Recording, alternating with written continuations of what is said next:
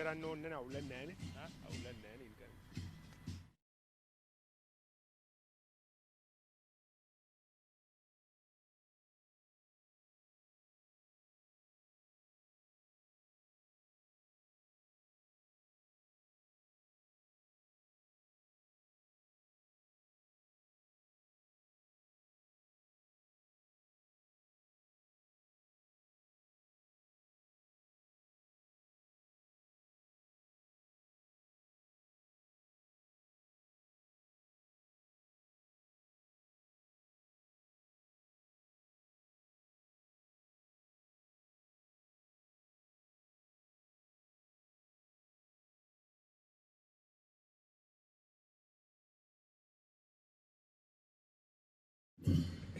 හරි එනවා ෂේප් එකේ මැද ශ්‍රී ලංකාවට පුළුවන් අයිලට යන්න බෑ.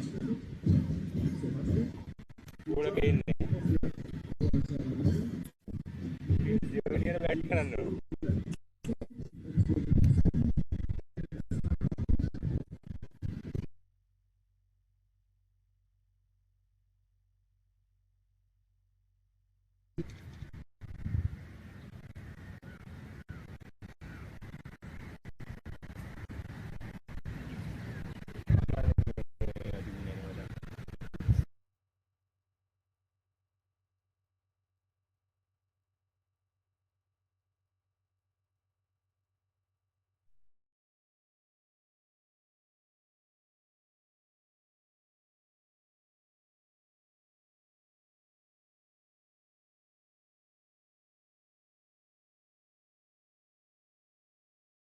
Short conclusion. 1150 over printed counter. Disneyland College number 7. Zenith Place College, Kandy. We begin this morning by invoking blessings. To invoke the blessings, this is the chance for Reverend Father, Zenith Place College, Kandy, to give a opening prayer.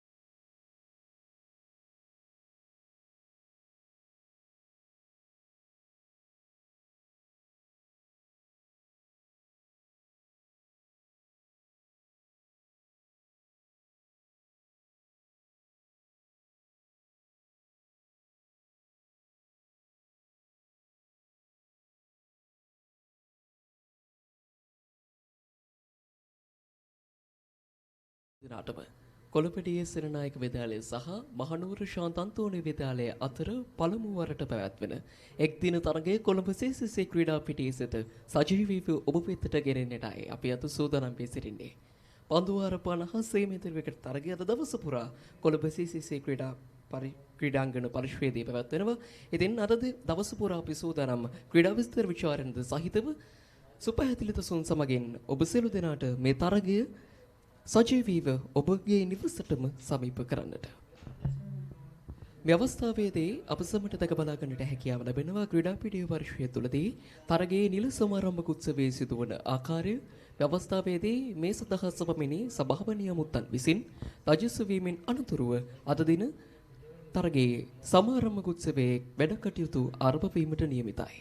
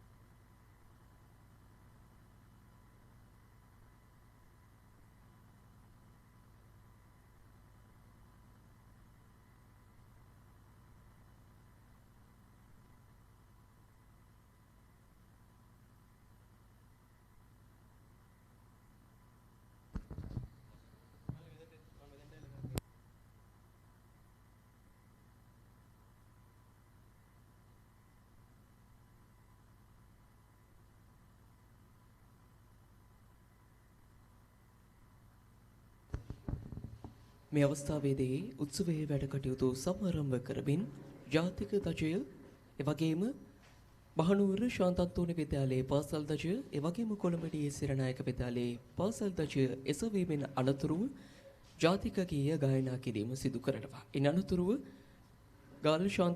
Mahanuwara ශාන්තන්තෝන විද්‍යාලයේ පාසල් ගීයත් කොළඹදී සිරනායක විද්‍යාලයේ පාසල් ගීයත් ගායනා කිරීමට නියමිතයි.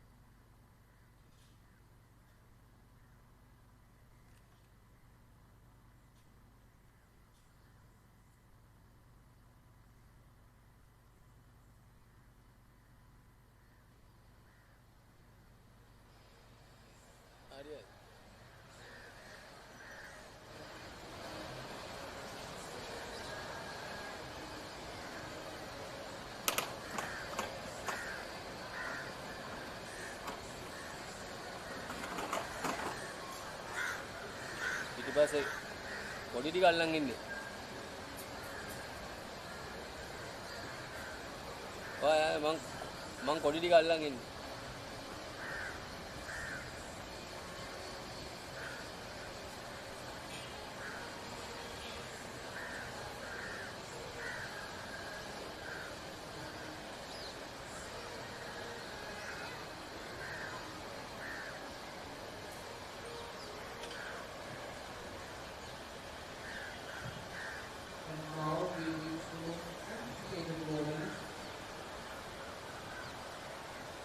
Ladies and gentlemen, it is time we introduce the two teams and referee. First up, the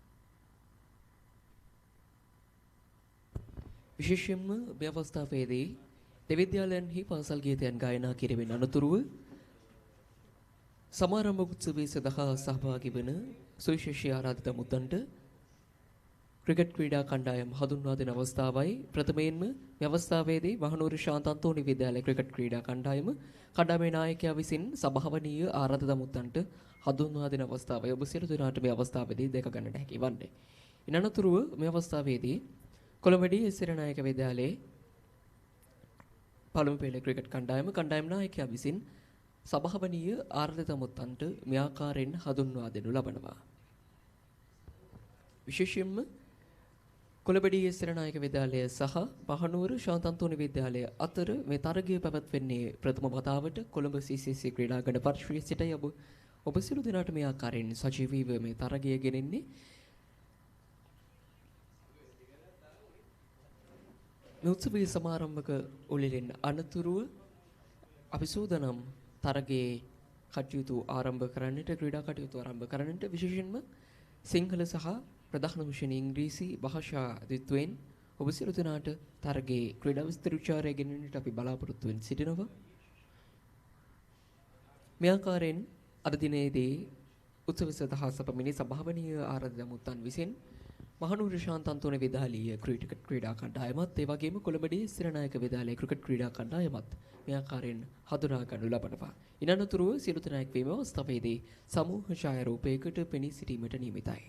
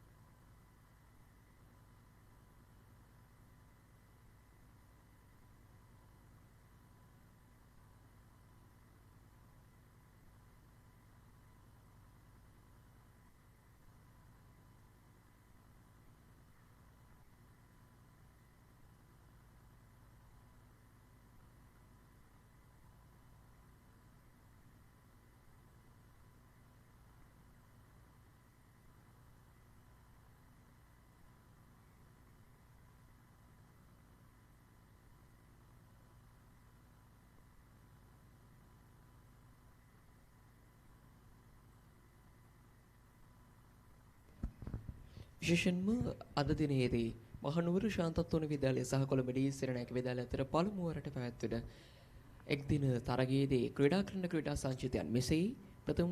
ප්‍රථමයෙන්ම Mahanuwara ශාන්ත අන්තෝනි විද්‍යාලයේ කණ්ඩායම් නායකත්වයේ කෞශික කුමාරසිංහ විසින් දරනු ලබනවා. ඒ වගේම ඔහස් ආදිත්‍ය, රයන් ග්‍රෙගරි, සදෙව් අමරකෝන්, සනිතු ගුණතිලක, දිනුල් විජේසිංහ, සනුක කල්පන, සිසල් හේමක, ප්‍රවීන් ගමගේ, කවිදු නවංජන, කවිෂ සමරතුංග, ඉමිත් රාජපක්ෂ, දසුන් වෙලියනගේ, සංජන සචිත්‍ර, හංසන එදිරිසිංහ සමගින් යනුල හේවා විතරණ මෙවර මහනුවර ශාන්ත අන්තෝනි විද්‍යාලයේ ක්‍රීඩා සංචිතය නියෝජනය කරනවා. ඒ වගේම කොළඹදී සිරනායක විද්‍යාලයේ ක්‍රීඩා කණ්ඩායමේ නායකත්වයේ රන්දේශ බණ්ඩාරනායක විසින් දරනු ලබනවා.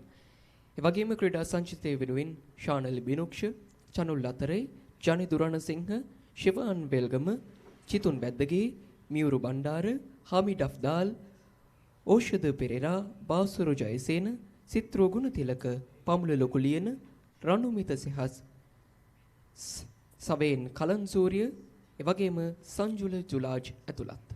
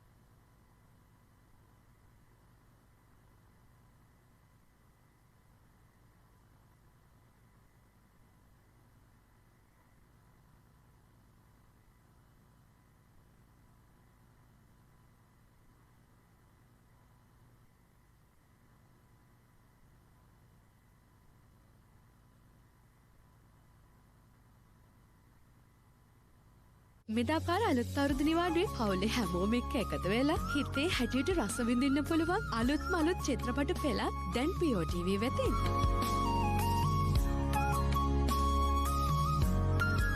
ත්‍රාසයේ කුතුහලය ආදරය වගේම හාස්‍ය පිරුණු ඔයා කැමතිම විදිහේ ඕනම ෆිල්ම් එකක් True HD quality එකෙන් බලන්න දැන්ම පිවිසෙන්න.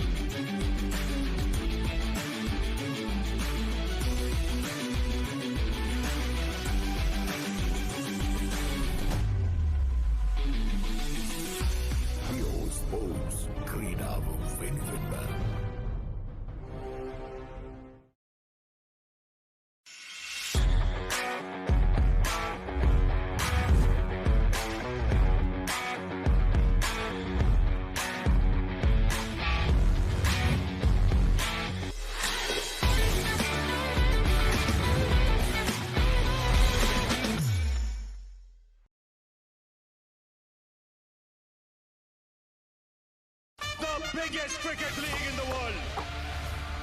Full on entertainment. Clash of the heavyweights. An absolute demolition.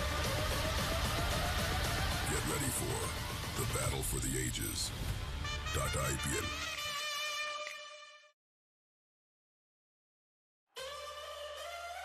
After 18 years, the RCB win the IPL. The kingdom has been claimed. The legends are coming for it.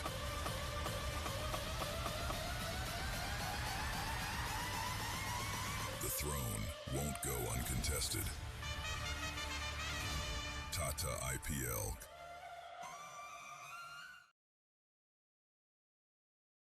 මෙදා පාර අලුත් අවුරුදු නිවාඩුවේ පවුලේ හැමෝම එක්ක එකතු වෙලා හිතේ හැටියට රස විඳින්න පුළුවන් අලුත්ම අලුත් චිත්‍රපට පෙළක් දැන් POTV වෙතින්.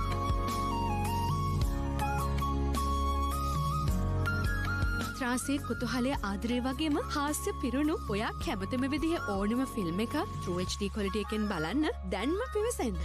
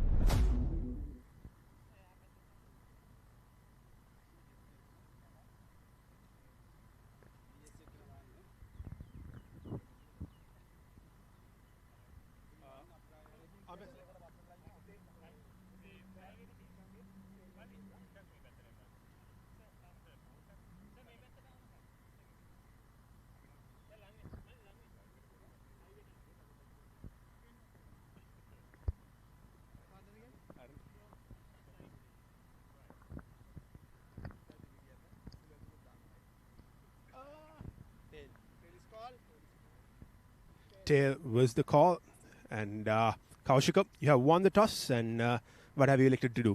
We are going to bet first. So tough conditions, different format, and how has your preparation been leading into this game? We are prepared well, our team. All right, Kaushika, all the very best. And now I got with the captain of Senanayake College. Lost the toss. What were you looking to do if you had won the toss? If we had won the toss, we would have bet well. Unfortunately, we couldn't. So it's a game of fortunate. So we'll look into bowling and do well in the game. Any specific reasons to look into bat first on this wicket? It's a good surface. As you know, in CCC, It's kind of a hard cricket, hard track. So yeah. That's it. And how has the preparation been leading into this game? Yeah, we just finished our tournament. Yeah, we had some practices these days, and hopefully we are going to have a good match again today. Thank you, Randisha. All the very best. And that's the news from the centre. St. Anthony's College have won the toss and they have elected to bat first.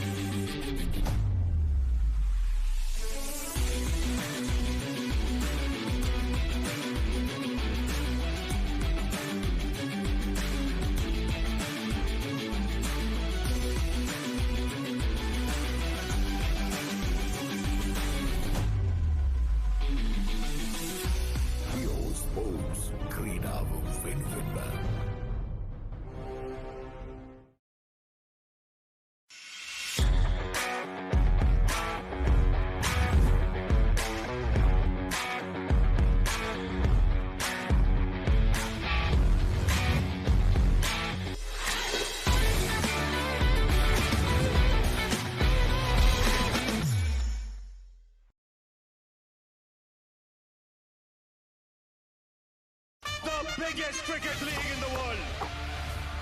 Full-on entertainment. Clash of the heavyweights. An absolute demolition. Get ready for the battle for the ages. .IPL.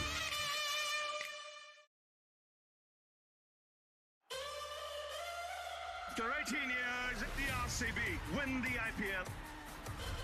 The kingdom has been claimed. The legends are coming for it.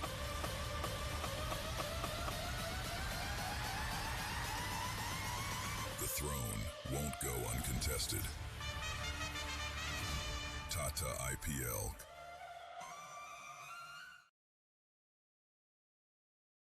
මෙදා පාර අලුත් අවුරුදු නිවාඩුවේ හවුලේ හැමෝම එක්ක එකතු වෙලා හිතේ හැටියට රස විඳින්න පුළුවන් අලුත්ම අලුත් චිත්‍රපට පෙළක් දැන් POTV වෙතින්.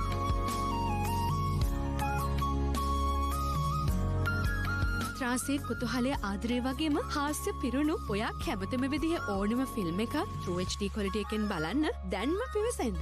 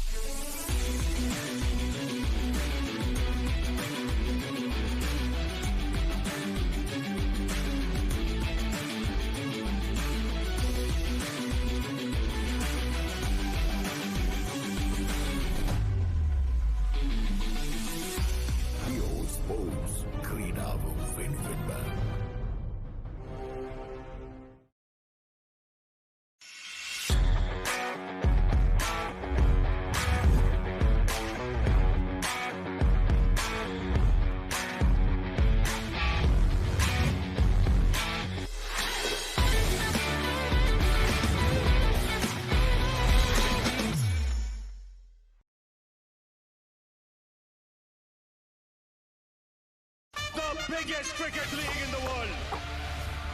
Full-on entertainment. Clash of the heavyweights.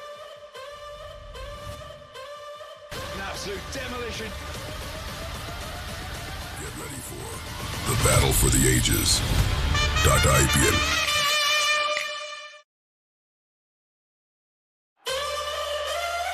After 18 years, RCB win the IPL. The kingdom has been claimed. The legends are coming for it.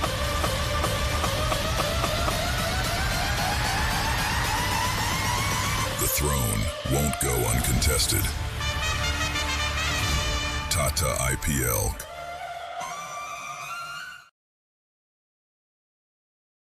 මෙදා පාර අලුත් අවුරුදු නිවාඩුවේ හවුලේ හැමෝම එක්ක එකතු වෙලා හිතේ හැටියට රස විඳින්න පුළුවන් අලුත්ම අලුත් චිත්‍රපට පෙළක් දැන් POTV වෙතින්.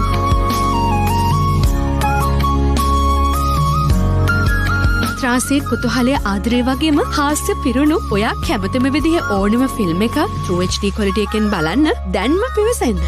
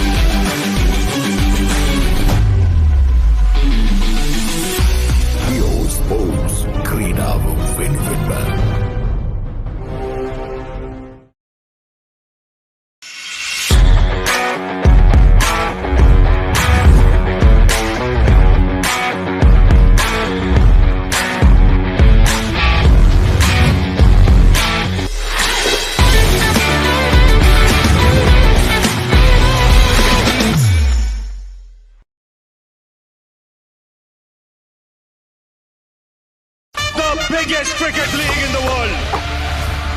Full on entertainment. Clash of the heavyweights.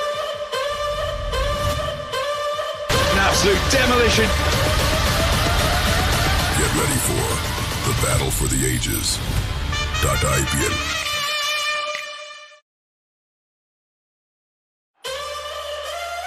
After 18 years, the RCB win the IPL. The kingdom has been claimed. The legends are coming for it.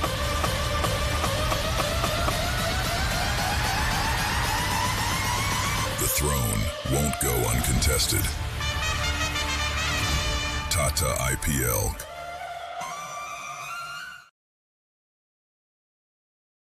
මෙදා පාර අලුත් අවුරුදු නිවාඩුවේ හවුලේ හැමෝම එක්ක එකතු වෙලා හිතේ හැටියට රස විඳින්න පුළුවන් අලුත්ම අලුත් චිත්‍රපට පෙළක් දැන් POTV වෙතින්.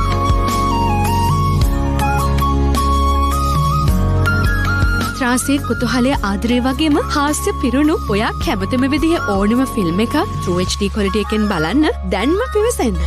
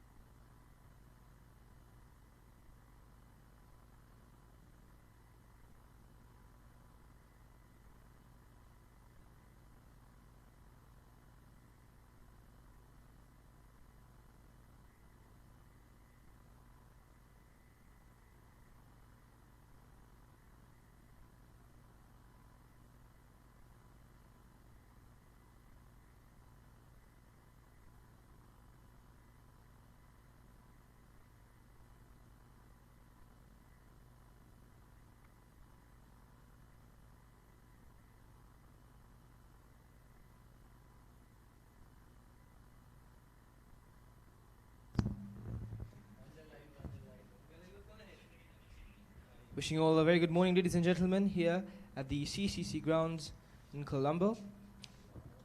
The Bridges of Brotherhood battle between St. Anthony's College Kandy and Senanayake College Colombo is just about to start.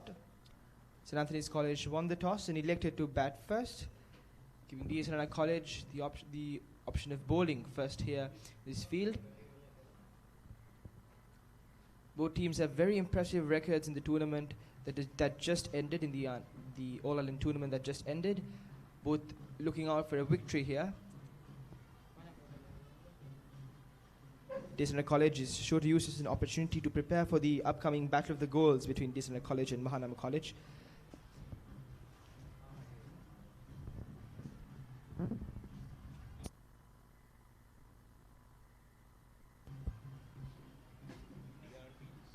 The umpires for today, Lasantha Satrasinghe and Dihan Pierce, on the ground with us.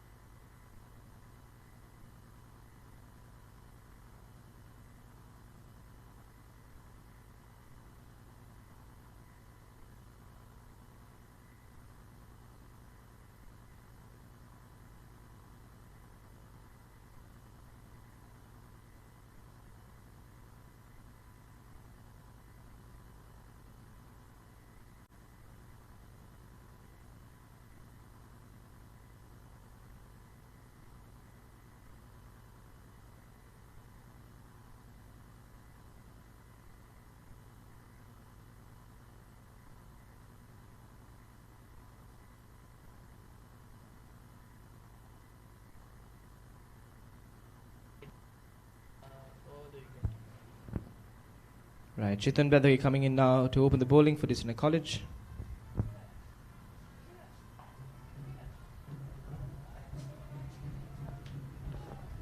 And shot down to cover towards short. The opening batsmen for St. Anthony's College here, Sanuka Kalpana and Sisal Hemaka. Sisal Hemaka, a standout player in the Hill Country Battle of the Blues, scoring 64 runs out of 161 balls.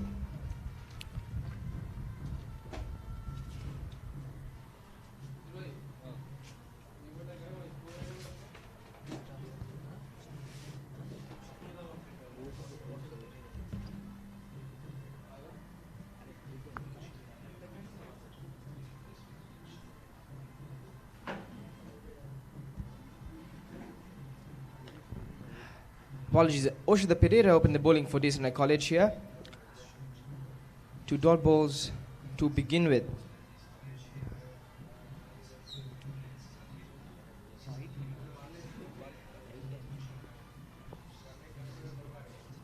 A wide ball from Oshida Pereira.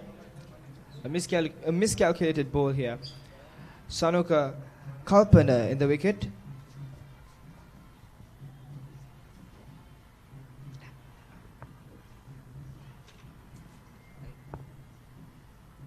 Oshida Pereira coming in. A heavy call and heavy request But no response from the umpires on field yet. It looked like he nicked the bat. So Oshito Pereira is right off the bat. He's bowling short, and if looking for a swing, it's very good in there. And asking for appeal, that is very good bowling right there, but a miscalculated effort from previous ball. But Oshito Pereira, very good in.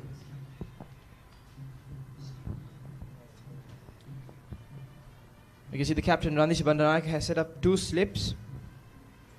They're looking to get an early wicket here. Make sure that St. Anthony's don't post up a huge score for them for DS to chase down. Oshito Pereira coming in.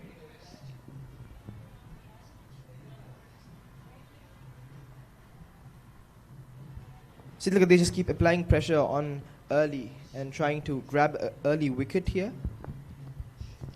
Sanuka Kalpana nudges it off the square leg, but is not through to the field. So Oshito Pereira still bowling in very good length and looking for that swing and just that X factor to take that wicket, applying pressure on the St. Anthony's College Kandy.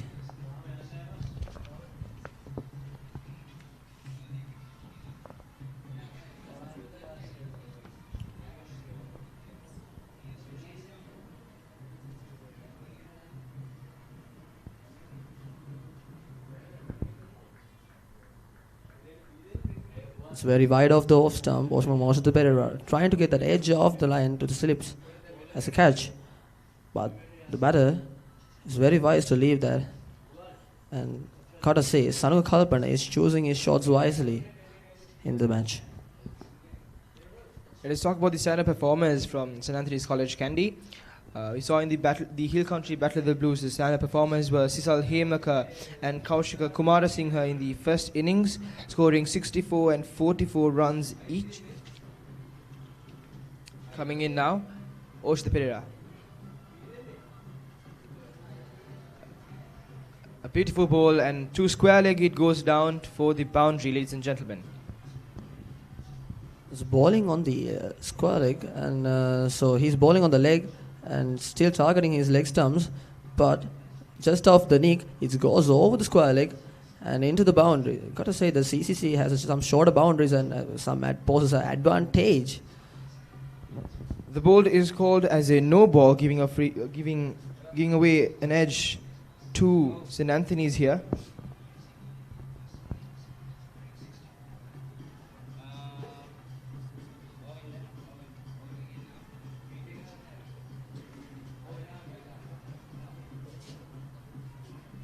It's a free hit ball right now. Oshito Pereira will come to ball there. And St. Anthony's would love to score some boundaries here. It tries off an edge, but it's a bouncer and it runs off to the boundary and clear the boundary as well. And it's a very good, and it's very long length. The umpire will signal that is a very valid ball. And the ball runs towards the long leg area. Again, the wicketkeeper just misses the ball. It just slips through his hand and runs towards the boundary.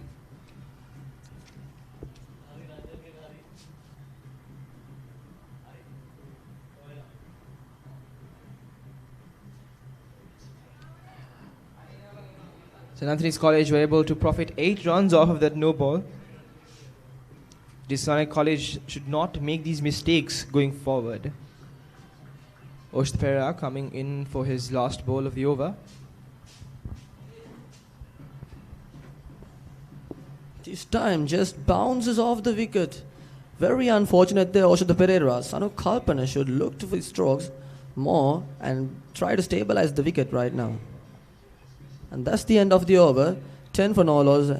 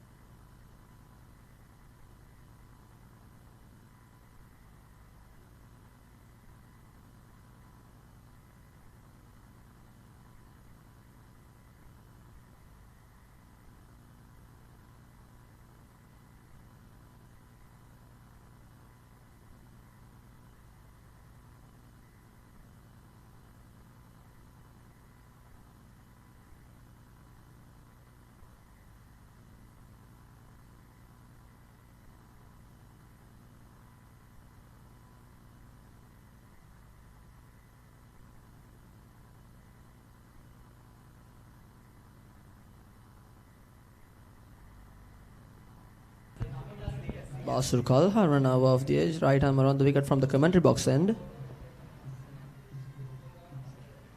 That's a very good ball, trying to go out for the lens, right arm around the wicket.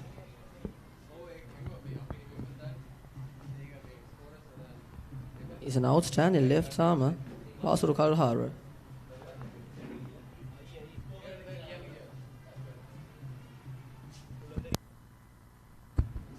He's Basur Kalhara off the leg and he places it towards the deep square leg and just for a single. And Sanuka Kalpana is on the strike now.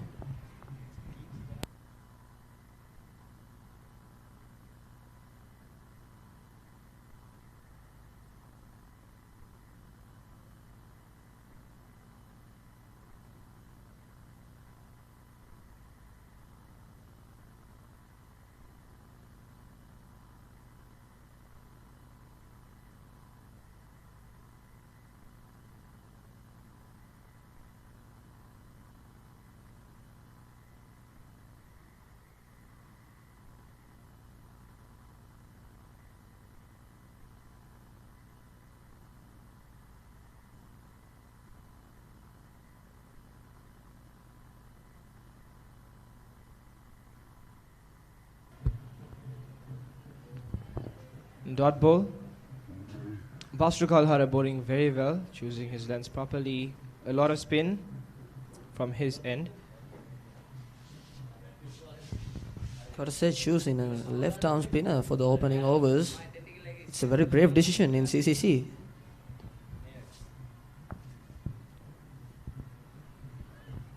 And he's right around the off stump, still taking less spin of the ball. Basur Kalhara is choosing his lens very wisely and keeping the St. Anthony's to a level.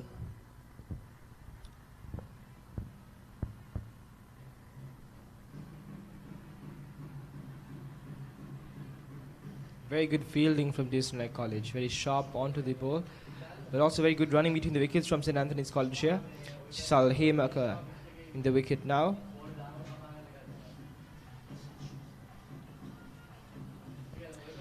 The striking end, Sisal Hemaka, stand-up performer in the Hill Country Battle of the Blues.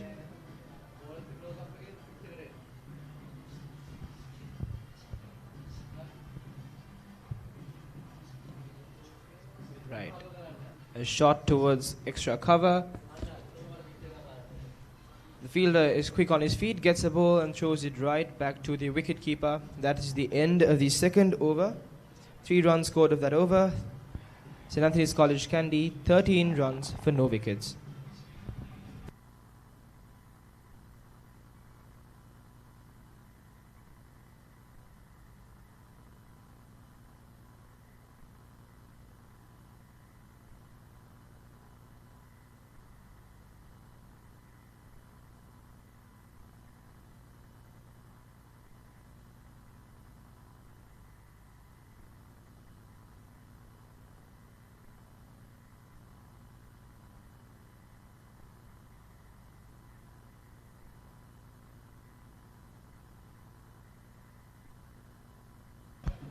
Osho the Perera back into the attack from right arm over the wicket.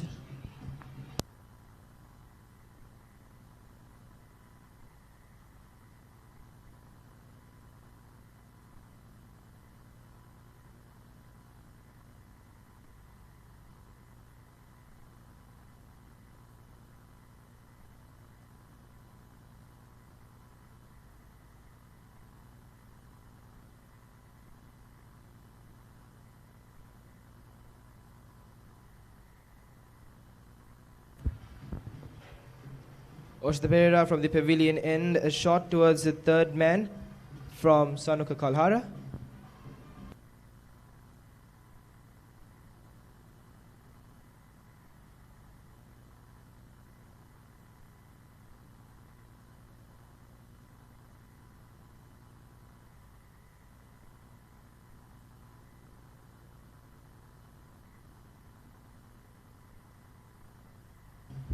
Apologies to its fine leg from the left-hand batsman here in the crease, Sisal Hemaka.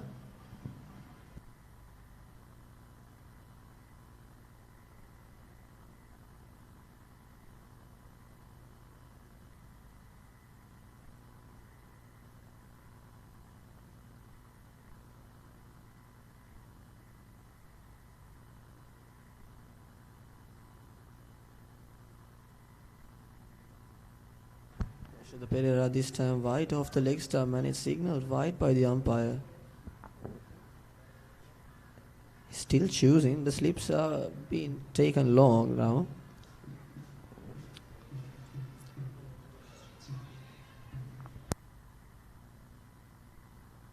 The current run rate is 8.31 and it's very good run rate for a bat inside in CCC.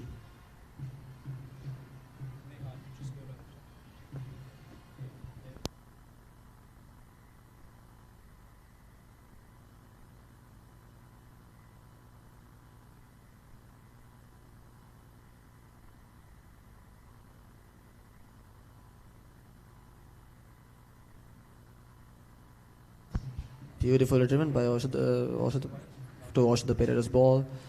Still no singles, just for the cover points.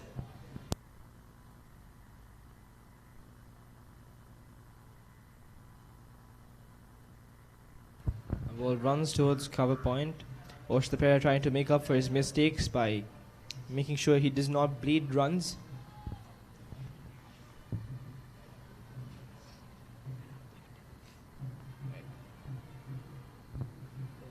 The Pereira coming in around the wicket now. A missed opportunity maybe perhaps for the Senanayake College.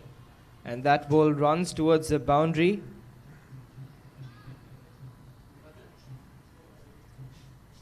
And it's edged off the bat of Salhemaka.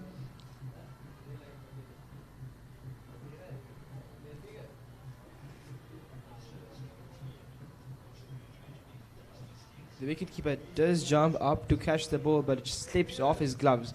A valiant effort, might I say.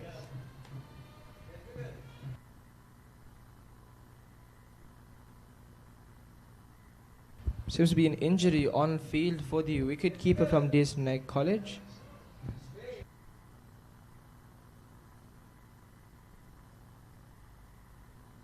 Sivan Velgama was the highest run scorer in the tournament. The tournament that just came to an end, a key player, a key figure for the Senanayake College here.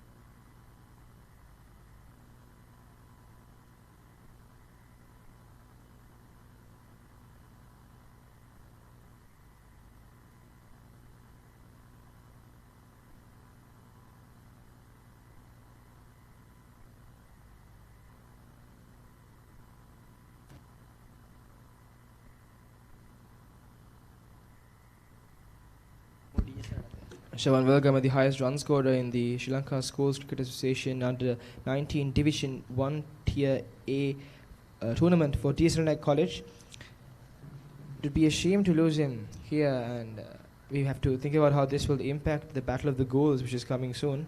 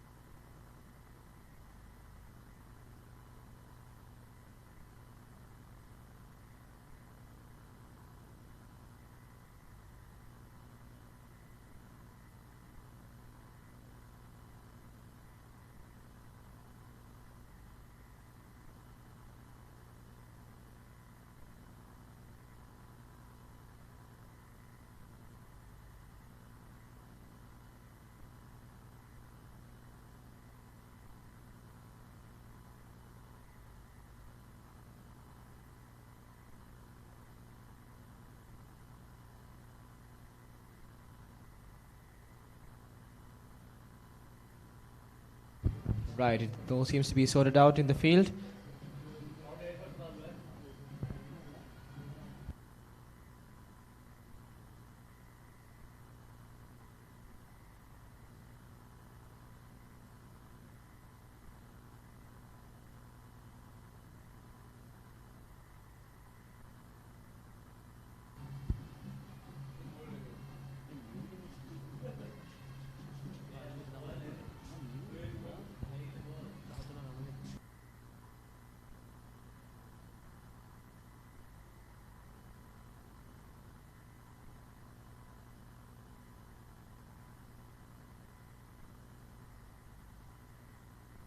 There seems to be a change in wicket keeping. Ranamita Sehas coming in as the wicket keeper to replace Shivan Velgama.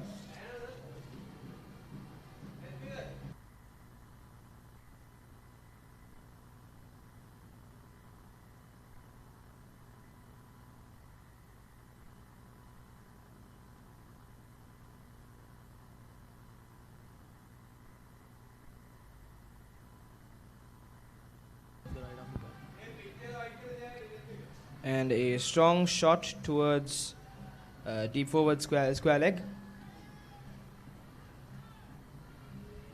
It's hooked off by Sisal Hemek, a very good shot selection. And very good technique right there. Oshita Pereira balls it right off the off stump and he's hooked off the right for a deep backward square leg.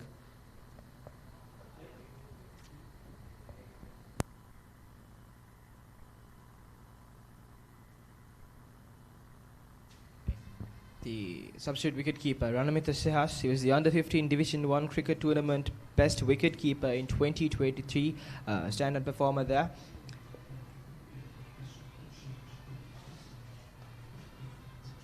And down towards extra cover. The fielder is quick on his feet, gathers the ball, and the ball is back towards the wicketkeeper. That is the end of the third over. This is Oshita Pereira's second over. St. Anthony's College Kandy, 26 for no wickets at the end of 3 overs.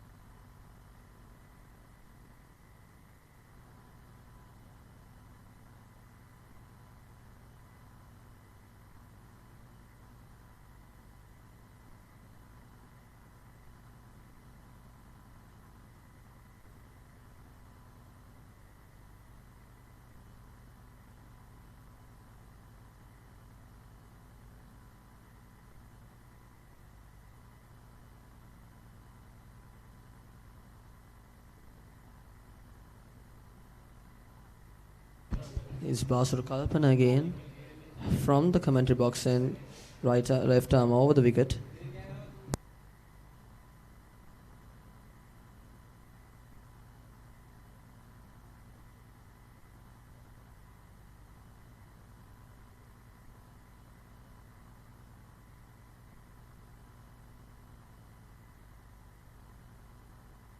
Sisal Hemega right now nudges it off to the square leg area just for a single. And Sisal Hemega right now is very good on the form. 14 off of 9 balls. It's a bit explosive start right there.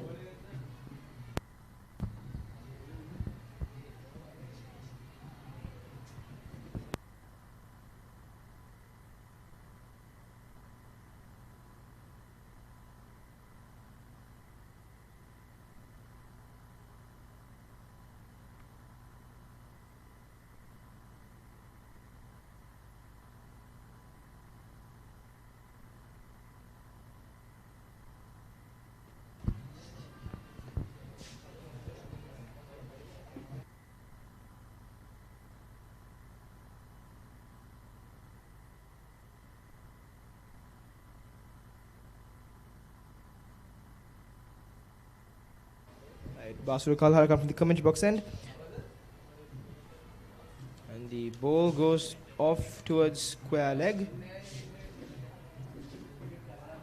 A very explosive start for St. Anthony's College. 28 in the first 3 overs or so.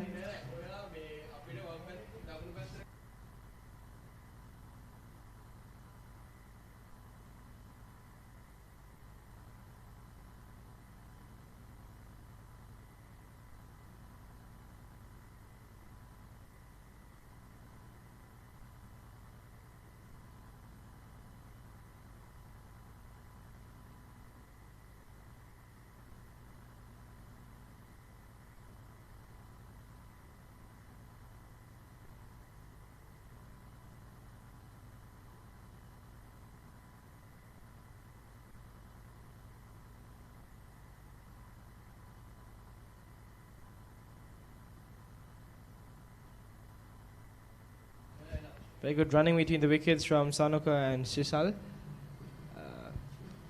The bowler at Silimidon throws the ball towards, my apologies, in short throws the ball towards the wicket. It hits conveniently hits the batsman's bat as he's running towards the crease.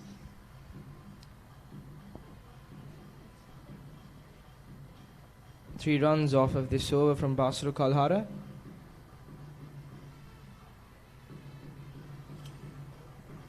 Very good bowling from Basuru. Amazing lines. He's choosing his bowls well. That's the end of Basuru's over. 29 runs at no wickets at the end of 4 runs for St. Anthony's College Kandy.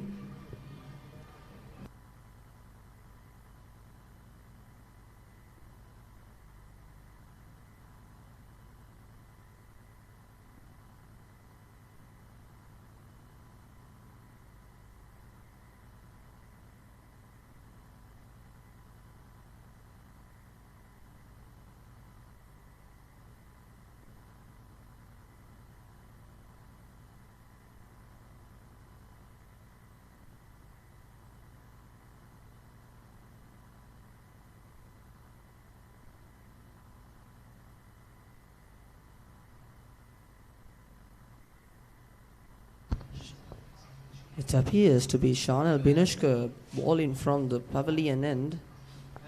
He is a very good bowler from DS Serena College, frontline spinner for DS Serena College.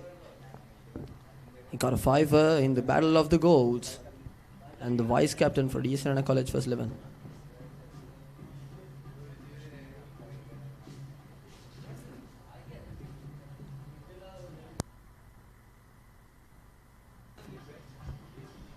Sliced off the covers and the sweeper cover takes it very well, just off for a single.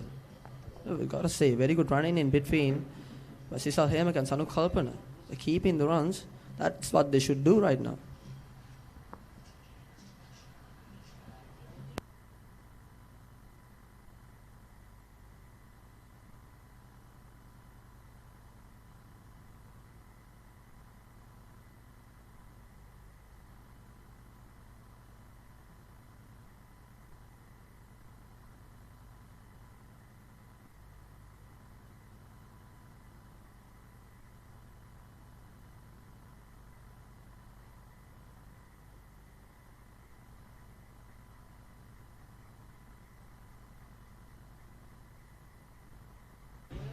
This time it's a very nick of the bat. Field at the third man does a very valiant effort to keep the ball off of the boundary line. Very good fielding right there. Sisal Hemak is batting very well, choosing the shots wisely. And on the other end, Shanal Binushka. Very good ball right there.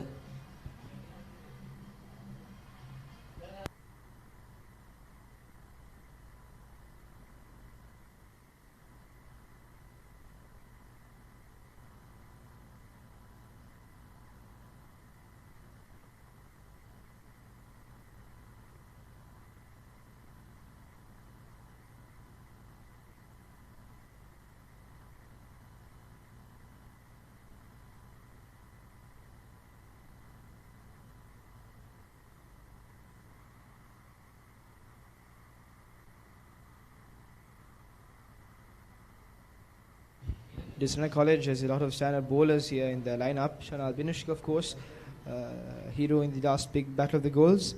Randish Bandaranaike, who took 8 wickets in the Under-19 Inter-Schools Division 1 tournament against Lumbini College, Colombo.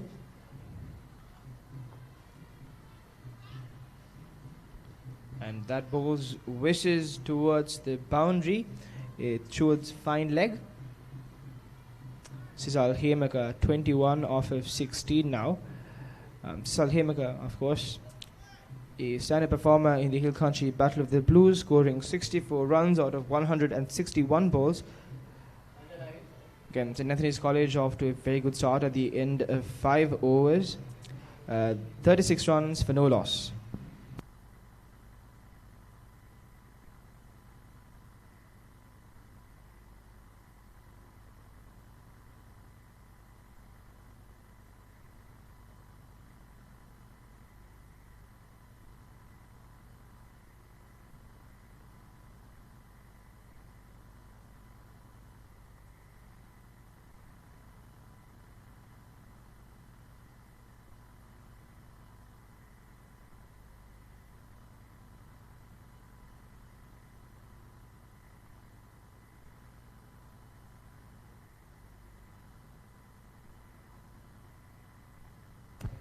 Balsur Kalhar again from the commentary box end.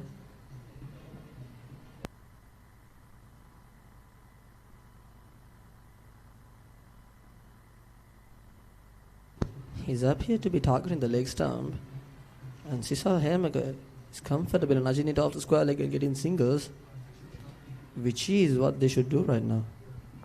Very good defense by the batsman.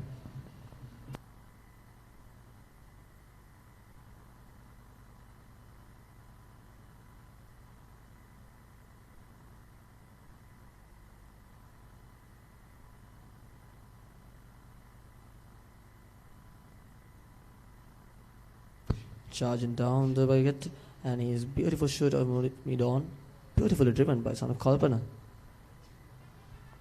Just off for a single.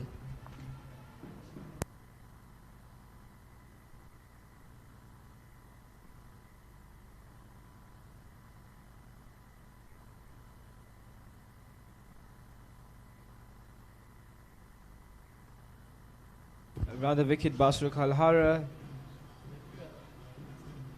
The ball is brushed off towards square leg.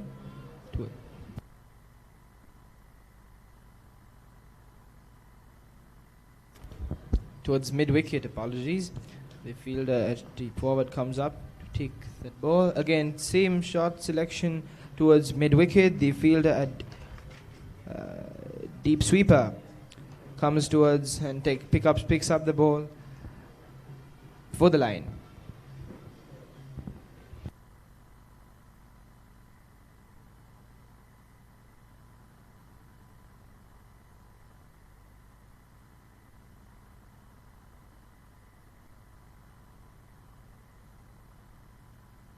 Right, Basru.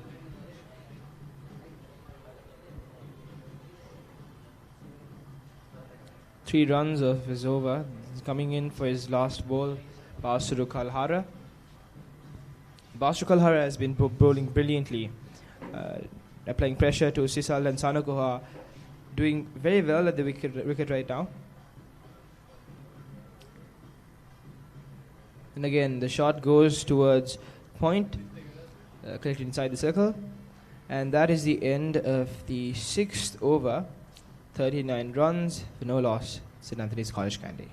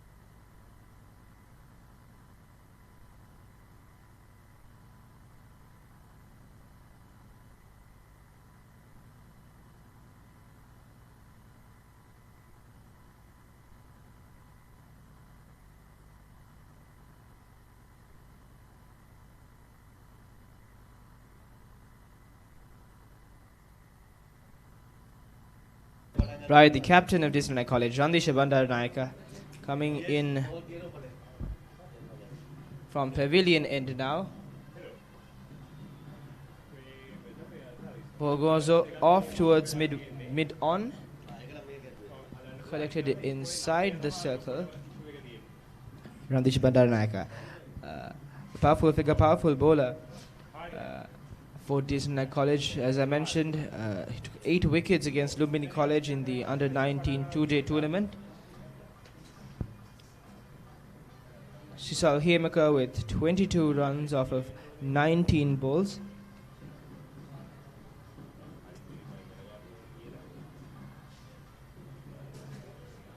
My calculation, 7 extras have gone out and supported St. Anthony's College in attaining that 40 runs. Randisha coming from his second ball now. And the ball goes off towards gully, collected by the fielder at gully.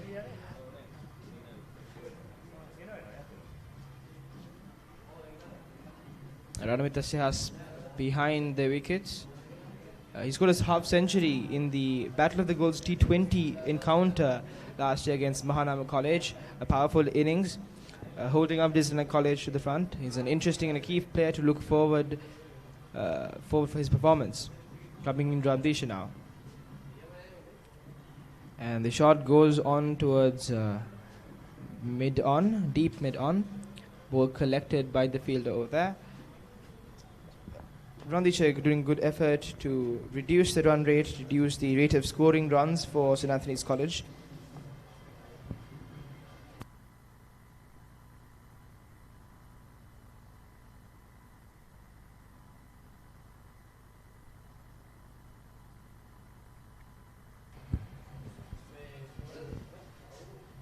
Right, the ball goes out towards mid-on from Sisal Hemaka.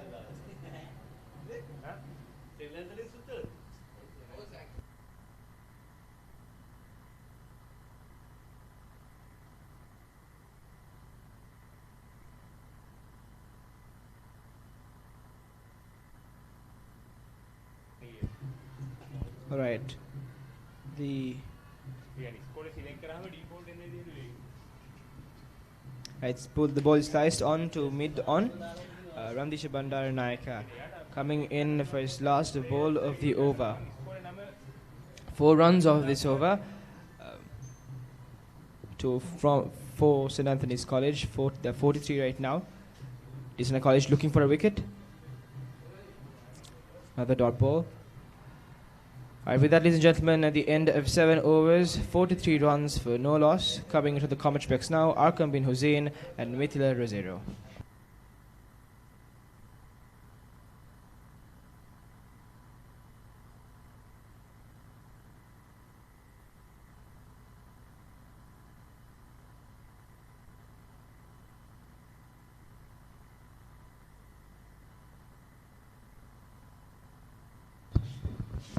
Thank you, Nuhan. At the start of the 8th over, St. Anthony's College Kandy 43 runs for the loss of no wickets. They seem to be doing pretty good so far. The problem is, can they keep this going on for the rest of the match? As we see, the projected score is 307, which is a pretty good mark if they keep the momentum going. But then the problem is, as you said, will that be possible for the Antonians to keep the momentum up?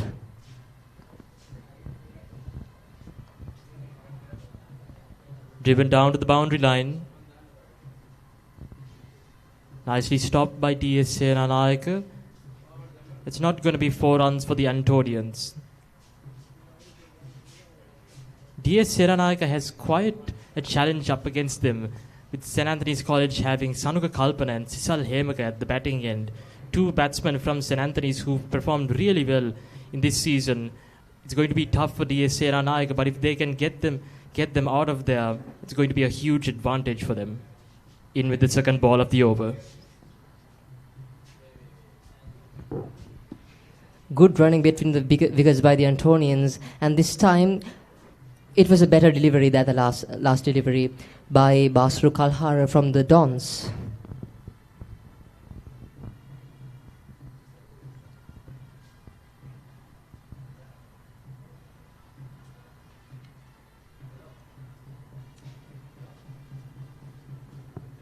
Sisal Hemaka at the batting end. Into the third ball of the over. It's pretty good of this youngster, Sisal Hemaka. You see the feet to come down the pitch and to play the ball, which is actually a pretty good skill in terms of limited over encounter like this. Absolutely, Mithila. And that's helped him quite a bit last season in helping him score a lot for St. Anthony's.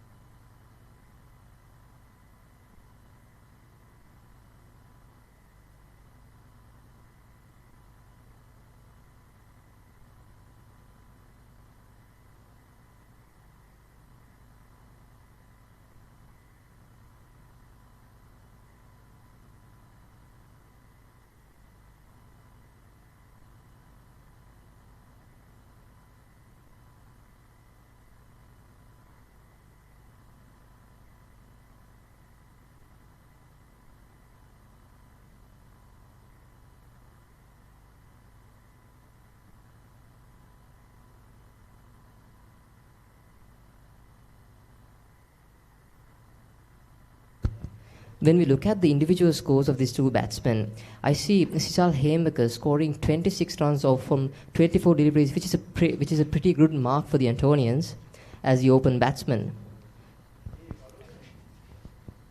Good delivery from Basuru Kalhara, but then down towards the leg side for a single.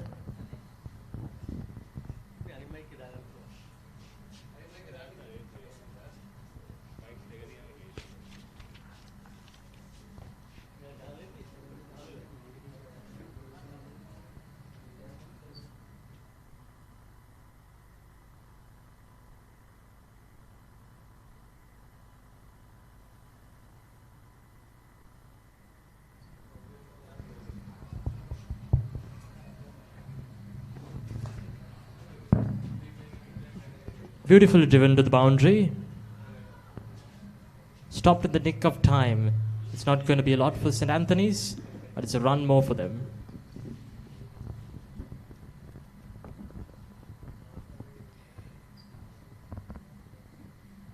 Antonians having the current run rate at 6.1, which is extremely good for a one-day encounter, a limited over encounter. I believe they can go for a score of 300. It will be easier for them to go for a score of 300.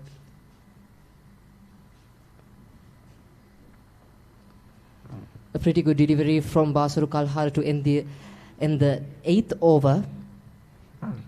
As I said, it will be pretty easier for them to go for a score of 300, which will be extremely helpful for them in the CCC grounds, because as we see, it's pretty easy to score runs in this ground.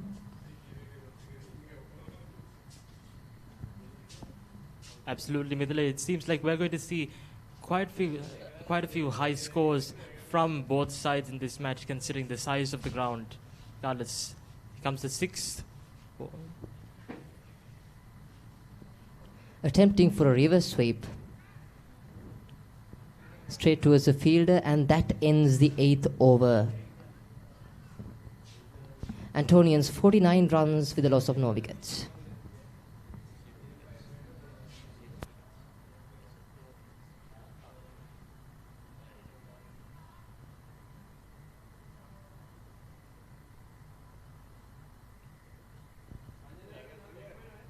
More than the cricket itself, what's absolutely amazing to witness here is the sheer brotherhood of this encounter. The fact that it stands not only as a cricket match to test people's skills in cricket and the skill of cricket by both juggernaut of schools, but rather how both of these teams come together, both of these schools come together in the name of brotherhood and friendship for the sake of building friendships and memories and history along with it. Ladies and gentlemen, if you are anywhere around the CCC grounds or anywhere in Colombo, please do feel free to come to and watch.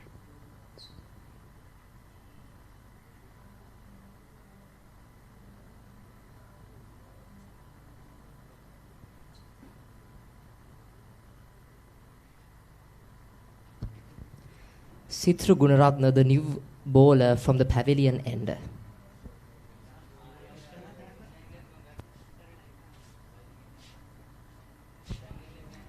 To start off, it is a pretty good delivery. Played safe by Sisal Hemaker.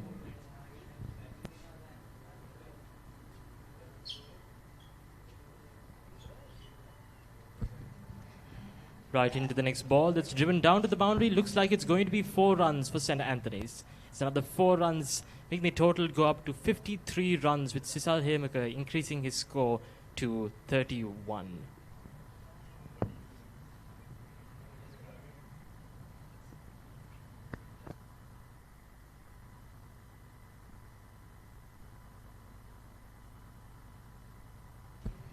There you go. A pretty decent shot. Swept towards the boundary, towards the leg side.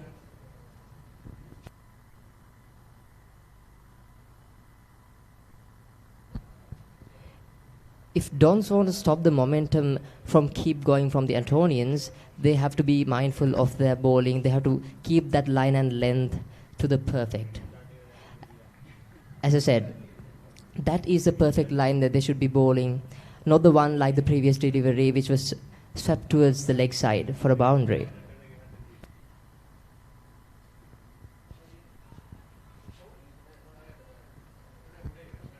the fourth ball of the over seems like it's going to be no runs, St. Anthony's.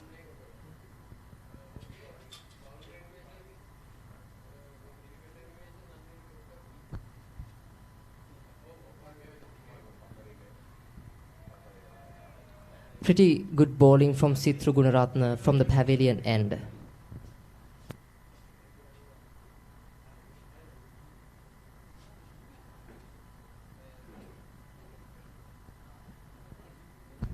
$50 up for the Antonians as the open partnership goes up to 53 marks, which is pretty good actually, considering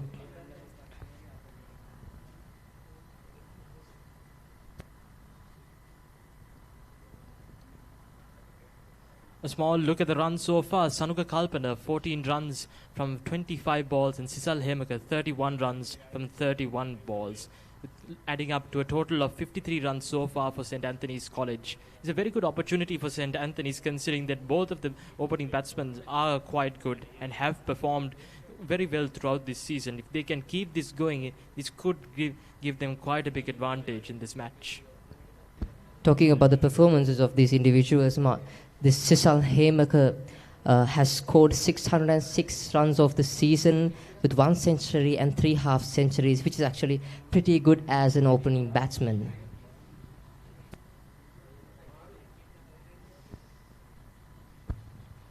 Basuru Kalhara into his 4th over.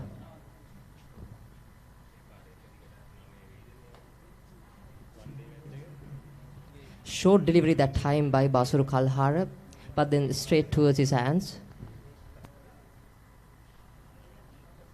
Onto the second ball of the over.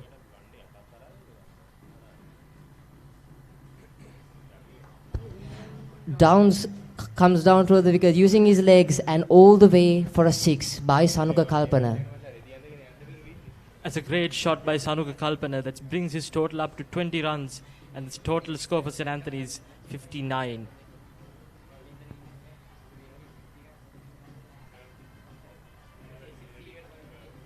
Onto the third ball of the over, Basuru Kalhara has been doing pretty well against the Antonians. He just needs to take them a bit more to get that wicket. As we were talking, Arkham, that's the spirit that they should carry.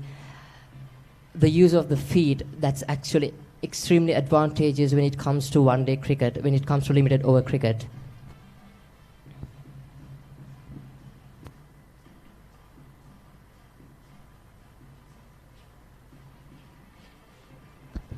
Again, a short delivery from Basuru Kalhara. No runs scored. Talking about Sanuka Kalpana, he has scored 517 runs out of the season with 3 half centuries under his name. Basuru Kalhara for his 4th delivery. Pretty good delivery that time by Basuru. Pitched in line.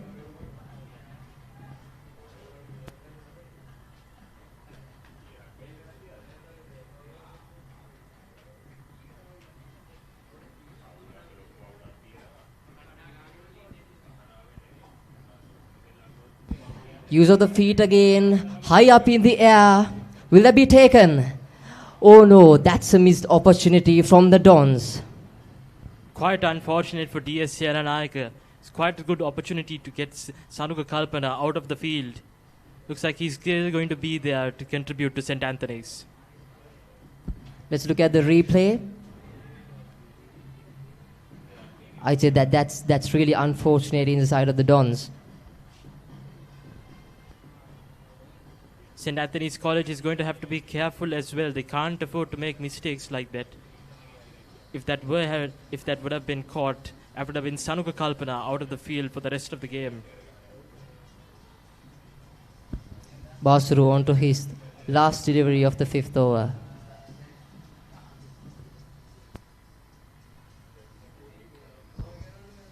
Wide of the off stump, driven beautifully towards the boundary. Beautiful shot by Sisal Hemaka. Brings his total up to 35 runs. Right now we're looking at a total of 64 runs for the lance of 0 wickets at the end of 10 overs. Sisal Hemaka scoring 35 runs from 32 balls, and Sanuka Kalpana 21 runs from 30 balls. Still, quite a great performance from the Antonians so far.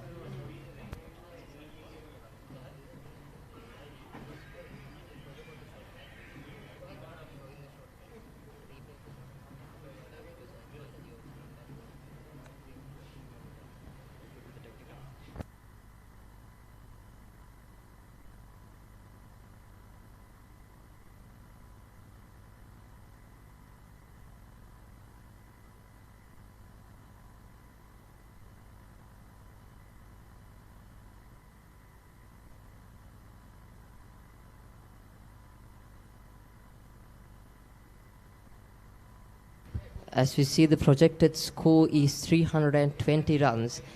Actually, if the Antonians keep up this momentum, that'll be an extremely easy mark to score in the CCC grounds, as we see. But then, Dons are putting up a pretty good fight for the Antonians.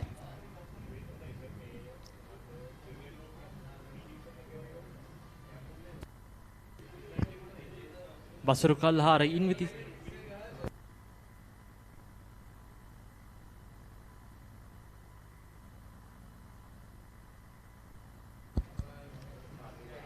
Caught and ball by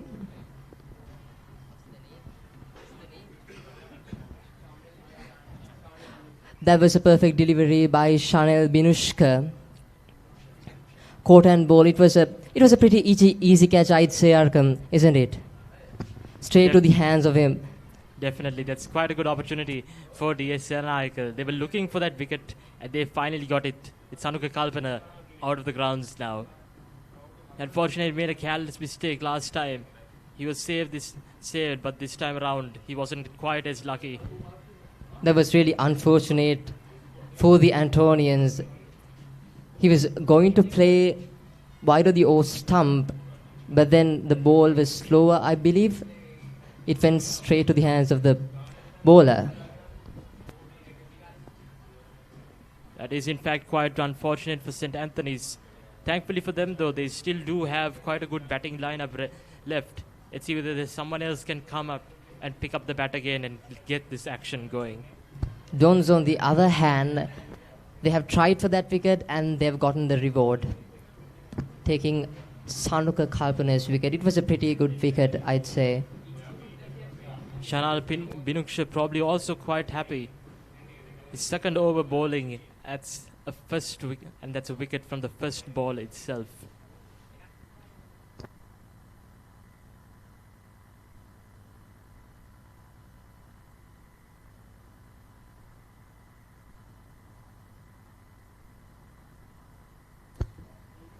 The new batsman Yenula Heva Vitarana on the field.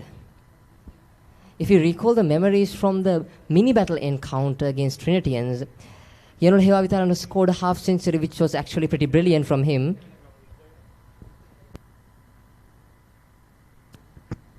Quite a young fellow from St. Anthony's has had quite a promising performance.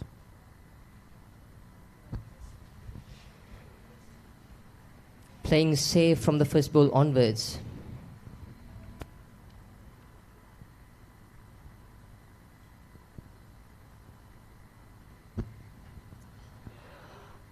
Tried to cut it off, but then, as he's a new batsman, he should be playing safe for his eyes to be used to the ball.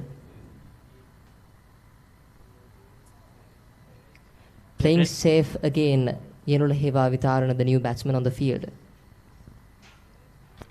That second ball seemed to send a sense to him that he should be more careful with the ball.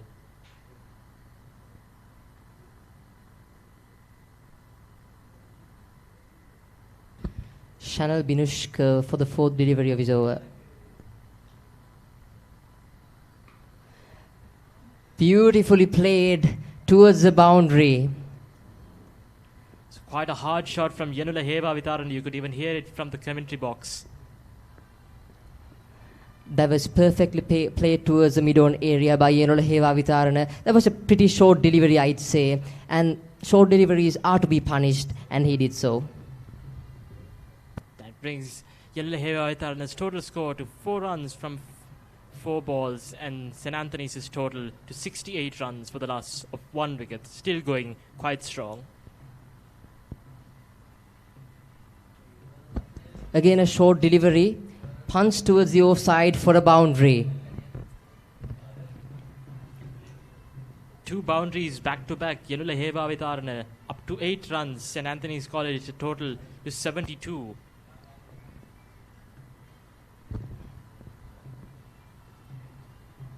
Let's look at the replay. That was a short delivery from the bowler. And as I said before, short deliveries are to be punished. That cut right through their fielders down to the boundary line 2 times in a row. Yenula Heva Vitarana seems to be off to a good day today. Let's see whether he can keep up this momentum. If he could, St. Anthony's might be even looking to score not only 300 but maybe even a 400.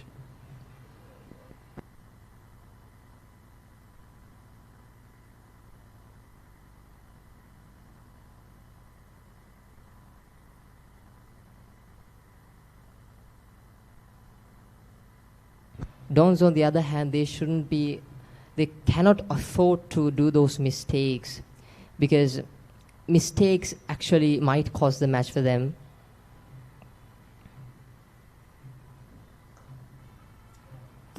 Beautifully driven straight towards the hand of the bowler, Randisha Bandaranayake. The right arm off spinner from the Dons, from the commentary box end.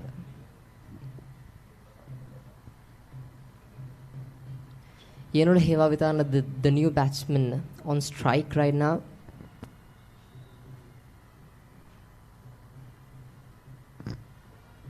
Again, a short delivery, beautiful late cut by Yenula Heva Vitarana, runs towards the boundary. 3 boundaries on a row, ladies and gentlemen. That's a pretty good knock from Yenula. Let's look at the replay. An effortless shot from him. That's 4 more runs to his name. Like I said before, Yenula Heva Vitarana seems to be on a pretty good run today, but he should make sure not to be too careless, or it's going to cost him like it did for Sanuka Kalpana. It was beautifully placed, using the pace of the ball. The ball ran towards the third man area for a boundary.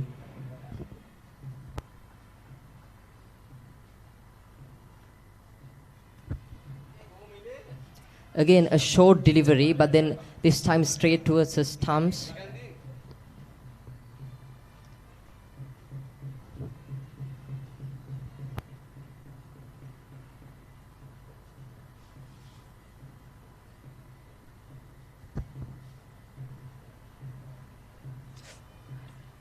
Trying to play the same late cut shot again, but then missed this time. It was closer to towards the stumps this time.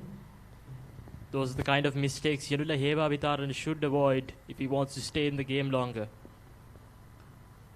Again, a short delivery, but then straight towards the hands of the fielder. Valiant effort by the fielder at short extra.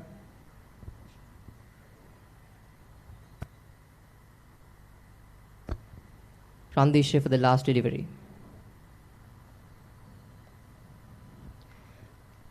Played safely in the back foot by Yenula Heva Vitarana. So that's the end of the 12th over. Antonian 77 runs for the loss of 1 wicket.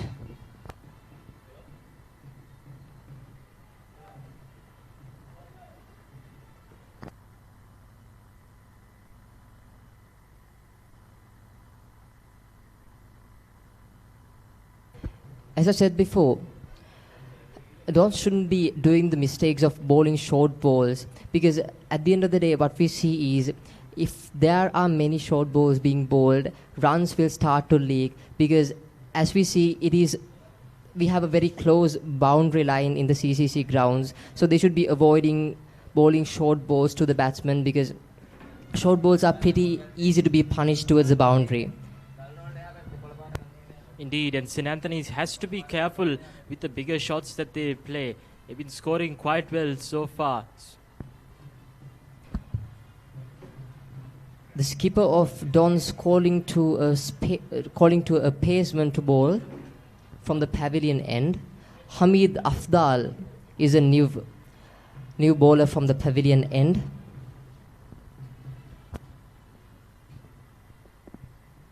This is his first over bowling for this match. Let's see whether he can get another Antonian off the field. Off the pitch, rather.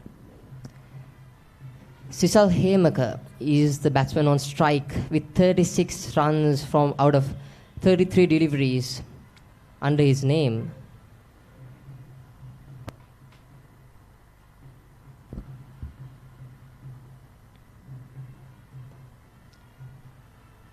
There was a pretty good delivery straight towards the stumps from Hamid, the new bowler.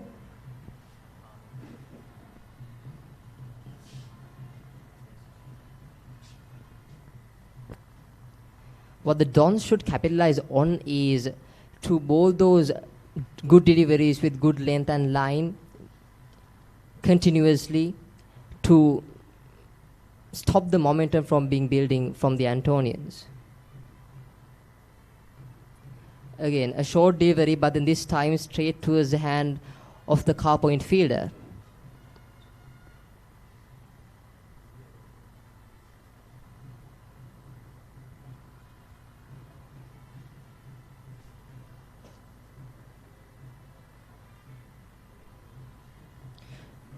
Two youngsters from the Antonian end batting in the pitch.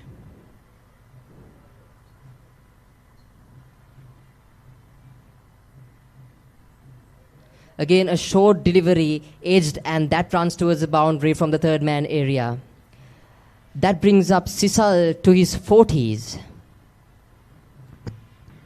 It's 40 runs for Sisal Hemaka from 36 balls, and that brings the total of St. Anthony's to a total of 81 runs for the loss of 1 wicket at the end of 12 overs and 4 balls.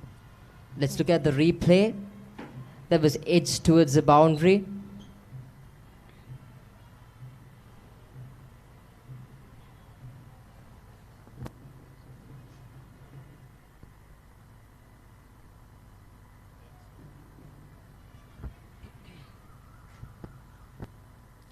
This is what I was talking about. Hamid should stick to his basic line and length, which he was bowling the first delivery, which was pretty good from him, but then he should continue to do so to build up the pressure of this batsman. Trying for a late cut, but then this time ball travels over the bat.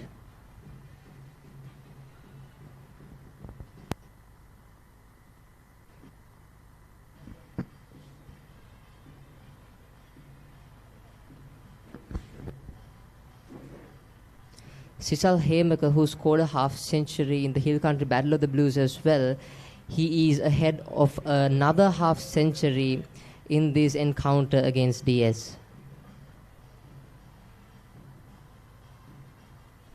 Again, a short delivery straight towards the hands of the keeper.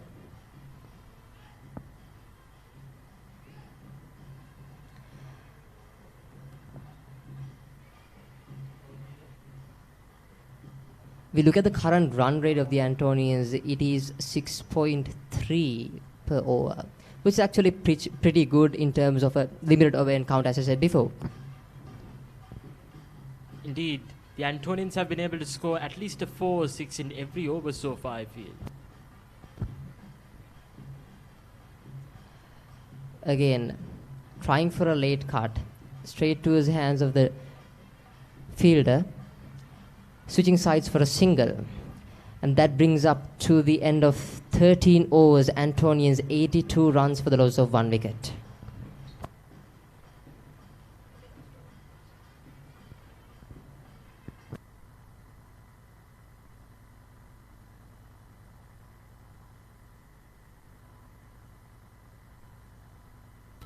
As you see, the projected score is 316 runs.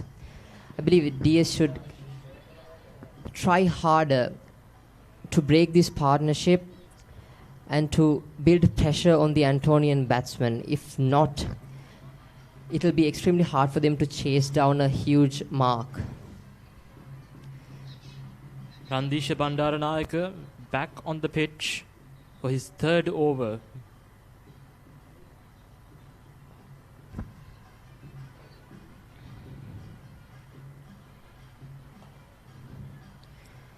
Played safe by Sisal Hemaka on his 40s.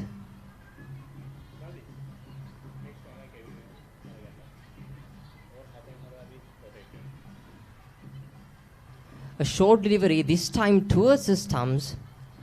It was not expected by Sisal Hemaka. He was expecting it to spin away from him, but instead the ball spin towards him. The third delivery.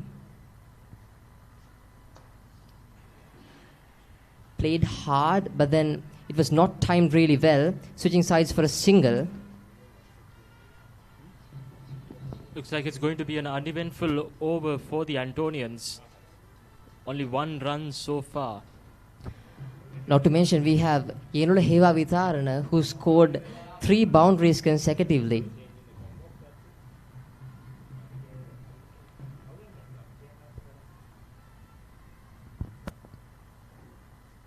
Randish for the 4th delivery.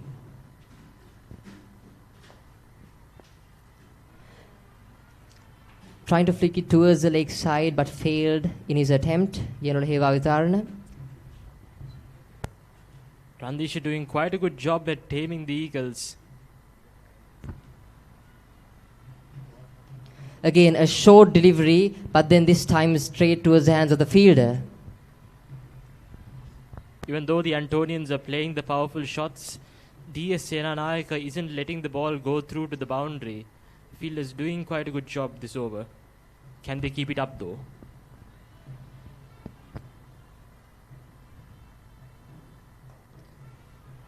A pretty good delivery. Switching sides for a single. That's the end of the 14th over. Antonians 84 runs for the loss of 1 wicket. That's it from us for now. We're going to have a small change in the comm box.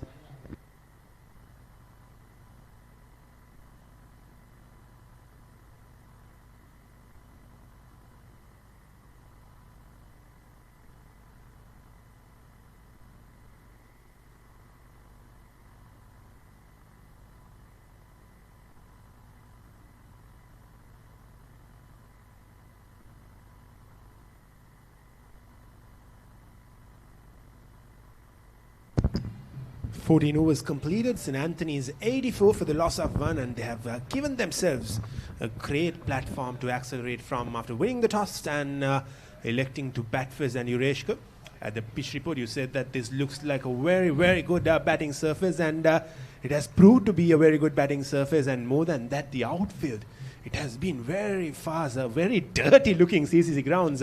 Not a lot of rain around in Colombo. Yeah, exactly. You can see his outfield is. It's a very patchy outfielder, so the fielding is not that easy as well. And these batters of St. Anthony's College actually proving me right. I'd say it's a belter for the batters. And the scoreboard says so how it has been going through far. It's 84 for 1 is a pretty good start, going at a runner ball. Especially Sisal Hemaka, who's scoring at a runner ball as well. Has played some delicate shots so far. And DSNI College looks a little bit worried since they dropped a few opportunities. They could have taken another couple of wickets, but it is what it is. That's how the game goes. Absolutely, and what has been interesting is that there has been good carry off the surface, and we've seen few balls go over the head of the wicket keeper as well. And unfortunately, we had a wicket keeper going down with an injury as well. And one more thing, we saw a bit of turn when the left armer came in and bowled from the clubhouse end, and so if that's any indication of what we are about to see in the later half, it is going to turn a lot more than what it has done early on in the exactly. game. But meantime, DSNI College spinners, they have bowled a little bit quicker. But if you look at the wicket of Shanal Binushka, he slowed a bit. And the ball slower, and there was a little bite off the surface. And it spun, and the batter was completely deceived by that. And that's how the first wicket has gone. But overall, DSNI College point of view, it's not a good bowling spell in the first 14 overs, but they need to make a good comeback in order to push these Anthonians back and get the control of this game. Well, absolutely. I didn't really like the field placement of DSNI, in particular with the areas where they place their third man fielder, knowing that there is a lot of bounce off the surface, and we saw a few edges just fly past the wicket keeper and go into the boundary. The third man should have been a lot more straighter than square, and that is one thing DS and I could have worked. And even if you saw the couple of overs back when the fast bowler came in from the clubhouse and another edge just raced away towards the boundary. So keep that third man fielder straighter, not wider. Yeah, rightly so.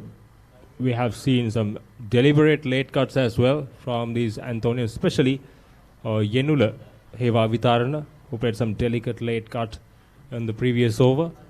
I think the short third man was too wide, and especially with playing in these kind of conditions, the field placement has to be spot on.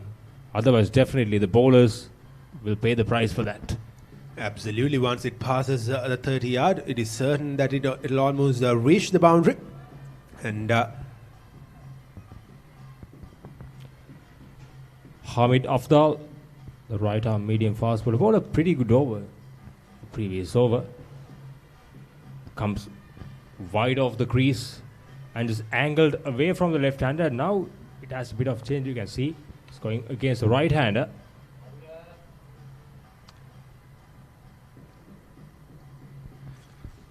This time there is a protection in the deep. Two fielders behind the crease on the offside, and knowing what this wicket has done, how the outfield has played, they would have had a chat during that water break. Clear message could have come out from the coaching staff towards the players on how they should approach the game, and definitely DS Senanayake needs a breakthrough here. And they have to be very, very careful, because they can't allow St. Anthony's to just build on this partnership. Yenula, still 14 off 14 and still pretty new to the wicket. And Sisal, on the other hand, batting on 42 off 42, just 8 runs short of a well-deserved half century. And he has given his team a very good start here. The projected score shows at 300. But that is still well far away. If a couple of wickets fall here, anything could happen. So DS Senanayake should should be very watchful of any opportunities that come their way. And especially with the way Hamid Afdal is bowling to Sisal Hemaka, and see 3 fielders on the boundary, on the offside, with the angle he creates. By the way, single for Sisal Hemaka. But meantime, DS Senanayake College fast bowlers are bowled a little too short on this particular surface, because they need to be full, especially with the new ball.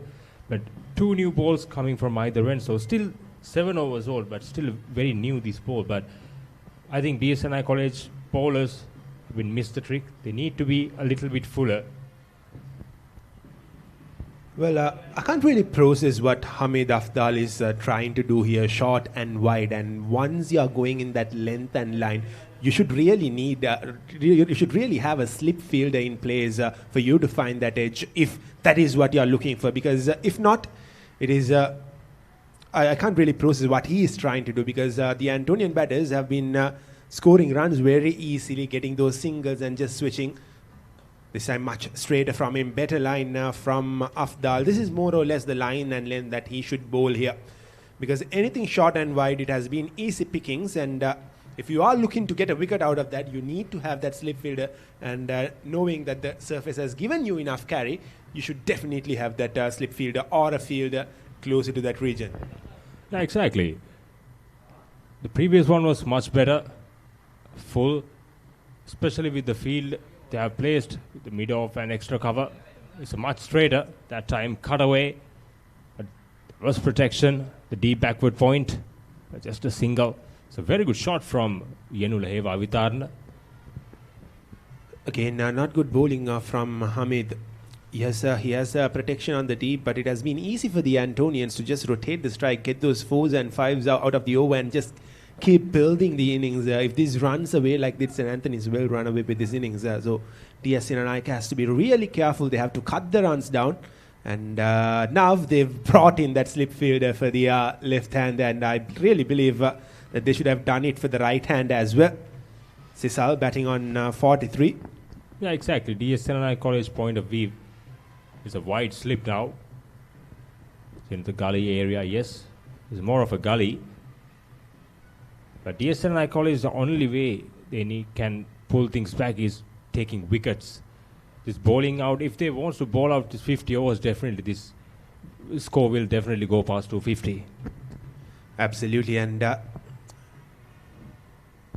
if it goes past 250, there's always that scoreboard pressure when you come into bat. Yes, this wicket is a very good batting surface, and the outfield really helps the batters out. But when you're chasing a score of over 250, 260, once you lose a couple of wickets very early on, you're always on the back foot. So DS Senanayake should have that in their mind and should look to bowl more and more dot balls. Again, short, wide, easy pickings, a single. 6 runs coming off that over. And that ends the 15th over. St. Anthony's 90 for the loss of 1.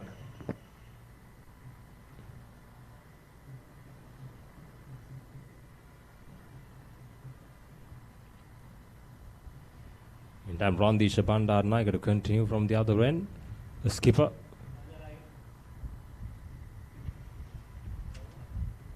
Has a huge job to do here, especially with the ball. He's the main strike bowler for DS Senanayake College in the last couple of years. And he has done well. He has performed really well. Has earned his place. And today, he needs to do something extra special, especially to break this partnership. If you look at the partnerships, the first wicket, St. Anthony's College scored 64 runs, which is an absolute brilliant opening stand with the circumstances. But this partnership is now 26 runs. It's going pretty well. It's going at a runner ball.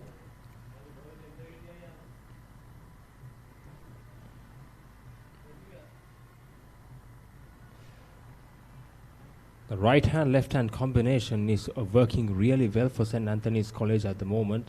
I've seen DS Senanayake College bowlers is struggling to find their rhythm, find their rhymes and lengths, especially with the way they rotate the strike.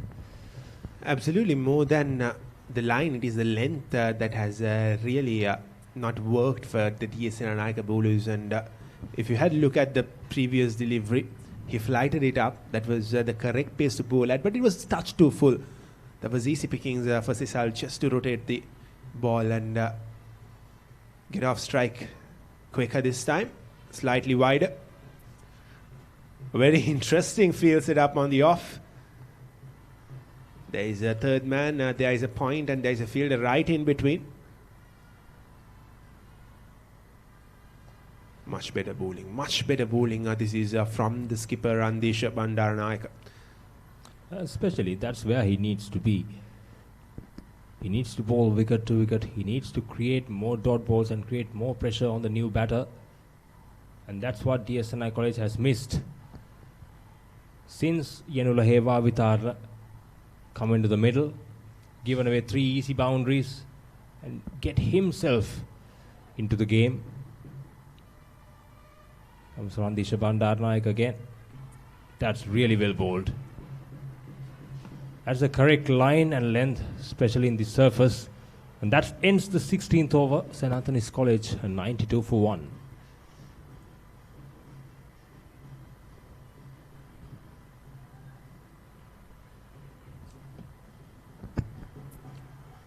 Yenula has looked really good for his short stint as of now, batting on 17 of 22.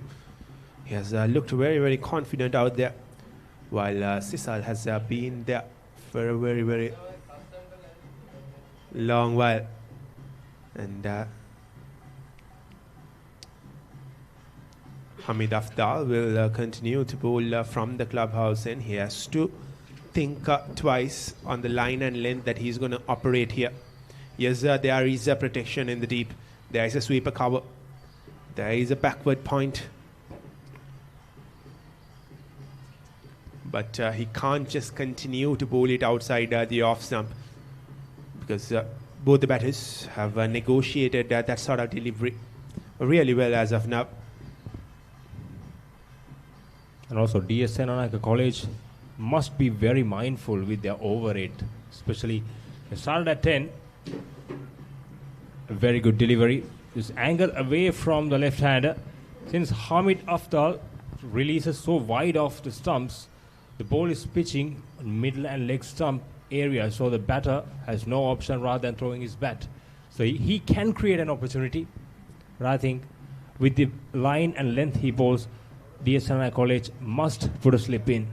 Absolutely. For you to get the wickets, for you to create opportunities, you need to have that attacking field set.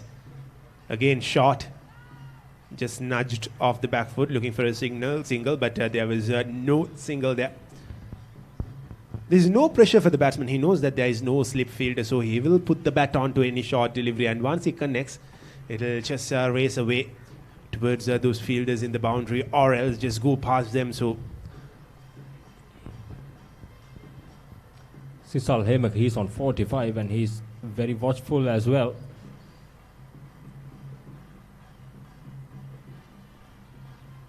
Again, could have chopped onto the stumps. Could have easily chopped onto the stump. Good pace there from Hamid Afdal. But he can't be predictable here. Because 3 deliveries, 3 shorter ones. And Sisal will now be expecting a much fuller delivery here.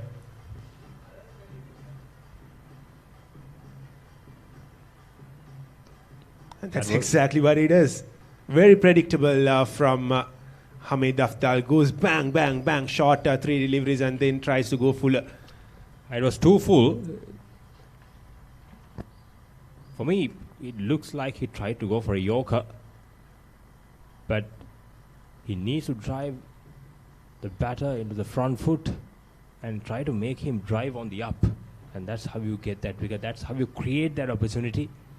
It's a very good effort from Hamid Afdal.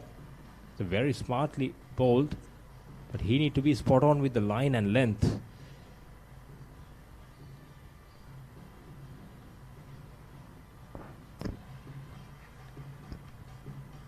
There is still a zip off the surface, and surprisingly, the ball is keeping low occasionally as well. Yenula Hewavitana must be very mindful because Hamid Afdal create the angle into the right hander, so even outside the off stump when Yenula Hewavitana goes for a cut shot, needs to be mindful, can get an inside edge and chop down the stumps, especially with the angle Hamid Afdal creates. Again, look at that, very watchfully left. A decent over comes to an end from Hamid Afdal. 17 overs completed, St. Anthony's College 93 for 1.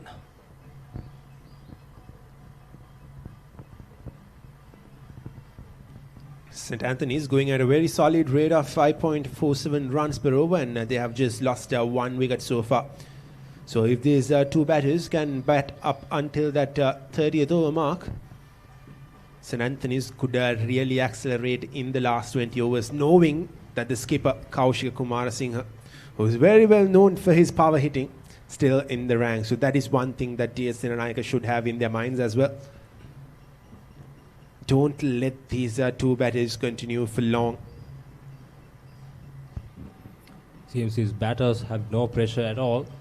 When Randisha Bandaranaike going against a left-handed batter and still no slip. I wonder why. Since he is a strike bowler, again very good shot and a very good delivery from Randisha Bandaranaike as well. It's good cricket all around. Well, one thing that I've noticed as far as spinners are concerned is that once you pitch the ball right in front of those stumps, it hasn't turned a lot. But once you take it a bit further away from the stumps, it has turned. So that is good signs for the batters. Because generally in wickets in Sri Lanka, you get turn everywhere. Shot. Oh, almost dragged the ball onto the stumps there, Yenula. Lucky there. Twice. He has been in situations like that. Now the second time in the last 2 overs, we see the batter gets inside edges. That was too quick from Randisha Bandaranaike and went down the wrong line as well. Especially with the fast outfield, there's no fielder in the backward point for the right-hander. He must be very mindful bowling, especially with his line when he bowled without a deep square leg. So anything going down the leg side can go for a boundary. Slows it up, but touch too full there from Randish. Easily playing down the ground and switches end, and Sisal moves up to 48 or 51 deliveries, just a couple of runs short of a very well deserved 50 here. He's in really good form, and he went on to score 63 runs, an unbeaten 63 runs in that 107th Hill Country Battle of the Blues. Played a lone warrior sort of innings in that game. That should have been cut off. The fielder was a little too slow to react. Just a gentle push down to long off. The extra cover was a little bit straighter as well. So that should have been cut off by DSNI College field at extra covers. Well, these are the stats of Sisa so far. 14 matches, 15 innings, 324 runs with the highest of 64.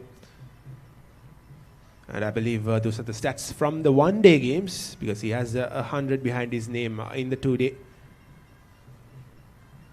games. And that ends the 18th over. St. Anthony's 97 for the loss of 1.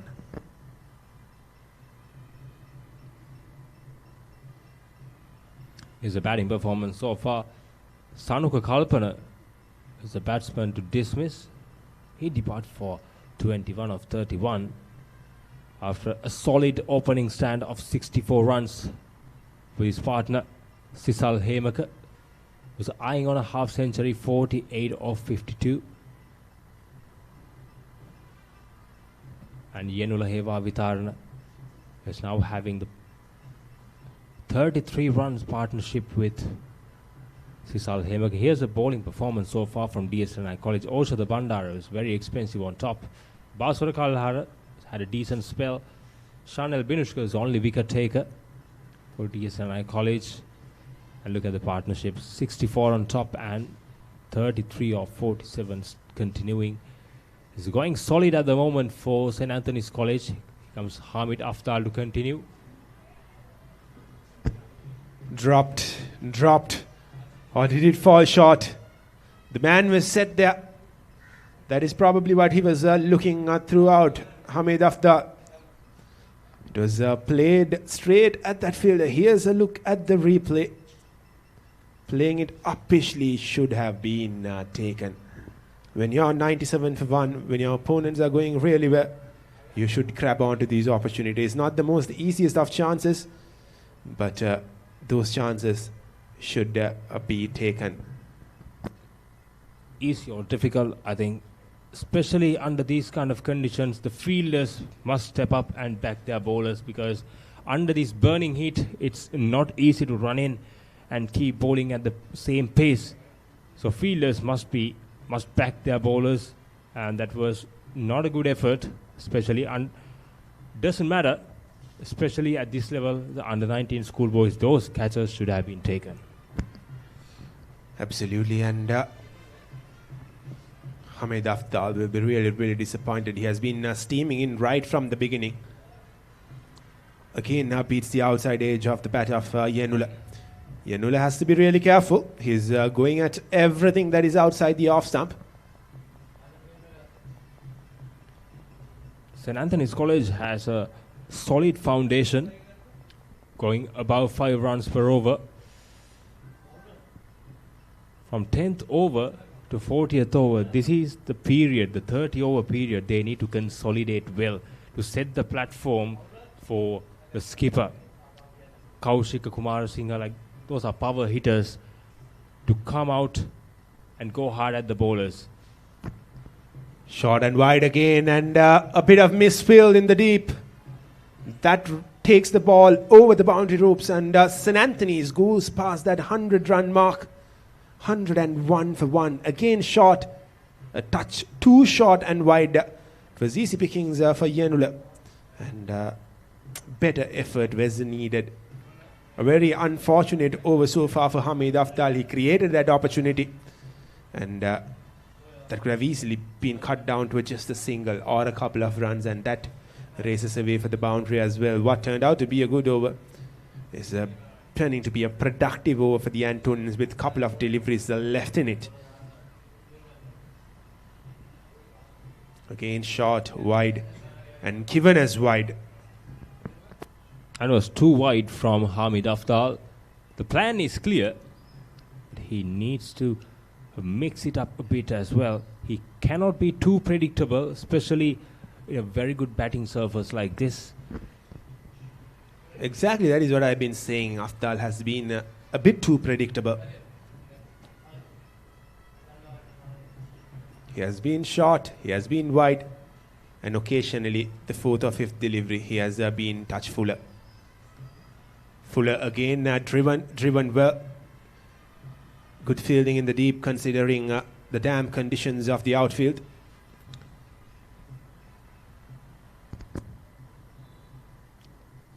This could have been a very good over despite the misfield down at the backward point. He's having a decent spell here. It's 4 overs. There's 1 delivery to go. Just conceded 18 runs. Most of the runs he conceded was, I would say, very unfortunate for Hamid Afdal. Well, this is the batting card of Sisal Hemak, batting on 48 of 52 deliveries, 7 fours in that innings, batting at a very, very good strike rate of 92.31. Again, short. Just nudged, but will be a dot ball to end the 19th over. St. Anthony's 103 for the loss of 1.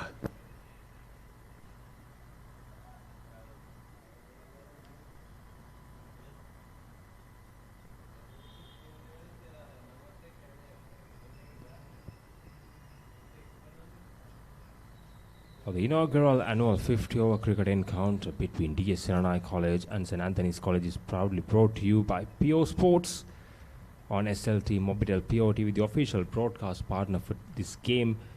So you can watch all the action live in true HD quality on PO Sports 1, available in HD on channel 323 and in SD on channel 150 on PO TV.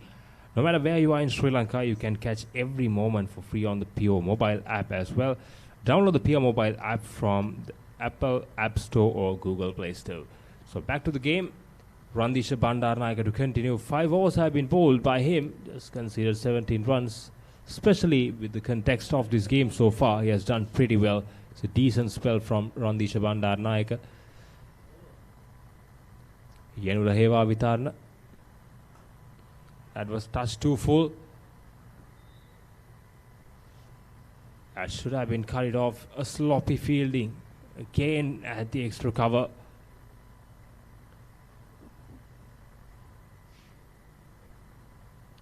Sisal Hemaka, he's on 48. He's eyeing on his half century.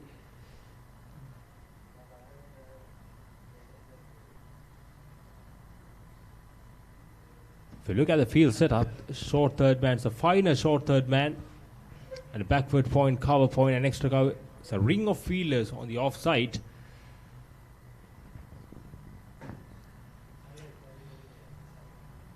Has been a better over from Randisha Bandaranaike, just conceding 1 run off the 3 deliveries. Slightly goes short, but there is a protection. Sisal Hemaka was a very productive and very good at especially square off the wicket on the offside. So the area has been protected by 2-3 fielders. So cut off that area that he could score. A touch too full and wider from Randisha. Sisal moves up to 49 with that single. And now we are into the final delivery of the 20th over. As Yenula will face this delivery. A similar field for Yenula, which suggests that Randisha will be looking to bowl outside the off stump. That's exactly what he does, but punched well, and good fielding off his own bowling there from Randisha Bandaranaike. A very good over. Those are the kind of overs that DS Senanayake need here. Overs which goes for 1 run, 2 run. Few of those over will put that pressure back into the Antonians. As of now, no pressure whatsoever for the Antonians. Just a wicket lost. That is the batting card. 20 overs done. 105 for the loss of 1, 10 extras in it. And it was Sanuka Kalpana who departed early on after scoring 21 of 31. And right now it is the two batters in the middle, which are Sisal Hemaka and Yenula Hewa with Harna. Sisal batting on 49, just short by 1 run to get a well-deserved 50 there. Is the bowling performance of DS Senanayake College. Shanal Binushka is the only wicket taker. Just bowled 2 overs and still conceded 15 runs. Randisha Bandaranaike was the standout bowler. 6 overs, none for 19. And Hamid Afdal had a great spell as well. 4 overs, and none for 18. But overall, it's all about St. Anthony's College. They won the toss. They decided to bat first. They're backing up their decision really well here. Absolutely. If the Antonians can get close to that 200, 210 run mark in the 40th over, by the 40th over, they can really accelerate from there on. But they need to know that they need to have wickets, and that's the single. And that's the 50 for the young Sisal Hemika. Continues his good form, a classy knock from a very, very young man, just 15 years old. But the job is not done yet. 50 or 57. He's looking good out there in the middle. And he has just to continue what he has been doing so far. A brilliant inning from Sisal Hemaka. So elegant to watch from the ball number 1 he faced. Still 15 years old. I mean, there are a couple more years to witness some more great innings like this from Sisal Hemaka in the future. It's a very good young talent. Brilliant prospect for St. Anthony's College. Very well played by Yenula Hewa. Played right underneath his eyes. Oshad Pereira into his 3rd over. He was expensive in his first couple of overs, conceded 19 runs. He was struggled to find his line and length with the new ball. He got pace, he got bounce, but he could capitalize on the conditions earlier in the inning, but he has the opportunity. Since DS Senanayake College skipper desperately looking for a wicket at the moment.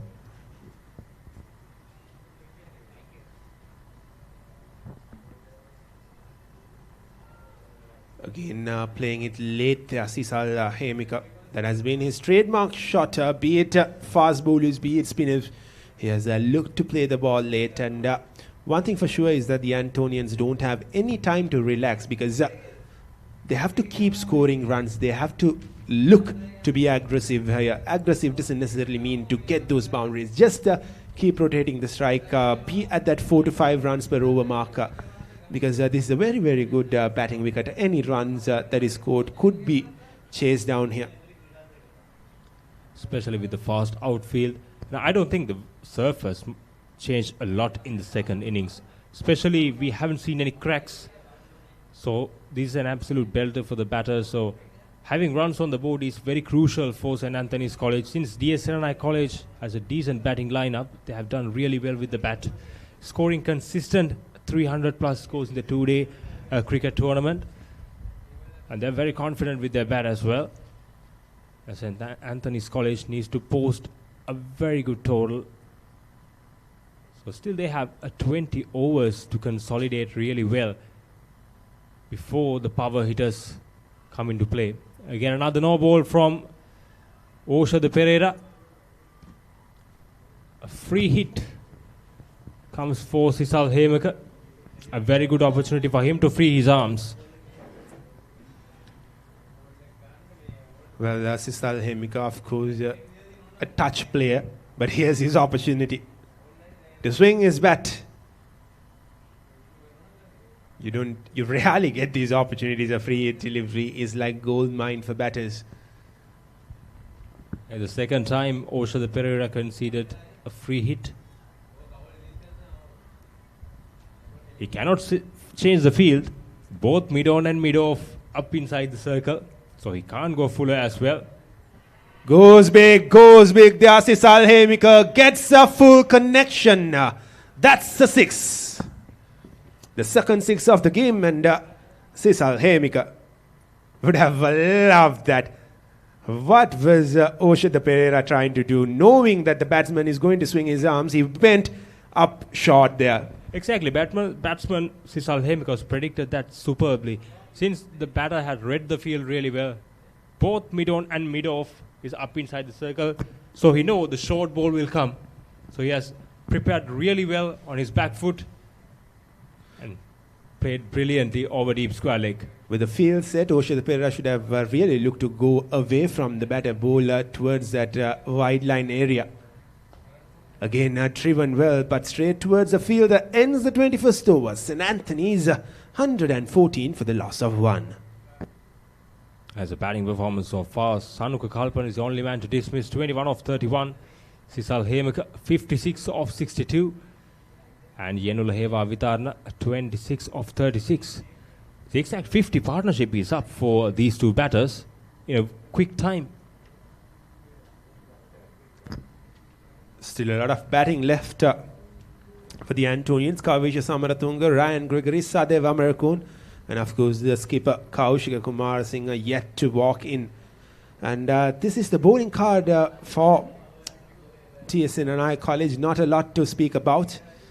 Shanal Binushka getting that sole wicket, but he has been slightly on the expensive side, going at 7.5 runs per over in the 2 overs that he bowled. And Oshada Pereira has been really expensive, 3 overs 28, while Basru Kalhar has bowled 5 overs for 26 runs. And in the latter end of that scorecard, the bowling card, Randisha Bandaranaike 6 overs for 19. Sidru Gunaratne 1 over 14, and I felt that Hamid Afdal did bowl really well. Unfortunate that the fielder couldn't grab onto the opportunity with 4 overs to 18, and Randisha and Hamid has been the pick of the bowlers as far as the economy rate is concerned. So meantime we have a change in the com box.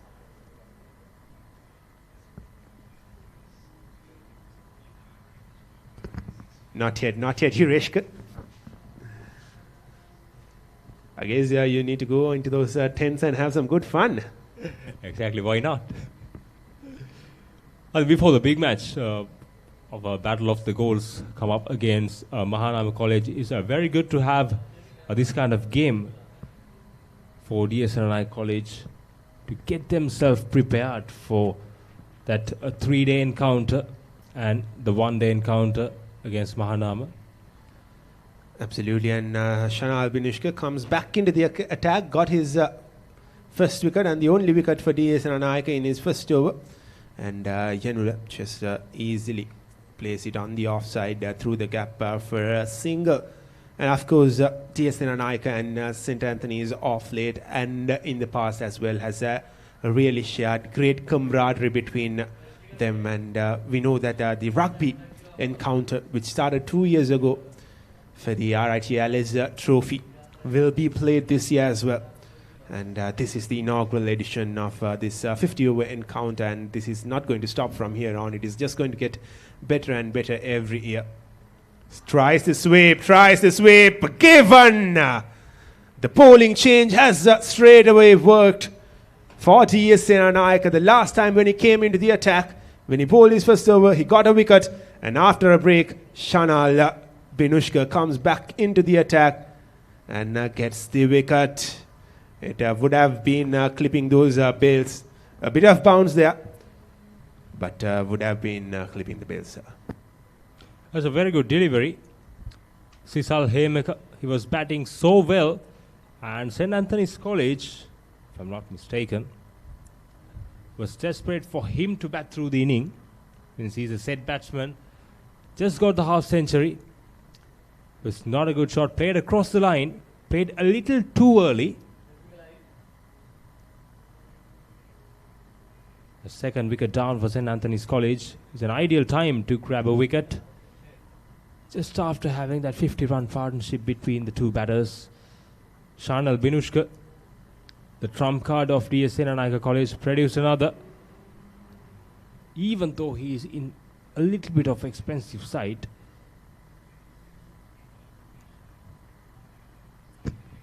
absolutely, it is the wickets that matter for Senanayake right now as Tinul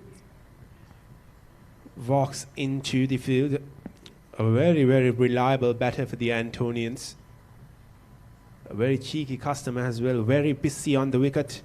He will rotate the strike very often than not. As Shanal Binushka, 2 for 16 in 2.2 overs, will continue to bowl. So 2 right-handers are in the middle. So it's ideal to have a slip in just for new batter comes into play. If he keeps bowling in this line and length especially.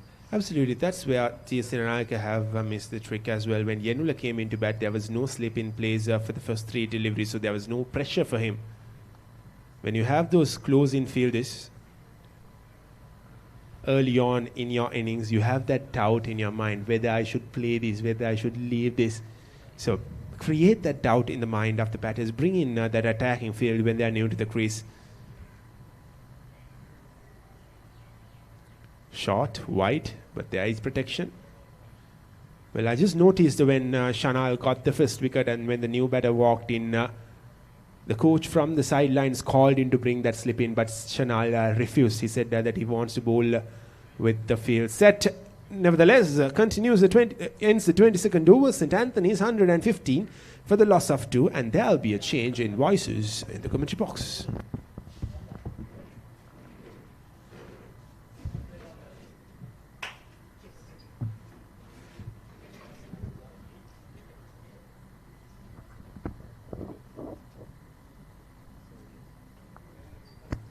Dinul Vijay, the new man in for St. Anthony's. He has scored 398 runs in 14 matches, so the Senanayake College will have to keep in check. Dinul Vijay, impressive average, 36.18. Quite experienced player, played 14 matches in his ODI career. Highest is 70 runs. So he'll be looking to bring up a partnership with Yenula, who scored 27 of 37 balls, the set batter for St. Anthony's College. They are in a very stable position, aren't they? 115 for 2 of 22 overs, with a projected score of 262 runs.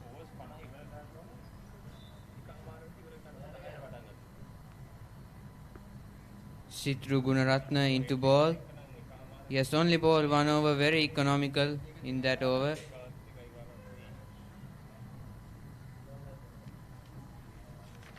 Nudged for a single.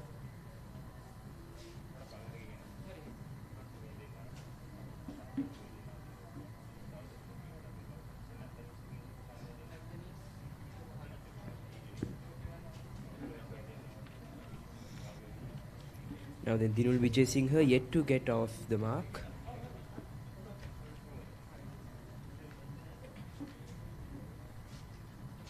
So another wicket here, and Senanayake College will be back in the match.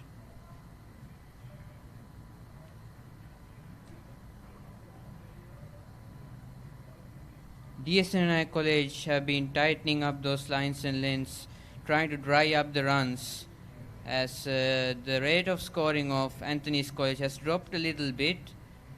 I think they are trying to get used to the conditions a little bit as the pitch is changing now, and as we are into the middle pace of the innings, I think St.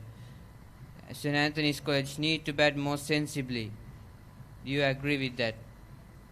Yes, of course, and Dinul Vijay has gotten off the mark, and I think St. Anthony's College will need one of these two to bat till the very end. And after like 8 overs, one will go off in the charge. That's played into the cover region, gets a single. 4 runs of the over, and Dinul will be trying to end this over well. 2 runs maybe to bring it up for 6 runs in the over.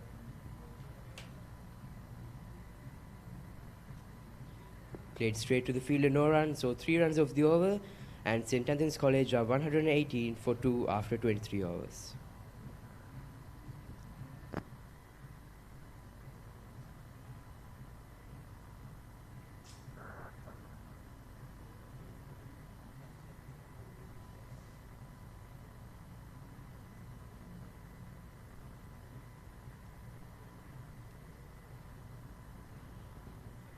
talking about the bowling, there hasn't been much of offer for the bowlers. You can see there have been short deliveries, and the ball has bounced a little bit in the first half of the innings.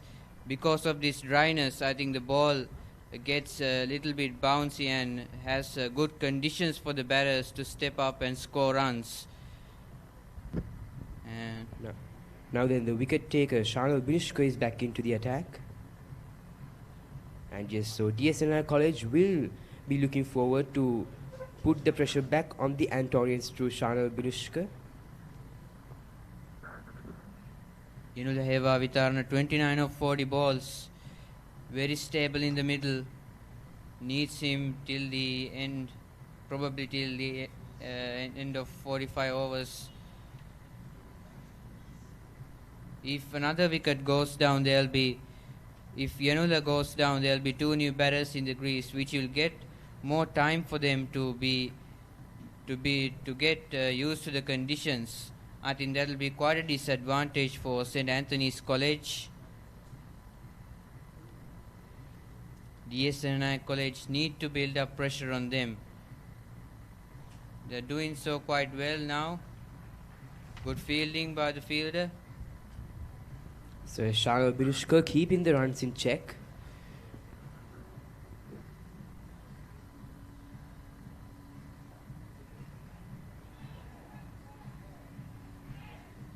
Oh, that might have been a chance that was gone begging. They tried to go for a quick single, and I think the bowler couldn't grab it on time. Yeah, there was a bit of a mix-up between the wickets, and these two batters need a good communication going on. That's the end of the 24th over. Anthony's College 119 for 2.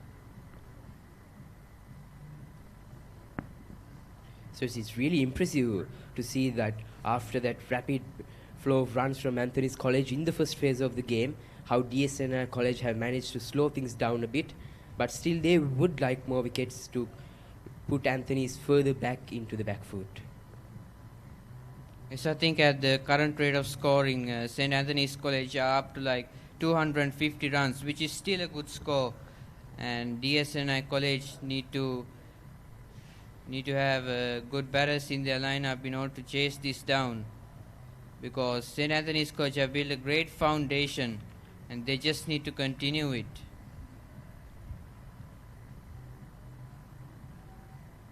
Into the mid-off region. 120 up for St. Anthony's College.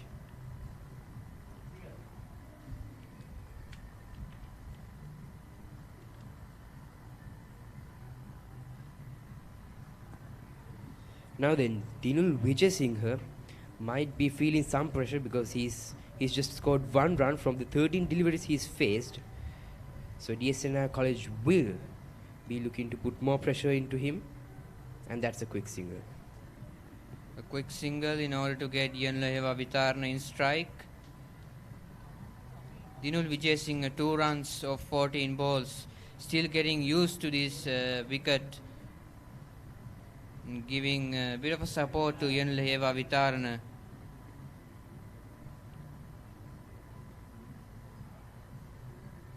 It's cut well, and that'll go for a boundary. Very well played, reading the field there. Plays it exquisitely. Yanlaheva Vitarna moves on to 35. Was a bit of a short ball, easy to be punished. He played it between the two fielders, which is, I think, a good way to play. Yes, I think it's really important that Anthonians keep up the run rate, because if they hold here, it will be really hard for them to get back up if a wicket falls. The partnership so far 10 runs. That'll go to 11 runs, the partnership. A partnership of like 60 or 70 will help Anthony's College to gain their mentality, and to DSNI College they need 1 or 2 wickets so that they can build pressure and more pressure on St. Anthony's College. charges down the wicket and plays it to the leg side. Dinul calls for the second, but Yenlo says no. That's the end of the 25th over. St. Anthony's College 127 for 2.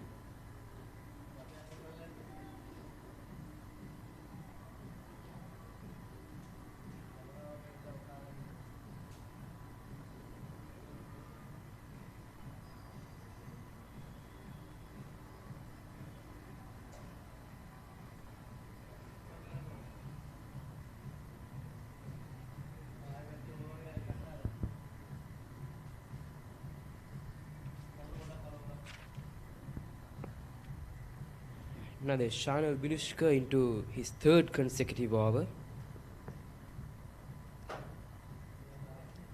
Then Dinul Vijay has been playing the shot straight into the fielders. That's a bit into the pads. Well defended by Dinul Vijay. So I think the main key for DSNR College in this innings will be Shanal Binushka. He has 2 wickets so far and his economy has been quite good. Yes, he really is. Was a bit expensive in the first 2 overs, but he has really come back with a wicket and good deliveries, bowling into the batter, trouble in the batter for going for certain shots. That's a good delivery as well. Spun a little bit. Shanal Binushka has done well in deceiving the batter. Oh, that's another good delivery. And also it's important to note that the wicket Shanal took 3 overs back was the all-important wicket of Sisal Hemika, the man in form. So Shanal Binushka, a valuable contribution for DS there. And it's a really good maiden by Shanal Binushka, 127 for 2 after 26 overs.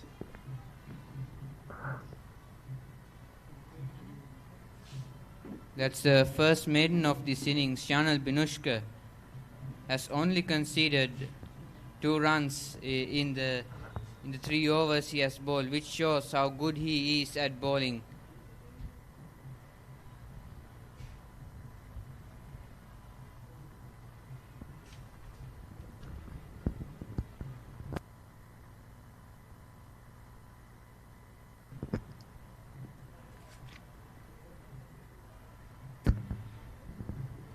So Basuru Kalhara back into the attack. He was a little expensive in his last over, but he will looking to come back, and he has got 22 wickets in 8 matches with 3 3-wicket hauls and a 1-5. So Basuru Kalhara will be looking to find his form in this match. That's ball a bit lower. Gets a single.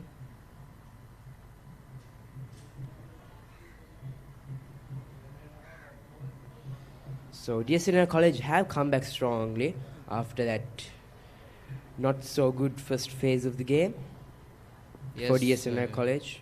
Yes, St. Anthony's College were cruising at one point. They were like 70 for 1 of 10 overs. But they have really pulled things back, DSNI College. And this is a good phase of the game, because in the middle we are in, and St. Anthony's College with 2 wickets lost, DSNI College putting pressure at the same time. We are in for an exciting next couple of overs here. A really good delivery there.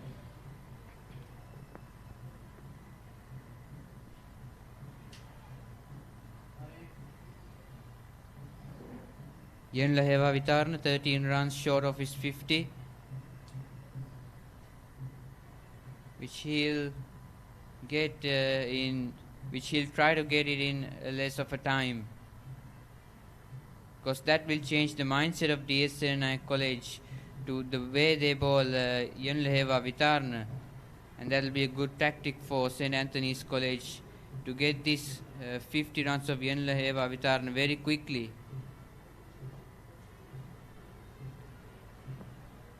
And it's also important that Dinul Vijay doesn't get under too much pressure, because if he gets under too much pressure, then he will try to go for big shots and ultimately he might throw his wicket away. So he should try to keep getting those singles and 2 runs. Yes, with Yenle Vavitarn batting well on the other end, there's not need of Dinul Vijay Singh to put big shots in his arc. That's the end of the 27th over. St. Anthony's College 130 for 2.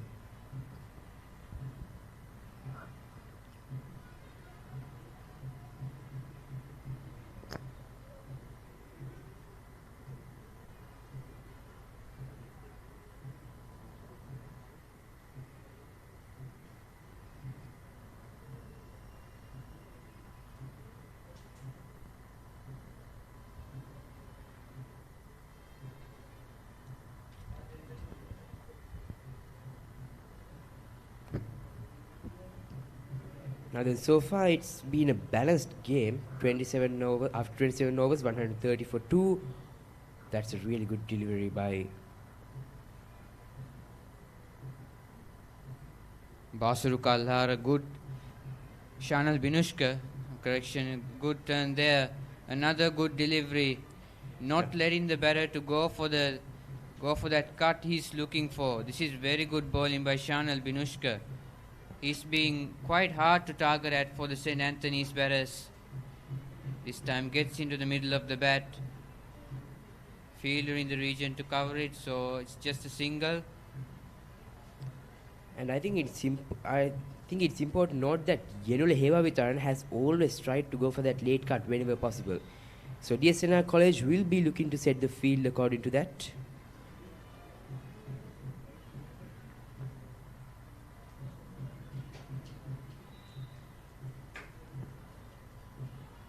Now then, Shanal Binushka, these are some valuable overs for DSNR College, keeping the Anthonians under the pressure.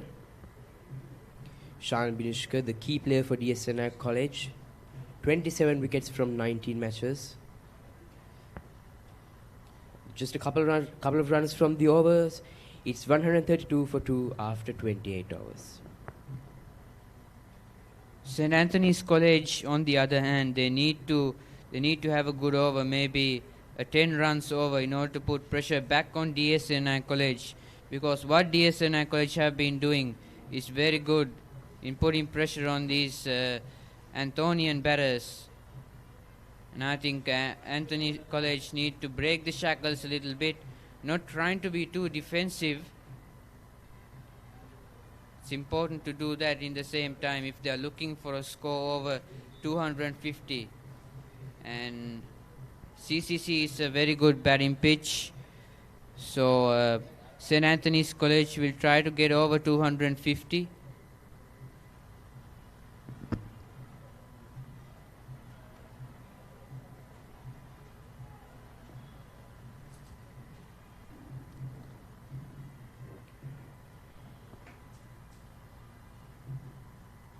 Yes, and DSNR College will make sure to not make that an easy task for the Antonians. Yenle Hevavitharana on 39 runs or 51 deliveries, facing Basru Kalhara. Guided through the gap nicely for a single. 2 balls in the over have been bowled, 2 singles have been taken. Basru Kalhara still hasn't taken a wicket, but he's bowled those good deliveries. He'll be trying to lock the batter in, maybe. That swept, and that'll go for a boundary. A very good shot, targeting the field. A welcome boundary for St. Anthony's College. They were struggling to score those boundaries, but now Dinul Vijay Singh has given them one, and it's also important for him to get away from that pressure a bit, because he was eating up a bit too much of deliveries. Yes, that releases a bit of a pressure of Dinul Vijay Singh, who's been struggling to get runs. Now he's 10 runs of 28 balls. 3 balls remaining in the over. St. Anthony's College will try to make this a productive over because they've been really looking for one.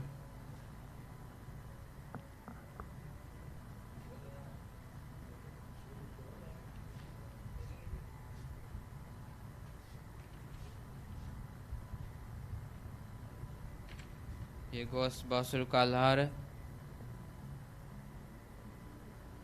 Nudged it off to a single. I think what the Antonians should do in this phase of the game is try to score 1, 4 or a 6 in an over and just push for singles in of the other delivery. So that way they can get 7 or 8 runs in an over. Absolutely, they've got batters to accelerate in the last phase of the innings. And a slight misfield, allowing a single. It's St. Anthony's College 140 for 2 after 29 overs.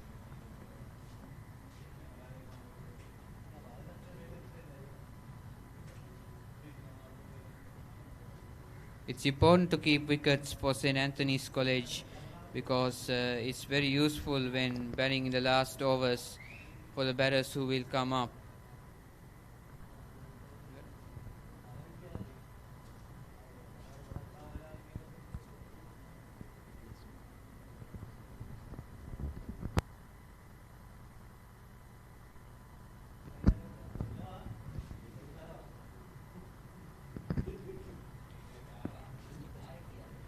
Now then, the skipper brings himself onto the attack. They are continuing with the spinners.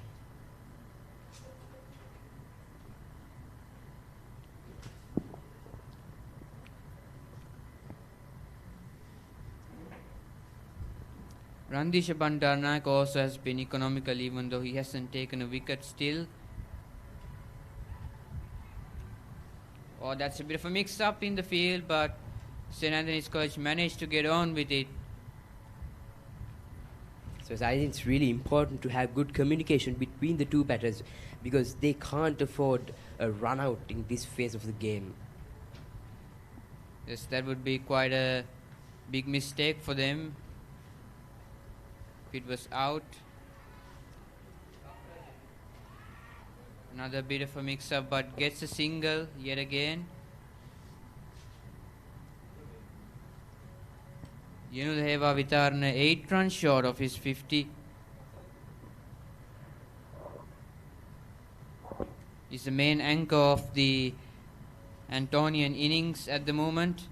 Plays the sweep, gets it on, managed it to a boundary, plays through the square region.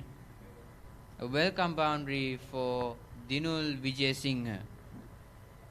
Now then, Dinul Vijay Singh scored the previous boundary over the same shot as well. So I think DS Senanayake College should keep a fielder there to cover his sweep shot. Yes, exactly. He's played the last one a bit uppish. So DS Senanayake College will be looking to get the man in that region to take the catch or to restrict runs. It's important for them to have a fielder there. Good over this by the Antonian side.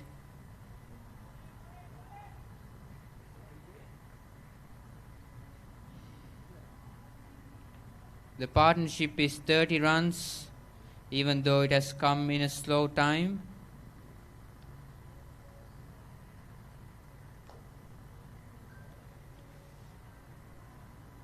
Charges down the wicket, but only a single off it. I think it's important to note that DS Senanayake College have 3 fielders on the leg side boundary. So they know that that is the strong side of Dinul Vijay Singh and they are trying to cover it as much as possible. Last ball of the over. Randisha Bandaranaike will try to deceive the batter somehow, try to spin the ball a little bit. A single to end the over. 147 for 2, St. Anthony's College of 30 overs.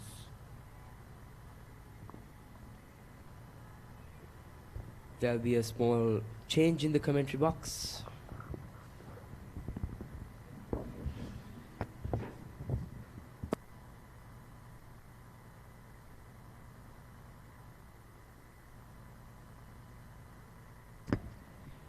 So this is the story so far. 147 runs for 2 wickets after 30 overs. Sisal Hemaker got off to a firing start, 56 runs of 63 deliveries before he was caught LBW by Shanal Binushka. The first wicket to fall was Sanuka Kalpana, which was a brilliant ball by Shanal Binushka and caught off his own delivery. Now the Yenlehewa Vitarana is going strongly, 43 runs of 56 deliveries, and they have some firepower to come. Kavisha Samarthunga, Ryan Gregory, Sadev Amarkon, and of course the power hitter, the captain Kaushika Kumarasinghe.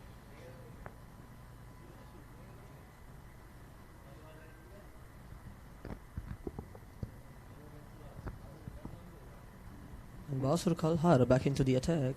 And Yenul Hevaitaran almost always, as you specialize, Dulkit, is always looking to try to the cut shot and bat late to that shorter ball, shorter delivery of spinners.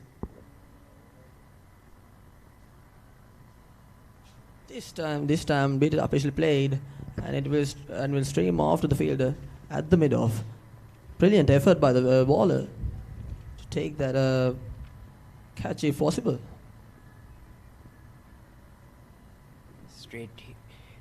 Hit straight down the ground. It was a difficult opportunity to take, and a single of it. San Antonians, so they are 2 runs off of the 150 mark. They will try to bat patiently, as if what they should do right now. And Dino Vijay Singh should look up to his cool. I think if the Antonians can get to 200 plus runs inside the first 40 overs, then they will be in a really strong position to host a really bit of challenging latency with Basur Kalhar. We can see, as always, there's one delivery in that over that he'll just delay to take that ball off of his arm. Yes, and of course, which player comes to your mind when you see that? Brilliant Usman Tariq. Right now, brilliant spinner of Pakistan's. And he's nudged towards the mid-off just for a single. What they should do right now is turn those singles to doubles as possible and keep off the run rate. And they can stream past towards a run margin like 250. That will be difficult to bat in the evening. And now they have just surpassed 150 margin just for the loss of 2. Dino Richardson charges down and nudges it towards the covers, but failed to take the single. And that is the end of the over, 150 for 2 losses.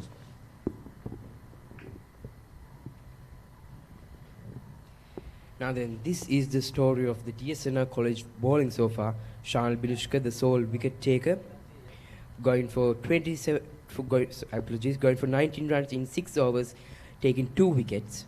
And the first wicket fell at 64 runs, and then we saw a partnership of 51 runs between Sisal Hemaker and Yenlehewa Vitarana, and it ended with the wicket of Sisal Hemaker. The bowlers have been sloppy at the start because the first over itself there was some boundaries leaking towards the extras. 11 extras off the bowlers. Senanayake should try to reduce these margins of extras. And Yenlehewa Vitarana just 5 runs off of his half century. Randisha Bandaranaike, the skipper of DSNR College, back into attack.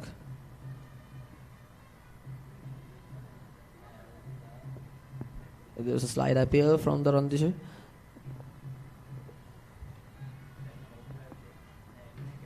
A bit fuller delivery.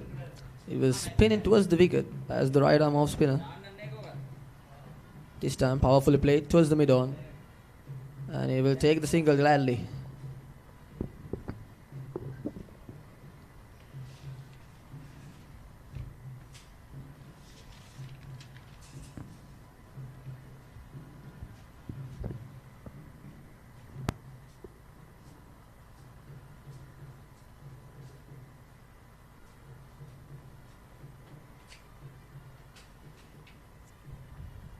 Randisha Bandaranaike not giving a batter a chance to free his arms. 4 fielders inside the circle in the offside. So I think it's clear what his plan is to bowl. Ooh, and nicely played and very well executed. And it will run away for a boundary. A bit of innovation there by Dinul Vijay Singh. It's nice to see that these youngsters are playing these kind of shots in the schoolboy cricket. I mean, it's always good look for Sri Lankan cricket's future. And bit of off of Nandisha Bandarunayaka there should stick to his plan of bowling in the outside off stumps. And now Dinul Vijay Singh is trying to pick up the score of his.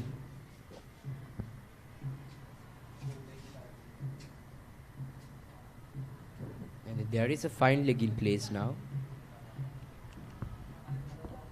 And Dinul Vijay Singh always looking towards the singer.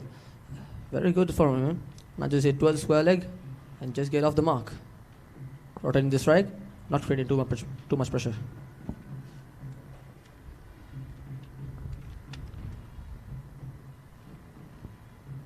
Now then the projected score, which was once well over 300 runs, has now come back to 245, which is still a really strong total on this pitch. That's a brilliant delivery from Nandisha Bandarunayaka, a bit off the off stump, and that's the end of the over. 156 for 2 wickets. 32 overs have gone, and the projected score is 244. And that's 8 overs still the power play. And DS Senanayake should look to put the pressures on, and the drinks break is on.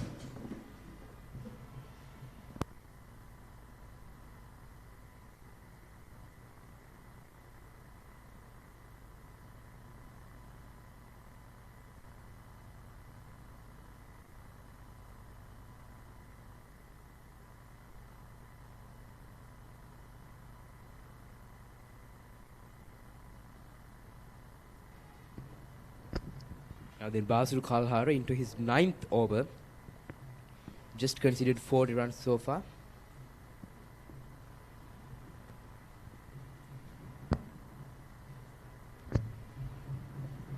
Brilliantly cut off, but it was not placed very well, just into the extra covers. Dinul Vijay Singh, as always, he's trying to get off the mark, keep the strike rotated.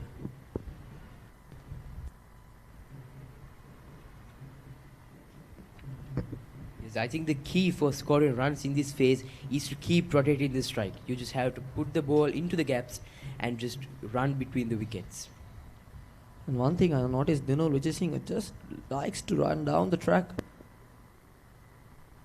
4 spinners, and that is brilliantly slide off, and that's a misfield, miscommunication right there. That will run off to a boundary. Welcome bound for Dinul Vijay Singh. That's unfortunate for DS Senanayake College. There's a slight bit of miscommunication and misfield right there. 2 fielders at point and covers.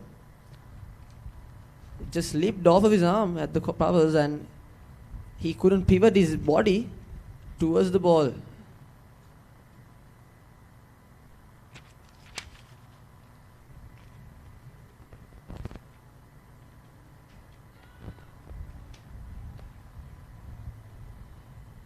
Now then, Yen Leheavitharan wanted the single, but Dinul Vijay Singh rejected it. It's a strong rejection of it. I mean, Dinul Vijay Singh is always trying to run his down. He should try to keep his cool.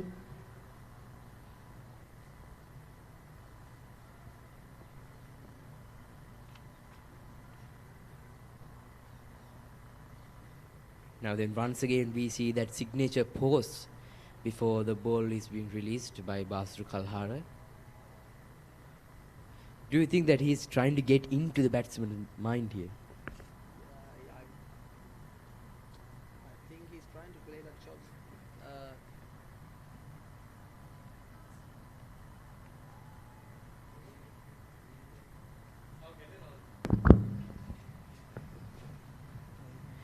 End of the 33rd over, St. Anthony's College 160 runs for the loss of 2 wickets. We are slowly entering into the 4th place of the game. It's the acceleration process, and Dinul Vijay Singh is quite on it. Even though not scoring as much as before, he's trying to set the tone for the game.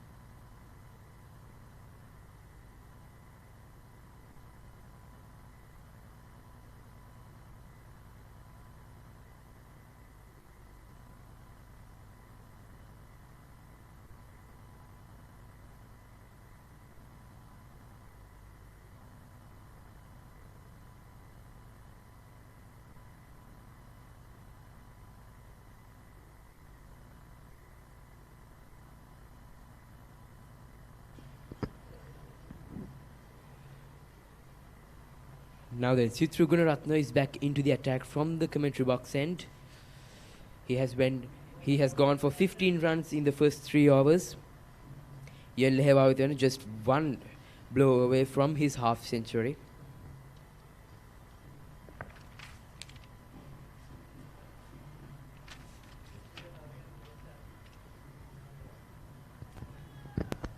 It's a good decision from the captain to bowl the off spinners to control the runs, and it has worked out massively. Chitra Gunaratne right now. Yenule Hewavithana looking for that blow, but he's just missed off of it, and he's targeting the leg stumps. Chitra Gunaratne.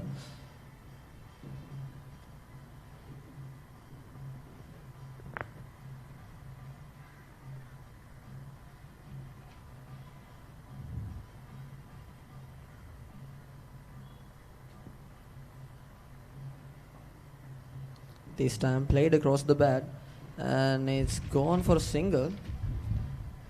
He's not taking too much pressure, and he's trying to rotate the strike and keep his half century on the line too again.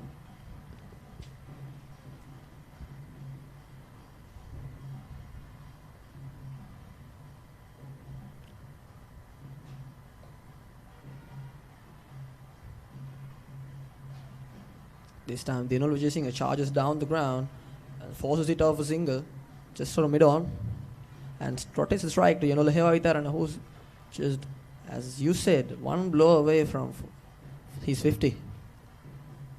Oh, this time very good delivery, just outside the off stump, spinning into the wickets.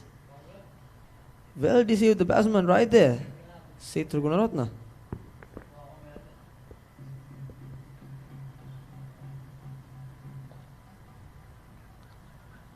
Flicked it off this time. They are trying to get off that double.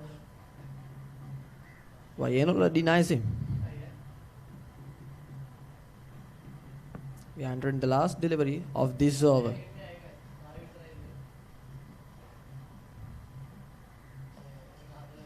Comes down the track and straight back to the fielder. No run of it. 3 runs of the over.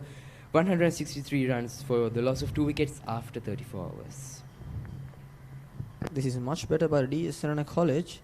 And as we can see, Sisal Hemaka, half centurion, 15 years of age. Very good from him. And Shanal Binushka, the only wicket taker. Very good bowling. I think Randisha Bandaranayaka will try to bowl him off in the last few overs to take some wickets off the edges. And Yenule Hewavithana just 2 runs off of his half century.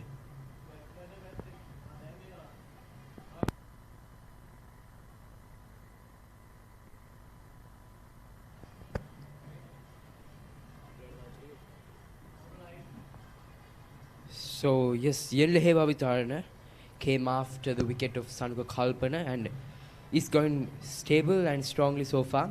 48 runs of 66 deliveries, 5 fours and no sixes, but with a strike rate of 72.73. Earlier he was very sloppy at the bat to Hamid Afdal's wide off deliveries. He was trying to always cut into the third man area, but always missed it, and also dropped opportunity of Yenule Hewavithana's bat. But the fielder's gullies. Now then, Basul Kalhara to finish off his spell. 44 runs considered in 9 overs so far. It's a very good spell, even though he does not get wickets. He will look to take a breakthrough in this over.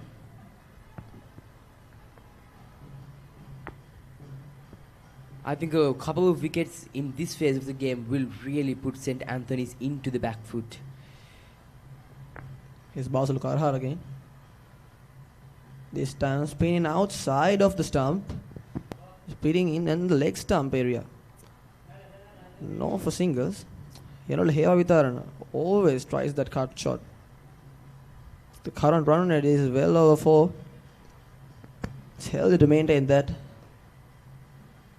This time slices it off the long on region just for a single, and he's now only 1 mark away from his half century.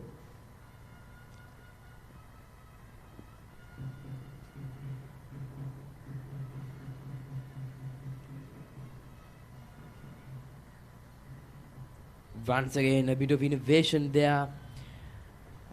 And this will run away to the boundary as well. So Dilul Vijay Singh, a carbon copy of the previous shot which went for a boundary of his bat.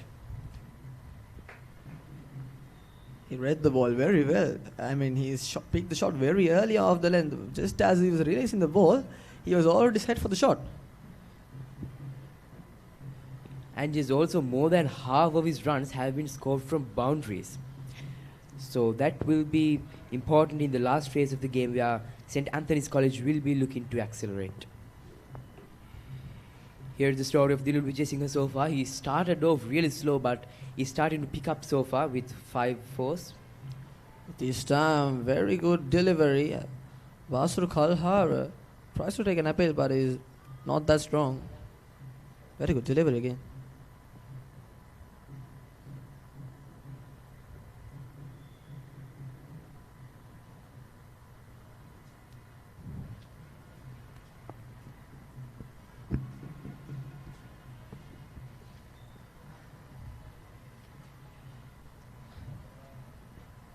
He is the last delivery of the over. Yenula Hewavitharan just 1 mark away from his half century.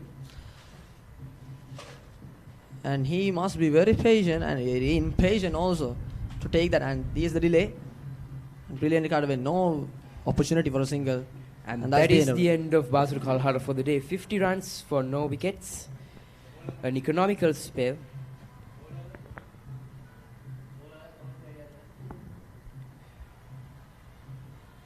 So it's Basur Kalhara. He has got 22 wickets in 8 matches. He got 6 wickets for just 33 runs. And he has 1 fifer as well.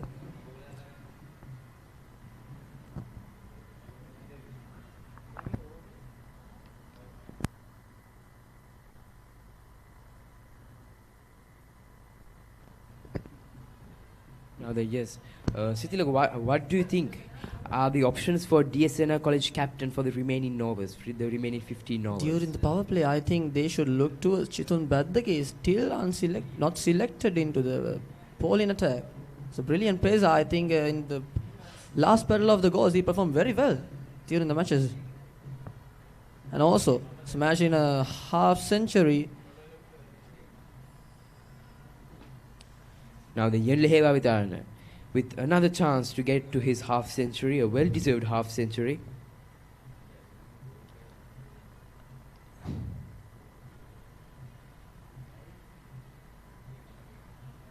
Played towards the leg side, and that brings up his half century. A brilliant half century anchoring the St. Anthony's innings.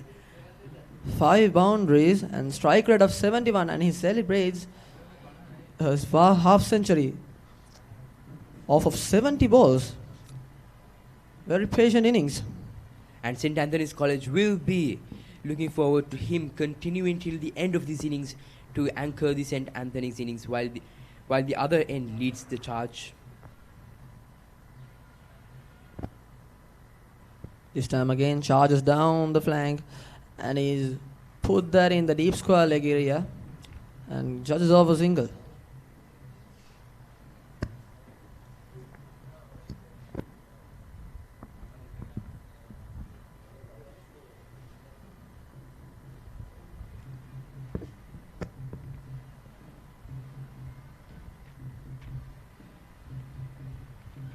Smash towards the mid wicket. That's Zainullah Hewavitharan trying to accelerate a bit. Bit of short delivery from Sitru Gunaratna there. And he's found the boundary very well. Very good technique right there right now, Dilkit, right? Yes, absolutely. And that brings up the partnership between these two to 61 runs. It has been slow, but it is really valuable to anchor the St. Anthony's innings. And now and then, they will look forward to looking that to the target of 250 runs. The projected score is well over 250.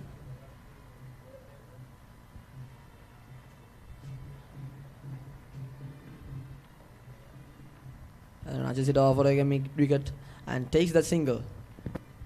Very good rotation of strikes between these two.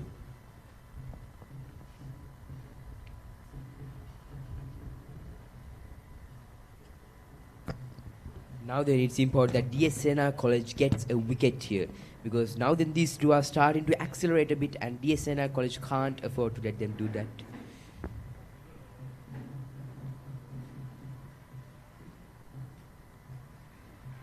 Eight of the over, St. Anthony's College 177 runs for 2 wickets.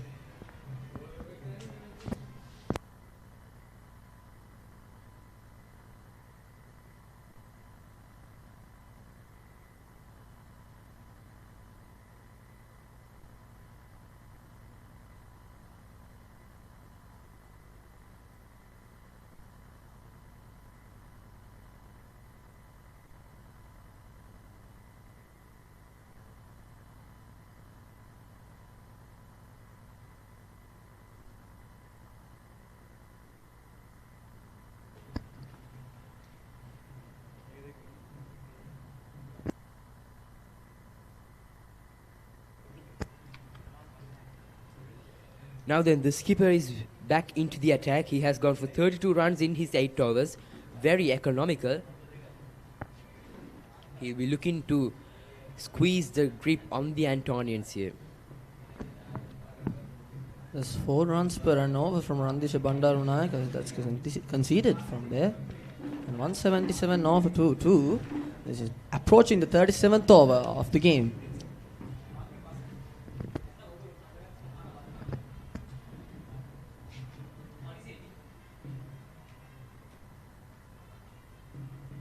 Driven off the back foot, just not the opportunity to take single. Just trying to get off the mark. So Sithilaga, with how the pitch has been turning a lot and offering a lot for the spinners, what do you think will be a real challenge in total for DS on this pitch? This time it's gone big and it's massive, cleared off of the long on region. Accelerating that run rate and is 183 for 2. Yenul Hevavitan is approaching his century, I think. Randisha Bandarunayake should try to stick to line and length on the here. Now here's the replay of the shot. Brilliant strike. And speaking of that, Dulkit, I think the pitch will break off in the evening.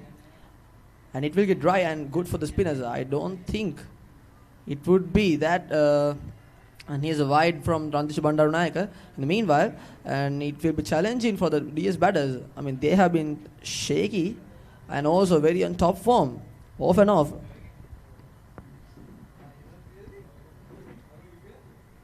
Now Yerul Hevavitaruna. And Ajis is just off a short mid-wicket. No chance for a single yet.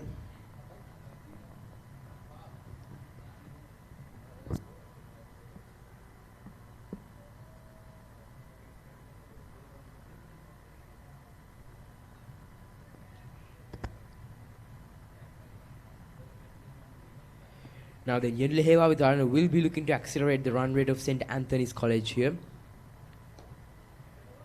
And he goes down the ground, and there is another boundary. Yenule Hevavitarana, no signs of slowing down after his half century. A 6 and a 4 in this over. This is proven to be a costly one for DSNI College here. This is the replay. This is the wrong time to bowl these wide ones. And Yenule Hevavitarana was awfully looking for that drive. Very unfortunate from Randisha Bandarunayake.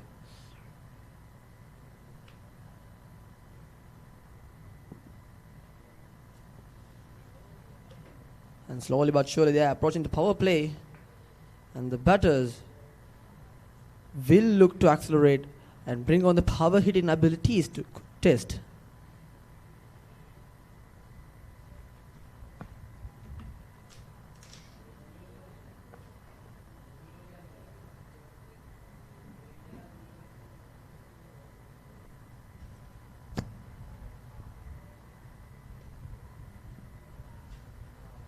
A good bit of fielding by DSNI College. Now the DSNI College will desperately need the wicket of Yenule Hevavitarana here. He has been taking on the Senanayake bowlers. And once again a slight misfield. 12 runs of the over. St. Anthony's College 189 for the loss of 2 wickets after 37 overs.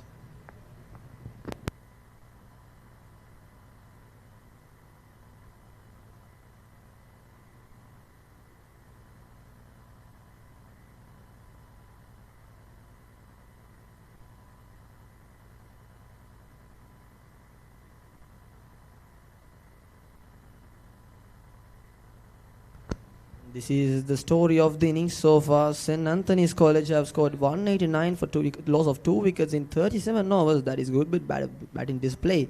And Yenul Hewavitarana, the standout player, 66 runs off of 78, just not out at a strike rate of 84.62 with 7 boundaries and one maximum. And on the other end, the wicket-keeper batsman Dinul Vijay Singh, not unspottable, but 34 runs in just 53 balls. They are building a very good foundation for the next 10 overs or so. Now then, I think in the next few overs, the Senanayake captain will have to bring Shanal Binishka back into the attack to stop this flow of runs for the Antonians.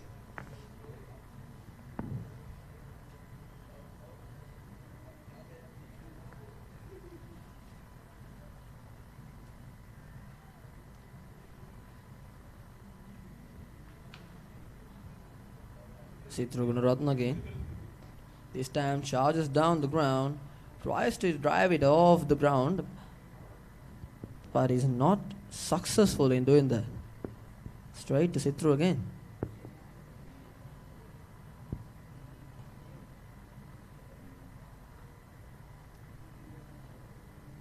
Sithru Gunaratne maintaining the line and length. That is very important right now. They should not try anything too exquisite. Just stick to the basics, and that's charging down the left, down the ground, just for a throw. Just bounced off the edge in the nick of time. Dinul Vijay Singh is now trying to accelerate the scoreboard. Yes, absolutely. After some very economical first few overs from the Senanayake spinners, the Antonians have started to pick up now. And I think the Senanayakans will have to go back to paces to try and go for a change here.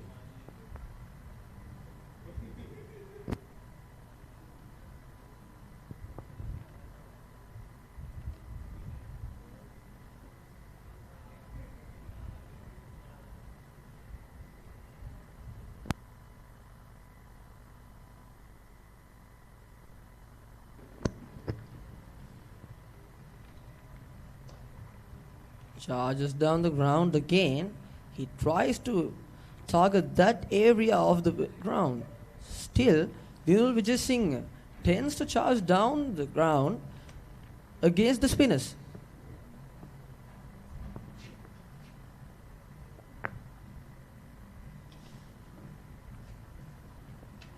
Six runs of the over. St. Anthony's College 195 runs for the loss of 2 wickets after 38 overs, and there will be a change in the commentary box.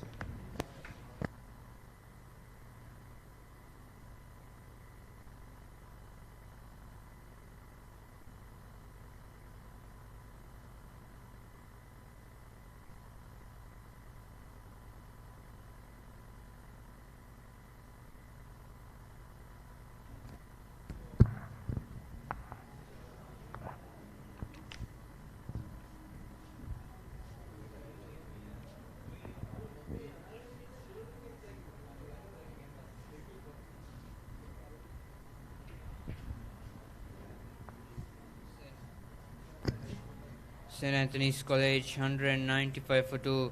This partnership is 80 runs. The last wicket to fall was Sisal Hemaka, who scored a brilliant 56 runs of 63 balls. And Yenul Hewavitarana passing him 67 runs of 80 balls. Yenul Hewavitarana has really been the main batter of the innings. And I could say that St. Anthony's College are trying to accelerate from this point onwards. Yenul Hewavitarana was quite a promising batsman for St. Anthony's at their recent mini-battle against Trinity College. It's really good for the Antonians to see him performing here as well. It seems like he's going to go the distance currently at 67 runs from 80 balls as we come into the 39th over of the match. Absolutely, two overs still to 40 overs, and St. Anthony's College nearing 200. It's a good chance for them to get over 250 and maybe 300 if they accelerate much more. Still 12 overs remaining. There's a good chance for them to get over 300. Don't you agree? Indeed. St. Anthony's College, their projected score has dropped a bit to 257. But with Yanula Hevavitharana's performance, if Dinula Vijayasinghe can also pick up as well, they definitely can go to around 300.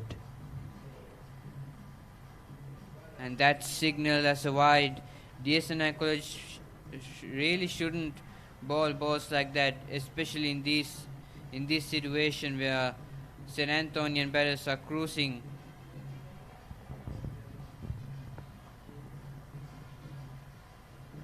A single for Dinulu Vijayasinghe.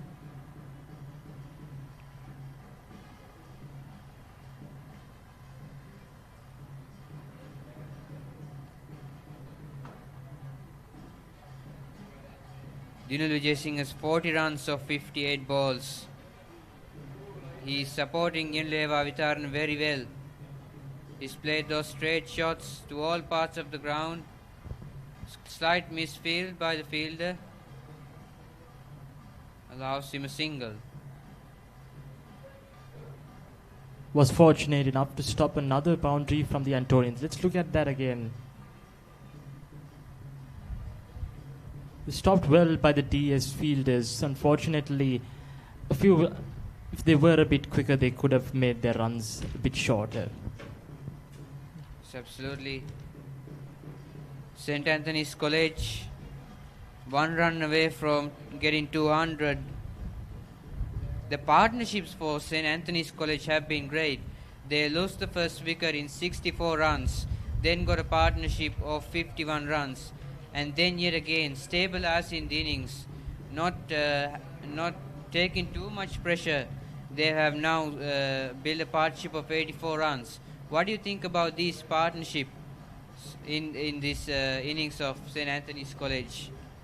Well, St. Anthony's is definitely showing that it has great batsmen, and definitely these people are ones that have been shown to be promising batsmen throughout the season, especially Yanula Hevavitharana, as I said, with his performance at the recent mini battle between St. Anthony's and Trinity, as well as Dinula Vijayasinghe, a young man as well from St. Anthony's, who's also quite promising. The 200 has been brought up by a boundary. 1 ball to go in this over. 204 for 2, St. Anthony's College. 1 or 2 tight overs from DSNI College is needed in this situation. Another wide.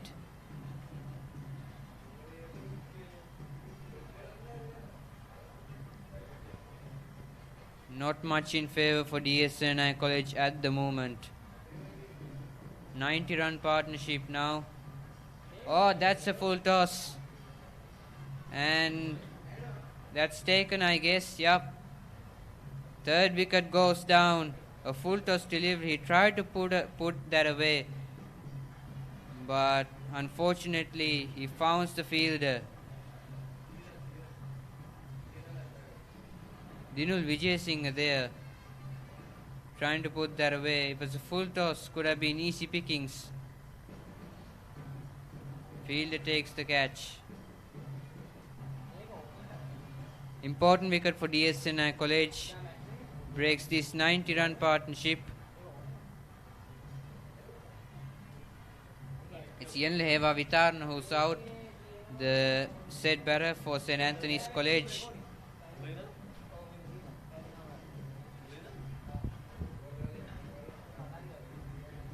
And now we move on to the 40th over of the match. St. Anthony's College Kandy, 205 runs for the loss of 3 wickets. They've been doing quite well so far. Their only target now, I feel, in their minds is hitting that 300 mark within the next 10 overs. it's quite a challenge for them right now, but let's see whether they can pull it off. DS Senanayake has to try and mitigate this from happening as much as possible and try to get those wickets, especially with Yenuda Heva Vitarana, because he's currently performing the best from St. Anthony's.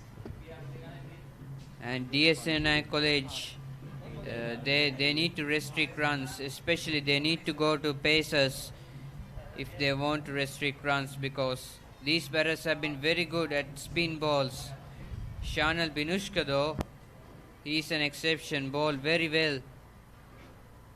But the pacers have quite slowed the innings at first for DSNI College.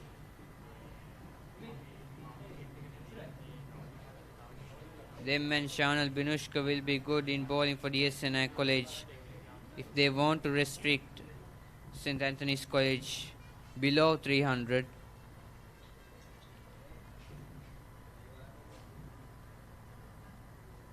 First ball of the over.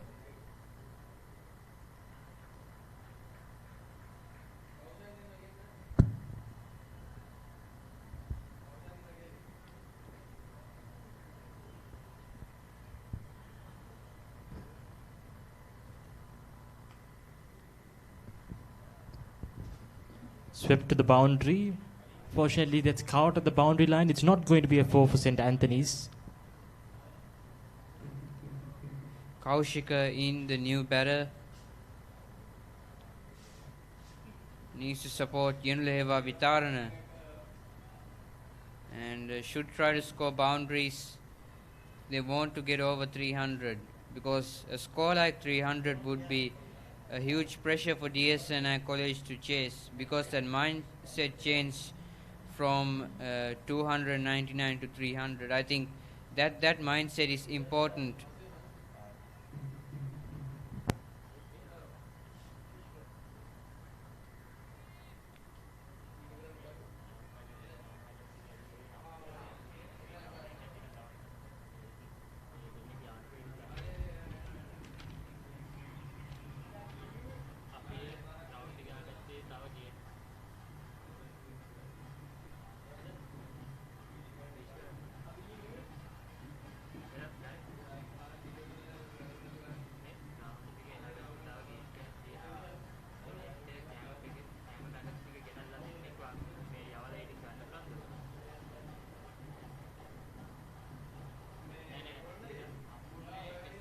Two balls to go in this over.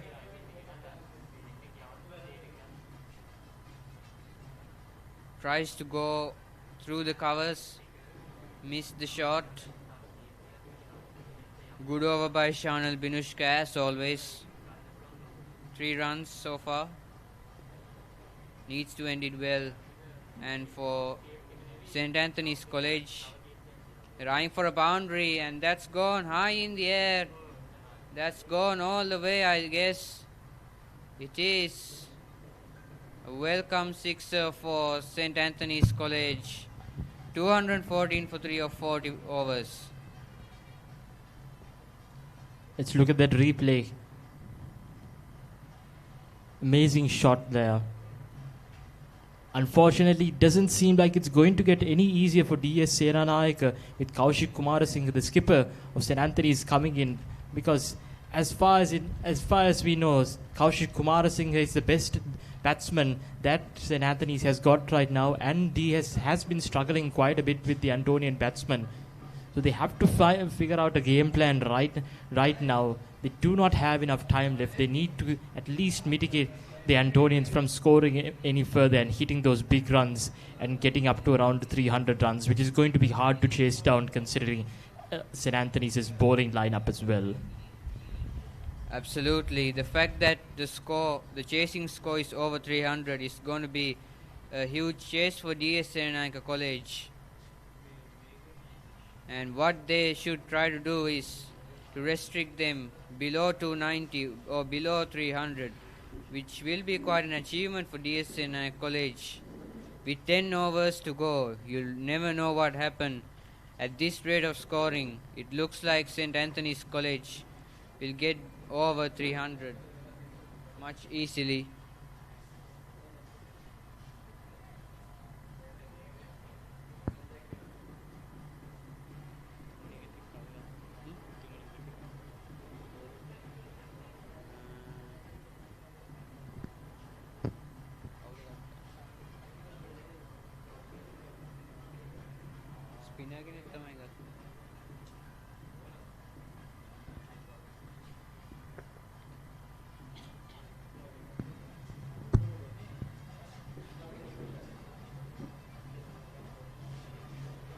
A single taken.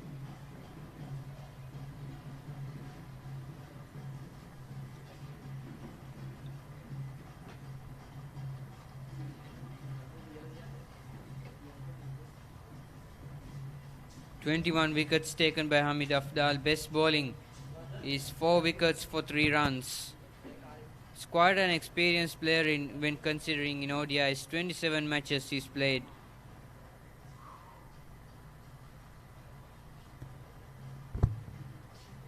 It will be a good contest between him and the Antonian batters.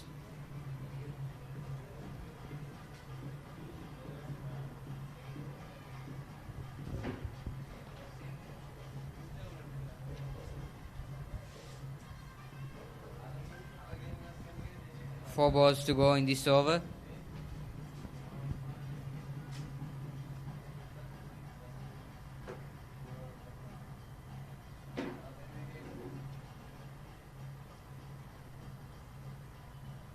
And that will be a wide.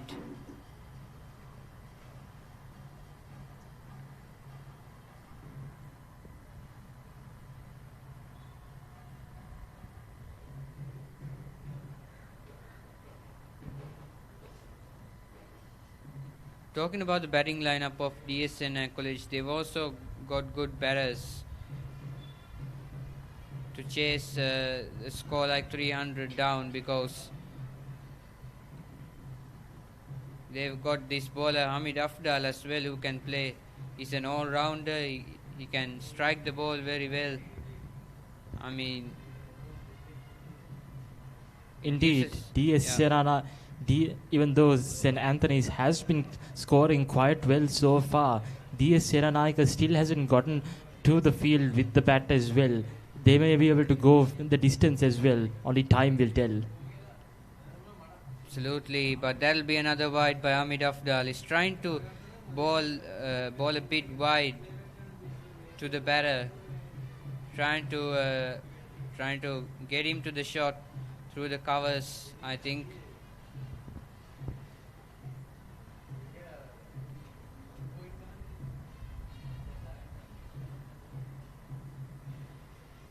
A fielder is being placed in the covers, so I think what Hamid Afdal is trying to do is to get him bat on that region. That's exactly the region he's played for, and gets a single.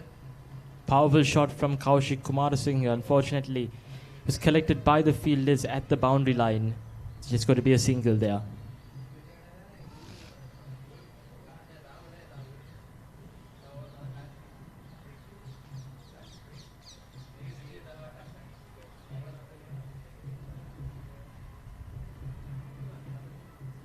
St. Anthony's College in this innings have been keeping momentum even with losing wickets. They haven't lost back-to-back wickets, which is very important in a quality innings.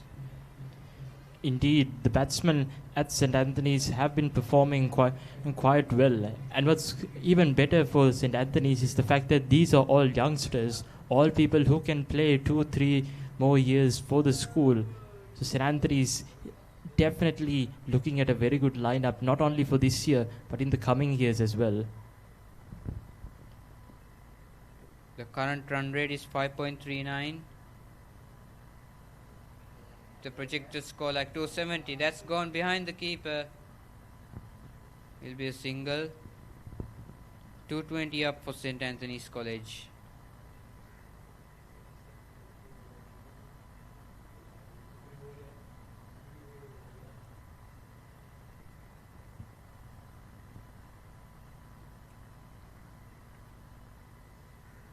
Here's the replay of the ball. It came into the batter. Looked like it was going away, but came into the batter a lot and went through his pads. Just missed the stumps. Final ball of the over. That's hammered quite hard, but still gets a single. 221 for 3 of 41 overs.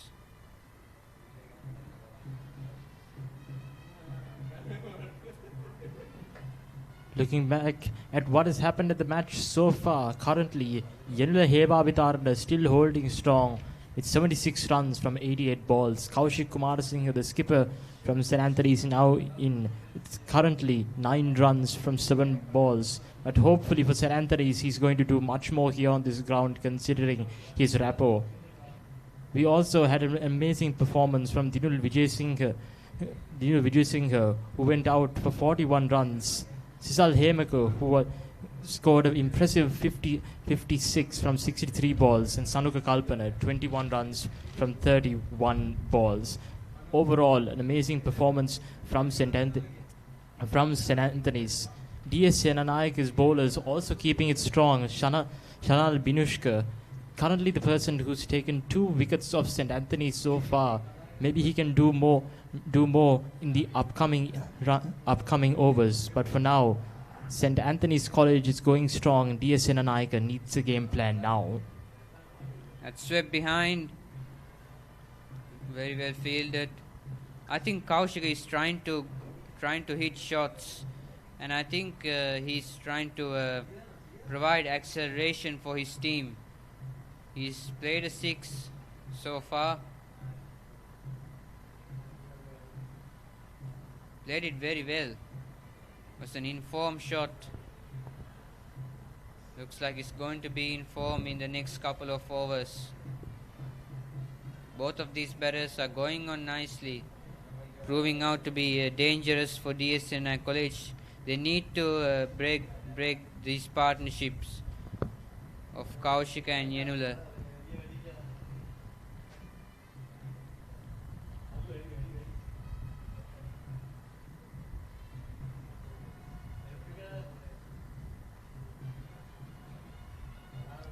A swift shot. Oh, that's gone for 2 runs. Not happy with the fielding there, the bowler.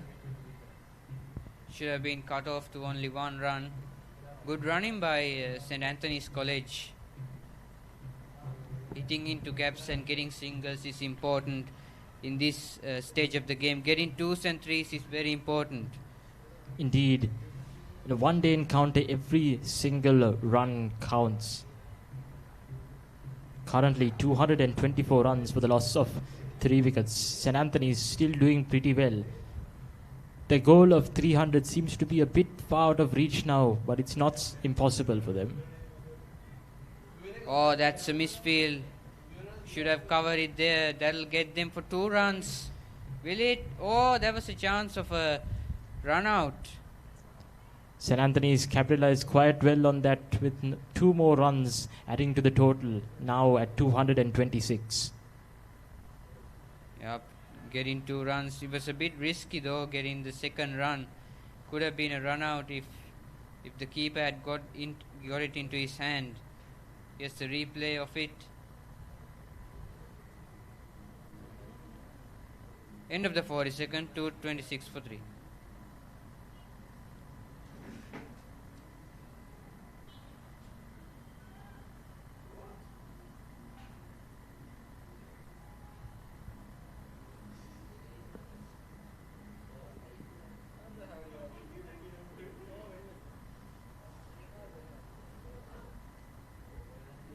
Looking back at the replay of that last ball,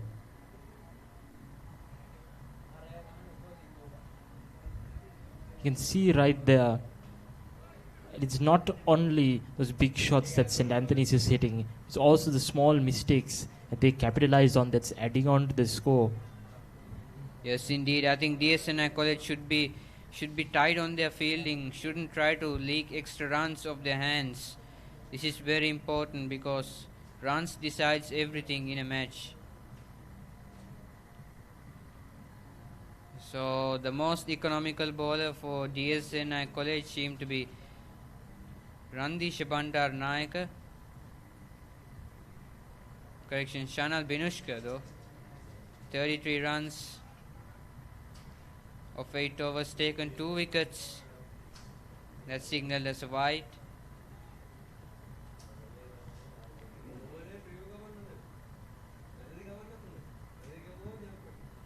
So these wides and these misfields give a lot of chance to St. Anthony's College. DSNI College have bowled more than I think 10 wides, which is unnecessary because it gives them an extra chance for the batting team. That's a good delivery.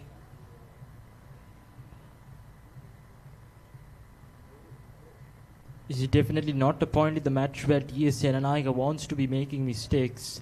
Once again, they have to get their game together to at least stop St. Anthony's from scoring more. At least cap them out at around 250 runs. 22-run partnership here. Another partnership slowly building up. And that's gone for a boundary. Yup, it is. Played through the covers. Good acceleration. Very brave when going for those shots. Kaushika, he's a very brave batter. Playing to all parts of the ground. This is an example of his great batting. Indeed, Kaushik Kumarasinghe is definitely one who's known for those bigger shots and taking the risks whenever the ball comes to him. He just needs to make sure that he's not careless. Another powerful shot straight to the boundary. Seems to be have collected at the boundary line. I don't think that's 4 runs for St. Anthony's, but that will be a single.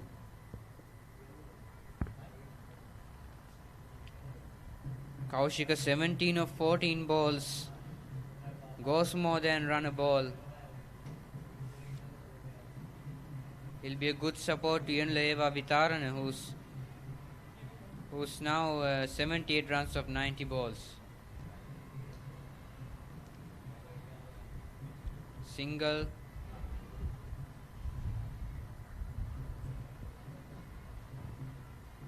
St. Anthony's College have really pulled things back. It looked like DSNI College were trying to get things back from St. Anthony's College by bowling tight overs, but now with the experience of Kaushika and Yenula, St. Anthony's College have put things back into a stage where they can get over 300 if they put on a fight.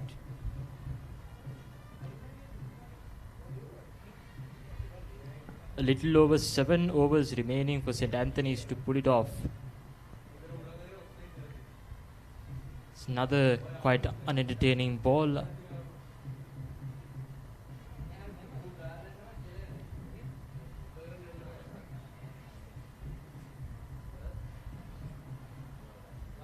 Two wides ball in this over. Hamid Afdal should try to bowl it into the batter rather than bowling away from him. That's played well. That'll go for a boundary. He played it slowly, but looked like the fielders gonna cut it off. Another boundary for St. Anthony's College. 33-run partnership in quick succession. Not a bad delivery by Hamid Afdal, but it was the batter who has executed it perfectly. Kaushik Kumarasinghe once again with those very confident shots that has been proved to help St. Anthony's quite a lot time and time again. Last ball of the over.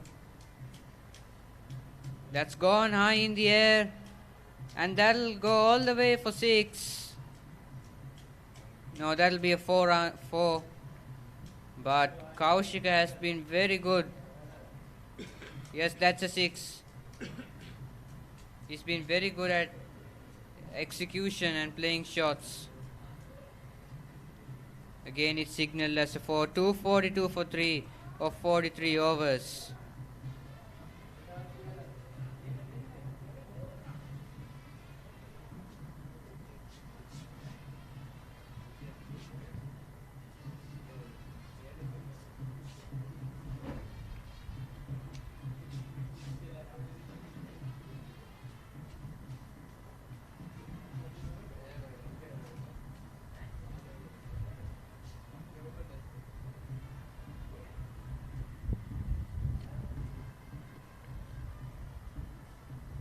Coming into the 44th over.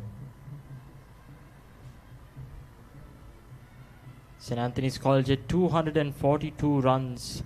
Shanal Binuksha at the bowling end again. That's cut well by the fielder as well. They still get one run. Yenleheva Vitarn is 20 runs away from a century. I think he has got more time to play his century because still 7 overs, almost 7 overs remaining.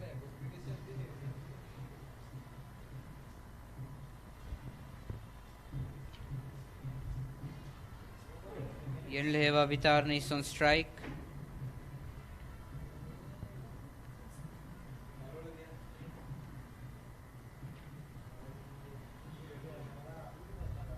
The batting by St. Anthony's College has been great. It's all those shots of execution and playing according to the time, I think. And DS Senanayake College bowlers were left with no clue of how they're going to bowl. That's gone over the ground. Will it be a catch? Yes, it is. A good innings by Yenuleheva Vitarna. That was quite unfortunate for Yenula. After 93 balls and a total of 80 runs, that ends his time on the field as a batsman for this match. Still, quite an impressive performance from him. But it was that one mistake that he made that's ultimately going to cost him. An amazing catch from the DS Senanayake fielders. That's going to add one more wicket, bringing up the total. So the total is 244 for the loss of 4 wickets. It's Dinul Vijay Singh who's basically out. 41 runs of 60 balls.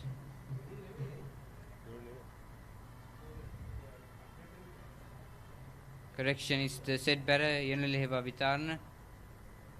Yep, 80 runs of 94 balls. A good score by him. Unfortunately, he gets out 20 runs short of 100. Regardless, nothing for Yenula to be sad about. He's still a new batsman for St. Anthony's, and he's got quite a few years to play. This was an impressive performance from him. Hats off to this young batsman. Indeed, Yenleheva Vitarna still needs to gain more experience, but he has scored 80 runs in this match. Still got a lot more years to play with. Shanal Binushka now, he has taken 3 wickets. The best bowler for DS Senanayake College.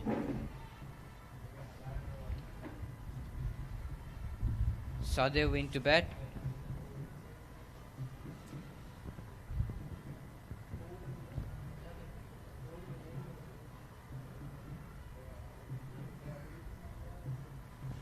The runs have been leaking in the past 10 overs. And DS Senanayake College should really try to pull things back. For that they need to take more wickets, because the projected score is now 280. If St. Anthony's College try to accelerate a little bit more, they could easily get over 300. Indeed, but DS Senanayake is now at an advantage here, because after those 4 wickets, they have taken up quite a bit of the good batsmen from St. Anthony's. But it's not going to be easy with Kaushik Kumarasinghe still at the pitch, with Sadev Amarakon on the other end. That's good acceleration. That's gone all the way. Hit into the side screen. Brilliant shot by Kaushika to end the over. 251 for 4. At the same time, 250 runs is up for St. Anthony's College. A brilliant shot. You could literally feel that one right at the commentary box here. Indeed, it hit on the screen there. Brilliant shot. He's very brave at playing those shots. And he'll be needed for St. Anthony's College to bring them a score of 300, which is seen possible here, isn't it? Indeed, Kaushik Kumarasinghe seems confident as ever, and it doesn't seem like anything is going to stop him unless DS Senanayake can come up with a way to exploit his confidence and make him do a mistake. Yes, I think a change of line and length is needed by DSNI college bowlers because Kaushik has been very good at playing those slot deliveries. The last one was bowled in the slot and it was punished. I think the pacers should do a task for them to restrict the runs. Especially Kaushik has been dominant against spinners, but to fast bowlers, his patience is very much needed. Indeed, indeed. And now we're up the 45th over. Oshada Pereira now coming in with the ball. A good delivery. Oshada Pereira bowling it slow.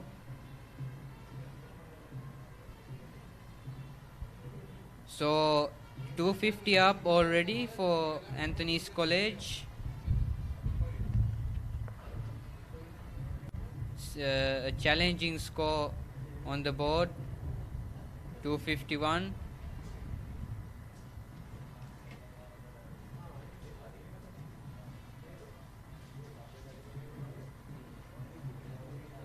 That's pulled well into the deep. Fielder there.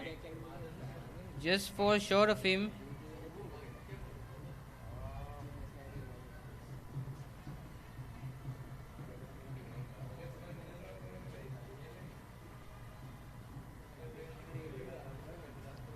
Let's look at a replay of that ball.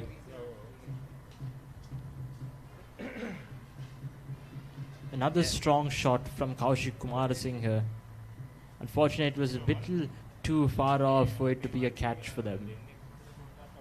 252 for four balls remaining in this over. Kaushika is 32 of 18 balls.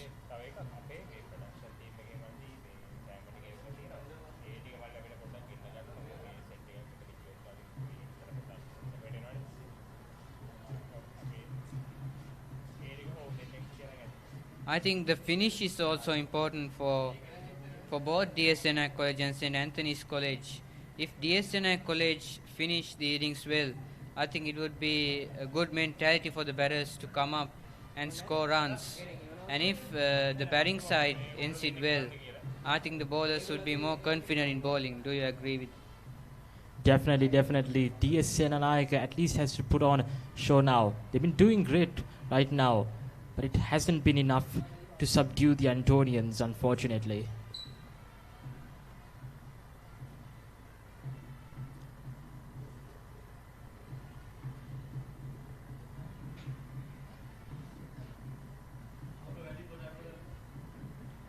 So Kaushika has been very good at maneuvering to all parts of the ground.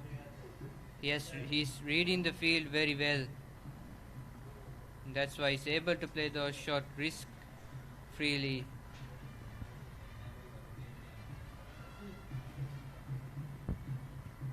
That signaled the wide.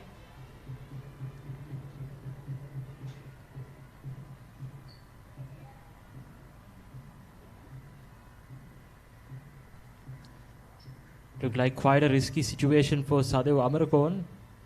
Needs to be more careful with that.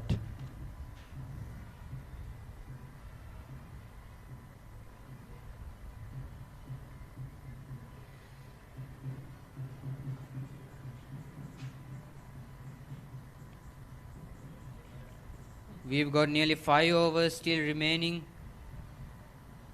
It has been a hard day for DSNI bowlers.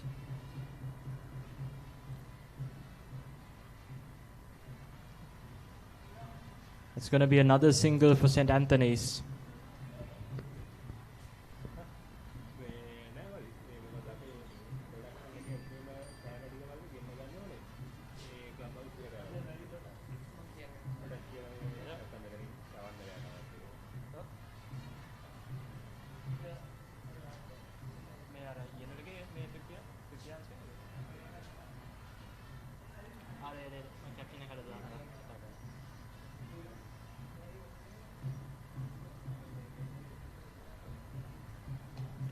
That's hit straight down the ground. Beautiful shot. Was ball in the slot. That's his region, Kawashika Pereira, and he punished it over the fielder for 4 runs. Yes, straight in the slot. That's easy pickings. Kaushik Kumara doesn't seem to be slowing down anytime soon. 37 runs from 20 balls so far. He's capitalizing on every opportunity he can get, and it's becoming quite detrimental for DS Senanayake, unfortunately. Last ball of the over. That's it powerfully. Another 6. This is brilliant batting by Kaushika. Quite an eventful end for that over, which brings the total of St. Anthony's to 265 runs for the loss of 4 wickets at the end of 45 overs. Going very strong. It seems like the goal of 300 runs is in their reach if they can keep this momentum going. Indeed, 35 runs is needed of 5 overs to get them to 300. And I think St. Anthony's College mindset has now changed. They'll be looking for a score like 320 now, because 310 or 315, because they'll know that they can get over 300 very easily if they keep this momentum on. And they're trying to score some extra runs as well. Indeed. But like I said before, DS Senanayake does have an opportunity to take here, even though it is quite late in the late. The fact that most of St. Anthony's best batsmen, Sisal Hemaka, Sanuka Kalpana, Yenula Hevavitarana, all of them have been taken off the pitch, and that's a good opportunity for DS to capitalize on. If they can get Kaushika out as well, then St. Anthony's is going to lose all of their heavy hitters. Yes, I think DSNI College should try to target on Sadev because he's new to the crease, and some hard balls need to be bowled on him. And for Kaushika, I think a change of bowling is needed. If they can get those 2 wickets, I think restricting them below 300 is possible. And as you said, it's a good chance for DSNI College because the Antonian set batters are out. Kaushika is 7 runs short of 50. If DSNI College manage to get him out, I think they can put up a game here. The unfortunate problem, though, is that even though Kaushika is the last heavy hitter left from St. Anthony's, he's unfortunately the best as well from the Eagles. Currently 43 runs from only 21 balls. Like I said, capitalizing on every opportunity he can get. He takes every single risk he can, and unfortunately for the Dons, he doesn't seem to be making any mistakes so far. Another good shot. Gets a single.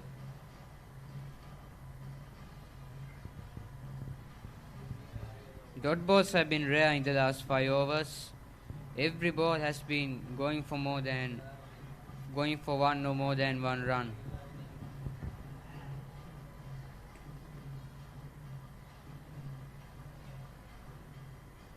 But 3 dots have been bowled in this over of Shanal Binushka. Indeed, Shanal Binushka has been quite a great bowler for DS. Last ball of his spell. Gets a single. They're trying to come back for 2. 270 for 46 overs. That ends a good bowling of Shanal Binushka. 47 for 3 of 10 overs. With only 4 overs remaining for the Antonians to bat, projected score is now at 294 runs. St. Anthony's doing quite well here still. Kaushik Kumara has to keep this momentum going though. Sadhu Amarakon, if he can just tap at the ball and let Kaushika go for those big shots, that goal is definitely in sight for the Antonians. This also gives a good opportunity for DS, as I said. If they could bring in a bowler like Shanal Binuksha to taking that one more wicket of Kaushik Kumarasinghe, then it's over for the Antonians, and DS will be able to subdue the Eagles from here on off. We just need to figure out a way to get it done.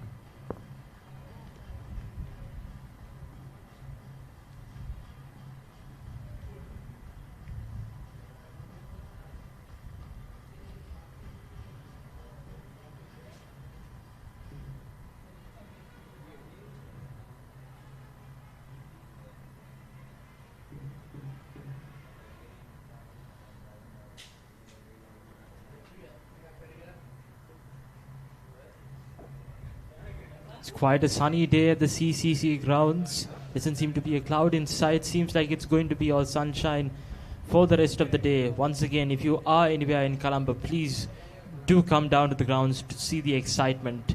We can assure you that it's a lot more exciting and a lot more immersive up front than it is through a screen. Yes, it is. It's a bright and sunny day, and it's good conditions for batting.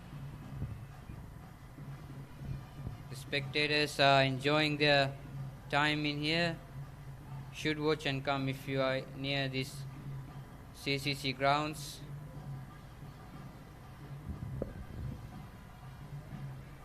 Very exciting atmosphere building up. DSNI College, their batting side is not to be underestimated. They've got a good opening pair, and I think if St. Anthony's College are restricted to less than 300, it will be a good chance for the DS batters to come in and score runs. Indeed, indeed. Wasn't that confident with that ball, it seems. Shivan Velgama. It's the only other ball in this match who has taken a wicket for DS right now. Oh, that's pulled away. That's gone all the way for 6. I think that brings Kaushik Kumarasinghe's score to a 50, if I'm not mistaken. Very, very good innings by Kaushika. 50 runs of 25 balls. That's power hitting. He's been looking dangerous for DS Senanayake College. 277 for 4 is the score now. It's the third Antonian of the day that we've seen past the 50-run mark. Absolutely impressive performance from them overall. Kaushika Kumar is very, very impressive because he's been belting the ball to other parts of the ground. The other batters of St. Anthony's took a bit of time to get into the crease and then scored. But Kaushika, right from the go, he has played shots very bravely. And that's his speciality of playing. Another boundary. Runs coming for St. Anthony's College, 280 up in the 46th over.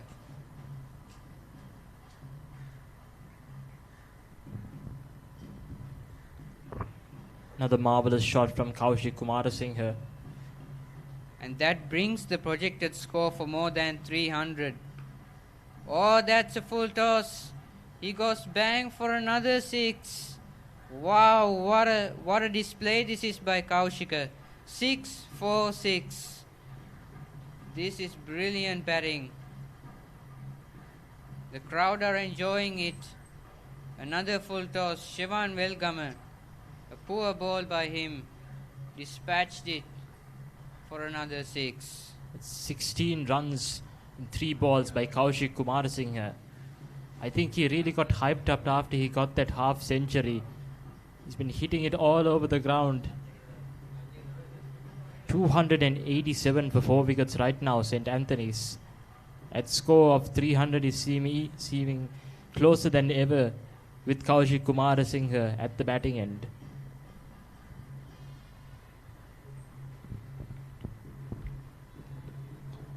Oh, that's gone again. What a show this is. Another 6. Brilliant batting. What an over this is. 6 4 6 6. And that is 22 runs in this over. Poor over by DS Senanayake College. Kaushika has been getting the chance of this spin bowling.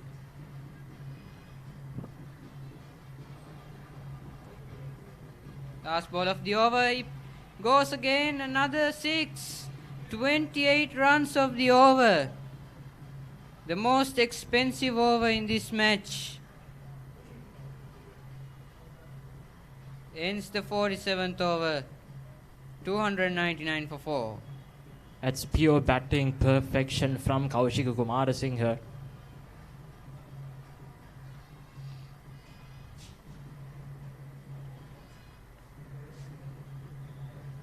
In a single over, we saw this man go from scoring 50 runs to now 72 runs from only 29 balls. Absolutely impressive, especially the one-day encounter. With only 3 overs remaining, 299 for 4 wickets, only 1 run shy of that goal of 300.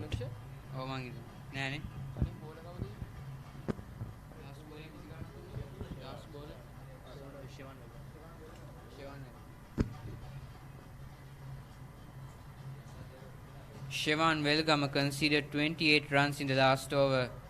Hamid Afdal is into ball.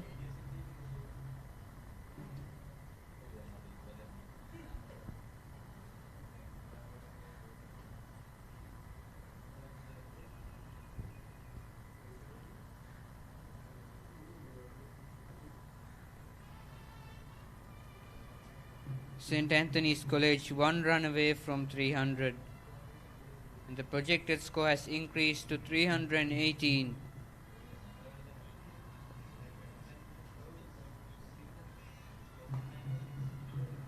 And that brings up 300 for St. Anthony's College. Really good batting on a feather bed of a pitch, CCC, which is very good for batting conditions. And they bring up the 300 runs. All the batters contributed for it.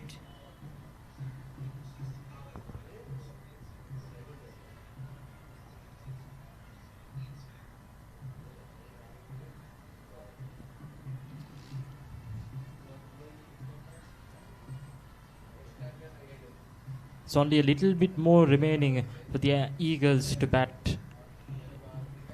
I'm pretty sure they're now aiming at around 320 runs.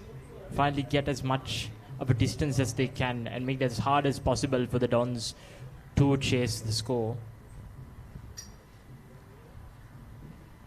Projected score currently at 318 seems very possible with Kaushik Kumarasinghe's performance in the last few overs.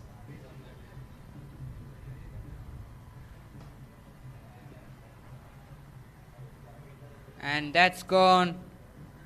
Kaushika tried to hit it for another 6. Was a full toss. Goes straight into the hands of the fielder. Unfortunately, his confidence got the best of him. With that shot not being able to make it over the boundary line, it's going to cost him. But his contributions will not be forgotten. 72 runs and that 28 runs in a single over. An absolutely impressive performance from the Antonian skipper, and one that's clearly going to keep St. Anthony's ahead of the game. Yes, he brought back his side into the game, scoring 28 runs in an over by himself, which is quite impressive. And he departs, but he has already done the damage for DS Senanayake College. They were looking to restrict the St. Anthony's College below 300, but it has been done with 2 overs to go. Praveen is into bat.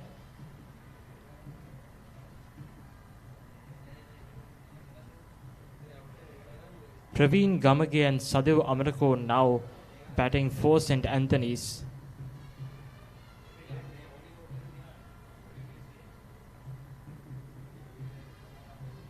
That would be a single.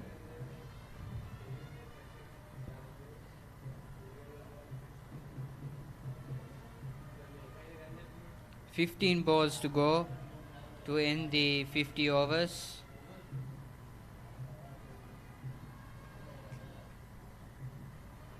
This is already a challenge in total for the Dons, and they need to get off to a flyer if they are about to bring this into a good game.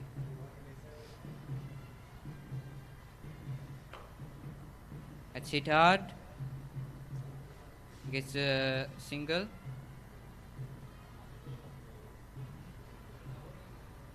Sadev Amarakon and Praveen Gamage, not quite the big hitters that we saw previously from St. Anthony's. But if they can hold on a bit more and get those singles and those doubles, they can still do their relevant contributions to St. Anthony's, bring their total to around 310, 320 at the end of 50 overs. That'll be another single. So these two are trying to nudge it off because 2 overs are remaining. If they score run a ball, they would get 315 runs. Still a good score.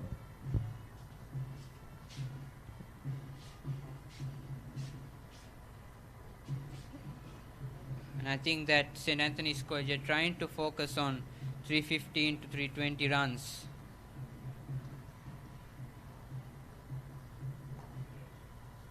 A slow ball. That ends the 48th over. A single to end. 304 for 5. With only 2 overs remaining now for St. Anthony's to bat, they have successfully crossed that line of 300 runs.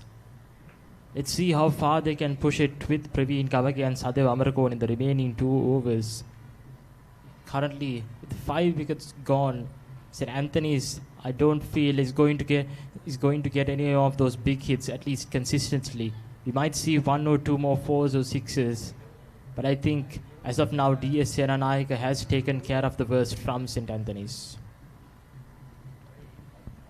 Yes, if the said batter who scored 72 runs be at the crease, St. Anthony's College could have got past like 330 runs. That was quite a crucial wicket.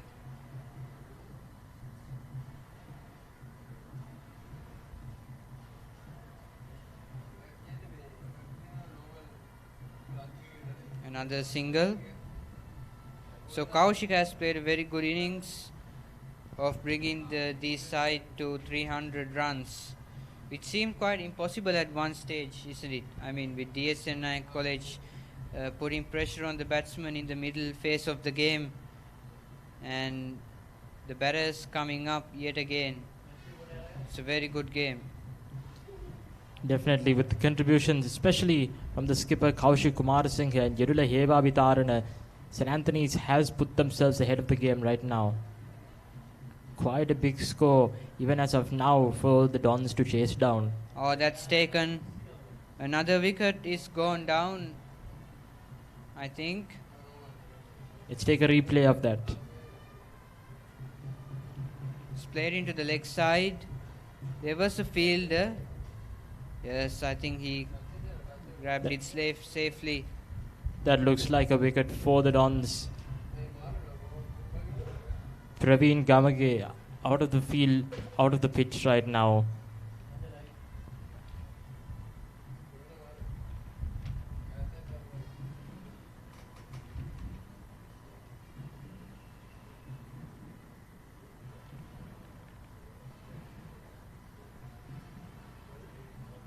Still more than 1 over to go. I think they would be focusing on score like 315, maybe score a run a ball. That would give them quite a lot of confidence into defend a score like 315.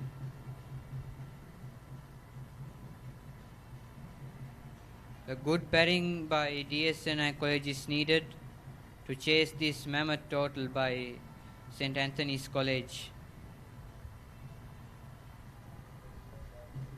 Sanitha Gunatilaka now in at the batting end. Oh, that's a good shot. That'll go for a boundary. Gone behind the keeper. Very, very good shot. Batting sensibly in that place. It's quite a low effort, 4 runs for Sanitha Gunatilaka from his first ball itself. St. Anthony is now at 309 for 6 wickets at 48.3 overs. It's now not a game of how many sixes and fours St. Anthony's can get, but rather is how far can they push the mark that they've right now gotten. Yes, indeed. If they get over 320, it'll be more than enough for them. With Sanitu in, if he plays another couple of fours, it's possible for them to get over 320. Indeed. Afterwards, for St. Anthony's, it's going to be a game of bowling and subduing the Dons. And I think they unfortunately have quite good capabilities in that area as well, especially with bowlers like Sanithu Gunathilaka himself, as well as Ryan Gregory and Sisal Hemaka, who've had quite good performances on the bowling end as well this season.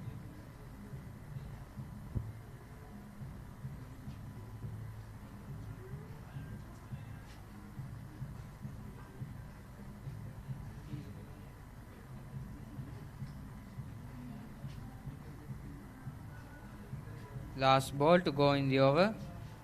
311 for 6. Will they finish the over well?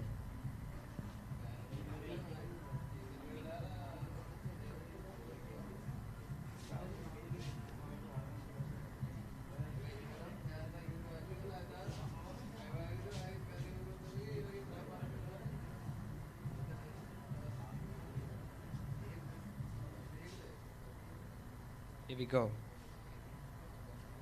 That'll be a single to end the over. 312 for 6 of 49 overs.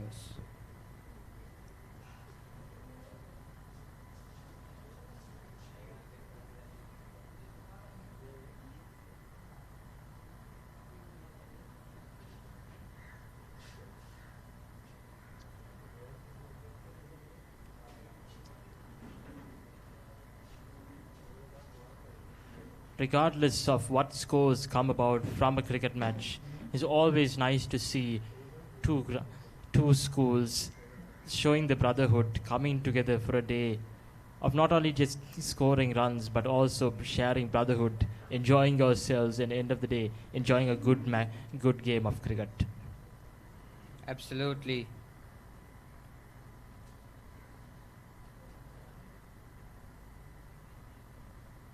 The team spirit is all that matters in a match these two schools playing. First time one day encounter between DS Senanayake and St. Anthony's.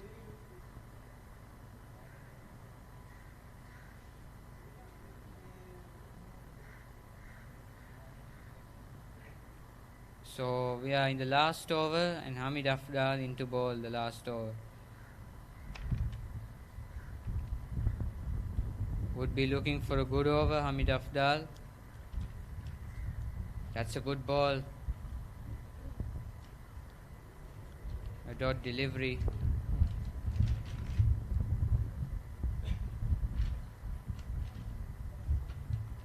Sanithu Gunathilaka should be looking to just tap at the ball and only going for those big hits if he is completely confident with them. It's not really the time for those big hits, as they've already got quite a big amount for them. Hit very well, will be a single. Gives the strike to Sadev.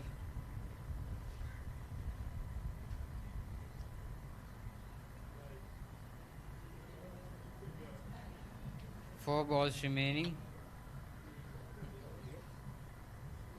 Already a good score for St. Anthony's College. They should try to end their innings well. Definitely, this goal's definitely around 315 or 320 by the end of this over. Current projected score is at 317, right in the middle. Oh, there was a chance to pick up, but he only gets a single. Quite an awkward shot from Sadev Amarakon. Didn't cost him though. Try to go for the scoop there. Just hit him on the pad. So one leg by.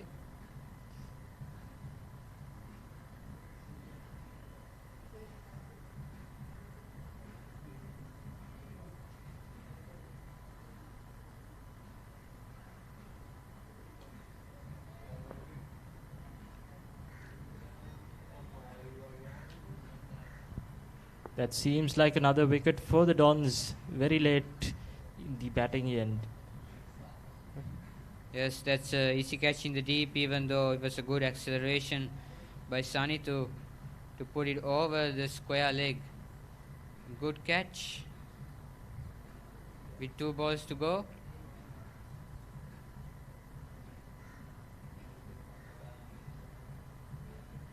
Quite a powerful shot, unfortunately not powerful enough to get over the boundary line. It's one more wicket for the Dons. 314 runs for the loss of 7 wickets right now. We've got 2 balls left to see what score the Dons are going to have to chase in this match. It's already quite a number. The Dons have to try and limit this as much as possible, at least the last 2 runs. So Ryan Gregory now at the batting end with Sadev Amarkon.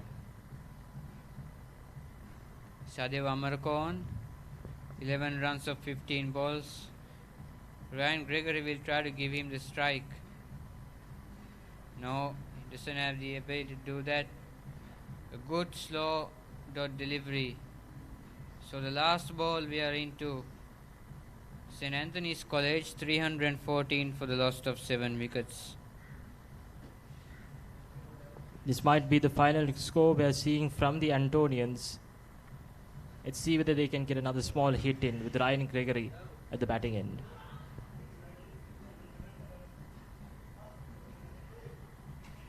They're trying to come back for a single.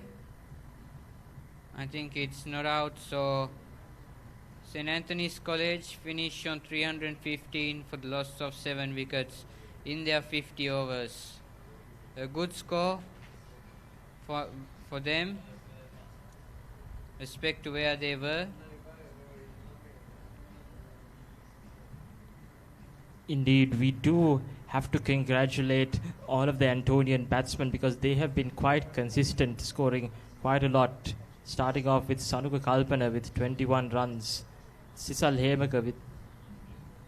Hemaka scoring 56 runs, followed by Yenula Hevavitarana with an impressive 80 runs and the highest score from the Antonians. Afterwards, we saw the likes of Dinul Vijayasinghe, 41 runs again. Kaushik Kumarasinghe, an impressive 72 runs from a mere 30 balls. And then a few contributions from Praveen Kamaki and Sanitya Gunatilaka as well, ending with Sadev Amarkon and Ryan Gregory on the pitch. Total score of 315 for 7 wickets. The Dons are going to have to chase a score of 316 to win this match. It's quite a big score for them, but we haven't seen the likes of their batting in this match yet. They can get a comeback. They have to lock in though. Very impressive partnerships. Sanuka Kalpana and Sisal Hemaka, 64 runs of 63 balls until they were fallen to Shanal Binushka. And then partnerships over 30 coming up. 2 partnerships over 50 coming up, 51 and 90. And then good contributions from Kaushika Kumarasinghe, 72 runs in just 30 balls. And at the end, with 24 extras, bowled by Senanayake College, St. Anthony's College managed to get 315 for the loss of 7 wickets. Yenul Hevavitarana with the highest score, 80 runs of 94 balls. Kaushika Kumarasinghe, 72 of 30. Sisal Hemaka scoring 56 of 63 balls.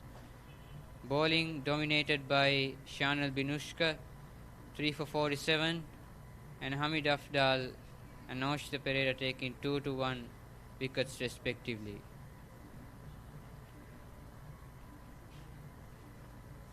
So a challenging score for DS Senanayake College. They need 316 runs of 50 overs to win. An impressive score by the Antonians, especially for a one-day encounter. Like I said, we still haven't seen the likes of the Senanayaka's batting. We could see an impressive score from their end as well.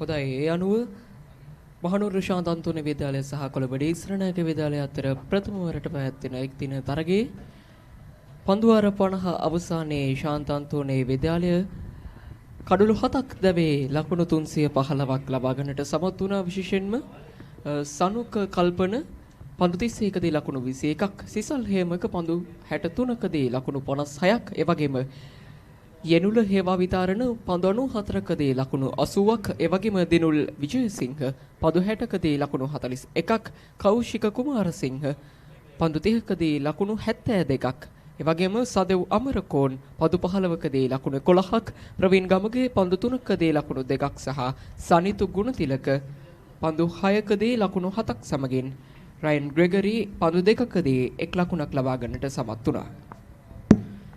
මෙන්ම කොළඹ සෙනනක විද්‍යාලයේ පන්දු යවන්නන් ලෙස ඔෂද පෙරේරා තමන්ගේ පන්දුවාර 5 අවසානයේ ලකුණු 50ක් පමණක් ලබා දී එක් කඩුල්ලක් දවාගෙන තිබෙනවා. බාසුරු කල්හාර තමන්ගේ පන්දුවාර 10 අවසානයේ ලකුණු 50ක් ලබා දී තිබෙනවා. ඉන් අනතුරුව ශනල් බිනුක්ෂ තමන්ගේ පන්දුවාර 10 අවසානයේ ලකුණු 47කට කඩලු 3ක් දවාගෙන තිබෙනවා. රන්දීෂ බණ්ඩාරනායක තමන්ගේ පන්දුවාර 9 අවසානයේ ලකුණු 44ක් ලබා දී තිබෙනවා. සිත්රු ගුණරත්න තමන්ගේ පන්දුවාර 6 අවසානයේ ලකුණු 32ක් ලබා දී තිබෙනවා.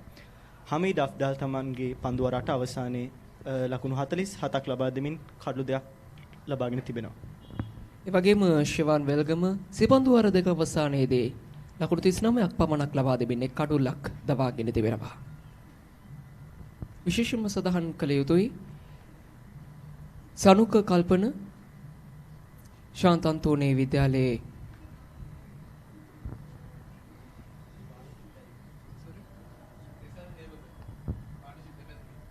ඒ වගේම සනුක කල්පන සහ සිසල්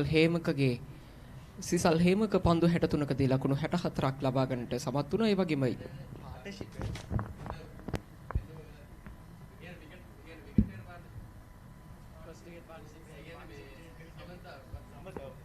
සනුක කල්පන සමගින් සිසල් හේමක සමදතාවයේ පන්දු 63කදී ලකුණු 64ක් ලබා ගන්නට සමත් වුණා. ඉන්නෝ යෙනුල හේවා විතරණ සමගින් සිසල් හේමකගේ ලකුණු 51ක් ලබා ගන්නට සමත් වුණා. උන්ගේ සමදතාවයේ තුලදී පන්දු 68කට මුහුණ දෙමින් ඒ වගේම යෙනුල හේවා විතරණ සමගින් දිනුල් විජයසිංහ සිය සමදතාවයේ ලකුණු 90ක් දක්වාගෙන යන්නේ පන්දු 106කට මුහුණ දෙමින්. ඒ වගේම යෙනුල හේවා විතරණ සමගින් නැවතත් කෞශික කුමාරසිංහ එක්වී පන්දු 28කදී සිය සමදතාවයේ ලකුණු 39ක් දක්වා ගොඩනගා ගන්නවා. ඒ වගේම පන්දු 23කට මුහුණ දෙයි සදෙව් අමරකෝන් සමගින් කෞශික කුමාරසිංහ ලකුණු 56ක් ශාන්ත අන්තෝනි විද්‍යාලයේ ලකුණු පුවරුවට එක් කරනවා. මෙම තරඟාවලියේදී කැපී පෙනෙන දස්කම් අපිට දැක ගන්නට පුළුවන්. යෙනුල හේවා විතාරණ පන්දු 94කින් ලකුණු 80ක්, කෞශික කුමාරසිංහ පන්දු 30කින් ලකුණු 72ක්, සිසල් හේමක පන්දු 63කින් ලකුණු 56ක්. ඒ වගේම පන්දු යැවීම අතින් ගතොත් කොළඹ ශ්‍රීනායක විද්‍යාලයේ කණ්ඩායම උපනායකයා ශානල් බිනුක්ෂ සිපන්දුවාර 10 අවසානයේ ලකුණු 47ක් පමණක් ලබා දෙමින් කඩලු 3ක් දවා ගන්නට සමත් වුණා. ඒ වගේම හමීඩ් අෆ්දාල් පන්දුවාර 8 අවසානයේ ලකුණු 47කට කඩලු 2යි.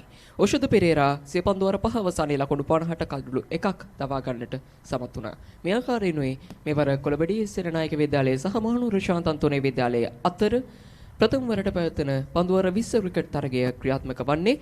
මෙවන විට තරගය දිවාහාරය සඳහා නතර කර අවසන්. දිවාහාරයෙන් අනතුරුව කොළඹ සෙනනායක විද්‍යාලයේ කණ්ඩායම පන්දුවට පහර දීමට නියමිතයි. ඉතින් අපි සූදානම් ඔබ සියලු දෙනාට සුපැහැදිලි සුන් සහිතව ක්‍රීඩා විස්තර විචාරයේ සිංහල සහ ඉංග්‍රීසි මාධ්‍ය භාවිතයෙන් ඔබ සියලු දෙනාට මේ ආකාරයෙන්ම ගෙනෙන්නට ඔබ සියලු දෙනාට ආරාධනා කරන වරදේ සිටින්න මේ තරගයත් සමගින්. මෙදා පාර අලුත් අවුරුදු නිවාඩුවේ පවුලේ හැමෝම එක්ක එකතු වෙලා හිතේ හැටියට රස විඳින්න පුළුවන් අලුත්ම අලුත් චිත්‍රපට පෙළක් දැන් POTV වෙතින්.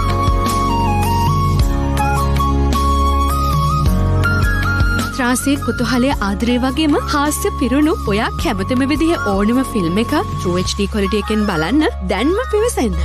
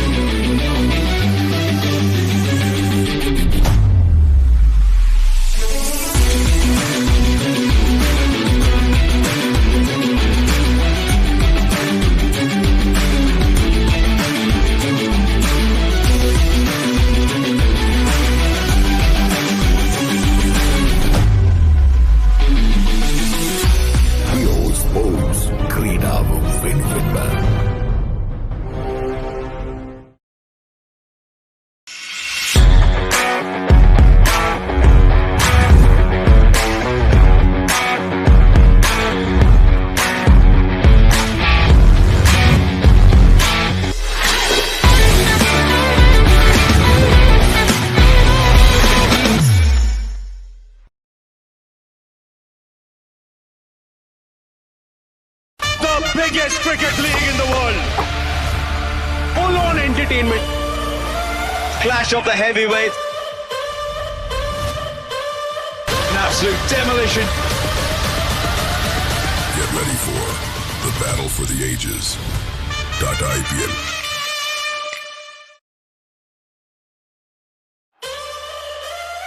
After 18 years, the RCB win the IPL. The kingdom has been claimed. The legends are coming for it.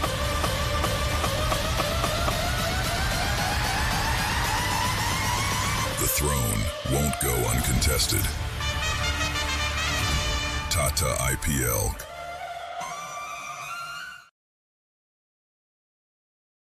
මෙදා පාර අලුත් අවුරුදු නිවාඩුවේ පවුලේ හැමෝම එක්ක එකතු වෙලා හිතේ හැටියට රස විඳින්න පුළුවන් අලුත්ම අලුත් චිත්‍රපට පෙළක් දැන් POTV වෙතින්.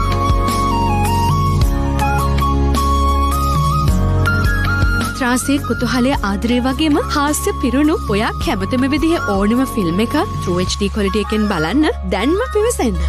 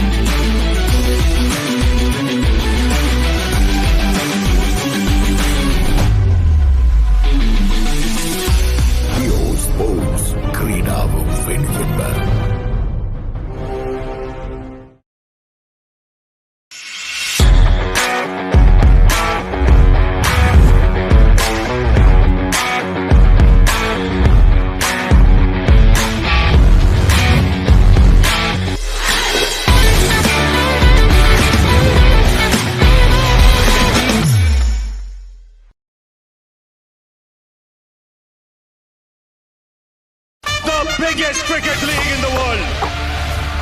Full-on entertainment. Clash of the heavyweights. absolute demolition.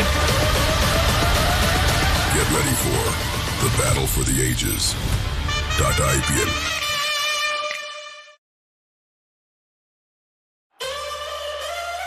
After 18 years, the RCB win the IPL.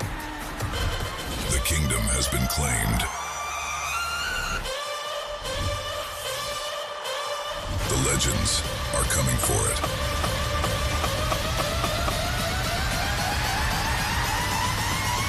The throne won't go uncontested. Tata IPL.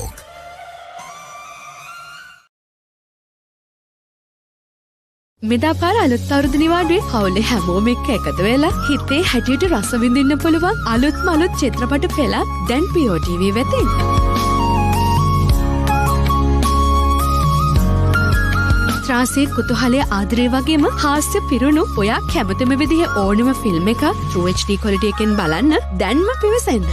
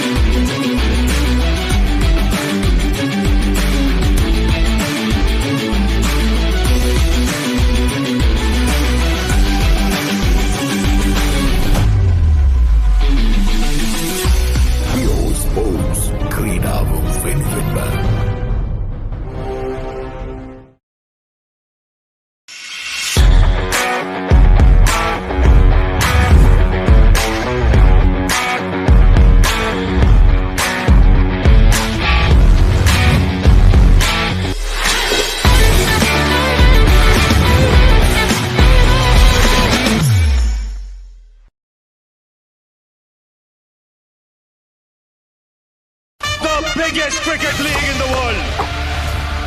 Full on entertainment. Clash of the heavyweights. An absolute demolition. Get ready for the battle for the ages. .IPL.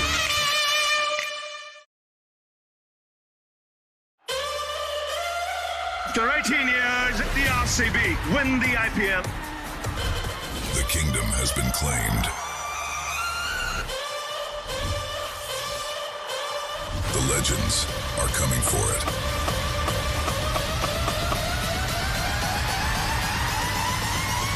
The throne won't go uncontested. Tata IPL.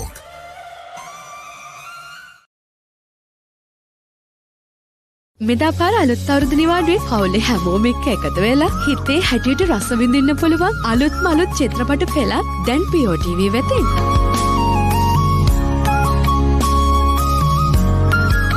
ත්‍රාසයේ කුතුහලයේ ආදරය වගේම හාස්‍ය පිරුණු ඔයා කැමතිම විදිහේ ඕනම film එකක් True HD quality එකෙන් බලන්න දැන්ම පිවිසෙන්න.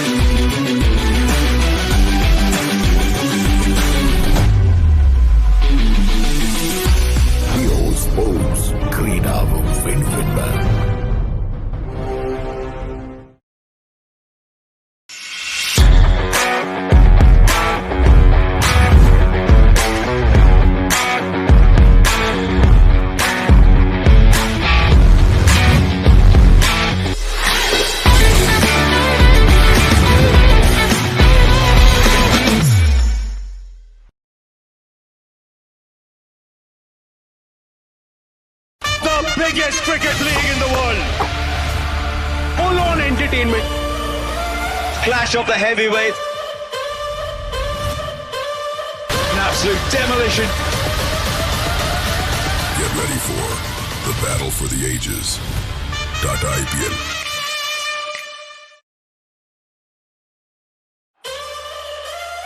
After 18 years, the RCB win the IPL. The kingdom has been claimed. The legends are coming for it.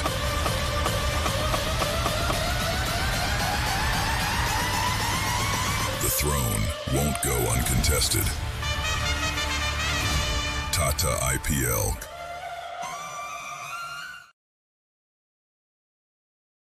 මෙදා පාර අලුත් අවුරුදු නිවාඩුවේ පවුලේ හැමෝම එක්ක එකතු වෙලා හිතේ හැටියට රස විඳින්න පුළුවන් අලුත්ම අලුත් චිත්‍රපට පෙළක් දැන් POTV වෙතින්.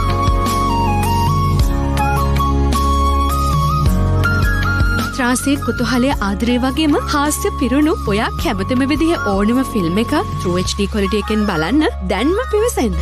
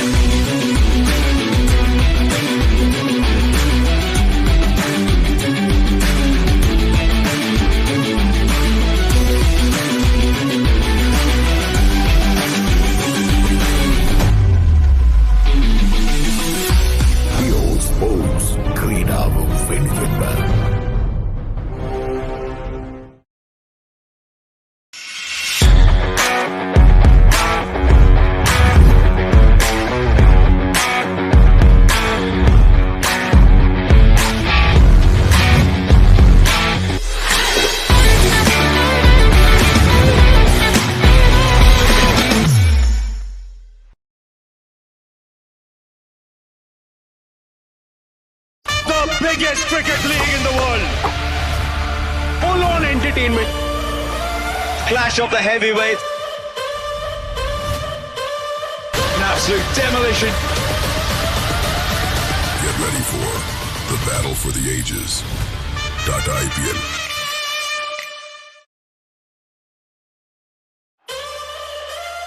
After 18 years, the RCB win the IPL. The kingdom has been claimed. The legends are coming for it.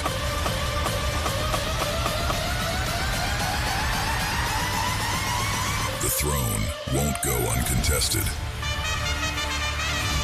Tata IPL.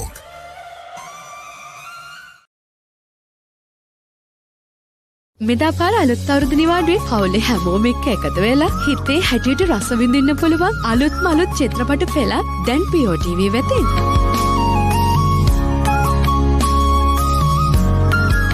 ත්‍රාසයේ කුතුහලයේ ආදරය වගේම හාස්‍ය පිරුණු ඔයා කැමතිම විදිහේ ඕනම ෆිල්ම් එකක් True HD quality එකෙන් බලන්න දැන්ම පිවිසෙන්න.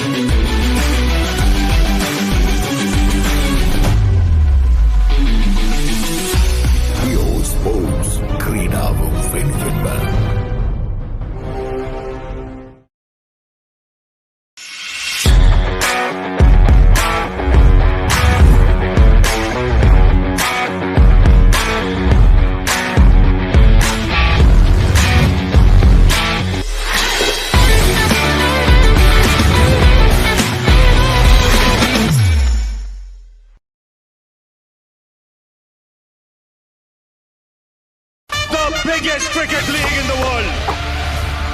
Full-on entertainment. Clash of the heavyweights. An absolute demolition. Get ready for the battle for the ages. .IPL.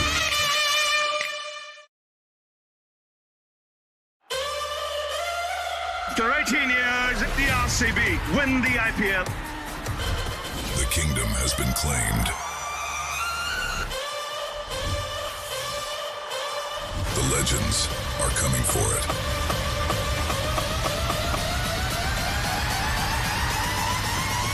The throne won't go uncontested.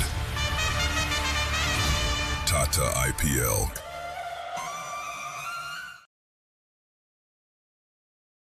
මෙදා පාර අලුත් අවුරුදු නිවාඩුවේ පවුලේ හැමෝම එක්ක එකතු වෙලා හිතේ හැටියට රස විඳින්න පුළුවන් අලුත්ම අලුත් චිත්‍රපට පෙළක් දැන් POTV වෙතින්.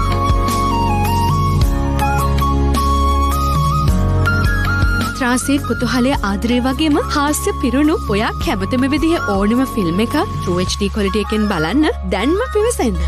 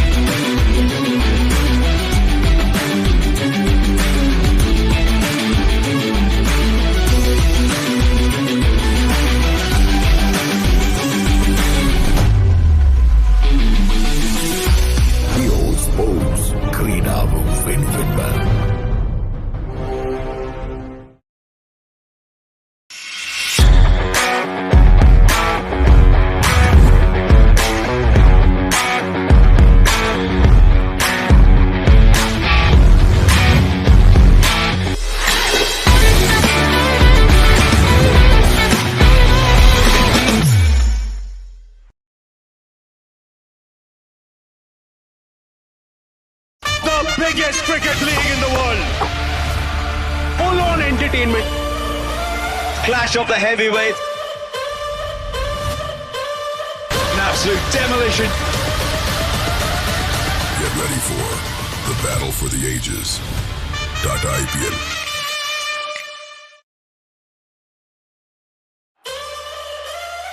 After 18 years, the RCB win the IPL.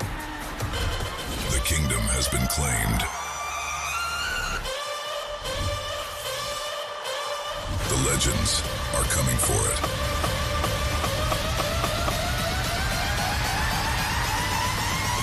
The throne won't go uncontested. Tata IPL.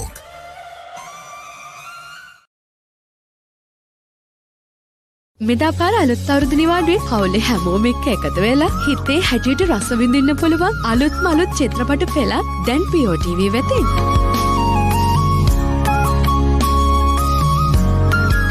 ත්‍රාසී කුතුහලයේ ආදරය වගේම හාස්‍ය පිරුණු ඔයා කැමතිම විදිහේ ඕනම ෆිල්ම් එකක් True HD quality එකෙන් බලන්න දැන්ම පිවිසෙන්න.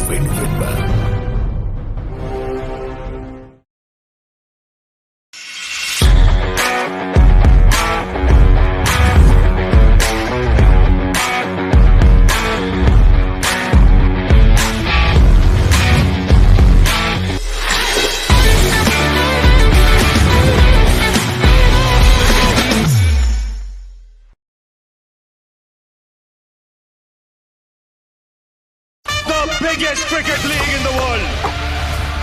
Full-on entertainment. Clash of the heavyweights. An absolute demolition. Get ready for the battle for the ages. .IPL.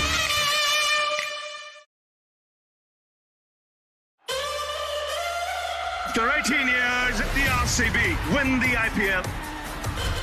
The kingdom has been claimed.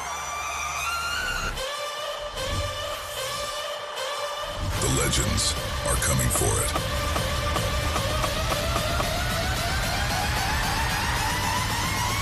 The throne won't go uncontested.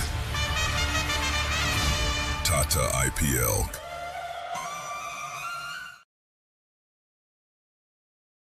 මෙදා පාර අලුත් අවුරුදු නිවාඩුවේ පවුලේ හැමෝම එක්ක එකතු වෙලා හිතේ හැටියට රස විඳින්න පුළුවන් අලුත්ම අලුත් චිත්‍රපට පෙළක් දැන් POTV වෙතින්.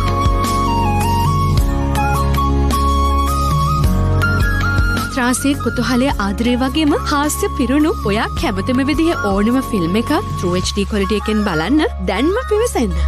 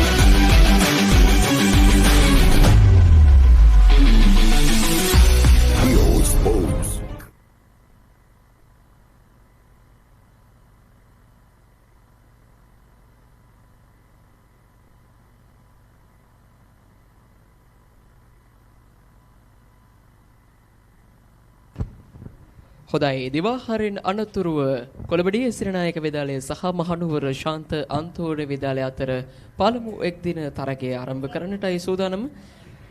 දිවාහාරයට ප්‍රථමයෙන් මහනුවර ශාන්ත අන්තෝඩ විද්‍යාලය කඩලු 7කට ලකුණු 315ක් වාර්තා කළා. ජයග්‍රහණයට කොළඹදී සිරනායක විද්‍යාලයට ලකුණු 316ක ඉලක්කයක් පවතිනවා.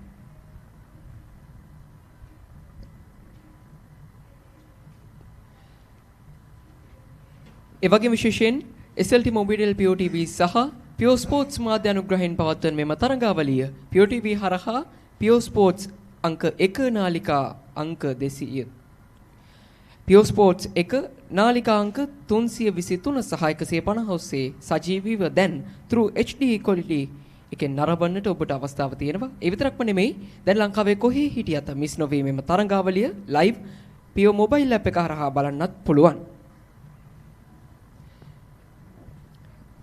විශේෂයෙන්ම ඔමිරු ක්‍රීඩා විස්තර විචාරයේ සමගින් මාත් සමග එක් වෙනවා ඔමිරු සන්දිර අයබෝන් ඔමිරු අයබෝන් රන්තුල සුබ දහවල සුබ දහවලක් ප්‍රාර්ථනා කරනවා ඔබටත් අපි දුටුව විවේක දේවාහාරයට ප්‍රථමයෙන් තමත් හොඳ තරගයක් අපිට දැක බලා ගන්නට හම්බුණා විශේෂයෙන්ම ලකුණු 315ක් වැනි ඉහළ ලකුණු පුවරුවක් වාර්තා කරන්නට සමත් වුණා මහනුවර ශාන්ත අන්තෝනි විද්‍යාලයේ කණ්ඩායම අනිවාර්ය රන්තුල මහනුවර ශාන්ත අන්තෝනි විද්‍යාලයේ පිතිකරුවන් ඉතාමත් හොඳින් Tamanගේ රාජකාරී ඉටු කරා අපිට උදෑසන සිටම දකින්නට පුළුවන් වුණා.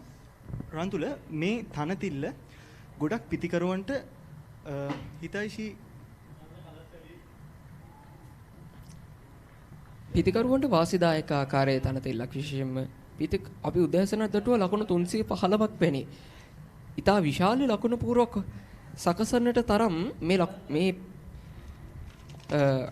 තනතිල්ල වාසියක් වුණා. විශේෂයෙන්ම අපි උදෑසනම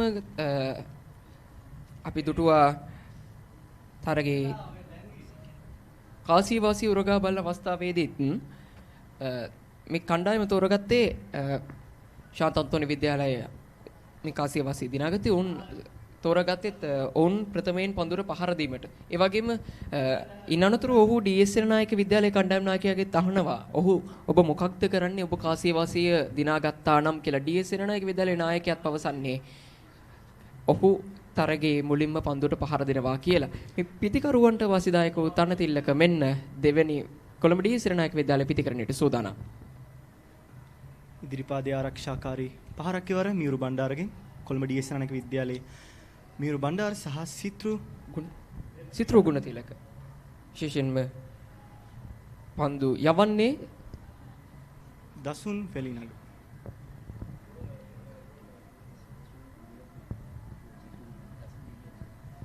දසුන් වේලියංගස් තමයි පන්දු යවන්න.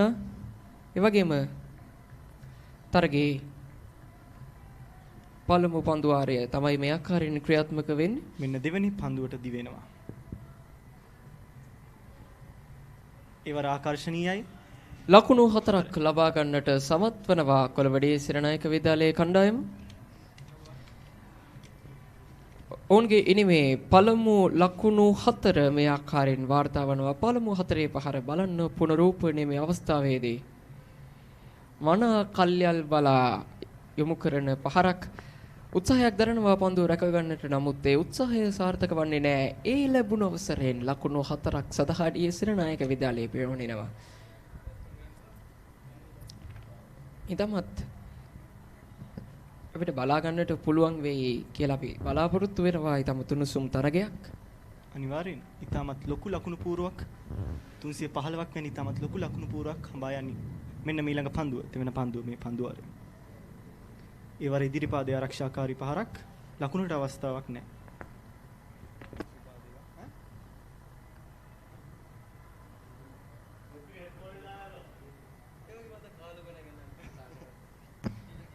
ඒ වගේම විශේෂ නොවිරෝධ කාලගුණය ගැන කතා කරද්දී උදෑසන පටන්ම යහපත් කාලගුණ තත්ත්වයක් පැවතුනා මේ කොළඹ CCC ක්‍රීඩාංගණයේ ආසන්නයේදී. මොකද පැහැදිලි හාසක් අපිට දක්නට ලැබුණා. අපි හවස් වරුවේදීත් ඒ වගේම කාලගුණයක් අපි අපේක්ෂා කරනවා මේ තරගයේ ඉදිරියට කරගෙන යන්නට නම්. විශේෂයෙන්ම මොකද යහපත් කාලගුණ තත්ත්වයක් තියෙනවා නම් තරගයේ තමත් පහසුවෙන් අපිට සිදු කරගෙන යන්නට අපිට සිදු කරගෙන යාමේ හැකියාව පවතිනවා. මෙන්න මීලක පන්දුව දසුන්ගෙන් එවරද පසුපාදයේ ආරක්ෂාකාරී පහරක්. එවරද හොඳ පන්දුවක් දසුන් වේලිනම්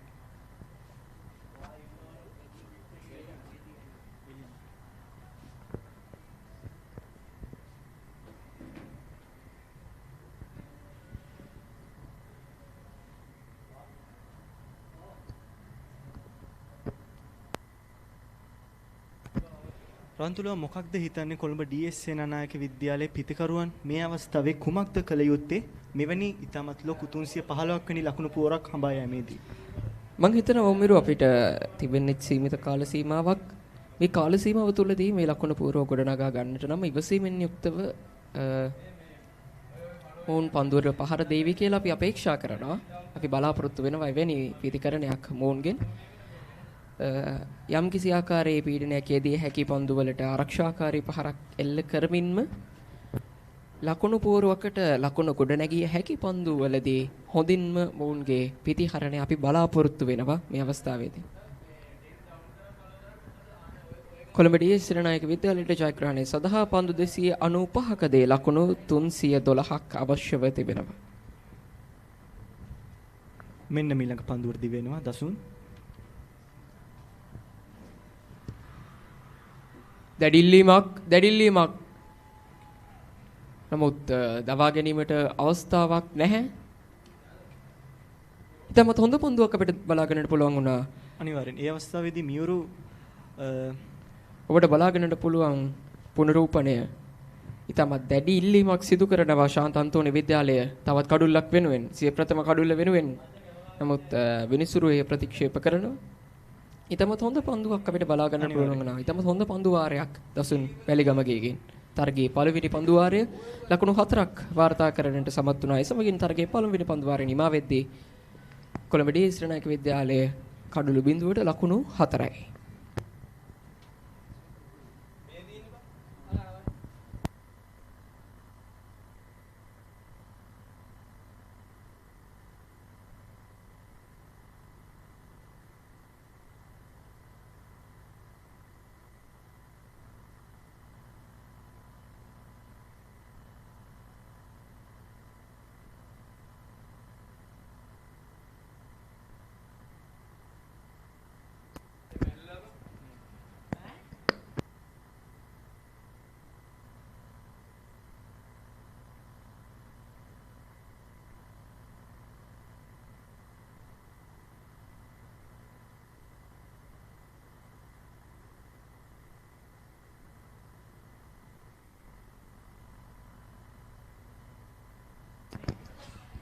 මෙන්න මීළඟ පන්දුවාරය සනිතු ගුණතිලක පන්දු යවන්න වශයෙන් කටයුතු කරන්නේ දකුණත් දඟ පන්දු යවන්නේ සනිතු ගුණතිලක මහනුවර ශාන්ත අන්තෝනි විද්‍යාලය.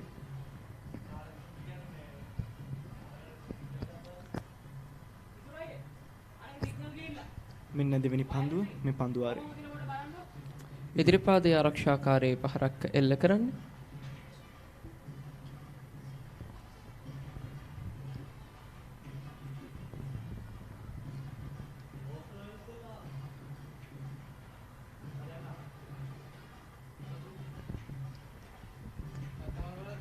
එවර කට් කිරීමකට සිත්‍රු ගුණරත්න පෙළඹෙනවා. නමුත් එවර එක් ලකුණකට අවස්ථාවක් නැහැ.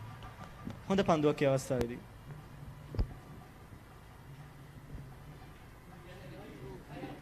මෙන්න මීළඟ පන්දුව සනිතු ගුණතිලක. එවර ආකර්ශනීයයි. මෙන්න තවත් ලකුණු 4ක් ලබා ගන්නවා කොළඹ ඩී.එස්. සිරනායක විද්‍යාලයේ කණ්ඩායම තරගයේ දෙවැනි 4 පහර ඩී.එස්. සිරනායක විද්‍යාලයේ නිම තුල ඒ සමගින් ලකුණු පූර්ව ලකුණු 8ක් දක්වා ඉහළගෙන මෙන්න පුනරූපණය බලන ආකර්ෂණීය පහරකුයි එල්ල කරන්නේ කෙලින්ම 4 සීමාව පසු කරමින් නැදෙන්නේ පන්දුව. තවත් ලකුණු 4ක් කොළඹ ඩී.එස්. සිරනායක විද්‍යාලයේ ලකුණු පූර්වට එක් කරමින්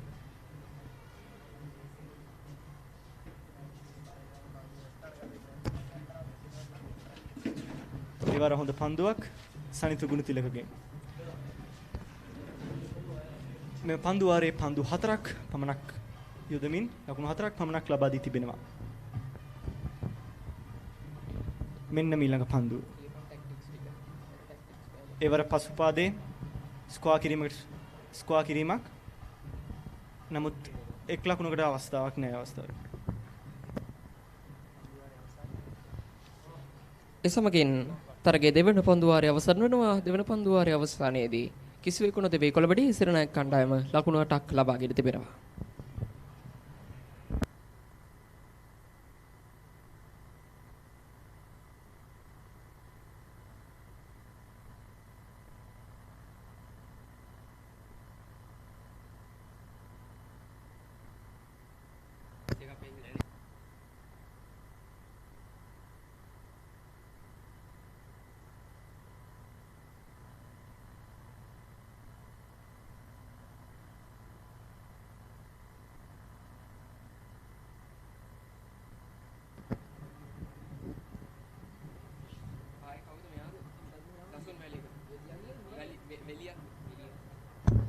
තරගයේ දෙවන පන්දුවාරය ක්‍රියාත්මක කරන්නටයි සූදානම දසුන් වැලි අංක කැදවා තිබෙන බව පන්දුවේ විපසදා මෙවරු බණ්ඩාර සමගින් අනිතන්තයේ සිට සිත්‍රු ගුණරත්න පන්දුවට පහර දෙන්නේ මෙවරු බණ්ඩාරයි පිටිකරන අන්තේ. විශේෂයෙන්ම මෙවරු බණ්ඩාර ගැන සඳහන් කළොත් වයස අවුරුදු 15ක තවත් තරුණ ක්‍රීඩකයෙක් තරුණ වයසේ සිටින ක්‍රීඩකයෙක්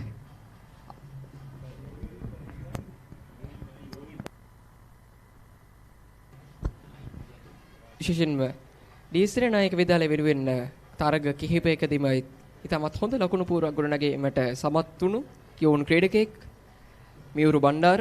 ඔහු කැඳවා තිබෙන්නේ මෙවර තරගයේ ආරම්භක පිතිකරුවෙකු ලෙසින්.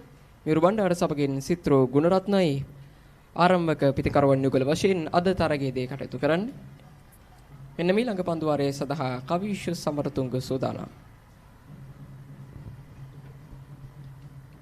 මෙන්න ප්‍රථම පන්දුව. ඉදිරි පාරේ ආරක්ෂාකාරී පහරක් ඉවර එක් ලකුණකට අවස්ථාවක් නැහැ. කවිෂ් සමරතුංග පන්දු යවන්නේ. කවිෂ් සමරතුංගගේ පළමුවෙනි පන්දුවාරයේ පළමු පන්දුවයි ආකාරයෙන් කරන්නේ.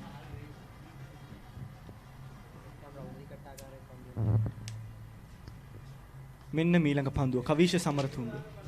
එවර කට් කිරීමක් එක් ලකුණකට අවස්ථාවක් නැහැ.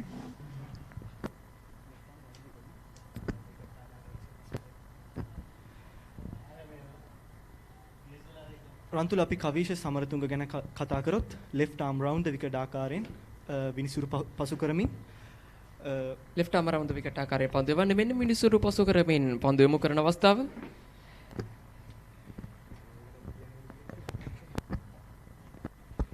නැවතත් ලකුණක් ලබා ගැනීම සඳහා පැති හුමාරු කරගන්න ඔය අවස්ථාවේදී එක් ලකුණකට අවස්ථාවක් ලැබුණා.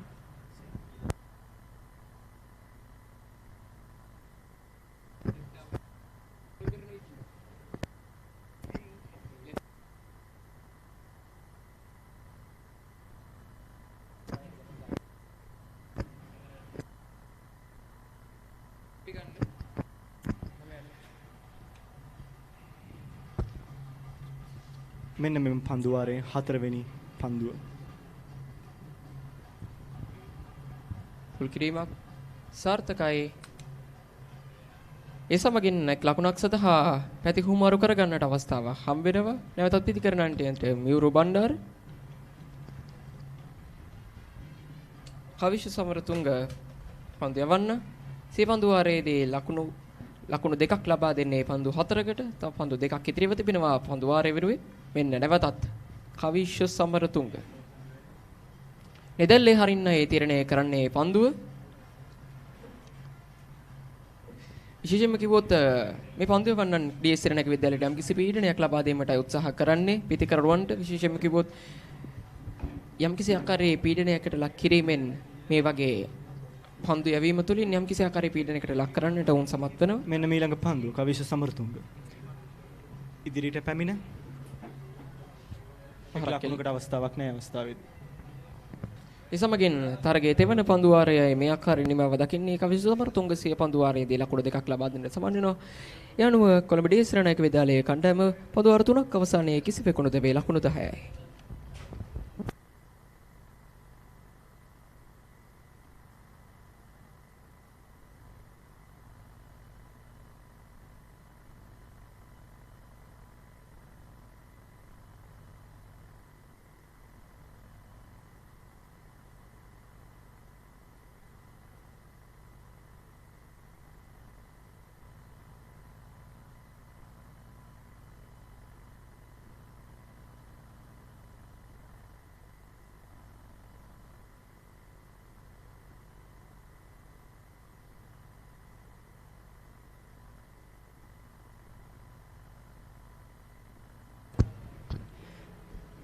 එවර තරඟයේ 4 වන පන්දු වාරය යොමු කිරීම සඳහා පන්දුවේ අන්තය මාරු කරමින් දසුන් වෙලියංග විස්තර විචාර කුටි අන්තයෙන් පන්දුවේම සඳහා පැමිණ තිබෙනවා. දකුණත් වේග පන්දු යවන්න.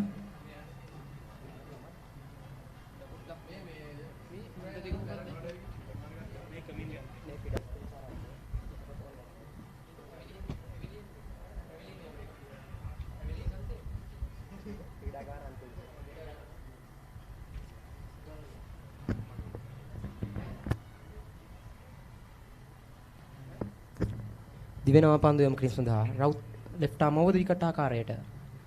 එවර වමත් පිටිකරුවා පන්දුව ඉදිරිපාදයෙන් පිළිගැනීම උත්සාහ කරේ ලකුණක් ලබා ගැනීමට හැකියාවක් නැහැ.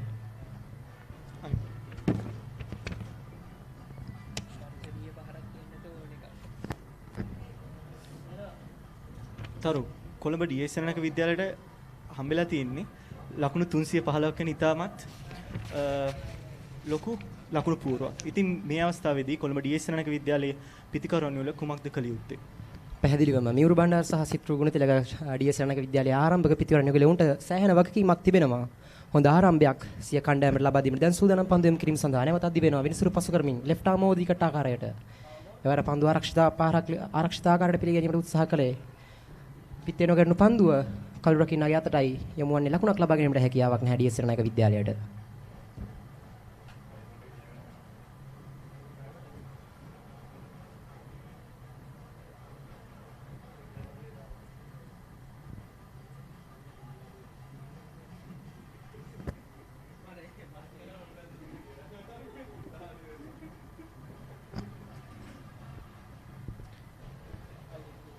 මෙන්න ඊළඟ පන්දුවට දිවෙනවා දසුන් වේලියංග.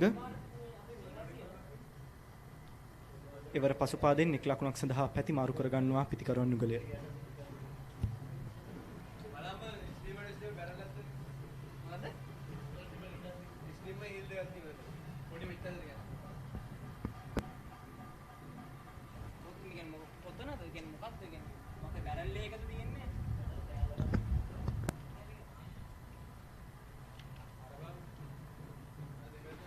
තරු මෙම කොළඹ ඩීඑස් සිරණක විද්‍යාලයේ පිටිකරුවන් යුගලය වමත් සහ දකුණත් සුසංයෝගයක් අපිට දැක ගන්නට පුළුවන්. ඉතින් ඔබ කුමක්ද ඒ ගැන සිතන්නේ?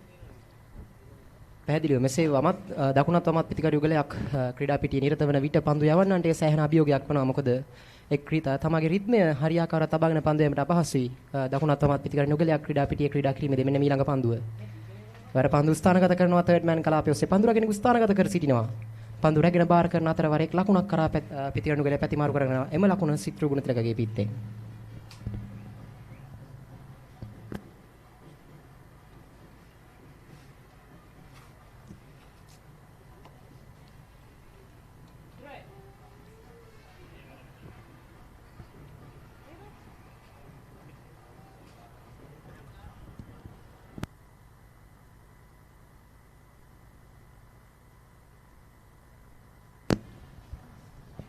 තරගයේ ප්‍රථම පවර් ප්ලේ අවස්ථාව තුළ පන්දුරක් කෙනෙකු දෙදෙනෙකු පමණයි ස්ථානගත කර හැක්කේ ආර්ථික සීමාවෙන් එපිට.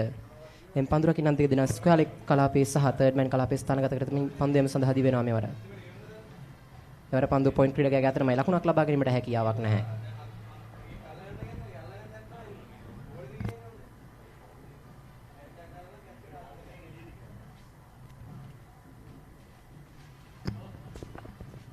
ඩී.එස්. සිනනායක විද්‍යාලයට හඹා යාමට හිමි වී ඇත්තේ ලකුණු 316ක ඉතාමත් දැවැන්ත ලකුණු පුවරුවක්. මෑනට ඩී.එස්. සිනනායක විද්‍යාලයේ පන්දු වර 3යි පන්දු 5ක් අවසානයේ කිසිවෙකු නොදැවී ලකුණු 12ක් ලබා සිටිනවා.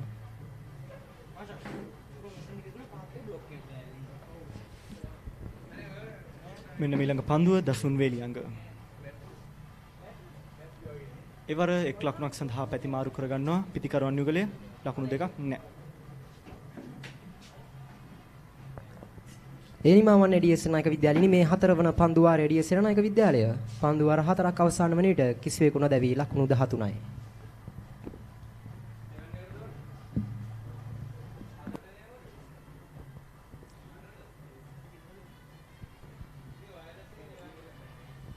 මේ අවස්ථාවේදී කොළඹ ඩී.එස්. සිනනායක විද්‍යාලයේ පිටිකරවන් යුගලය කළ යුත්තේ එක ලකුණ දෙක ලකුණ ලබා ගනිමින් තම විද්‍යාලයේ ලකුණු පූර්වම ශක්තිමත් කිරීමයි.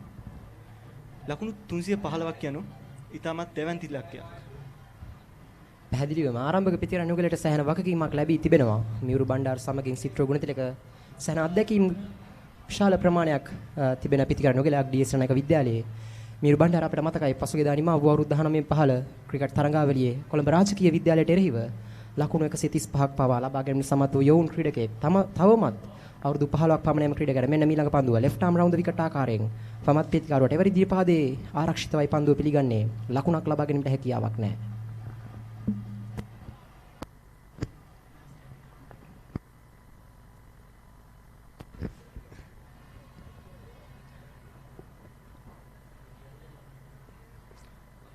මෙන්න ඊළඟ පන්දුව කවීෂ සමර්තුංග.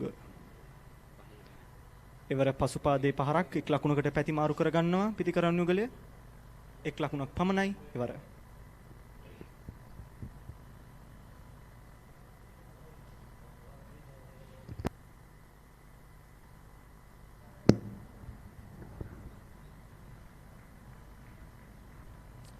දැන් සූදානම් පන්දුර මුහුණ දීම සඳහා මියුරු බණ්ඩාර දකුණත් පිටිකරුවා වමත් දග පන්දු යවන්නට එරෙහිව මෙන්න දිවෙනවා පන්දු යීම සඳහා විනිසුරු පසු කරමින් ඊළඟ පන්දුව.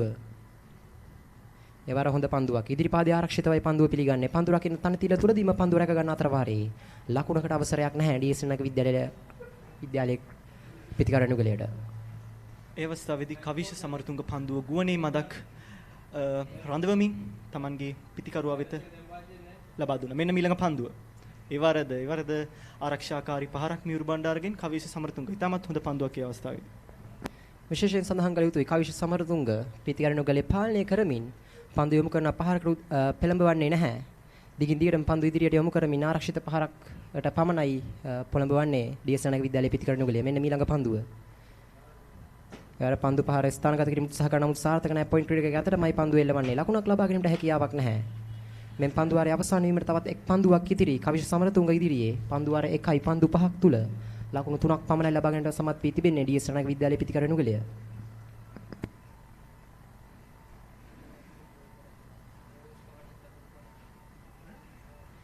මෙන්න පන්දු වාරයේ අවසන් පන්දු යොමු කිරීම සඳහා දිවෙනවා.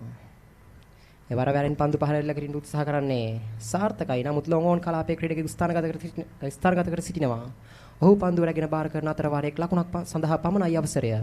යනුව ඩී.එස්. සෙරණක විද්‍යාලයේ මේ පන්දු වාර 5ක් අවසන්. ඩී.එස්. සෙරණක විද්‍යාලය කිසිවෙකු නොදවි ලකුණු 15යි.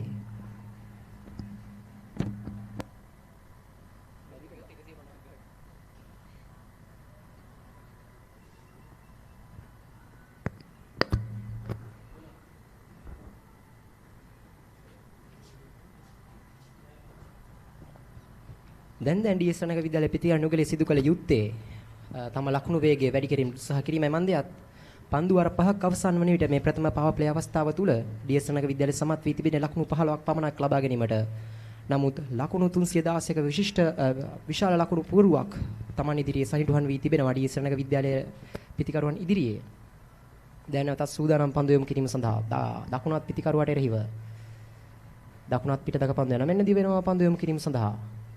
වර පසුපස පාදයේ ආරක්ෂිත පහර පන්දු ලකුණක් ලබා ගැනීමට හැකියාවක් නැහැ. පන්දු රැගෙන බාර කරන අතර වාරයේ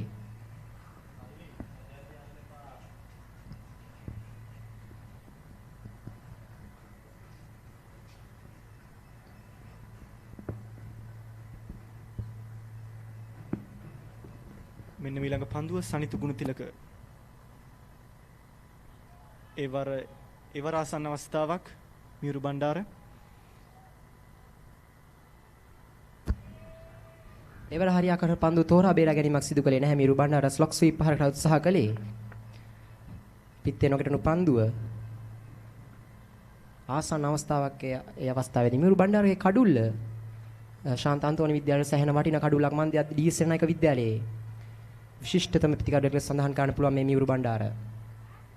මේ පන්දු වාරය තුල පන්දු 3ක් යොමු කරමින් කිසිදු ලකුණක් ලබාගෙන සමත් වී නැහැ ඩී.එස්. සෙරණක විද්‍යාලය. මෙන්න ඊළඟ පන්දුව සනිතු ගුණතිලක විනිසුරු පසු කරමින් එවර ඉදිරියට පැමිණෙනවා. එවර ආකර්ශනීයයි. මිඩ් ඔෆ් කලාප් ලොන් ඔෆ් කලාපය තුලින් හතරේ සීමාව පසු කරනවා මියුරු බණ්ඩාර. එවර දර්ශනීය පන්දු පහරක් එල්ලවන්නේ සැහැණ වේලාවකට පසුව ඩී.එස්. සෙරණක විද්‍යාලයේ ලකුණු 4ක් එක්වනවා. ඉදිරියට පැමිණ පන්දු ස්ථානගත කරන්නේ ලොන් ඔෆ් කලාපයේ ඔස්සේ මියුරු බණ්ඩාරගේ පිට ක්‍රියාත්මකයි අවස්ථාවේදී. සනිතු ගුණතිලකට එරිව දර්ශනීය හතරේ පහරක් එල්ල කරමින් ලකුණු 4ක් එක් කිරීමට සමත් වනවා ඩී.එස්. සෙරණක විද්‍යාලයේ ලකුණු පූර්වට. යනුව ඩී.එස්. සෙරණක විද්‍යාලයේ ලකුණු පූර්ව ලකුණු 19ක් දක්වා ඉහළ නැංවෙනවා. මෙම් පන්දු වාරය තුල තවත් පන්දු දෙකක් ඉතිරි.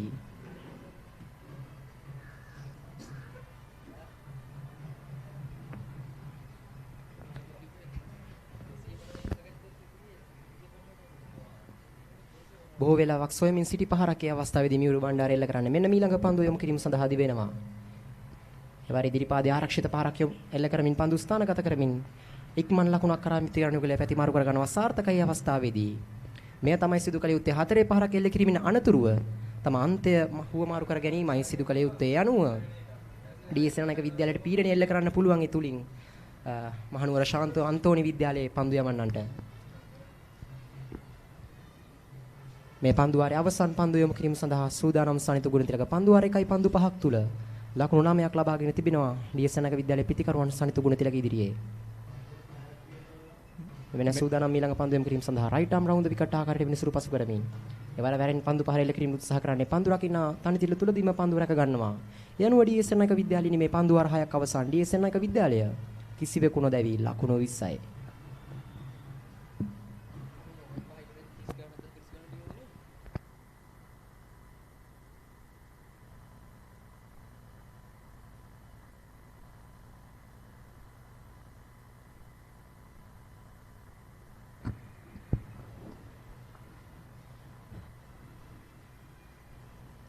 මේ දිස්වන්නේ ශාන්ත අන්තෝනි විද්‍යාලයේ ලකුණු ලබා ගැනීම.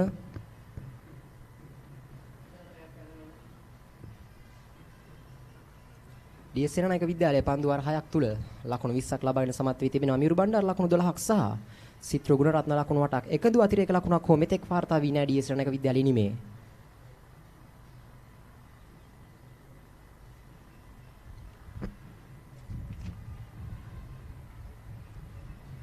නැන්තත් සූදානම් කවිෂ සමරතුංග මියුරු බණ්ඩාරට එහිය මෙන්න ඊළඟ පන්දුව.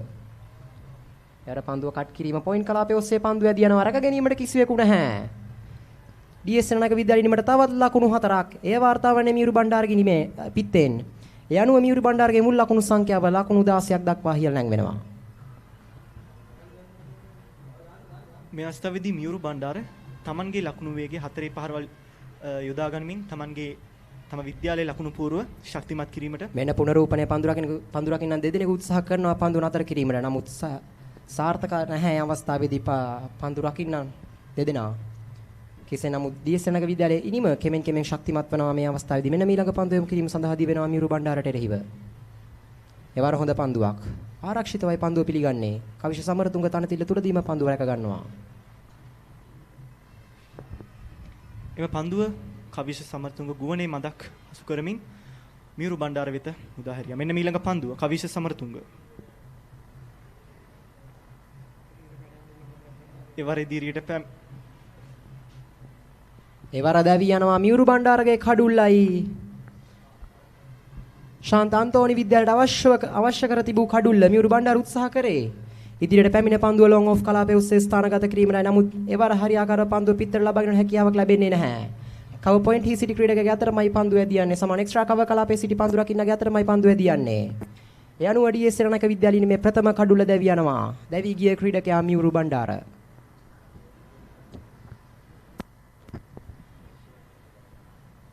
එවර හොඳ පන්දු රැකීමක් මහනුවර ශාන්ත අන්තෝනි විද්‍යාලයේ ක්‍රීඩකයාගෙන් හොඳ පන්දුවක් කවිෂ සමරතුංගගෙන්.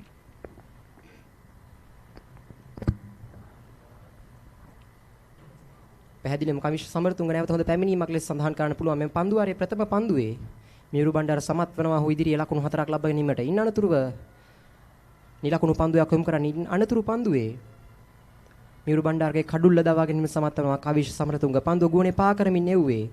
හරියාකාරව පන්දුව පිටතට ලබා ගැනීම සමත් වන්නේ නැහැ මියුරු බණ්ඩාරේ. ඒ අනුවයි එක්ස්ට්‍රා කවර් කලාපයේ සිටි පන්දු රකින්නගේ අතර පන්දුවට පන්දුවක් ලෙස ඇදියන්නේ. නමුත් කෙසේ නමුත් DS සෙනඟ විද්‍යාලයේ මේ ප්‍රථම කඩුල්ලයි සේ දැවියන්නේ.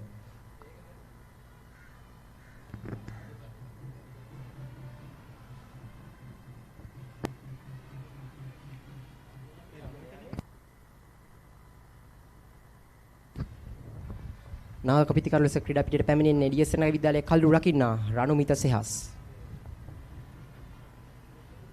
ඔහු දකුණත් පිටිකරුවෙක්. දකුණත් පිටිකරුව දැවි ගිය පසු නැවතත් දකුණත් පිටිකරුවෙකු පිටියට පැමිණෙන්නේ. මෙන්න පුනරූපණය. හරියාකාරව පන්දු තෝරා බේරාගත්තේ නැහැ කිව්වොත් නිවැරදි. එහි ප්‍රතිඵලය DS සෙනඟ විද්‍යාලයේ ප්‍රථම කඩුල්ල දැවි යාමයි. දැන් සූදානම් පන්දුවට මුහුණ දීම සඳහා රණුමිත සෙහස්. මේ සාර්ථක කවිෂ සමරතුංග ඉදිරියේ. මෙන්න ප්‍රථම පන්දුව රණුමිත සෙහස්ට එරෙහිව. එවර ආරක්ෂිතවයි පන්දුව පිළිගන්නේ. ලකුණක් ලබා ගැනීමට හැකියාවක් නැහැ. අනිවාර්යෙන්. අපි රණුමිත සෙන්හස් ගැන කතා කරොත් කොළඹ DS සෙනඟ විද්‍යාලයේ කඩුළු රකින්න කොළඹ මහානම් විද්‍යාලයත් සමග පැවති T20 තරගාවලියේදී අර්ධ ශතකයක් ලබා ගැනීමට සමත් වෙනවා. මෙන්න ඊළඟ පන්දුව. එවර කට් කිරීමට උත්සාහ කළේ. හරියාකාරව පන්දුව පිටේ ගැටීමක් සිදුවන්නේ නැහැ. පන්දු රකින්නගේ අතරමයි පන්දුව ඇදියන්නේ. ලකුණක් ලබා ගැනීමට හැකියාවක් නැහැ රණුමිත සෙහස්ට.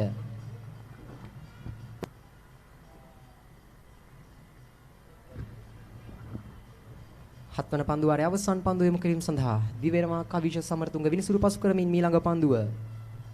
එවර ස්වීප් කිරීම උත්සාහ කරන්නේ උඩ පන්දුවක් ලෙස ඇදියන්නේ. එවර ආසන්න කෙසේ වෙතත් පන්දු රකින්නගේ ඉදිරියේ එක්වරක් පන්දුව පතිත වීමෙන් අනතුරුවයි සැහැණ අවසන් අවස්ථාවක්. කෙසේ නමුත් රණුමිත සෙහස්සේ අවස්ථාවේදී ආරක්ෂිතයි. පන්දුවාර 7ක් අවසන්. DS සෙනඟ විද්‍යාලයේ කඩුල්ලක් දැවි ලකුණු 24ක් මෙන්න නැවතත් පුනරූපණය. ආසන්න අවස්ථාවක් පන්දු රකින්නගේ ඉදිරියේ එක්වරක් පතිත වීමෙන් අනතුරුයි පන්දුව රැකගන්නේ. ප්‍රබල උත්සාහයක් දරනවා. ෆයිනල් එක කලාපයේ සිටි පන්දු රකින්න පන්දුව රැක ගැනීමට. කෙසේ නමුත් රණුමිත සෙහස්ගේ කඩුල්ල ආරක්ෂිතයි. පන්දුවාර 7ක් අවසන්. DS සෙනඟ විද්‍යාලයේ එක් කඩුල්ලක් දැවි ලකුණු 24යි. මෙන්න පුනරූපණ.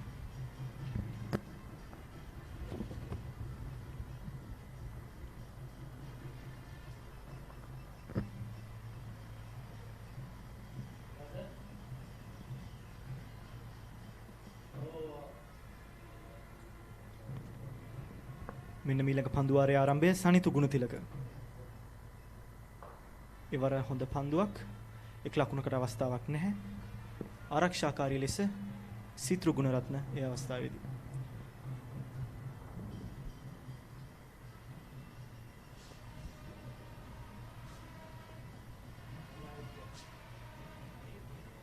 මේ වමත් පිටිකරුවට එරෙහිව දකුණත් පිට දඟ පන්දු යවන යොදා ගැනීම හොඳ උපක්‍රමයක් ලෙස සඳහන් කිරීමට පුළුවන්. මන්දයත් පන්දු රකින්නගෙන් පිටතට පන්දුව දඟ කැවීමේදී පිටිකරු පාරකට උත්සාහ කිරීමේදී උද පන්දුවක් ලෙස පන්දු රැක ගැනීමේ හැකියාවක් තිබෙනවා. ඒවර ආරක්ෂිත පන්දුව පිළිගන්නේ.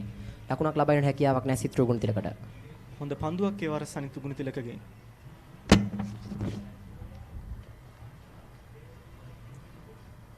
මෙන්න මීළඟ පන්දුව දකුණත් පන්දු යවන්න සනිතු ගුණතිලක. ඒවර ස්වීප් කිරීමකට හසු වෙනවා. නමුත් එක් ලකුණකට අවස්ථාවක් නැහැ ඒවර. මියුරු බණ්ඩාරගේ කඩුල දැවියාමෙන් අනතුරුව ඩීඑස්.එන්.නගර විද්‍යාලයේ පිටිකරණ යම් පීඩනයකට ලක් වී තිබෙන ආකාරය පෙනියන්නේ පිට ඉලකුණු පන්දු පහකට අනතුරුව මෙන්න දැන් සූදානම් නැවතත් සනිතු ගුණතිලක දිවෙනවා මිනිසුරු පසු කරමින් ඊළඟ පන්දු එවර වැරෙන් පන්දු පහර එල්ලවන්නේ දර්ශනීය අවස්ථාවේදී විනිසුරු සටහන් කරනවා ලකුණු 6ක් ලෙස ලොන් ඕන් කලාපෙටි හෙළුවේ පන්දු පහර එල්ලවන්නේ සිත්‍රෝ ගුණරත්නගේ පිත්ත ක්‍රියාත්මකයි. ඒ සනිටුහන් වන්නේ ඩීඑස්.එන්.නගර විද්‍යාලයින් මේ ප්‍රථම 6 පහර මෙන්න පුනරූපණය ස්ලොක් ස්වීප් පහරක් ලෙස එල්ලවන්නේ ලොන් ඕන් කලාපෙටි හෙළින් කල්යල් මැනීම සාර්ථකයි අවස්ථාවේදී ඩීඑස්.එන්.නගර විද්‍යාලයින් මේ ප්‍රථම 6 පහරේ අනුව වාර්තා වනවා සනිතු ගුණතිලකට එරෙහිව නිලකුණු පන්දු තුනකින් අනතුරුවයි එම දර්ශනීය 6 පහර එල්ලවන්නේ. මෙන් පන්දු වාරය තුල තවත් පන්දු දෙකක් ඉතිරි බලමු සනිතු ගුණතිලක සිත්‍රෝ ගුණරත්නට එරෙහිව මොන යම් උපක්‍රමයක් යොදා ගනීද කියා. දැන් සූදානම් මෙන්න ඊළඟ පන්දුව විනිසුරු පසු කරමින් දිවෙනවා. එවර ඉදිරිපාදයේ ආරක්ෂිත පහර 6 පහරක් එල්ල කිරීමේ අනතුරුව සිත්‍රෝ ගුණරත්නට එරෙහිව සනිතු ගුණතිලක සමත් වෙනවා හොඳ පන්දුවක් යොමු කිරීමට. ආරක්ෂිතව පන්දුව පිළිගන්න අවස්ථාවේදී සිත්‍රෝ ගුණතිලක මෙන්න ඊළඟ පන්දුව සනිතු ගුණතිලක.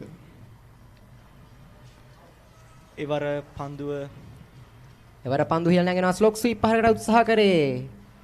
මේ අනුව ඩීඑස්.එන්.නගර විද්‍යාලයේ මේ දෙවන කඩුල්ල දැවී යනවා. අනවශ්‍ය පහරක් ඒ අවස්ථාවේදී සිත්‍රෝ ගුණරත්නගේ පිටෙන් ස්ලොක් ස්වීප් පහරකට උත්සාහ කරේ පිටත අග්‍රේ ගැටුණු පන්දුව සෑහෙන ඉහළ නැංවෙනවා. පන්දු යවූ සනිතු ගුණතිලකම උඩ පන්දු රැක ගන්න යනුව ඩීඑස්.එන්.නගර විද්‍යාලයේ මේ දෙවන කඩුල්ල දැවී යනවා. දැවී යන ක්‍රීඩකයා සිත්‍රෝ ගුණරත්න ලකුණු 14කට. එම පන්දුවේ යම් කිසි දඟ කැවීමක් අපිට දැක ගැනීමට පුළුවන්. එහි ප්‍රතිඵලයක් ලෙස සිත්‍රෝ ගුණරත්නගේ පිත්තේ ඉහළ අග්‍රේ වැඩි. එයයි මම මෙන් පෙන්න සඳහන් කළ දේ. වමත් පිටිකරුවට එරෙහිව දකුණත් පිට දඟ පන්දුවක් යවන්නේක් යොදා ගැනීමේ උපක්‍රමයයි මෙලෙසින් සාර්ථක වන්නේ. හොඳ රැක ගැනීමක් අනිවාර්යයෙන් හොඳ රැක ගැනීමක්. පැහැදිලිවම කෙසේ වෙතත් ප්‍රතිඵලය ඩීඑස්.එන්.නගර විද්‍යාලයේ ඉනි මේ දෙවන කඩුල්ල හිමි වීම අනවශ්‍ය පීඩනයක් ලබා ගන්න මේ ඩීඑස්.එන්.නගර විද්‍යාලයේ පිටිකරුවන්.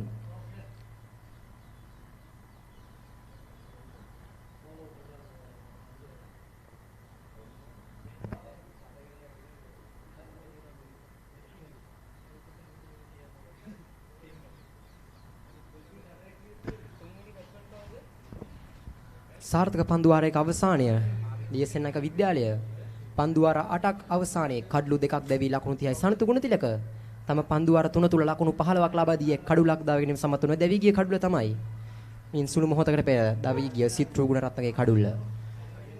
ඩීඑස්.එන්.නගර විද්‍යාලයේ පිටිකරුවන් දැන් කළ යුත්තේ තමන් විද්‍යාලයේ කඩුළු රැක ගනිමින් එක ලකුණ දෙක ලකුණ ලබා ගනිමින් තව විද්‍යාලයේ ලකුණු පූර්ව ශක්තිමත් කිරීමට. නාටක පිටිකරු ලෙස පිටිට එක්වන්නේ රණුමිත සියස් සමගින් ජානි දුරාණසිංහ. ඔහු ගැන සඳහන් කළොත් නිම වූ අවුරුදු 17න් පහළ බංග්ලාදේශ ජාතික සංචාරයේ ශ්‍රී ලංකා කණ්ඩායම නියෝජනය කිරීමට සමත් වූ ක්‍රීඩකෙක් මේ ජානි දුරාණසිංහ.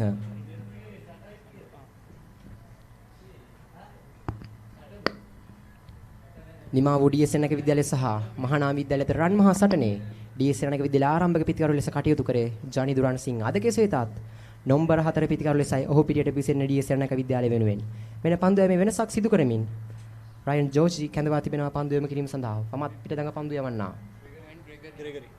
ඉදිරිපාදයේ ආරක්ෂාකාරී පහරක් ඒවර රණමිත සිහස් එක් ලකුණකට අවස්ථාවක් නැහැ. අපි කතා කරොත් මහනුවර ශාන්ත අන්තෝනි විද්‍යාලයේ එක් වේග පන්දු යවන්නෙක් සහ දඟ පන්දු යවන්නන් 3 දෙනෙක් තම පන්දු යවන ආකාරයට ලබා ගන්නවා. මෙන්න ඊළඟ පන්දුව රයන් ග්‍රෙගරි. එවර ඉදිරියට පැමිණ එක් ලකුණක් සඳහා පැතිමාරු කර ගැනීමට සූදානම් වුවත් එවර සාර්ථක නැහැ එක් ලකුණක් සඳහා.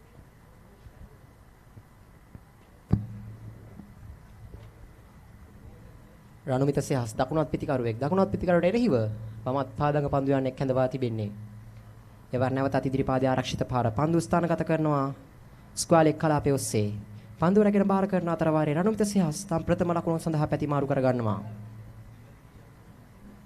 රයන් ග්‍රෙගරිගේ මෙන් පන්දු වාරයේ පන්දු 3 තුල ඩීඑස් සනක විද්‍යාලය තාමත් සමත් වී තිබෙන්නේ ලකුණක් පමණක් ලබා ගැනීමටයි. දැන් නවක පිටිකරු ජනි දුරාන සිංහ සූදානම් රයන් ග්‍රෙගරිට එරෙහිව පන්දුවට පහර දීම සඳහා.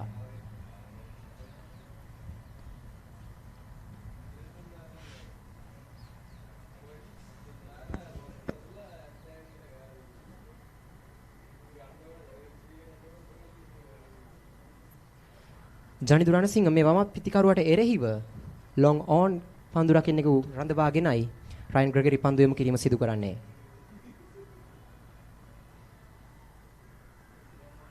ලොන් ඔන් සහ මිඩ් ඔෆ් පන්දු රකින්නන් භාවිතා කර තිබෙනවා. මෙන්න ඊළඟ පන්දුව රයන් ග්‍රෙගරි. ඒවර හොඳ පන්දුවක් රයන් ග්‍රෙගරිගෙන් ආරක්ෂාකාරී පහරක්කට සූදානම්වත් ඒවර සාර්ථක පන්දුවක් රයන් ග්‍රෙගරිගෙන්. ඒවර ආසන්න අවස්ථාවකදී සෙන්ටුවන් කිරීමට පුළුවන්. පන්දු යොමු කරන ආරක්ෂිත පන්දුව පහරක් ලෙස පන්දුව පිළිගැනීමට නමුත් පිටේ නොගැටුණු පන්දුව කළු රකින්නයි රැකගන්නේ. මෙන්න ඊළඟ පන්දුව. මෙන් පන්දුවාරයේ පස්වන පන්දු යොමු කිරීම සඳහා දිවෙනවා රයන් ග්‍රෙගරි. නැවතත් ඉදිරිපාදයේ ආරක්ෂිත පාර ලකුණක් ලබා ගැනීමට හැකියාවක් නැහැ. මෙම පන්දුවාරයේ තවත් එක් පන්දුවක් ඉදිරි රයන් ග්‍රෙගරි ඉදිරියේ මෙතෙක් පන්දු පහ තුල ඩීඑස් රණක විද්‍යාලය පිටිකරන සමත් වී තිබෙන්නේ එක් ලකුණක් පමණක් ලබා ගැනීමට.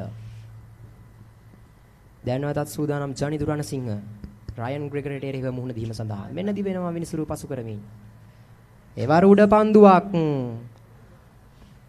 රැක ගන්නව ඒ අනුව ඩීඑස් රණක විද්‍යාලයේ මේ තුන්වන කඩුල්ලක් දැවි යනවා. දැවි යන ක්‍රීඩකයා ජනි දුරානසිංහ ඒවර අනවශ්‍ය කලබලයක්. ලකුණු නොලබව ක්‍රීඩා පිටින් ඉවත් වෙන්නේ රයන් ග්‍රෙගරිගේ පන්දුවේම සාර්ථකයි. ඔහු තමා ක්‍රියාත්මක කළ ප්‍රථම පන්දුවාරයේම ඩීඑස් රණක විද්‍යාලයේ මේ තුන්වන කඩුල්ල දවා ගැනීම සමත් වෙනවා. මෙන්න පුනරූපන රයන් ග්‍රෙගරි. ඉදිරියට පැමිණ පන්දු පහර එල්ල කිරීම උත්සාහ කළේ කල්යල් මැනීම සාර්ථක නැහැ. පන්දියව රයන් ග්‍රෙගරි විසින්ම උඩ පන්දු රැක ගන්නවා. කෙසේ නමුත් ඩීඑස් රණක විද්‍යාලය හැමි වන්නේ තුන්වන කඩුල්ල මේ අනවශ්‍ය පීඩනයක් ලබා ගැනීමක් ලෙස සඳහන් කරන්නට පුළුවන්. ඩීඑස් රණක විද්‍යාලය ලකුණු 311ක දෙවන්ත ලකුණු පුරවක් හඹා යෑමේදී මෙවැනි අනවශ්‍ය කලබලයක් දැක්වීම සෑහෙන පාඩුවක් ලෙස සම්පූර්ණ කිරීමට පුළුවන්. යනුව කොළඹ ඩීඑස් රණක විද්‍යාලයේ පන්දුවාර 9ක් අවසානයේ ක්‍රීඩකයන් 3 දිනක දැවි ලකුණු 31ක් පමණක් ලබාගෙන තිබෙනවා.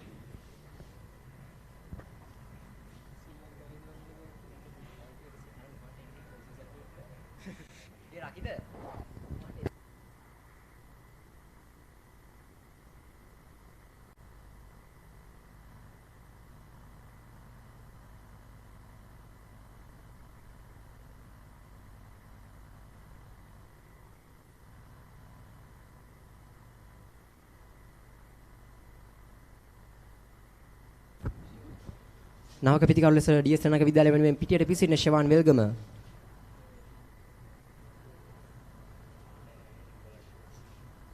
සෑහෙන අභියෝගයක් ලැබී තිබෙන ෂෙවාන් වෙල්ගම සහ රණමිත සිහස්ත්‍ර ඩීඑස් රණක විද්‍යාලයේ මේ වන විට කඩලු 3ක් දැවි ගොස් අවසන් අංක 5 පිටිකරු ලෙස ෂෙවාන් වෙල්ගම පිටියට පිවිසෙන්නේ.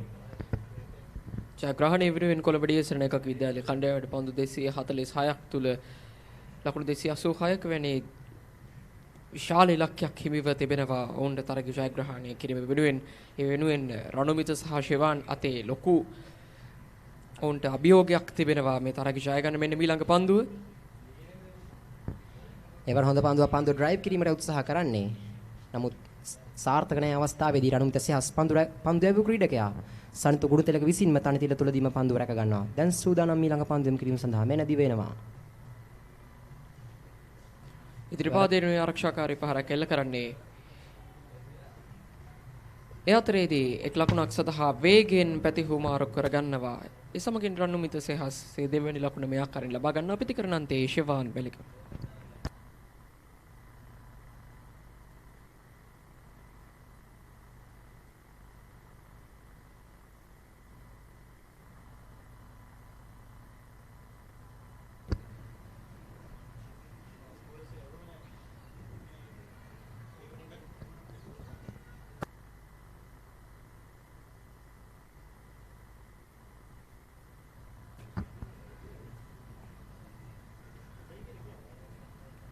විශේෂයෙන් සඳහන් කළ යුතු දෙයක් තිබෙනවා. ඒ ශාන්ත අන්තෝනි විද්‍යාලයේ පන්දු යැවීමේදී තාමත් මේ ප්‍රථම පවර් ප්ලේ අවස්ථාව තුල එක් වේග පන්දු යන්නකේ පමණයි භාවිතා කර තිබෙන්නේ. දඟ පන්දු යවන 30 දෙනෙකු භාවිතා කළ ශාන්ත අන්තෝනි විද්‍යාලයේ නායකයා. එහි ප්‍රතිඵලයක් වශයෙන් DS ශ්‍රී විද්‍යාලයේ කඩලු 3ක් දවා ගැනීම සමත් වුණා. ශාන්ත අන්තෝනි විද්‍යාලයේ දඟ පන්දු යනන්. මෙන්න දිවෙනවා ඊළඟ පන්දු යොමු කිරීම සඳහා.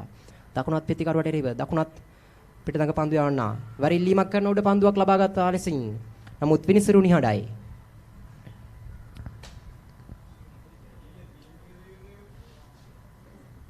දිගින් දිගටම DS ශ්‍රී විද්‍යාලයේ පිටිකරුවන්ටයි පීඩනය එල්ලවන්නේ. ශාන්ත අන්තෝනි විද්‍යාලයේ පන්දු යවන්නා. මේ වෙනට ක්‍රීඩා පිටිය තුල තමනසක පතුරවීමට සමත් වී තිබෙනවා. සන්ත ගුණතිලකගේ මේ පන්දු වාරයේ පන්දු තුන තුල එක් ලකුණක් පමණ ලබා ගැනීම සමත් වී තිබෙන මින ඊළඟ පන්දුව. පන්දු යොමු කරන මිඩ් විකට් කලාපයේ ඔස්සේ පන්දු රැගෙන බාර කරන අතර වාරයේ පිටිකණුගල එක් ලකුණක් කරා පැතිමාරු කර ගන්නවා. එම ලකුණ ශිවාන් වෙල්ගමගේ පිටෙන්.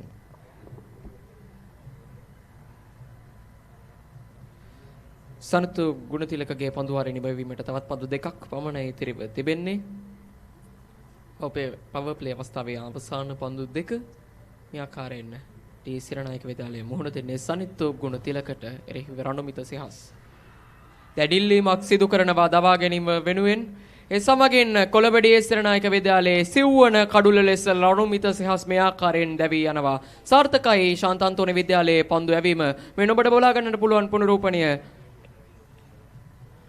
විශේෂයෙන් සඳහන් කළ යුතු DS ශ්‍රී විද්‍යාලයේ පිටිකරුවන් අනවශ්‍ය පීඩනයක් ලබා ගත්තා කිව්වොත් නිවැරදි. මේ ප්‍රථම පවර් ප්ලේ අවස්ථාව තුල DS ශ්‍රී විද්‍යාලයේ ඉනි මේ කඩලු 4ක් දැවී යනවා ලකුණු 33ක් තුල. එවර හොඳ පන්දුවක්. පායින කෙලින් පතිත වන පන්දුව. කෙලින්ම රණමිත සිහස්ගේ පා ආවරණය ගැටෙන්නේ මිනිසුරුගෙන් ප්‍රබලිල්ලීමක් සිදු කරනවා. ශාන්ත අන්තෝනි විද්‍යාලයේ සියලු ක්‍රීඩකයන් මිනිසුරු සටහන් කරනවා රණමිත සිහස් දැවී ගිය ක්‍රීඩකයෙක් වශයෙන්. කෙසේ වෙතත් DS ශ්‍රී විද්‍යාලයේ මේ පවර් ප්ලේ පන්දු වර 10 තුල තවත් එක් පන්දුවක් පමණයි ඉතිරි වී තිබෙන්නේ. DS ශ්‍රී විද්‍යාලයේ කඩලු 4ක් දැවී ගොස් තිබෙන ලකුණු 33ක් තුල.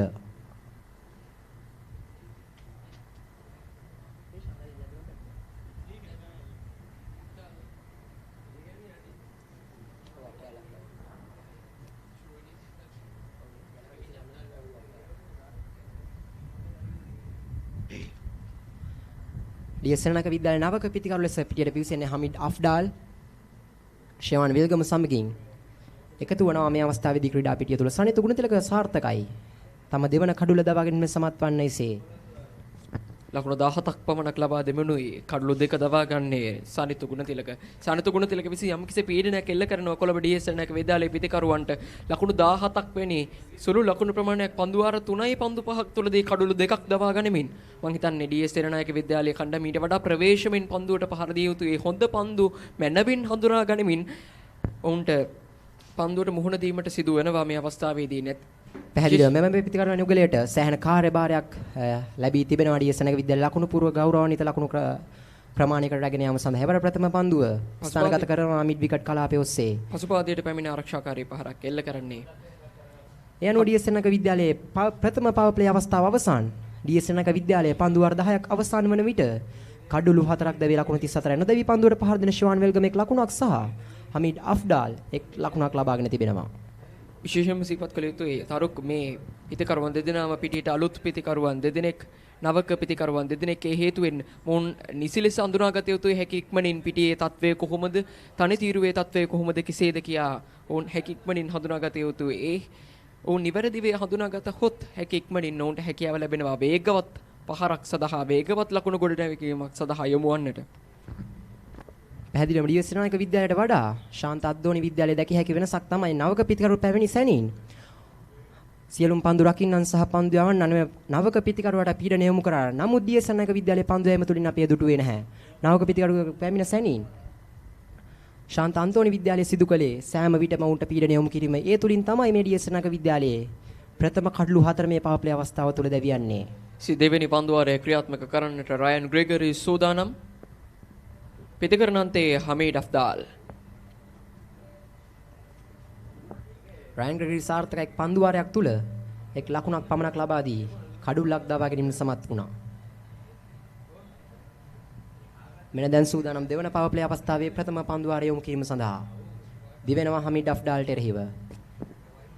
ආරක්ෂාකාරී පහරක එල්ල කරන්නේ නමුත් ලකුණු ලබා ගැනීමට අවස්ථාවක් නැහැ කොළඹ DS ශ්‍රී විද්‍යාලයේ කණ්ඩායමට.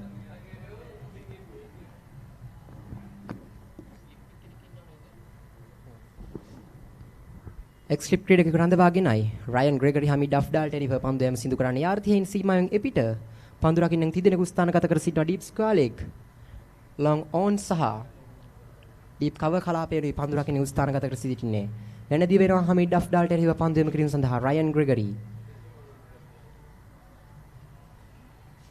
එවර අවසන් මොහොතේ පන්දුව පිටට යොමු කරනවා කිසිවත ලකුණක් ලබා ගැනීමට හැකියාවක් නැහැ රයන් ග්‍රෙගරි දිගින් දිගටම මේ ඩීඑස් විද්‍යාලයේ පන්දු රකින්නට පීඩනය යොමු කරනවා හමිඩ් අෆ්ඩාල් පන්දු 3ක් තුල 1 ලකුණක් සහ ෂෙහාන් වෙල්ගම පන්දු 2ක් තුල 1 ලකුණක් පමණක් ලබාගෙන දැන් සූදානම් රයන් ග්‍රෙගරි හමිඩ් අෆ්ඩාල්ට එරෙහිව එවර පසුපස පාදයේ පන්දු ස්ථානගත කරන්නේ පොයින්ට් කලාපයේ ඔස්සේ ලකුණක් ලබාගෙන හැකියාවක් නැහැ පන්දු රකින්න ස්ථානගත කර සිටියා ඒ අවස්ථාවේදී පොයින්ට් කලාපයේ ඔහු පන්දු රැගෙන බාර කරන අතර වාරේ ලකුණක් ලබාගෙන හැකියාවක් ලැබෙන්නේ නැහැ ඩීඑස් විද්‍යාලයේ පන්දු රකින්නන්ට විශේෂයෙන්ම ශාන්ත අන්තෝනි විද්‍යාලයේ පිටිසකස්මි තමත් හොඳ තත්ත්වයක පවතිනවා. නැවතත් උත්සාහ කරේ වේගවත් ලකුණක් සඳහා ප්‍රහාරයක් එල්ල කරන නමුත් ශාන්ත අන්තෝනි විද්‍යාලයේ පිටිසකස්ම සාර්ථකයි. පන්දු රකින්න පන්දුව ලබාගෙන නැවතත් පන්දුව බාර කරන වේලාව තුළදී ලකුණක් සඳහා දෙව යාමට අවස්ථාවක් හිමි වුණේ නැහැ. ඩීඑස් සෙනනායක විද්‍යාලයේ කණ්ඩායමට මෙන්න රයන් ග්‍රෙගරි නැවතත් සූදානම් ඊළඟ පන්දුව වෙනුවෙන්. ඉදිරිපාදයේ ආරක්ෂාකාරී පහරක් එල්ල කරන්නේ නැවතත් පන්දු යවන්න අතටම පන්දුව පැමිණෙද්දී ලකුණක් සඳහා අවස්ථාවක් නැහැ.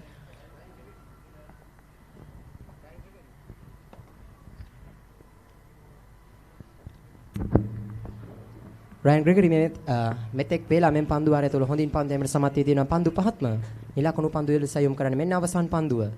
එවරත් හොඳ පන්දුවක් ඉදිරිපාදයේ ආරක්ෂිතවයි පන්දු යොමු කරන්නේ. ඒ අනුව රයන් ග්‍රෙගරිගේ දෙවන පන්දු වාරයේ නිලකුණු පන්දු වාරයක් ලෙසයි අවසන් වන්නේ.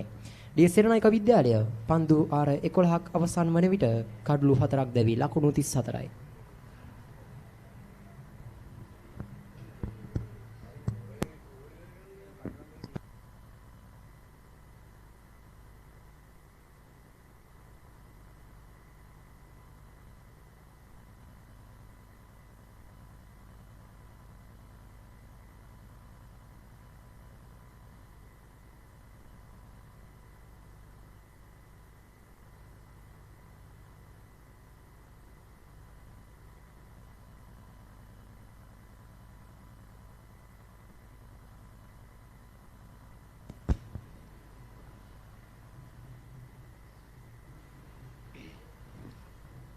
එවර ක්‍රීඩා විස්තර විචාරාන්තයෙන් පන්දු සඳහා කැඳවා තිබෙන්නේ කවිෂ සමරතුංග. ඔහු තමාගේ පන්දු වාර 3 තුල ලකුණු 8ක් පමණක් ලබා දී කඩුලක් දවා ගැනීමට සමත් වුණා.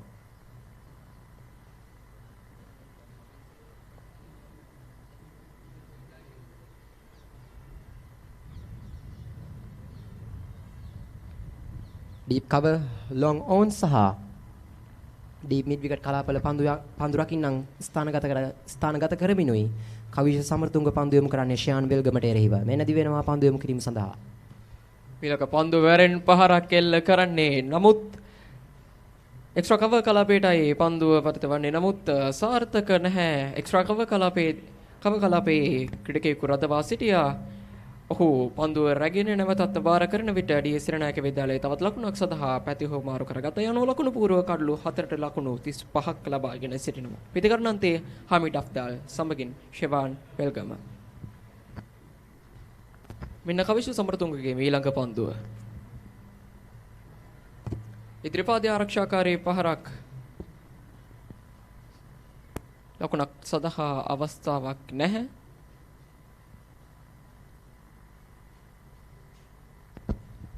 හමිඩ් අෆ්ඩාල් මෙතෙක් වෙලා Taman මුහුණ දුණු පන්දු 8 තුලදී එක් ලකුණක් පමණයි තාමත් ලබාගෙන සිටින්නේ. කවිෂ සමරතුංග මෙන්න දිවෙනවා තමගේ පන්දු වාරයේ තුන්වන පන්දු යොමු කිරීම සඳහා විනසුරු පසු කරමින් රයිට් ලෙෆ්ට් ආම් රවුන්ඩ් ද විකට් ආකාරයට. එවර වැරෙන් පන්දු පහරෙන් ලවන්නේ පන්දුව ගුවනේ. උඩ පන්දුවක්ද නැහැ ලකුණු 6යි. ලොං ඕන් කලාපයට ඉහළුණු පන්දු පහරෙන් ලවන්නේ හමිඩ් අෆ්ඩාලේ අවස්ථාවේදී සාර්ථකයි. සෑහෙන වේලාවකට පසුව ඩීඑස් සෙනනායක විද්‍යාලයේ මේ ලකුණු පූර්ව වේගෙන් ක්‍රියාත්මක වීමට පටන් ගන්නවා. මෙන්න පූර්ණ රූපණය වැරෙන් පහරක් එල්ල කරන්නේ. ලොංගොන් කලාපය හරහා රැක ගන්නට උත්සාහයක් දරනවා. නමුත් සාර්ථක වන්නේ නැහැ ශාන්ත අන්තෝනි විද්‍යාලයේ කණ්ඩායමේ පන්දු රකින්න. ඒ සමගින් ඒ අවසරයෙන් තවත් ලකුණු 6ක් ඩී සිරනායක විද්‍යාලයේ ලකුණු පුවරට එක් වෙදී සමස්ත ලකුණු සංඛ්‍යාව ලකුණු 41ක් දක්වා මේ අවස්ථාවේදී වැඩි වෙනවා. මෙන්න දිවෙනවා ඊළඟ පන්දුව සඳහා.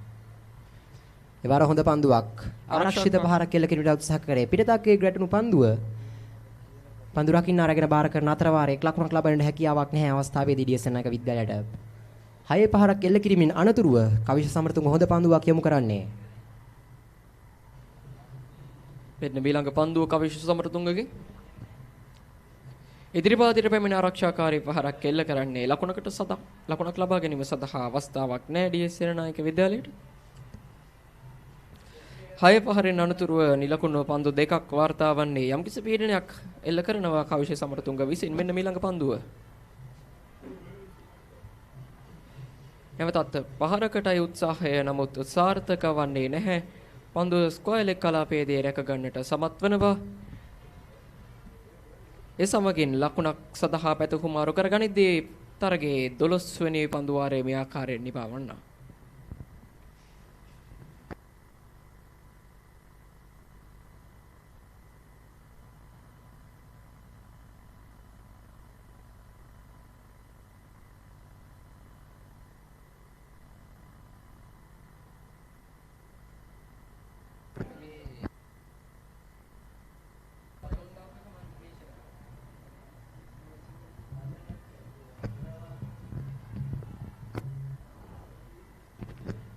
නැවතත් රයන් ග්‍රෙගරි පන්දු යැවීමට කැඳවා තිබෙනවා.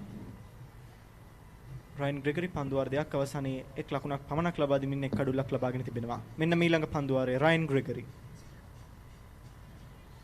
එවර පසුපාදයේ ආරක්ෂාකාරී පහරක් ඉක්මන් ලකුණකට ප්‍රතිකුමාරු කරගන්නවා කොළඹ ඩීඑස් සේනානායක විද්‍යාලයේ පිටිකරු අනුගලය.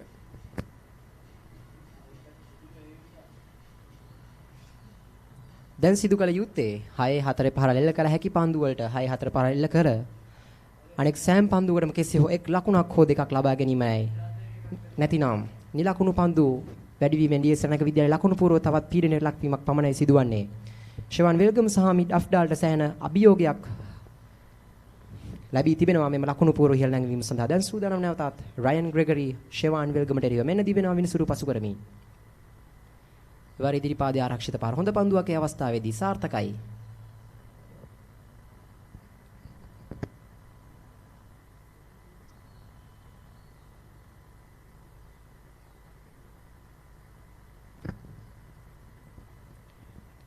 ෂාන් වෙල්ගම්ගේ ඊළඟ පන්දුව දිවෙනවා. එවර වැරෙන් පන්දු පහරෙල්ල කිරීමට උත්සාහ කරන්නේ පොයින්ට් කලාපයේ ඔස්සේ. කෙසේ නමුත් පොයින්ට් කලාපයේ ක්‍රීඩකයෙකු ස්ථානගත කර සිටිනවා. ඔහු පන්දුව රැගෙන බාර කරන අතර වාරයේ ලකුණකට අවසරයක් නැහැ ඩීඑස් සේනානායක විද්‍යාලයේ පිටිකරු අනුගලයට. අනිවාර්යෙන් අපි සඳහන් කළොත් මහනුවර ශාන්ත අන්තෝනි විද්‍යාලයේ පන්දු රකින්නන් හොඳින් ස්ථානගත කර තිබෙනවා. මෙන්න ඊළඟ පන්දුව රයන් ග්‍රෙගරි. එවර පසුපාදයේ ආරක්ෂාකාරී පහරක් එක් ලකුණකට අවස්ථාවක් නැහැ. හොඳ පන්දුවක් ඒ අවස්ථාවේදී රයන් ග්‍රෙගරිගෙන්. රයන් ග්‍රෙගරි තම පන්දු වාර 2යි පන්දු 4 තුල ලකුණු දෙකක් පමණ ලබා දී තිබෙන්නේ. ඒ අතර වාරයේ ඩීඑස් සේනානායක විද්‍යාලයේ මේ එක් කඩුලක් දවා ගැනීම සමත් වී තිබෙනවා. මෙම් පන්දු වාරය තුලත් පන්දු 4ක් තුල එක් ලකුණක් පමණයි ලබා දී තිබෙන්නේ තාමත්. දැන් සූදානම් ෂෝන් වෙල්ගමට එරෙහිව.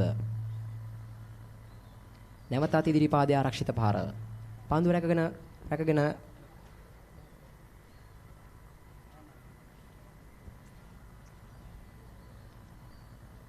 රයන් ග්‍රෙගරි දිගෙන් දිගටම හොඳ පන්දු යෑමකින් නිරත වෙනවා කිව්වොත් මානි වැරදි. මෙම් පන්දු වාරය තුල තාමත් එක් ලකුණක් පමණයි ලබා තිබෙන්නේ. මෙන්න ඊළඟ පන්දුව Ryan Gregory.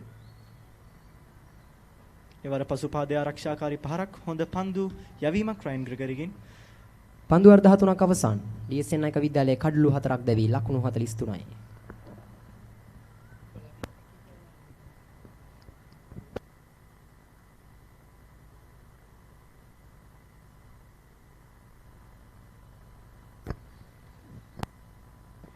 යනුව Colombo DS Senanayake විද්‍යාලයේ ජයග්‍රහණය කිරීමට පන්දු වාර 222කින්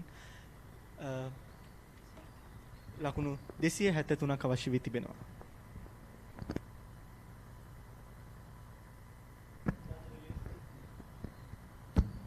තරගයේ ප්‍රථමයෙන් පන්දුවර පහර දුන් ශාන්ත අන්තෝනි විද්‍යාලයේ සිය පන්දුවර 50 තුල කඩලු 7ක් දැවි ලකුණු 315ක් ලබා ගැනීම සමත් වන හෙදී ජනුල හේවා විතාරණ ලකුණු 80ක් සහ කෞශික කුමාරසිංහ ලකුණු 72ක් ලබා ගැනීම සමත් වුණා. පන්දුවේදී ශානල් බිනුෂ්ක කඩලු 3ක් සහ හමිඩ් අෆ්ඩාල් කඩලු 2ක් දවා ගැනීම සමත් වුණා. මෙනදී වෙනවා ඊළඟ පන්දු යොමු කිරීම සඳහා.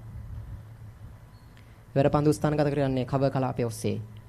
වර ඉක්මන් ලකුණක් සඳහා ප්‍රතිමාරු කරගන්න කොළඹ ඩී.එස්. සෙනනායක විද්‍යාලයේ පිතිකරුවන් මුගලය.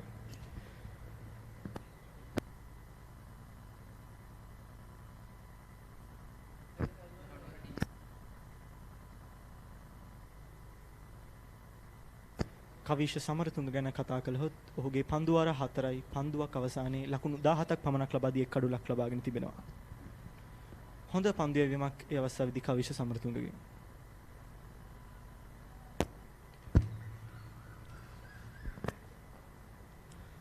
ශාන්තන්තෝනි විද්‍යාලයේ පන්දු යවන්නම්. තරඟයේ මෙතෙක් දුරට ඩී.එස්. සෙනනායක විද්‍යාලයේ පිතිකරන මනාව පාලනය කරමින් තම පන්දු වාර යොමු කිරීමට සමත් වී තිබෙනවා. මෙන්න මීළඟ පන්දුව. පන්දු ස්ථානගත කරනවා ලොං ඔෆ් කලාපය ඔස්සේ පන්දු රැගෙන ස්ථානගත කර සිටිනවා. පන්දු රැගෙන බාර කරන අතර වාරයේ පිතිකරණුගේ එක් ලකුණක් කරා පැතිමාරු කර ගන්නවා.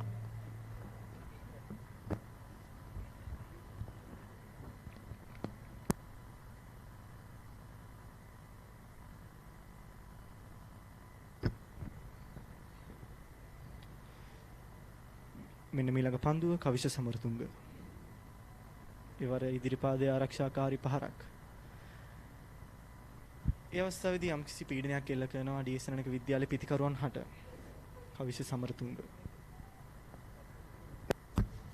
හමීඩ් අෆ්ඩාල් සහ ෂෙවන් වෙල්ගම සිදු කළ යුත්තේ තම කඩුල රැකගෙන හැකිතාක් එකේ ලකුණු දෙකේ ලකුණු ලබාගෙන ඩී.එස්. සෙනනායක විද්‍යාලයේ ලකුණු පූර්ව ඉහළ නැංවීමයි. මෙන්න දිවෙනවා මීළඟ පන්දු යොමු කිරීම සඳහා. එවරත් ඉදිරිපාදයේ ආරක්ෂිත පහර පන්දුර යවූ ක්‍රීඩකයා කවිෂ සමරතුංග විසින්ම පන්දු රැක ගන්න අතර වාරේ අවසරයක් නැහැ ඩී.එස්. සෙනනායක විද්‍යාලයට තවත් ලකුණක් කරා පැතිහුවමාරු කර ගැනීමට.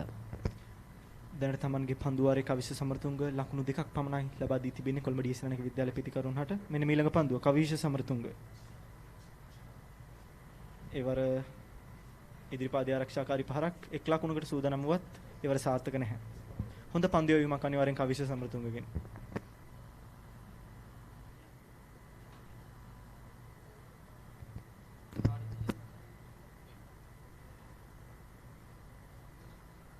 තරගයේ 14 වන පන්දු වාරයේ අවසන් පන්දු යොමු කිරීම සඳහා ඉදි වෙන්නේ. එවරත් ලකුණක් ලබා ගැනීමට අවසරයක් නැහැ. ඒ අනුව ඩී.එස්. සෙනනායක විද්‍යාලයේ මේ පන්දු වාර 14ක් අවසන්. ඩී.එස්. සෙනනායක විද්‍යාලය කඩලු 4ක් දැවි ලකුණු 45යි. කවිෂ සමරතුංග තම පන්දු වාර 5 තුල ලකුණු 18ක් පමණක් ලබා දී එක් කඩුලක් දවා ගැනීමට සමත් වී තිබෙනවා. නොදෙවි පන්දු වල පහර දෙන හමීඩ් අෆ්ඩාල් ලකුණු 10ක් සහ ෂෙවන් වෙල්ගම ලකුණු 3ක් ලබාගෙන සිටිනවා. අනිවාර්යයෙන් මහනුවර ශාන්ත අන්තෝනි විද්‍යාලය තමන්ගේ දඟ පන්දු යවන්නන් යොදා ගනිමින් යම් කිසි පීඩනයක් කොළඹ ඩී.එස්. සෙනනායක විද්‍යාලයේ පිතිකරුවන් යුගල ලබා දීම අපිට දග ගන්නට පුළුවන්. මෙන්න මියුරු බණ්ඩාර පන්දු වාර 24ක් අවසානයේ ලකුණු 16ක්, සීත්‍රු ගුණරත්න පන්දු වාර 21ක් අවසානයේ ලකුණු 14ක්, රණමිත සෙන්හස් පන්දු 9ක් අවසානයේ ලකුණු 2ක් සහ ජයන්දු රණසිංහ පන්දු වාර 3ක් අවසානයේ කිසිදු ලකුණක් ලබාගෙන නැහැ. නදවි පන්දුර පහර දෙන්නේ පිටියාමි හමීඩ් අෆ්ඩාල් සහ ෂෙවන් වෙල්ගම උන් දෙදෙනා පිරිවෙන ලකුණු 10ක් සහ ලකුණු 3ක් ලබාගෙන සිටිනවා. පන්දු යැමේ වෙනසක් සිදු කරමින් ශාන්ත අන්තෝනි විද්‍යාලයේ නායකයා තීරණය කරනවා වේග පන්දු යවන්නේ තරගයේ භාවිතා කිරීම සඳහා. දසුන් වෙරියංගයි කැඳවා තිබෙන්නේ ඔහු තරග 15ක් තුල කඩලු 19ක් ලබාගෙන සමත් වී දෙන හොඳ පන්දු යැවීම.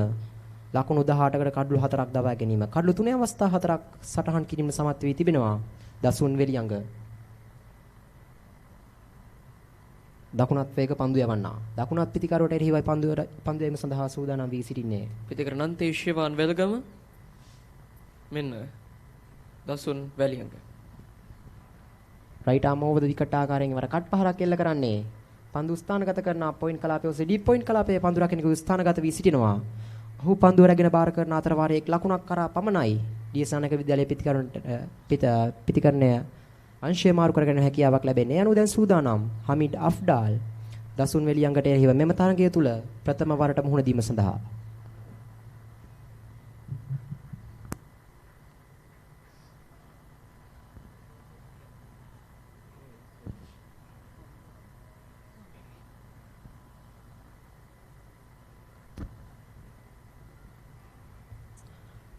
හමීඩ් අෆ්ඩාල් මෙනදි වෙනවා දසුන් වෙලියංග හමීඩ් අෆ්ඩාල්ට එරෙහිව පන්දු යැවීම සඳහා. එවර හොඳ පන්දුවක් බවුන්සර් පන්දුවක් ලෙසයි පන්දු යමු වන්නේ. පන්දුව නිදල්ලේ හරින්නයි හමීඩ් අෆ්ඩාල් තීරණය කරන්නේ. හොඳ තීරණයක් ඒ අවස්ථාවේදී අනවශ්‍ය පන්දු වලට අනවශ්‍ය පහර එල්ල කිරීමක් සිදු කළ යුතු නැහැ මේ අවස්ථාවේදී. මන් ඩීඑස්එනක විද්‍යාලයේ ඉනිමේ ලකුණු 50 ලබා ගැනීමට පෙරම ඩීඑස්එනක විද්‍යාලයේ ඉනිමේ කඩලු 4ක් දැවි ගොස් තිබෙනවා. මෙම් පිටිකරණු සිදු කළ යුත්තේ කෙසේ හෝ ඩීඑස්එනක විද්‍යාලයේ ලකුණු පූර්ව කෙමෙන් ඉහළ නැංවීමයි. පවත්වාගෙන යන ලකුණු වේගය ලකුණු 3.21ක්. නමුත් ලබාගත යුතු ලකුණු ඉලක්කය 7.57ක්. දැන් නැවතත් සූදානම් දසුන් වෙලියංග හමීඩ් අෆ්ඩාල්ට එරෙහිව. එවර පන්දු ස්ථානගත කරනවා තර්ඩ් මෑන් කලාපයේ ඔස්සේ පන්දු රකින්න ස්ථානගත කර සිටිනවා. ඔහු පන්දුව රැගෙන බාර කරන අතර වාරයේ එක් ලකුණක් සඳහා පමණයි අවස්ථාව. එම ලකුණ හමීඩ් අෆ්ඩාල්ගේ පිටේ.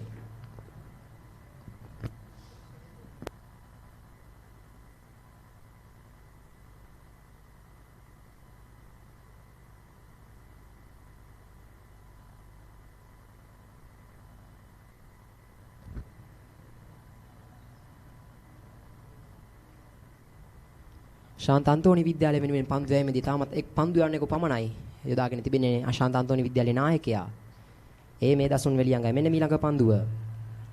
යවර ඉක්මන් ලකුණක් සඳහා උත්සාහ කරන්නේ කෙසේ නමුත් අවසන් මොහොතේම තීරණය වෙනස් කිරීමට තීරණය කරනවා ඩීඑස්එනක විද්‍යාලයේ පිටිකර නොගලය. ඊටමත් හොඳ පන්දු රැකීමක් අපිට බලා ගන්නට පුළුවන් ශාන්ත අන්තෝනි විද්‍යාලයේ කණ්ඩායමෙන්.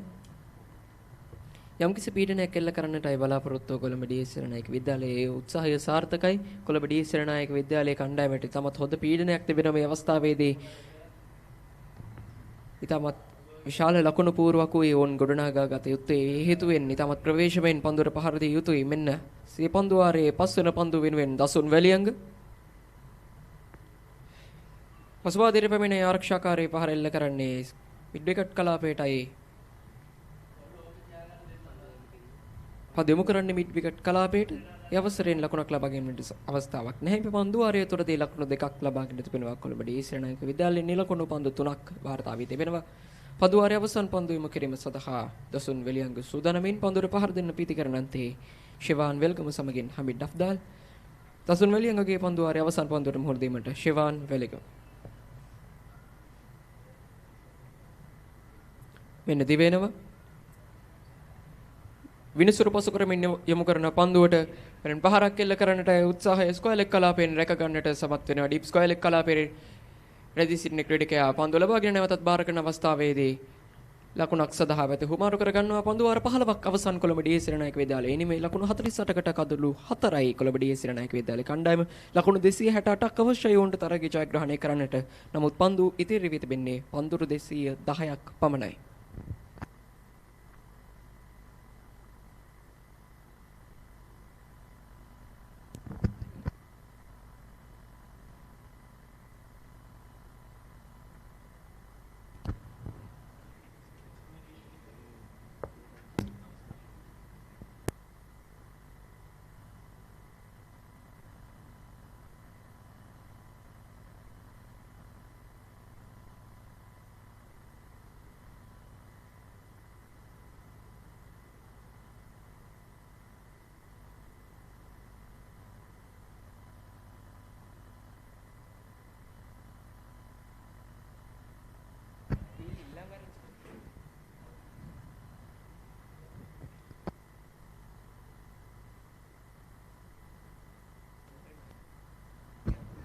යාර්ථී සීමාවෙන් පිට පන්දු රකින්න 4 දිනක ස්ථානගත කර සිටිනවා long off long on deep cover සහ deep third man කලාපවලයි.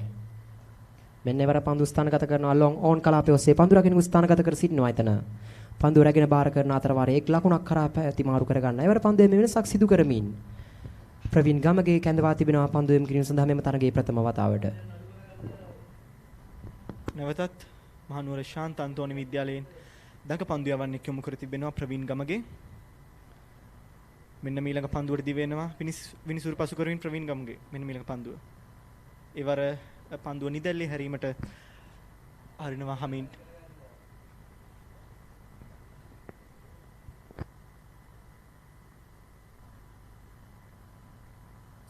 මෙන්න මීළඟ පන්දුවට දිවෙනවා ප්‍රවීන් ගමගේ. ඒවර එක් ලකුණක් සඳහා ප්‍රතිමාරු කර ගන්නවා. මේ තමයි කොළඹ ඩීඑස් විද්‍යාලයෙන් දැන්විය යුත්තේ. එක ලකුණ දෙක ලකුණ ලබා ගනිමින් කොළඹ ඩීඑස් විද්‍යාලයේ ලකුණු පූර්ව ශක්තිමත් කිරීම. පැහැදිලිවම තවමත් පන්දු වාර 15යි පන්දු 3ක් තුල ඩීඑස්.නග විද්‍යාලය ලබාගෙන තිබෙන්නේ ලකුණු 50ක් පමණයි.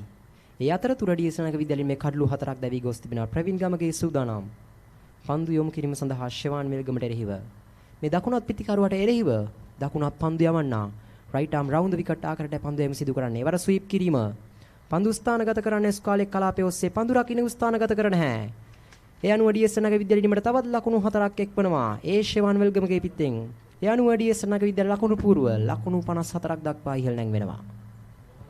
අනිවාර්යෙන් කොළඹ ඩීඑස්.නග විද්‍යාලයේ පිතිකරුවන්ගේ සම්බන්ධතාවය මේ අවස්ථාවේදී ඩීඑස්.නග විද්‍යාලයට අවශ්‍යයි.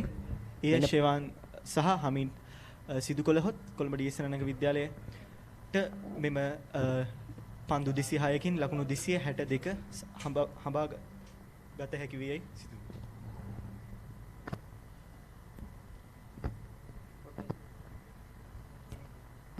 මෙන්න සූදානම් පන්දු යොමු කිරීම සඳහා. එවර පන්දු ස්ථානගත කිරීම සිදුවන්නේ ෆයින් ලෙග් කලාපයේ ඔස්සේ. පන්දු රකින්නන් කිසිවෙකු නැම කලාපයේ පන්දු රැක ගැනීමට තවත් ලකුණු 4ක් එක්වනවා. ඩීඑස්.නග විද්‍යාලයේ ලකුණු පුරුෂ ෂෙවාන් වෙල්ගම මෙවර ක්‍රියාත්මකයි. පිට හතරේ පහරවල් දෙකක් මේ ප්‍රවීන් ගමගේට එරෙහිව පහරක් නිර්මාණය කළා කිව්වොත් ඒ අවස්ථාවේදී නිවැරදි. පන්දු රකින්නන් කිසිවෙකු ස්ථානගත කර සිටියේ නැහැ ෆයින් ලෙග් කලාපයේ ඔස්සේ. ඒ දුටුවා ෂෙවාන් වෙල්ගම. මෙන්න පුනරූපණය.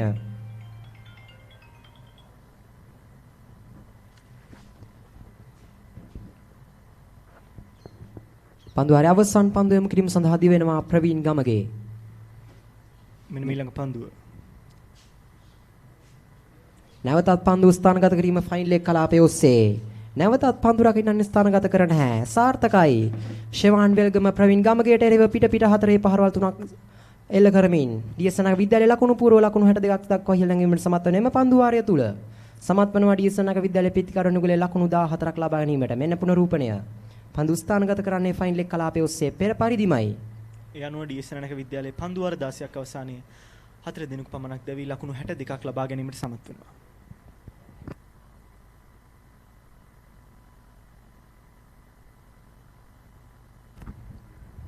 සෑහෙන වේලාවකට පසු ඩීඑස්.නග විද්‍යාලයේ ඉනිමට ජීවයක් එක්කල පන්දු වාරය කිව්වොත් මා නිවැරදි. එම පන්දු වාරය තුල සමත් වනවා ෂෙවාන් වෙල්ගම හතරේ පහරවල් 3ක් එල්ල කරමින් මුල් ලකුණු 14ක් ලබා ගැනීමට.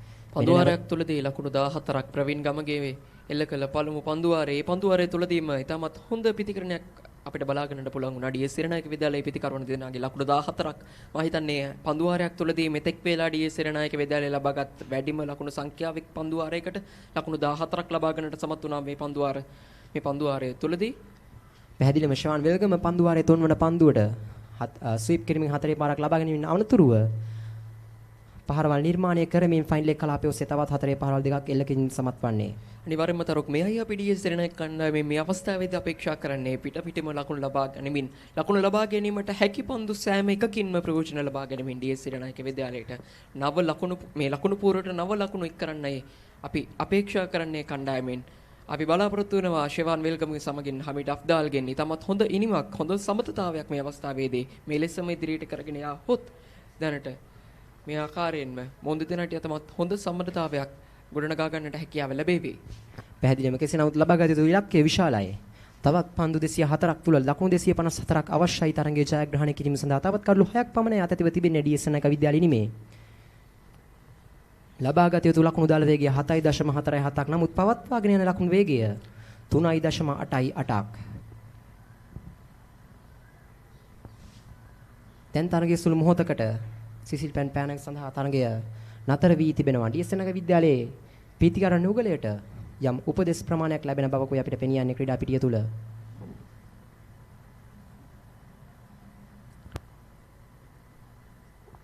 විශේෂයෙන්ම තරොක් අද දවස ගැන කතා කරොත් උදෑසන පටන්ම මේ තනතිල්ල ඉතාමත් පිටිකරුවන්ට යෝග්‍ය තනතිල්ලක් විදියටයි පැවතුනේ. උදෑසන පටන්ම අපිට යහපත් කාලගුණයකුත් මේ කොළඹ ප්‍රදේශයවටදී අපිට දක්නගන්න ලැබුණා.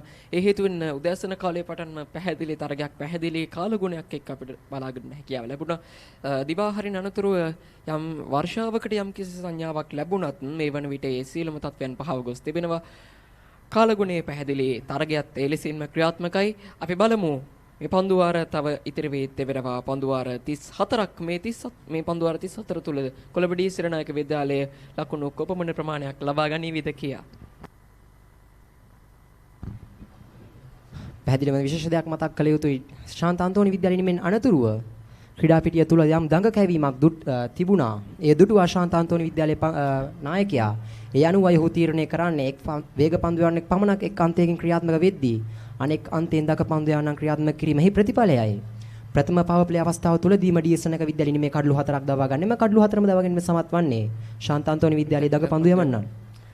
අනිවාර්යෙන්ම ඒ අවස්ථාවෙන් මනා ප්‍රයෝජනයක් ගත්තා කිව්වොත් නිවැරදියි. මොකද තරගයේ පළමු පන්දුවාරයේ පමණයි වේග පන්දු යවන්නන් මොවුන් ක්‍රියාත්මක කරේ. අනතුරුව මේ පන්දුවාර 16 තුලදී එක් අවස්ථාවකදී වේග පන්දු යවන්නන් යවන්නෙකු භාවිතා කළා. අනිත් හැම අවස්ථාවකදීම ශාන්ත අන්තෝනි විද්‍යාලයේ ක්‍රියාත්මක කරේ දඟ පන්දු යවන්නන් විතරයි. පිටියේ දඟ කැවීම තුලින් උපරිම ප්‍රයෝජනයක් ලබා ගත්තා කිව්වොත් නිවැරදියි. මොකද කඩලු 4ක් කියන්නේ කණ්ඩායමකින් ලොකු ප්‍රමාණයක්. ඒ ලොකු ප්‍රමාණය විශේෂයෙන්ම පවර් ප්ලේ අවස්ථාව තුලදී ඊටමත් තියුණු තරගයකයි පවතින. ඒ තියුණු තරගයේ පවතින අවස්ථාව තුලදී දඟ කැවීමෙන් මනරම් ප්‍රයෝජනයක් ගන්නට සමත් වෙනවා ශාන්ත අන්තෝනි විද්‍යාලයේ පන්දු යවන්නන්. මේ අවස්ථාවේදී ඉන්නතුරුව නැවතත් තරගය ආරම්භ කරන්නට සූදානම් ඩී.එස්. සෙනනායක විද්‍යාලයේ ලකුණු පූර්ව පන්දුවාර 16ක් අවසානයේ කඩලු 4ක් දැවේ ලකුණු 62යි. පිතිකරණන්තයේ ෂෙවාන් වෙල්ගම පන්දු 17කට මුහුණ දී ලකුණු 18ක් ලබාගෙන තිබෙනවා. අනෙක් අන්තයේ හමිඩ් අෆ්දාල් පන්දු 22ක දී ලකුණු 12ක් ලබාගෙන තිබෙනවා.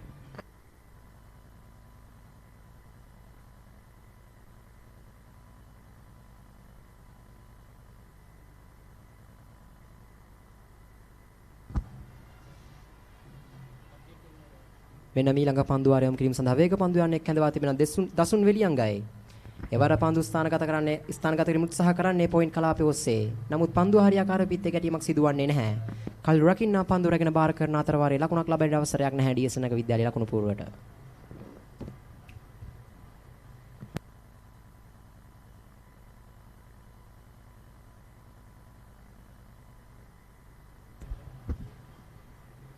ශාන්ත අන්තෝනි විද්‍යාලයේ පන්දු යැවීම පිළිබඳ කතා කරද්දී තවමත් මේ වේග පන්දු යන්නක් ලෙස උපයෝගී කරගෙන තිබෙන්නේ මේ දසුන් වෙලියංග පමණයි.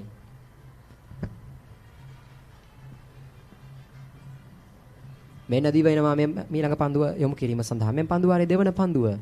එවර පන්දු ස්ථානගත කරන්නේ ෆයින් ලෙග් කලාපයට ඉහළින් ලකුණු 6යි. ෂෙවාන් වෙල්ගම දිගින් දිගටම ක්‍රියාත්මක කරනවා. පෙර පන්දුවාරයේ ප්‍රවීන් ගමගේට 4 පහරවල් 3ක් එල්ල කිරීමෙන් අනතුරුව මෙන් පන්දුවාරය තුල දසුන් වෙලියංගට තවත් 4 පහරක් එල්ලගෙන සමත් වෙනවා. පන්දුව ඉහළින්ම යදී ගියේ 4 සීමාව ආසන්නයේ පන්දු එක් පාරක් පතිත වීමෙන් අනතුරුවයි 4 සීමාව පසු කරන්නේ. ඒ අනුව ඩී.එස්.නක විද්‍යාලයේ ලකුණු පුරවට තවත් ලකුණු 4ක් එක්වනවා. මෙන්න පුනරූපණය. බවුන්සර් පන්දුවක් ලෙසයි පන්දුව යදියන්නේ. පුල් කිරීම සිදුවන්නේ ෆයින් ලෙග් කලාපයට ඉහළින් 4 සීමාවට මෙහායින් එක් පරක් පමණක් පන්දුව පතිත වීමෙන් අනතුරුවයි 4 සීමාව පසු කරන්නේ. කෙසේ නමුත් ඩී.එස්.නක විද්‍යාලයේ ලකුණු පුරවට තවත් ලකුණු 4ක් එක්වනවා. ඒ අවස්ථාවේදී හමිඩ් අෆ්ඩාලුයි ක්‍රියාත්මක වන්නේ දසුන් වෙලියංගට එරෙහිව. මෙන්න ඊළඟ පන්දුව. එවර හොඳ පන්දුවක් 4 පහරක් එල්ල කිරීමෙන් අනතුරුව හමිඩ් අෆ්ඩාලු හොඳ පන්දුවක් වෙනුවට සමත් වෙනවා. දසුන් වෙලියංග පන්දුවේ මේ අන්තිම අවස්ථාවේදී මාරු කරා. පෙර රයිට් ආම් රවුන්ඩ් ද විකට් ආකාරයට පන්දුවේම වෙනුවට මේ අවස්ථාවේදී රයිට් ආම් මොහොත විකට් ආකාරයටයි දකුණත් පිටියට පන්දුවේ මුසු කිරීම සිදු කරන්නේ. දසුන් වෙලියංග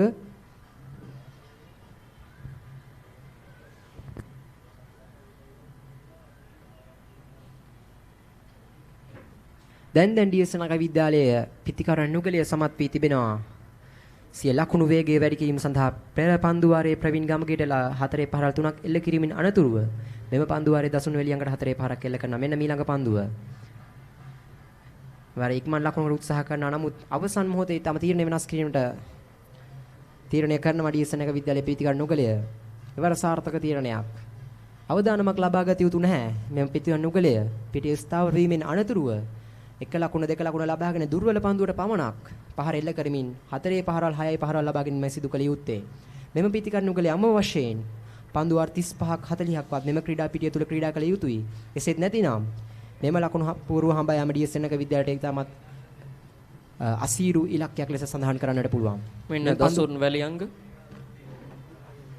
මෙම් පන්දු වාරයේ ඊළඟ පන්දුව පැරෙන් පහරකෝ එල්ල කරන්නේ නමුත් සාර්ථක නැහැ. පොයින්ට් කලාපයේ රැඳී සිටිනවා පන්දු රකින්නෙක්. පොයින්ට් කලාපයේ පන්දු රකින්න පන්දුව රැගෙන නැවතත් කඩලු රකින්නට බාර කරන අවස්ථාව තුලදී ලකුණක් ලබා ගැනීමට කණ්ඩායමට අවස්ථාවක් ලබා ගන්න හැකියාව ලැබුණේ. තරගයේ එකම පන්දුව වේග පන්දු යවන්න අපිට තක බලා ගන්නට හැකියාව ලැබුණු දසුන් වැලියංග සිය සිව්වන පන්දුවාරයේ අවසාන පන්දුවයි යොමු කිරීමට සූදානම් වෙන්නේ. මේ පන්දුවාරයේ තුලදී නිලකණු පන්දු හතරක් සමගින් එක් හතරේ පහරක් වාර්තා කරන්නට සමත් වෙනවා කොළඹ ඩී සේනානායක විද්‍යාලයේ කණ්ඩායම. දසුන් වලියංගගේ පන්දුවාරයේ අවසාන පන්දුවට එරෙහිව හමිඩ් අෆ්දාල් පිටිකරන අන්තේ. මෙන්න දිවෙනවා ඊළඟ 17 වන පන්දුවාරයේ අවසාන පන්දුව යොමු කිරීම සඳහා හමිඩ් අෆ්දාල්ට එරෙහිව. ඉතමත් හොඳ පන්දුවක් බලාගෙනට හැකි වුණේ. වේගවත් පහරකටයි උත්සාහයක් දැරුවේ. නමුත් ඔහුගේ උත්සාහය සාර්ථක වන්නේ කෙලින්ම ඇදී යන පන්දුව කළු රකින්නාගේ අතටමයි පන්දුව පතිත වන්නේ. ඒ සමගින් තරගයේ 17 වෙනි පන්දුවාරය මේ ආකාරයෙන් අවසන් වනවා. දසුන් වෙලියංගගේ පන්දුවාරේ නිලකුණු පන්දු 5ක් සහ එක් හතරේ පහරකින් සමන්විත වුණා.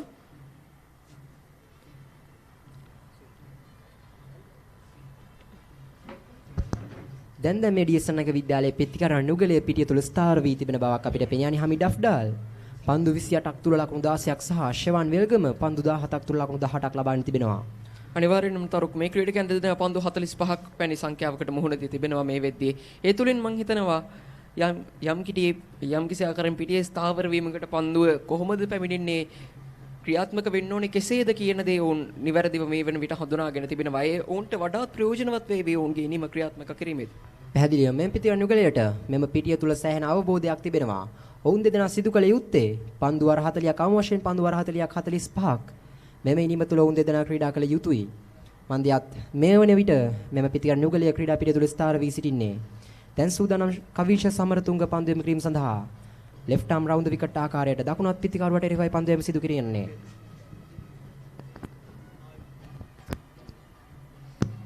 මෙන්න ඊළඟ පන්දුව දිවෙනවා දකුණත් පිටිකරුවට එරෙහිව. එවර හොඳ පන්දුවක්. ආරක්ෂාකාරී පහරක එල්ල කරන්නේ ෂෙවන් වෙල්ගම.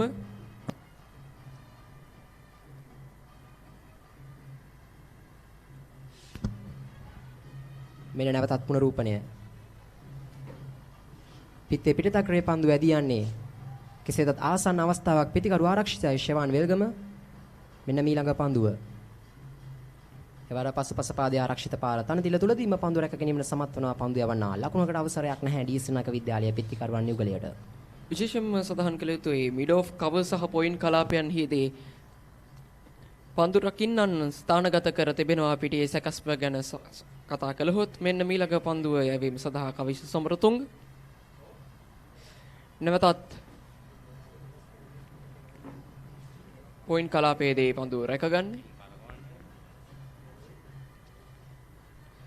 මේ ආකාරයෙන් නිලකුණු පන්දු දෙකකුයි සටහන් වෙන්නේ. නිලකුණු පන්දු තුනක් සටහන් වෙනවා මේ ආකාරයෙන් කවිෂ සමරතුංගගේ පන්දුවාරය තුලදී. යම්කිසි පීඩනයක් එල්ල වී තිබෙනවා මේ වෙද්දී තරු කොළඹ ඩී සේනානායක විද්‍යාලයේ කණ්ඩායමට. පැහැදිලිව මීට පෙර පන්දුවාර දෙක තුලදී ඩී සේනානායක විද්‍යාලයේ පිටිකරන නුගලේ සමත් වුණා. යම් ආකාරයක ලකුණු රැස් කිරීම. නමුත් මෙම් පන්දුවාරය තුල මුල් පන්දු හතර තුලම එකදු ලකුණක් හෝ ලබාගෙන සමත් වූයේ නැහැ මේ ඩී සේනානායක විද්‍යාලයේ පිටිකරන නුගලය. අනිවාර්යයෙන්ම සිව්වන පන්දුවටත් ඉදිරි පාදිර පැමිණෙන ආරක්ෂාකාරී පහරක් එල්ල කරන්නේ. පේනවා මේ පන්දුවාරයේ අනිත් පන්දුවාරයන් සේම යම්කිසි ආකාරයේ වැඩි පීඩනයක් එල්ල කරනවා ඩී සේනානායක විද්‍යාලයේ කණ්ඩායමට. මන පහරක් සඳහා යොමු වන්නට අවස්ථාවක් නැහැ මේ වන විට. මෙන්න ඊළඟ පන්දුව. ලොං ඔන් කලාපේ රදවා තිබුණා. පන්දු රකින්නෙක් ඔහු නැවත පන්දුව රැකගෙන බාර කරන විට එක් ලකුණක් සඳහා පැති හුමාරු කරගන්නට සමත් වෙනවා කොළඹ ඩී සේනානායක විද්‍යාලයේ කණ්ඩායම. කවිෂ සමරතුංගගේ පන්දුවාරයේ අවසන් පන්දුව යොමු කිරීම සඳහා සූදානම්.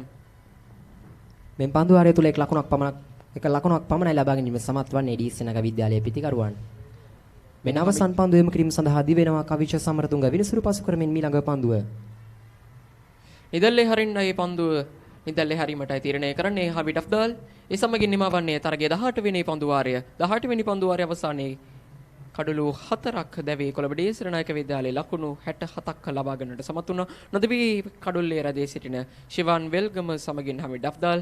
හමිඩ් අෆ්දාල් පන්දු 29 දී ලකුණු 16ක් සමගින් ෂෙවන් වෙල්ගම පන්දු 22කට මුහුණ දෙමින් ලකුණු 19ක් ලබා ගන්නට සමත් වුණා.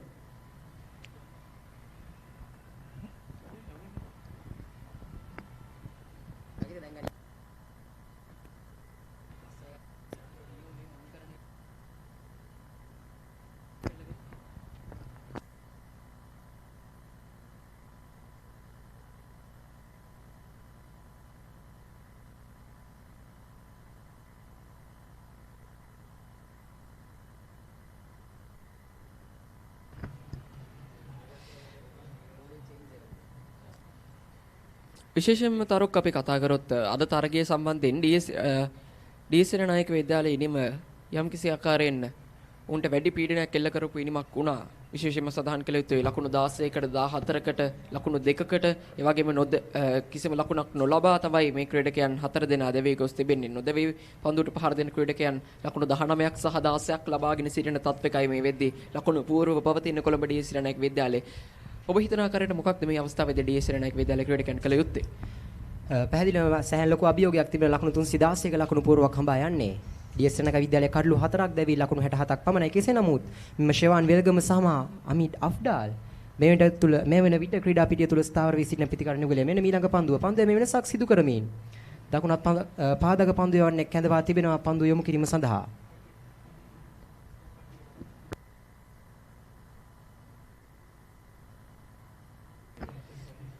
සිසල් හේමකයි කැඳවා තිබෙන්නේ පන්දුව වීම සඳහා. නවක පන්දුව යවන්නේ කැඳවා තිබෙන්නේ පන්දුව වීම සඳහා. මෙන්න සිසල් හේමක සුදානම් සී පොළොව පන්දු වාරයේ දෙවන පන්දුවට වැරෙන් පහරක් එල්ල කරනවා. ලකුණු 4ක් පන්දුවට පහර දීම සාර්ථකයි. ලකුණු 4ක් ලබා ගන්නට සමත් වනවා. ස්ක්වයර් ලෙග් කලාපය හරහායි පන්දුව ඇද යන්නේ. මෙන්න ඔබට බලා ගන්නට පුළුවන් පුනරූපණය දැවැන්ත පහරක් එල්ල කරන්නේ පිටියේ පතිත වේ ස්ක්වයර් ලෙග් කලාපය හරහායි හතරේ සීමාව පසු කර යන්නේ. සමගින් කොළඹ ඩී සෙනනායක විද්‍යාලයේ තවත් ලකුණු 4ක් එක්වනවා. සිය ලකුණු පුවරුවට ලකුණු 71කට කඩලු 4යි මේ වන විට ලකුණු පුවරුවේ තත්වය. ෂාන් වෙල්ගම මේ වන විට ක්‍රීඩා පිටිය තුල හොඳින් පන්දුව දකිනවා. සිසල් හෙම්කට එරෙහිව ප්‍රදර්ශනීය 4 පහරක් එල්ල ගන්න මෙන්න ඊළඟ පන්දුව ස්වීප් කිරීමට උත්සාහ කරන්නේ. පන්දු කඩලු රකින්න හරියාකාරව පන්දු රැක ගැනීමට සමත් වන්නේ නැහැ. පන්දුව ඇදී යනවා 4 සීමාව දක්වා. 4 සීමාව ආසන්නයේදී පන්දු රකින්නකු සමත් වනවා පන්දුව නතර කිරීම සඳහා. ඒ අතර වාරයේ ඩී සෙනනායක විද්‍යාලය ලකුණු පුරවට තවත් ලකුණු දෙකක් එක් වෙනවා. එම ලකුණු දෙක ෂෙවාන් වෙල්ගමගේ පිත්තේ. මෙන්න බලන්න පුනරූපණය 4 සීමාවට ආසන්නයේදී පන්දු රකින්නන් දෙදෙනෙකු පැමිණෙනවා පන්දු රැක ගන්න. එකෙක් සමත් වෙනවා 4 සීමාව ආසන්නයේදී ලකුණු ඒ පන්දුව රැක ගන්නට. මෙන්න සිසල් හේමක ෂෙවන් වෙල්ගමට එරෙහිව වැරෙන් පහරකේ එල්ල කරන්නේ පන්දුව වන්නේ මිඩ් ඔෆ් කලාපයට. නමුත් මිඩ් ඔෆ් කලාපයේ ස්ථානගත කර තිබෙනවා ක්‍රීඩකෙක් පන්දු රැකීම සඳහා. ඔහු පන්දුව රැකගෙන නැවතත් බාර කරන විට හමිඩ් අෆ්දාල් ෂෙවන් වෙල්ගම එක් ලකුණක් ලබා ගන්නවා. ඒ සමගින් පිටිකරන අන්තිමට නැවතත් හමිඩ් අෆ්දාල්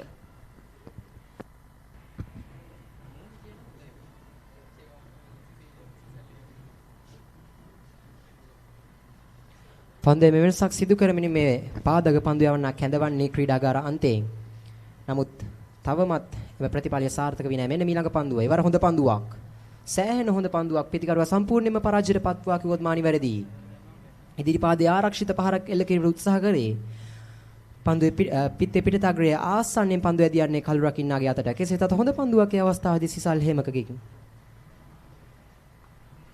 හමිඩ් අෆ්දාල්ට එරෙහිව සිසල් හේමක මෙන්න පන්දුවේ අවසන් පන්දුව.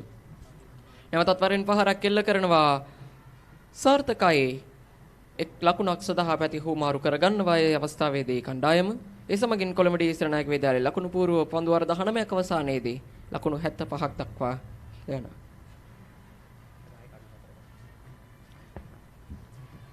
විශේෂයෙන්ම සඳහන් කළ යුතුත් මේ අවස්ථාවේදී ඊටමත් හොඳ පන්දු යැවීමේ බලෑනියක් තිබෙනවා ශාන්ත අන්තෝනි විද්‍යාලයට. බලන්න පන්දු වාර 4ක් අවසානයේදී ලකුණු පන්දු 16ක් වාර්තා කරමින් ලකුණු 14ක් ලබා දෙන දසුන් වැලියංග සමත් වෙනවා තරගයේ එකම වේග පන්දු යවන්න. ඒ වගේම ස්ථානිතු ගුණතිලක ඩී සෙනනායක විද්‍යාලයේ කඩලු 4න් කඩලු 2ක් මදවාගත් ක්‍රීඩකයා නිලකුණු පන්දු 17ක් සමගින් ලකුණු 18ක් ලබා දෙන්නේ සිය පන්දු වාර 4 තුලදී. ඒ වගේම කවිශ සමරතුංග එක් කඩුල්ලක් සමගින් රයන් ග්‍රෙගරි එක් කඩුල්ලක් දවා ගන්නට සමත් වෙනවා කොළඹ ඩී සෙනනායක විද්‍යාලයේ කණ්ඩායමෙන්.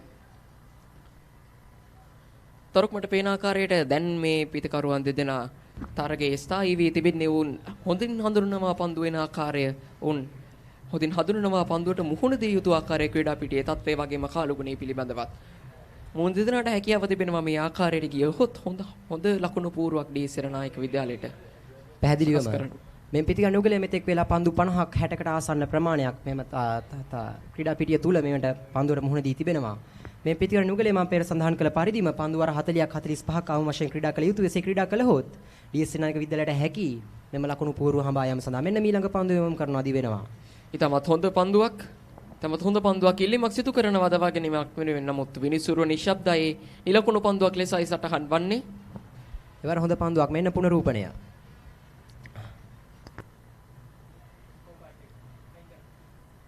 පසුපස පාදයේ ආරක්ෂිත පහරක් එල්ල කිරීමට උත්සාහ කළේ. පිටතග්‍රය ආසන්නයෙන් පන්දුව ඇදියන්නේ කළු රකින්නාගේ අතර හොඳ පන්දුවක් ඒ අවස්ථාවේදී රයන් ග්‍රෙගරිගේ. ඔහුගේ පන්දු අර 3ක පන්දුවක් තුල ඩීඑස්.එන්.ආයි විද්‍යාලයේ සමත් වී තිබෙන ලකුණු 2ක් පමණක් ලබා ගැනීමට මෙන්න මීළඟ පන්දුවෙම සඳහා වමත් ළඟ පන්දුව යවන්නා. එවරත් හොඳ පන්දුවක්. රයන් ග්‍රෙගරි සිය පොළොව පන්දුවාරේ මඩියේ සිරනායක විද්‍යාලයෙන් කඩුල්ලක් දැහැගත් ක්‍රීඩකයා. පැහැදිලිවම ඔහු ඉදිරියේ ඩීඑස්.එන්.ආයි විද්‍යාලයේ පිටිකරන සෑහෙන පීඩනයකට ලක් වී තිබෙන බවක් අපිට පෙනියන්නේ. පන්දු අර 3යි පන්දු 2ක් තුල ලකුණු 2ක් පමණයි ලබා දී තිබෙන්නේ. ඒ අතර වාරයේ කඩුල්ලක් දාව ගැනීම සමත් වී තිබෙනවා රයන් ග්‍රෙගරි. මෙන්න මීළඟ පන්දුව. එවර වැරෙන් පන්දු පහර එල්ල කිරීමට උත්සාහ කරන්නේ හමීඩ් අෆ්ඩාල්. පන්දු ස්ථානගත කරන්නේ මිඩ් විකට් කලාපයේ ඔස්සේ. පන්දු රකින්නා හතරේ සීමාව ආසන්නයේ පන්දු රැගෙන බාර කරන අතර වාරයේ ලකුණු 2ක් කරා පැතිමාරු කර ගන්නවා. එම ලකුණු 2 හමීඩ් අෆ්ඩාල්ගේ පිටෙන්. මෙන්න පුනරූපණේ වැරෙන් පහරකුයි එල්ල කරන්නේ. නමුත් පන්දු වැලෑනිය යොමු කර තිබෙන්නේ පන්දු රැක ගන්නට. ඒ සමගින් ලකුණු 2ක් පමණයි ලබා ගැනීමට සමත්ව තිබෙන්නේ රයන් ග්‍රෙගරිගෙන්. කොළඹ ඩීඑස්.එන්.ආයි විද්‍යාලය. හමීඩ් අෆ්දාල් රයන් ග්‍රෙගරිට මුහුණ දෙන්නට සූදානම්. රයන් ග්‍රෙගරිගේ සිව්වන පන්දුව. නැවතත් ඉදිරි පාදයට පැමිණ ආරක්ෂාකාරී පහරක් එල්ල කරන්නේ. තරුක අපිට දක් ගන්න ලැබුණා රයන් ග්‍රෙගරි. ඊටමත් හොඳ පීඩනයක් එල්ල කරනවා අනිත් පන්දුවන්නන්ට වඩා කොළඹ ඩීඑස්.එන්.ආයි විද්‍යාලයේ කණ්ඩායමට. මොකද මුලින්ම පළවෙනි පන්දුවාරෙන්ම පළවෙනි පන්දුවාරේ පස්වෙනි පන්දුවෙන් සිය ප්‍රථම කඩුල්ලට ඇහැ ගන්නවා. ඒ වගේම සිය දෙවෙනි පන්දුවාරේ අවසන් වෙද්දී ලකුණු 3ක් පමණයි ලබා දෙන්නේ. මේ පන්දු 18 පුරාවටම තමත් හොඳ පීඩනයක් එල්ල කරනවා. විශේෂයෙන්ම පැහැදිලිව මෙවැනි මිලක පන්දුව පස්වන පන්දුව එල්ලවන්නේ එම පන්දුවාරේ. එම පන්දුව නිලකුණු පන්දුවක් ලෙසයි වාර්තා වන්නේ. පන්දු ස්ථානගත කිරීම උත්සාහ කරේ ලොන් ඕන් කලාපයේ ඔස්සේ කෙසේතත් පන්දු යවන විසින්ම පන්දුව රැක ගන්නවා. රයන් ග්‍රෙගරි සෑහෙන පාලනයකින් යොතුව පන්දු යැවීම සිදු කරන ඩීඑස්.එන්.ආයි විද්‍යාලයේ පිටිකරන යුගලය ක්‍රීඩා පිටිය තුල ස්ථාවර වී සිටින මෙම් පිටිකරන යුගලයේ පවා රයන් ග්‍රෙගරි ඉදිරියේ සෑහෙන පීඩනයකට ලක් වී තිබෙනවා. මෙන්න මීළඟ පන්දුව දුර්වල පන්දුවක් ඒ අවස්ථාවේදී පන්දු ස්ථානගත කරන්නේ පොයින්ට් කලාපයේ ඔස්සේ ලකුණු 4ක් එක්වනවා ඩීඑස්.එන්.ආයි විද්‍යාලයේ ලකුණු පුරුවට. එම හතරේ පහර හමීඩ් අෆ්ඩාල්ගේ පිටෙන්. රයන් ග්‍රෙගරිගේ පන්දුවාර 4 තුලින්ම ලබාගත් පළවෙනි 4 පහරයි මේ දෙවෙනි 4 පහරයි මේ වාර්තා වන්නේ. මේ ඩීඑස්.එන්.ආයි විද්‍යාලයේ සිදු කර යුත්තේ මේ පළවෙනි 4 පහරයි මේ වාර්තා වන්නේ. දුර්වල පන්දු හොඳින් අඳුරගෙන ඒ දුර්වල පන්දු සඳහා වේගවත් ලකුණු ලබාගත යුතුයි. වේගවත් ලකුණු දැහැගත යුතුයි. මේ වගේ හොද්ද පහරවල් එල්ල කර යුතුයි ඩීඑස්.එන්.ආයි විද්‍යාලයේ කණ්ඩායමේ. සමගින් රයන් ග්‍රෙගරිගේ පන්දුවාරය 9 වෙනි පන්දුවාරයේ මෙසේ අවසන් වෙද්දී තරගයේ පන්දුවාර 20ක් අවසానයි. ලකුණු 81කට කඩලු 4යි කොළඹ ඩීඑස්.එන්.ආයි විද්‍යාලයේ ලකුණු පූර්ව. පළවෙනි පවර් ප්ලේ අවස්ථාවේ අපිට බලාගෙනට දැකියාව ලැබුණා. කඩලු 4ක් දවා ගන්නවා. මේ දෙවෙනි පවර් ප්ලේ අවස්ථාව අවසන් වෙද්දී මේ පළවෙනි පවර් ප්ලේ අවස්ථාවෙන් පසු තවත් පන්දුවාර 10කුයි මේ ආකාරයෙන් අවසන් වෙන්නේ. මේ පන්දුවාර 10 තුලදීම කඩුල්ලක් දවා ගන්නට හැකියාවක් ලැබුණේ නැහැ. මෙන්න ඊළඟ පන්දුව.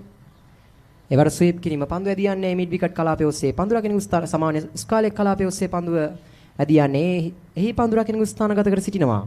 ඔහු පන්දු රැගෙන බාර කරන අතර වාරයක ලකුණක් කරා පමණයි පැතිමාරු කර ගැනීමේ අවස්ථාව. එම ලකුණ ෂෙවාන් වෙල්ගමගේ පිටේ.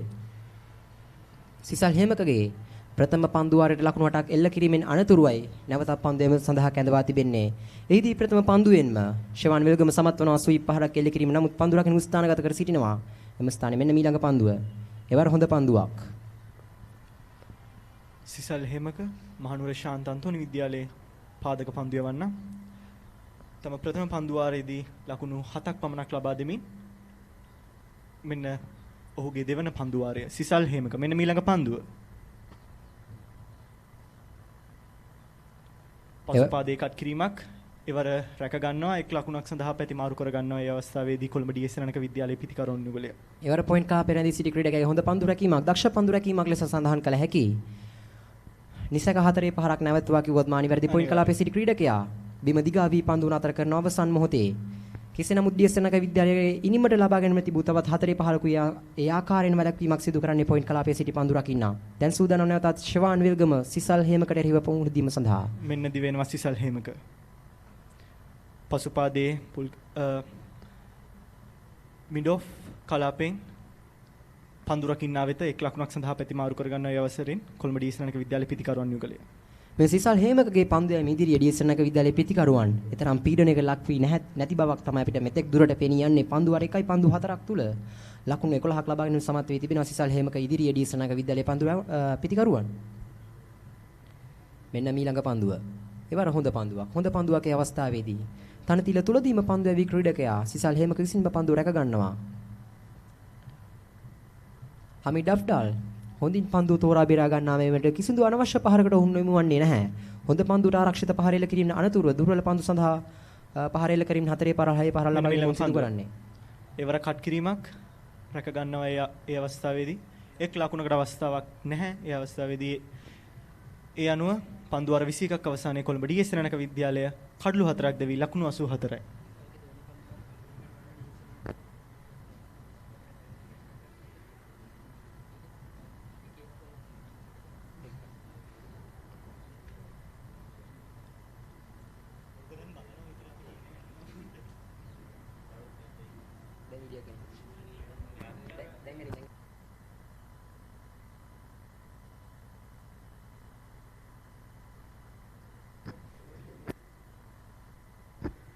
නැවතත් රයන් ග්‍රෙගරි තමන්ගේ පස්වන පන්දුවාරය ක්‍රියාත්මක කිරීමට ඩී.එස්.එන්.එක විද්‍යාලයේ මේ 22 වන පන්දුවාරය යොමු කිරීම සඳහා කැඳවා තිබෙන්නේ රයන් ග්‍රෙගරි. ක්‍රීඩා විස්තර විචාරාන්තයේ ඔහු කැඳවා තිබෙන්නේ වමත් පාදග පන්දු යවන්නා. මෙන්න දිවෙනවා පන්දු යොමු කිරීම සඳහා ෂෙවාන් වෙල්ගමට එරෙහිව. එවර සෑහෙන හොඳ පන්දුවක්. පන්දුවේ පිටේ පිටත අග්‍රය ආසන්නයෙන් පන්දු ඇදියන්නේ කළු රකින්නාගේ අතර. එවර හොඳ පන්දුවක් රයන් ග්‍රෙගරිගේ පිටේ. මේ රයන් ග්‍රෙගරි ඉදිරියේ ඩී.එස්.එන්.එක විද්‍යාලයේ පිටිකරන සෑහෙන පීඩනයකට ලක් වී තිබෙනවා. ඔහුගේ පන්දු වර 4යි. එක් පන්දුවක් තුල තාමත් ලකුණු 8ක් පමණයි ලබාගෙන තිබෙන්නේ ඩී.එස්.එන්.එක විද්‍යාලයේ පිටිකරුවන්. මෙන්න ඊළඟ පන්දුව රයන් ග්‍රෙගරි. එවර කට් කිරීමක් 1 ලකුණක් සඳහා පැතිමාරු කර ගන්නවා පිටිකරුවන් යුගලය. එවර රයන් ග්‍රෙගරිගේ පන්දුව සෑහෙන පාත් වුණා කිව්වොත් මානි වැරදි. පන්දු ස්ථානගත කරනවා. මිඩ් විකට් කලාපයේ ඔස්සේ පන්දු රැගෙන බාර කරන අතර වාර 1 ලකුණක් සඳහා පමණයි පිටිකරුවන් වලට අවස්ථාව හිමිවන්නේලා පැතිමාරු කර ගැනීම සඳහා ඒ වාර්තාවන්නේ ඩී.එස්.එන්.එක විද්‍යාලයේ මේ 85 වන ලකුණ. දැනටත් සූදානම් හමීඩ් අෆ්ඩාල්ට එරෙහිව පන්දු යොමු කිරීම සඳහා රයන් ග්‍රෙගරි.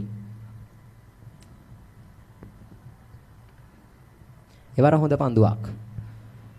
පිටේ පිටතක් ගැටෙන පන්දු ඇදියන්නේ තර්ඩ් මෑන් කලාපයේ ඔස්සේ පන්දු රැගෙන ස්ථානගත කර සිටිනවා එතන. ඔහු පන්දු රැගෙන බාර කරන අතර වාරේ ලකුණකට අවස්ථාවක් නැහැ ඩී.එස්.එන්.එක විද්‍යාලයේ පිටිකරුවන්ට. මෙම පන්දු වාරය තුල තවත් පන්දු දෙකක් ඉතිරි ඩී.එස්.එන්.එක විද්‍යාලයේ පිටිකරුවන්ට. මේ වන විට හමීඩ් අෆ්දාල් ලකුණු 24ක් සහ ෂෙවාන් වෙල්ගම ලකුණු 29ක් වාර්තා කර තිබෙනවා. මෙන්න ඊළඟ පන්දුව රයන් ග්‍රෙගරි. ඒවර හොඳ පන්දුවක් පසුපාදයේ ආරක්ෂාකාරී පහරක් 1 ලකුණකට අවස්ථාවක් නැහැ රයන් ග්‍රෙගරිගේ.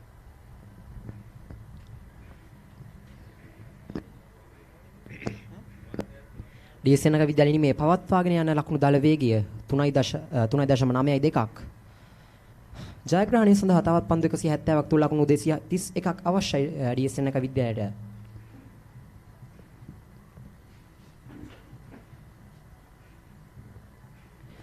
රයන් ග්‍රෙගරි ඩී.එස්.එන්.එක විද්‍යාලයේ සියලුම පිටිකරුවන් සෑහෙන පාලනයක ලක් කරගෙනයි පන්දු යැවීම සිදු කරන්නේ. මෙම පන්දු වාරය තුල පන්දු 5ක් තුල 1 ලකුණක් පමණ ලබා දී තිබෙන්නේ. මෙන්න මේ පන්දු වාරයේ අවසන් පන්දුව. එවර කට් කිරීම පොයින්ට් කලාපයේ ඔස්සේ පන්දු රකින ස්ථානගත කර සිටිනවා. ලකුණකට අවසරයක් නැහැ. යනුව ඩී.එස්.එන්.එක විද්‍යාලයේ මේ 22 වන පන්දු වාරයේ අවසන්. ඩී.එස්.එන්.එක විද්‍යාලය කඩලු 4ක් දැවි ලකුණු 85යි.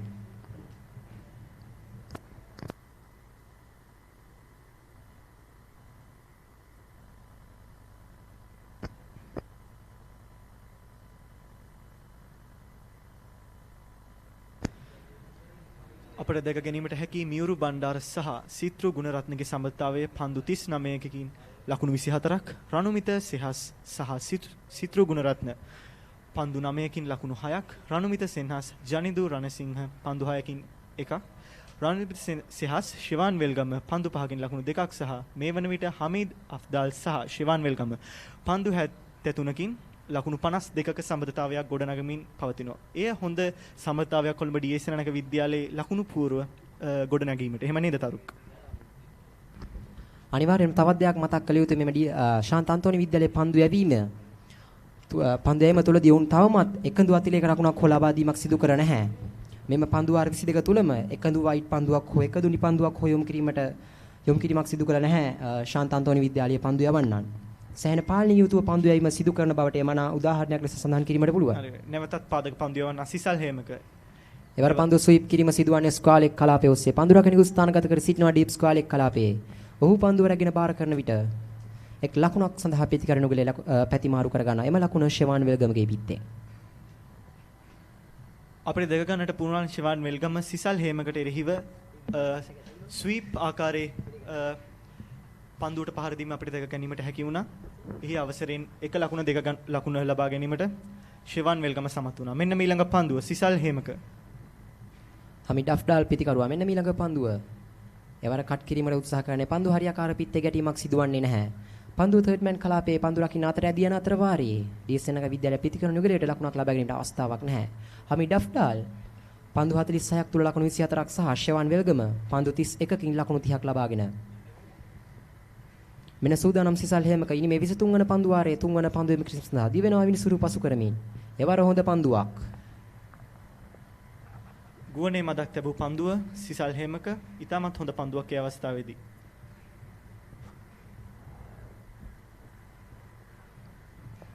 මෙම් පන්දු වාරයේ තුල පන්දු 3ක් යොමු කරමින් සිසල් හේමක එක් ලකුණක් පමණ ලබා දී තිබෙන්නේ ඩීඑස්එන් එක විද්‍යාලයේ පිටිකරුවන්ට. තවත් පන්දු 3ක් ඉතිරි. මෙන්නදී වෙනවා පන්දු යොමු කිරීම සඳහා හමිඩ් අෆ්ඩාල්ට එරෙහිව. එවර වැරෙන් පන්දු පහර එල්ල කරන්නේ පන්දු රැගෙන ස්ථානගත කර සිටිනවා. ඔහු පන්දු රැගෙන බාර කරන අතර වර එක්ම ලකුණක් කරා පැතිමාරු කර ගැනීමට සමත් වනවා ඩීඑස්එන් එක විද්‍යාලයේ පිටිකරුවන්.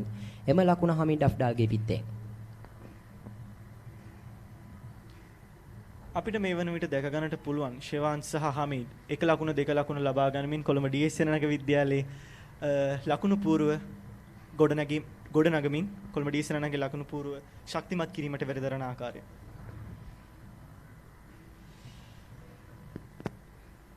මේ පන්දු වාරය තුල තවත් පන්දු දෙකක් ඉතිරි. මෙන්න දිවෙනවා පන්දු යොමු කිරීම සඳහා. එවර හොඳ පන්දුවක්.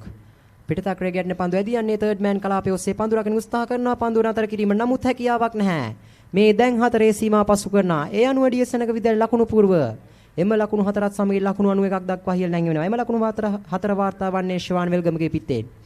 කෙසේ වෙතත් එවර සිසල් හේමකගෙන් හොඳ පන්දුවක් යොමු වන්නේ. පිටිකරුවාගේ පිටත අග්‍රයේ ගැටෙන පන්දුව ඇදී යන්නේ තර්ඩ් මෑන් කලාපයේ ඔස්සේ පන්දු රකින්න උත්සාහ කරා පන්දුව පසුපස යමින් පන්දුව නතර කිරීමට. නමුත් අවසන් මොහොතේ පන්දුව ඇදී යනවා හතරේ සීමාව දක්වා. මේ වෙනුවට කොළඹ ඩීඑස්එන් එක විද්‍යාලයේ කඩලු 4ක් දෙවි ලකුණු 91ක් රැස් කරගම් තිබෙනවා. මෙම පන්දු වාරයේ අවසන් පන්දු යොමු කිරීම සඳහා සූදානම් සිසල් හේමක. මෙන්න ඊළඟ පන්දුවට දිවෙනවා. ඉදිරිපාදයේ ආරක්ෂාකාරී පහරක් අවස්ථාවේදී එක් ලකුණකට අවස්ථාවක් නැහැ. ඒ අනුව කොළඹ ඩීඑස්එන් එක විද්‍යාලයේ පන්දු වාර 23ක් අවසානයේ ක්‍රීඩකයන් 4 දෙනෙකු දැවි ලකුණු 91යි.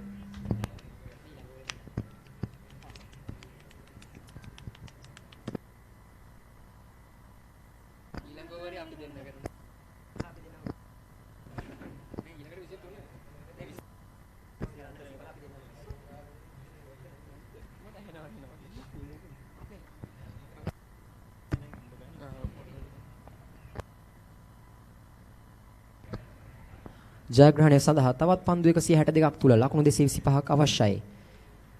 ලකුණු ලබාගත යුතු ලකුණු දල වේගය 8.33ක් ලෙසයි සටහන් වන්නේ. පවත්වාගෙන යන ලකුණු දල වේගය 3.96ක්. පන්දේම සඳහා ක්‍රීඩා විස්තර විචාරාන්තයෙන් කැඳවා තිබෙනවා සනිත ගුණතිලක. ඔහු තමගේ පන්දු වාර 4 තුල ලකුණු 18ක් පමණක් ලබා දී කඩලු දෙකක් දවා ගැනීම සමත් වී තිබෙනවා. ඔහු දැන් සූදානම් හමීඩ් අෆ්ඩාල්ට එරෙහිව පන්දු යොමු කිරීම සඳහා. හමීඩ් අෆ්ඩාල් පන්දු 48ක් තුල ලකුණු 25ක් ලබාගෙන සිටින්නේ. අනෙක් අන්තයේ ක්‍රීඩා කරන ෂෙවාන් වෙල්ගම පන්දු 33ක් තුල ලකුණු 34ක් ලබාගෙන ඩීඑස්එන් එක විද්‍යාලයේ නිම පන්දු වාර 23යි ලකුණු 91කට කඩලු 4ක් දැවි ගොස් අවසන්.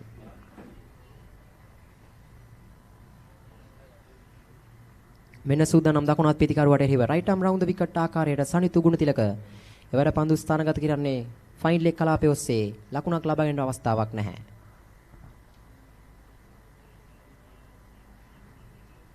එවර පන්දුව තර්ඩ් මෑන් කලාපයේ සිටි ක්‍රීඩකගේ අතට සමාන ෆයින් ලෙග් කලාපයේ සිටි ක්‍රීඩකගේ අතටමයි පන්දුව ඇදී යන්නේ. මෙන්න ඊළඟ පන්දුවේ සඳහා දී වෙනවා. එවර හොඳ පන්දුවක්. සනිත ගුණතිලක DS සෙනඟ විද්‍යාලයේ පිටිකරුවන් මනාව පාලනය කරමිනුයි පන්දු යැවීම සිදු කරන්නේ. සනිත ගුණතිලකගේ මීළඟ පන්දුව. එවර නැවතත් හොඳ පන්දුවක්. පෙරලා පැමිණි පන්දුව යවන්න විසින්ම රැක ගන්නවා තනතිල තුලදී. සනිත ගුණතිලක තම පන්දු වාරයේ ප්‍රථම පන්දු තුන තුලම එකදු ලකුණක් හෝ ලබා දීමට එකබදු ලකුණක් හෝ ලබා නොදී පන්දු යැමට සමත් වී තිබෙනවා සනිත ගුණතිලක DS සෙනඟ විද්‍යාලයේ පිටිකරුවන්ට එරෙහිව. මෙන්න මීළඟ පන්දුව. එවර පන්දු ස්ථානගත කිරීමට උත්සාහ කරන්නේ තර්ඩ් මෑන් කලාපයේ ඔස්සේ. නමුත් පන්දු හරියාකාර පිත්තේ ගැටීමක් සිදුවන්නේ නැහැ. තවත් ලකුණක් කරා පැතිමාරු කරගෙන මේ අවස්ථාවක් යොමු හමුවන්නේ නැහැ. අවස්ථාවේදී DS සෙනඟ විද්‍යාලයේ පිටිකරුවන්ට ප්‍රථම පන්දු හතරම නිලකුණු පන්දු ලෙසයි වාර්තා වන්නේ මේ සනිත ගුණතිලකගේ පන්දු වාරය. මෙන්න දිවෙනවා ඊළඟ පන්දුව සඳහා. එවර වැරෙන් පන්දු පහර. පන්දු රකින ස්ථානගත කර සිටිනවා කෙසේතත් ලොන් ඕන් කලාපේ පන්දු රැගෙන බාර කරන විට එක් ලකුණක් සඳහා පමණයි අවස්ථාව DS සෙනඟ විද්‍යාලයේ පිටිකරුවන්ට. නිලකුණු පන්දු හතරකින් අනතුරුවයි මෙම එක් ලකුණ ලබා ගැනීමට සමත් වන්නේ DS සෙනඟ විද්‍යාලයේ පිටිකරුවන්.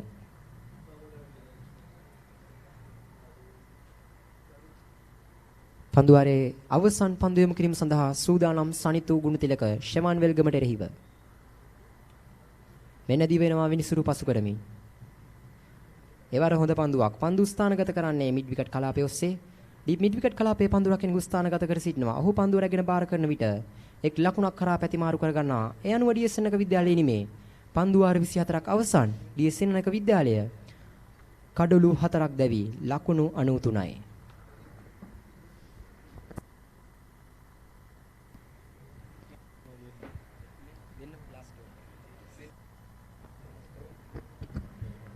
මේ අවස්ථාවේදී පන්දු වාර 24ක් අවසానයි. ලකුණු 93කට කඩලු 4යි කොළඹ DS සෙනඟ විද්‍යාලයේ ලකුණු පූර්ව නොද වික්‍රියා කඩුලේ පිටිකරණයේ දෙන්නේ ශිවාන් වෙල්ගම සමගින් හමිඩ් අෆ්දාල් පන්දු 53කදී ලකුණු 26ක් සමගින් ශිවාන් වෙල්ගම පන්දු 34කට මුහුණ දී ලකුණු 35ක් ලබාගෙන තිබෙනවා තරුක්.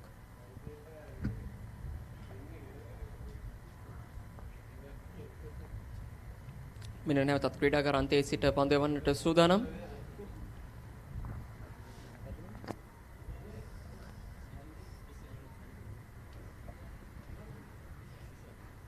සිසල් හැමක එවර ෂෙවන් වෙල්ගමට එරෙහිව පන්දු ස්වීප් කිරීමට උත්සාහ කරන්නේ අවස්ථාවේ ෂෙවන් වෙල්ගම. නමුත් එවර සාර්ථක නැහැ. හරියාකාර පන්දු පිත්තේ ගැටීමක් සිදුවන්නේ නැහැ. සිසල් හැමක පන්දු වාර 3යි පන්දු එකක් අවසානයේ කිසිදු කණුඩක් ලබා නොදී ලකුණු 17ක් ලබා ගන්නට සමත් වුණා DS සෙනනායක විද්‍යාලයේ සිසල් හේමකගේ පන්දු වේගම තුලින් පිටිකරණ අන්තයේ රැඳී සිටිනවා ෂෙවන් වෙල්ගම. මෙන්න සිසල් හේමකට එරෙහිව ෂෙවන් වෙල්ගම. නැවතත් පුල් කිරීම මිඩ් විකට් කලාපයේ නොවේ පන්දුව පතිත වන්නේ.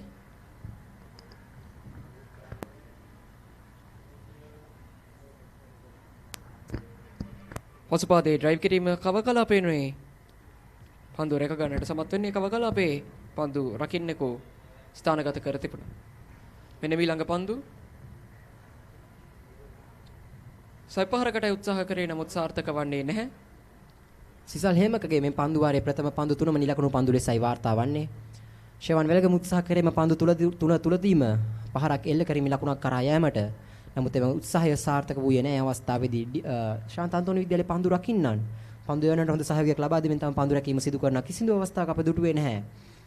හරියාකාර පන්දු රැක ගැනීමක් සිදු නොකර සිටින ආකාරයක්. මෙන්න ඊළඟ පන්දුවට ස්වීප් කිරීමට පන්දු ඇදී යනවා මිඩ් විකට් කලාපයේ ඔස්සේ. මිඩ් විකට් කලාපයේ අවස්ථාවේදී පන්දු රකින්න ස්ථානගත කර සිටිනවා. ඔහු පන්දුව රැගෙන බාර කරන අතර වාරයේ එක් ලකුණක් කරා පැතිමාරු කර ගන්නවා DS සෙනඟ විද්‍යාලයේ පිටිකරුවන් යුගලය. විශේෂයෙන්ම තරුක් අපි තරගයේ පළමු පන්දු වාර 20 තුලදී අපි දුටුවා බොහෝ විට යාර්තිහි සීමාව ආසන්නයේදී පන්දු රකින්නන් විශාල සංඛ්‍යාවක් යොදවා තිබෙනවා. නමුත් මේ අවස්ථාව වෙනුවිට පන්දු රකින්නන් 4 දෙනෙක් ස්ථානගත කර තිබෙනවා. යාර්තිහි සීමාවට පිටින් මෙන්න ඊළඟ පන්දුව එවර පන්දු ස්ථානගත කරන්නේ ලොන් ඕන් කලාපයේ ඔස්සේ. ලොන් ඕන් කලාපයේ පන්දු රකින්නේ ස්ථානගත වී සිටිනවා.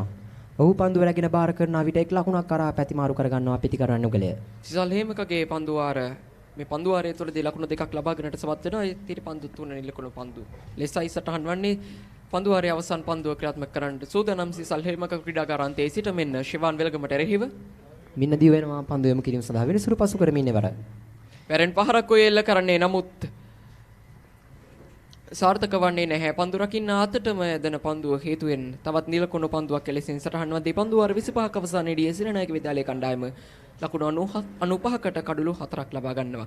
ඒ සමගින් තරුක අපි සූදානම් ක්‍රීඩා විස්තර විචාරයේ වෙනසක් සිදු කරන්න මෙතෙක් වෙලා සිංහල භාෂාවෙන් ක්‍රීඩා විස්තර විචාරය ගෙනාවේ තරුක වීරසිංහ උමරුසන්දිර සමගින් මම රන්තුල් ජයකොඩි. දැන් සූදානම් ඉංග්‍රීසි භාෂාවෙන් ක්‍රීඩා විස්තර විචාරය ගෙනෙන්නට රිසාද් සිතිලක සමගින් දුල්කිත් Fernando.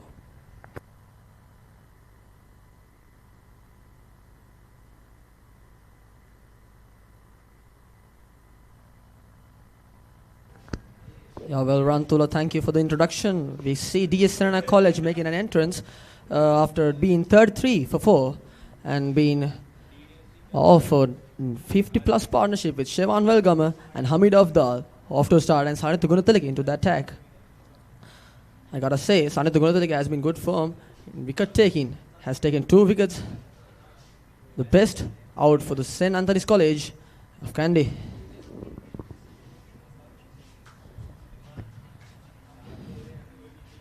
So yes, Shevan Welgamer will be the key for DS Senanayake College in chasing this mammoth total of 316 runs here. Hamid Afdal so far offering a good support for him at the other end. The DS Senanayakans would like them to keep this going for another 10 overs or so. Sanitha Gunathalike, right arm around the wicket, is bowling in very good lengths. I mean, that's the key for taking those wickets in the earlier stages of the power play. Here's Sanitha Gunathalike again. This time tries for a sweep and is cleared off the boundary and is for a 4. Shevan Welgamer clunches up to his 40 runs and is on top form and brings up the 100 for DS Senanayake College.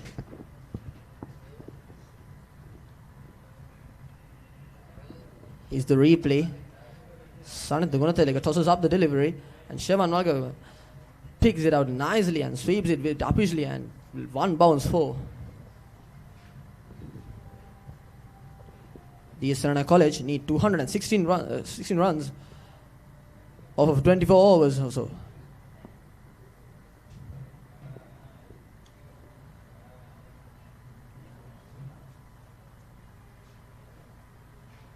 Now that there is a change of field here, deep backward square leg has been put in place to cover that sweep shot of Shevan Welgamer. Is Sanitha Gunathalike again, right arm around the wicket. Now he plays the forward. Is very good technique from Shevan Welgamer. Very patient in the batting lineup. Got to say, DS Senanayake College has a deep batting lineup. Up until they have 9 down, they have batters up to then.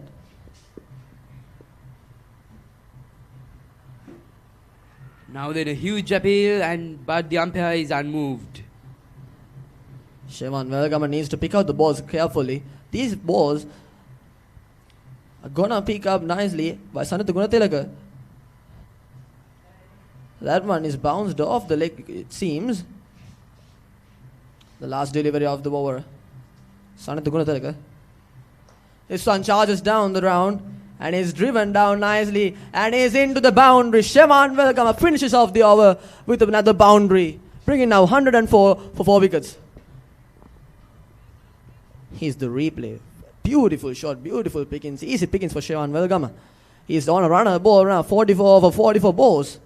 Very good form, Shevan Welgamer, the highest run scorer for DS Senanayake College in the previous tournament. Yes, Sidilaka, and I think it's also important that DS Senanayake College doesn't let that required run rate go way above. I think they need to keep it in check as well. What they need to do is convert these singles they are taking into doubles and put some runs on the board for these dot balls. Find some way. That was the strategy of St. Anthony's College in the previous innings. And Hamid Afdal is on strike again. Now He's probably coming into that very costly over for St. Anthony's College previously.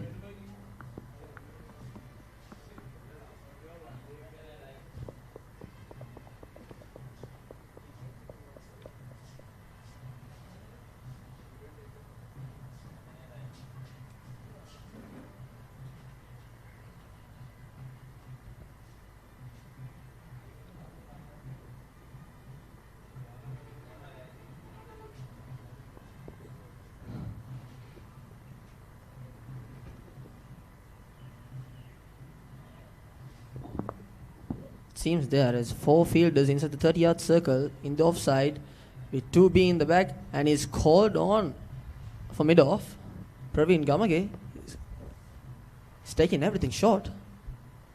And he also brings a long on back into the circle. Sliced off Hamid Afdal. Just not the opportunity for a single. What they need to do is right now convert these dot balls, push these into the caps and take some runs. And his current run rate is 3.97, and the required run rate is way above 8. And they do not need to let that happen, yeah.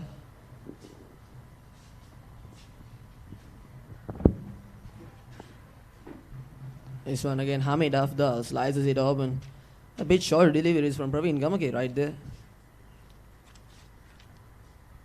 And just I think what the Senanayake should try to do here is one of them should anchor the innings, just like Yenula Hewavitharan did for the St. Anthony's, and the other one can lead the charge. This time swept off a fine leg, but the fine leg field is placed nicely there. Hamid Afdal should try to rotate the strike. 3 dot balls to begin the 27th over. And the required run rate is up to 9 runs per over here. Once a missed opportunity. It's off to Baya, I think.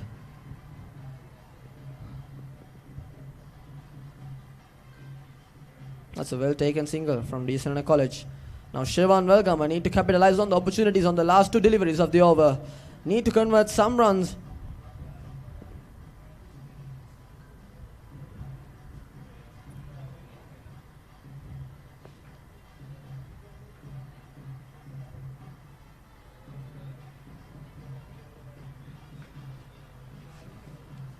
Now there's a big backward square leg in place for his sweep shot, and he tries to nudge it into the cover region, but the field is in place. There's no chance for a single.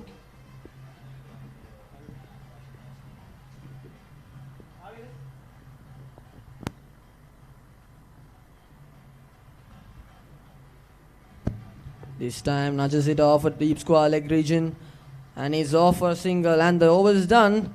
106 for 4 wickets at the end of 27 overs, and DS Senanayake College need 210 runs in 138 balls.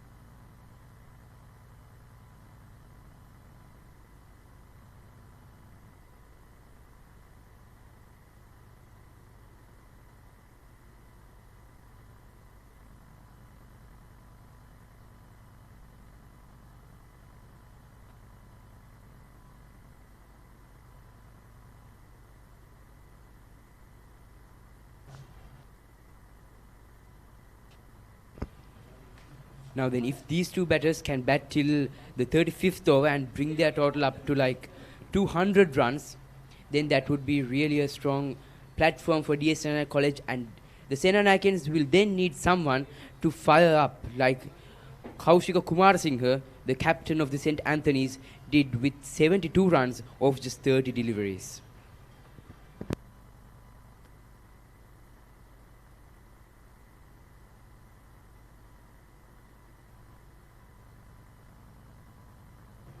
Now is Sisal Hemeka brought onto the attack, the right arm leg spinner. Sliced on to the mid-off region, and he's travelled till the long off, and he's given the opportunity for Shivan Welgama to rotate the strike to Hamid Afdal. Senanayake should try to run them quick and convert these singles into doubles. As I said before, it is very crucial for them to do that. Sisal Hemeka, the standout bowler for St. Anthony's College in the first innings of the 107th Hill Country Battle of the Blues, taking 3 wickets of the Trinitians. Hamid Afdal trying to slice that shot up and towards the covers, but he's failed. This time swept off the line, and it's gone all the way to boundary. Hamid Afdal taking the big shots right now. Off of Sisal Hemeka's over. Very good strike from Hamid Afdal. time of need, Hamid Afdal delivers one of the brilliant strike, man. And that is the maximum. Senanayake need those kind of big shots right now, Hamid Afdal, and need to stay in the wicket. And also maintain that partnership, which will help the Senanayakens to clinch up to the total. Yes, and it's also important that they don't be over ambitious and throw their wicket away here. Just like that, very good delivery from Sisal Hemega, cutting out in the middle stump, and is spinning away from the wicket, almost edged towards off of Hamid Afdal. Very good delivery after the maximum.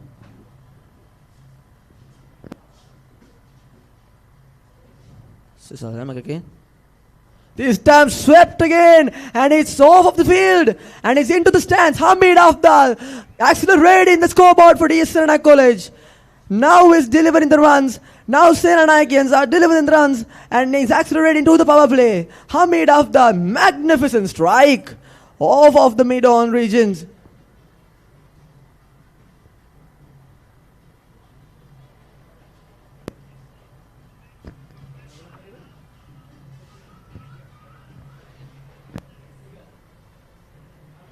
This is what they should do right now. Hamid Afdal was faced over 60 blows.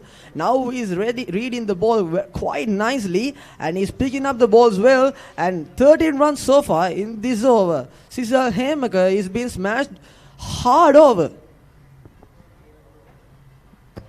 Yes, absolutely. 13 runs off the over so far. Just 5 deliveries in it, and the captain is having a meeting as to how to stop this onslaught of Hamid Afdal here. And the ball is well out of the field. We saw it during Kaushika Samar Singh strikes well off the field. 28 runs in Shevan Welgame's over. Now Hamid Afdal is turning the tables right now. He is my reply.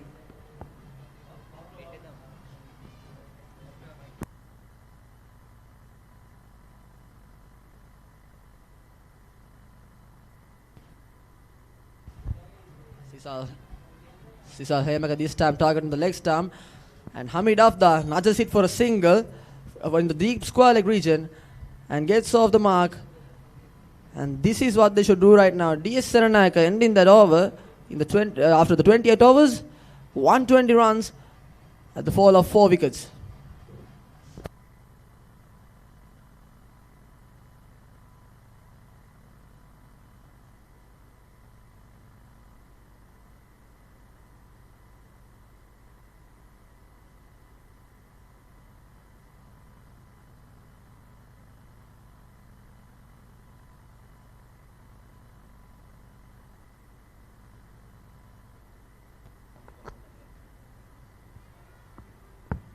Now it seems Praveen Gamage is back into the attack.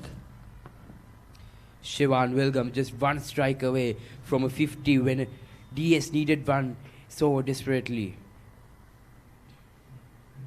Well, this time wide off the off stump. It was spinning widely. Shevan Welgame tries to slice it up, but is really unsuccessful in that blunder. Now then, these two nearing the 100-run partnership here.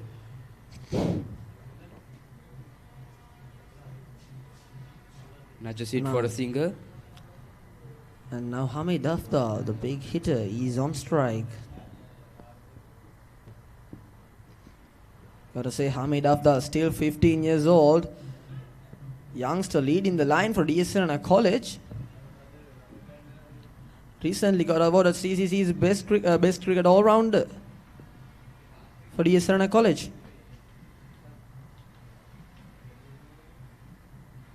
It's Praveen Gamage again. Right arm around the wicket. This time scoops it off. Into the final leg region. Oh, brilliant effort by the fielder right there. And it's off to 2 runs. DS Senanayake need to convert those runs into 3 runs at least. Otherwise, it will be hard to chase this total. Good bit of innovation from Hamid Afdal.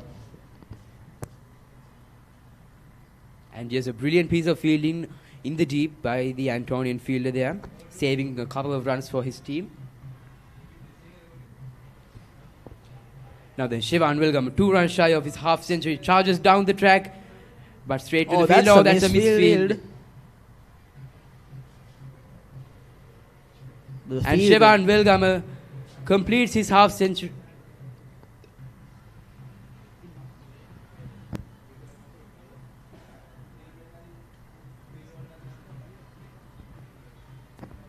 Correction, Shivan Welgam didn't actually. My It's apologies. just one run off of the target.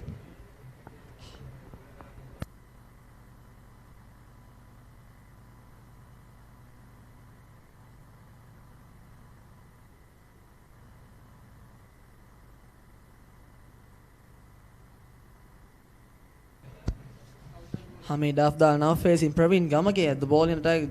Previous ball, it was only a dot ball. This time nudges it off into the bowler. A good recovery by Praveen Gamage.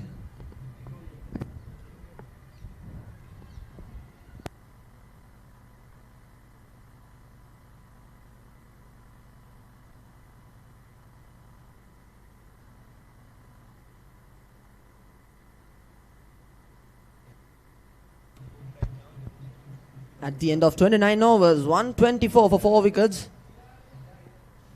Only 4 runs off of the last over, and they need 192 runs off of 21 overs.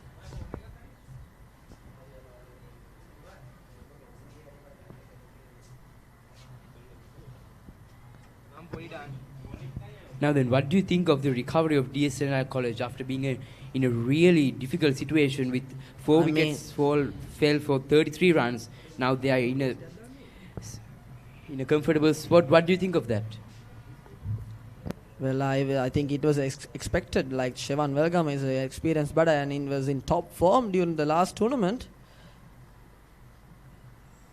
Charges down the left flank and it's gone all the way through the boundary, and Shivan Welgam completes his half century off of 50 balls against Kavish Samatarunga.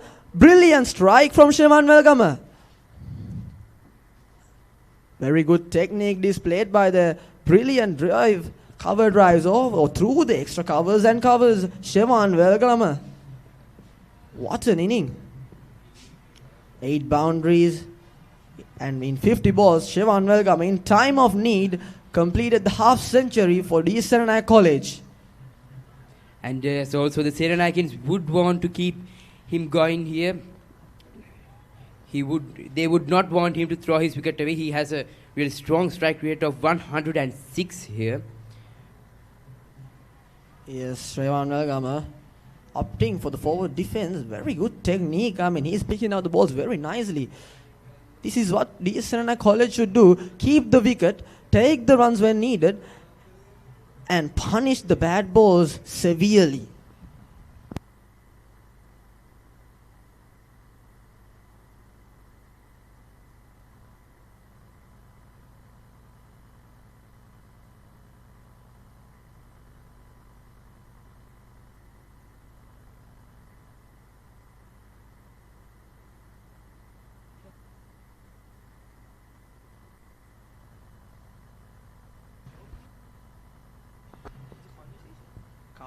Oh, that was unnecessary from Shivan Welgam. What was he trying to do? In the time of need, he tries for a reverse slog sweep. And it was always pitched for a middle. Kavish Samaratunga, that's a howler from Shivan Welgam. Just off the off stump. And a timely wicket for St. Anthony's College. These two batters were playing brilliantly out there in the middle. And Kavish Samaratunga has broken that magnificent partnership. And Shivan Welgam departs after a well-made half-century, 53 runs of 52 deliveries. Gotta say, even though he was dismissed, what an inning from Shivan Welgam. In the time of need, he delivered very nicely. And Shanel Binushka is walking up to the pitch right now. The outstanding bowler for DS Senanayake College.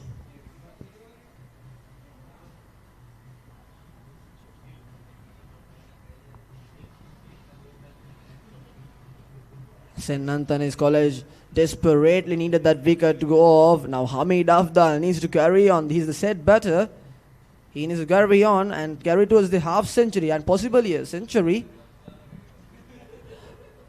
push DS Senanayake College into that huge total of 316.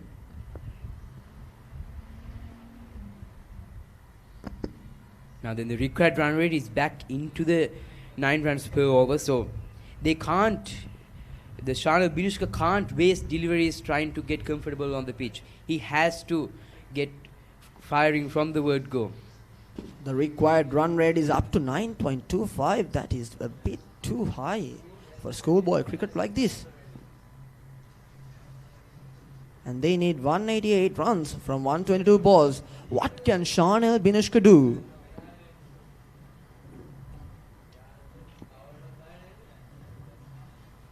He's calling on the deep square leg into short square legs. And he drives off into the long ons. There's a fielder there only for a single. And now Hamid Afdal is on strike. Shanal Binushka gets off the mark of the first delivery. And Hamid Afdal needs to keep the run rate ticked. And have to say that that was a brilliant delivery from Kavish Samarthunga, the wicket-taking delivery. He knew that Shevon Welgama was going to go for something innovative. Brilliant nudge from Hamid Afdal off to single. And that's the end of the over.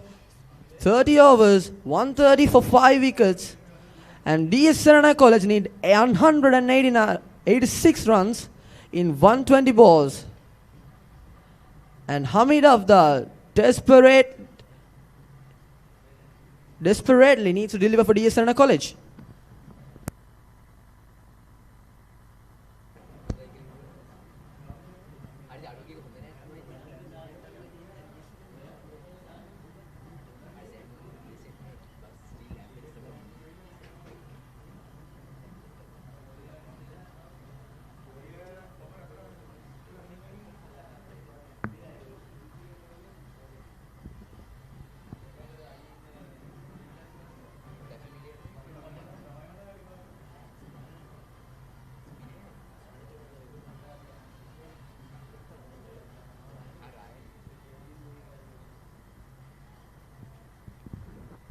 Gotta say, into the St. Anthony's bowling attack, Ryan Gregory was the key piece of it.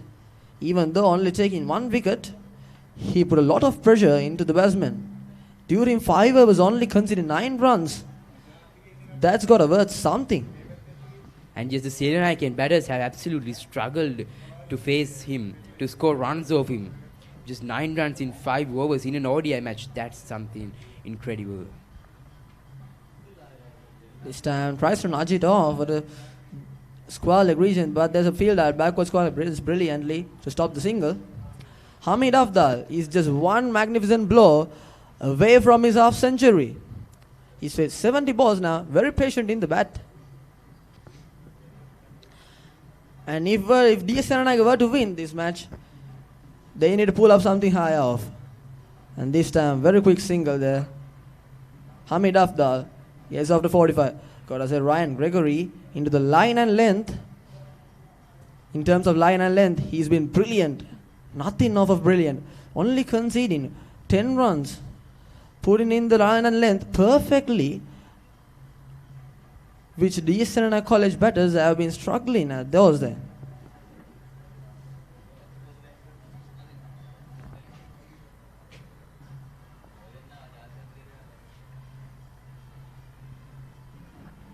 Shanal Binushka, that was a very good technique defense.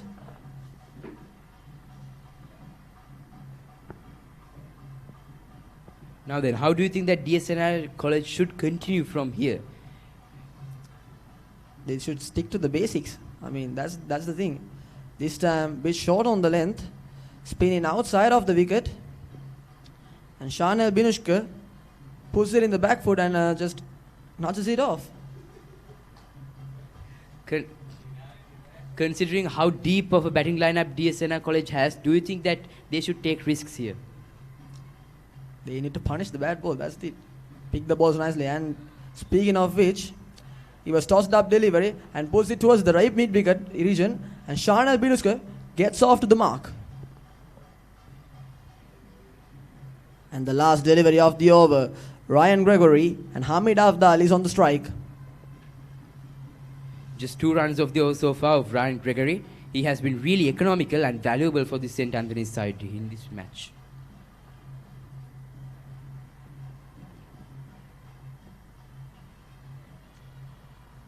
This time opts for the defense. Hamid Afdal keeps off the ball off the wicket. Ryan Gregory, 6 overs done. He's only considered 11 runs, and DS Senanayake College 132 for the loss of 5 wickets at the end of 31 overs.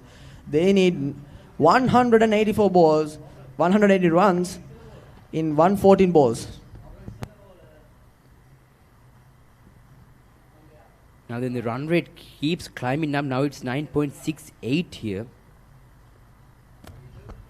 DS Senanayake College needs to do something. Needs to do something out of the box. And Ryan Gregory, speaking of which, very good spell. He has bowled 29 dot balls over 8 overs.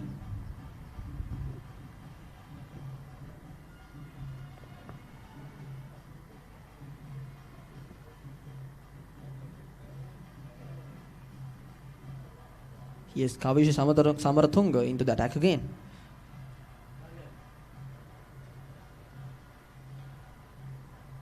Slices off into the long off, and it's in for a single. Shanel Binushka is always rotating the strike. That's what DS Senanayake needs to do, and Hamid Afdal needs to strike some big hits to keep DS Senanayake College hope alive. And also the Senanayakans will need someone to strike the ball very strongly like Kaushik Kumarasinghe. Otherwise they can't stand a chance in this chase, because the run rate is now 9.72 runs per over.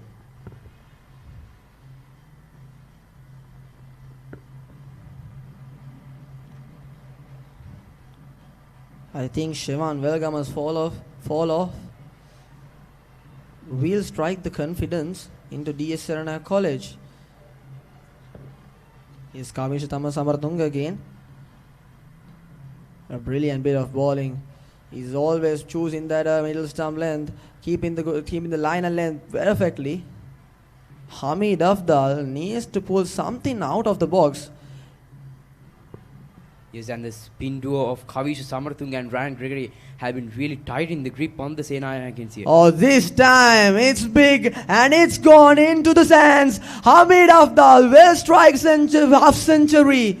Very well deserved, off of 74 balls, and he celebrates off of a karma. Yes, he absolutely delivered when DS Senanayake College desperately needed it. He and Siobhan Velgama brought life back into this innings, and Hamid Afdal now will look to continue his form here. Remind you, he's just 15 years of age, 4 sixes, 2 fours in 74 balls. He has been rotating the strike and keeping the strike rate alive. Hamid Afdal, well deserved half century, and it is important to keep him in the wicket and rotate the strike and keep the big guys alive. Yes, we saw that Siobhan Velgama just completely threw away his wicket after getting into his half century. Hamid Afdal should not be careful to do something like that, and well defended off the front foot here.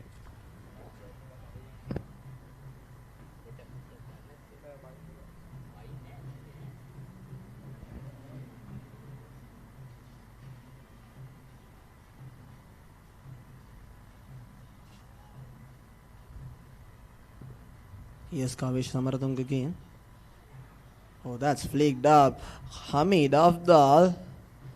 That was dangerous bit of strike from there from Hamid Afdal. He needs to pick the deliveries very carefully. Bit of a tossed up delivery from Kavish Samarathunga. And at the end of the 32nd over, DS Senanayake is 139 runs and 5 wickets fallen. And he's the last delivery from Kavish Samarathunga. This time sliced off onto the covers. Oh, there's a slide midfield, and there's the opportunity for a single. Good running display between the DS Senanayake batters. Very good communication there. That was a missed opportunity from St. Anthony's College. And DS Senanayake College 140 runs for 5 wickets after 32 overs. So it's a steep hill for them to climb from here. They still need more than 150 runs here. 176 runs in 108 deliveries. DS Senanayake College will definitely count on these two, especially Hamid Afdal, to carry them towards their target. Yeah, Dulkit, they need to feed off of these bowlers like Ryan Gregory. He's been putting the pressure on the batsman since his first over. They need to strike the ball well, just like Hamid Afdal did. But now they need to pick up that pace. Now it's time for showtime. I think what they need to do is that they need to get singles of Ryan Gregory's deliveries and Kavish Samatunga's overs and go after the other bowlers.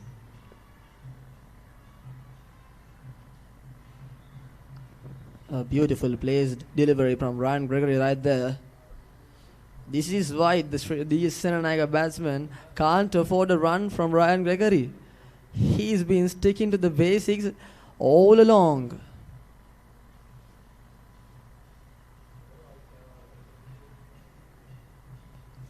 Is Ryan Gregory? Oh, this time smashed off of the mid wicket, and it will run off of. Oh, brilliant effort by the fielder. Was it a boundary? The referee, the umpire is in confirmation that here's the replay of that shot. Whatever it was, brilliant effort from the fielder. I think it's a boundary, but it's signaled as to but Hamid Afdal. Bit shorter from Ryan Gregory there. This time drives it off the back foot. No opportunity for a single.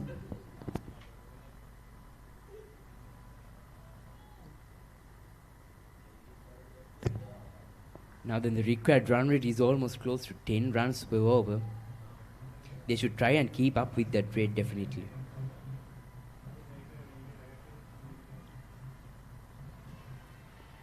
This is why they can't put the run rate.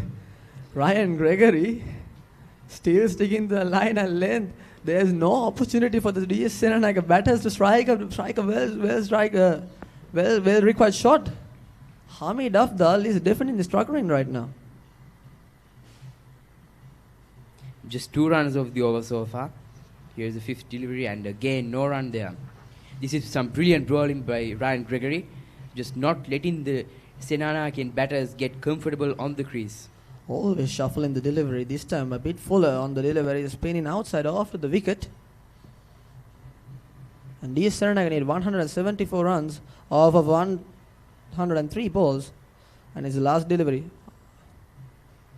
Oh, still very good in the delivery. And end of the over. 33 overs. 142 runs at the loss of 5 wickets.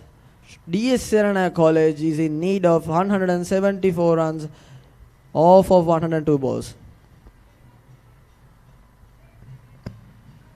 So yes, this has been the story so far. DS Senanayake College 142 runs for 5 wickets at the end of 33 overs. As you can see, Kaushik Kumar Singh has scored 72 runs in just 30 deliveries.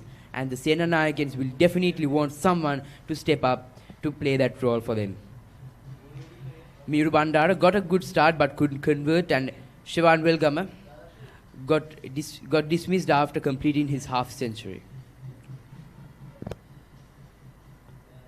The outstanding bowler in taking wickets for St. Anthony's College has been Sanethu Gunatilaka and Kavish Samaratunga taking 2 wickets each. And Dasun Weliyanga, the only pace into the attack, has only bowled 4 overs up until now and only conceded 14 runs. And the fall of wickets, it was like almost 4 wickets fell. Yes, 4 wickets fell in quick succession inside the first 10 overs, and then came the valuable partnership between Shivan Welgama and Hamid Afdal of 95 runs. That really gave DS Senanayake a chance in this chase. And Shanal Binushka should look to continue that form. And exploiting the batting lineup, they still have 2 more batters in play. Randish Bandaranaike, the skipper.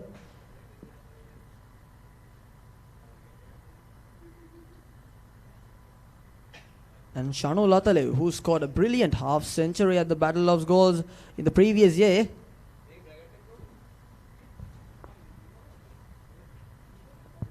And also mentioning Chitun Baddage, 49 runs over 40 white balls in the previous battleground for goals. Now then, as you can see, of the 33 overs that have been bowled so far, only 4 overs have been bowled by a pacer, and that 4 was also bowled by the same pacer, Dasun Weliyanga. The captain Kaushik Kumar Singh is a well-renowned pacer himself, but he understands these conditions very well and has used 5 spinners.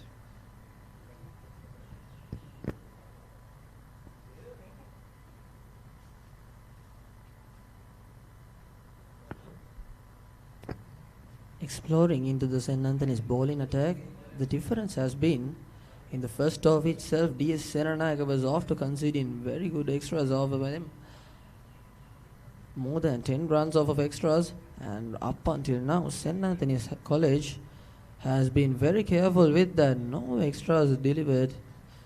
Up until now, brilliant bit of bowling from St. Anthony's College.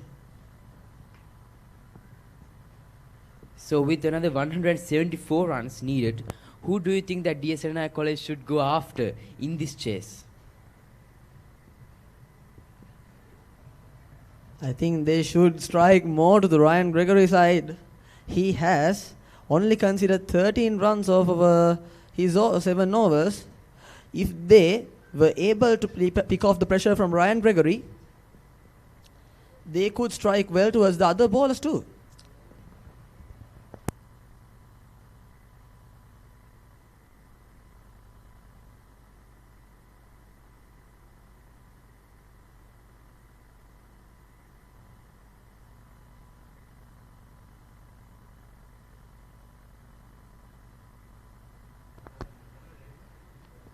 I think in this momentum, they only need one good over with high score in runs, at least 10 plus runs off of the over of Ryan Gregory. And I think the momentum will shift towards the DS Senanayake College.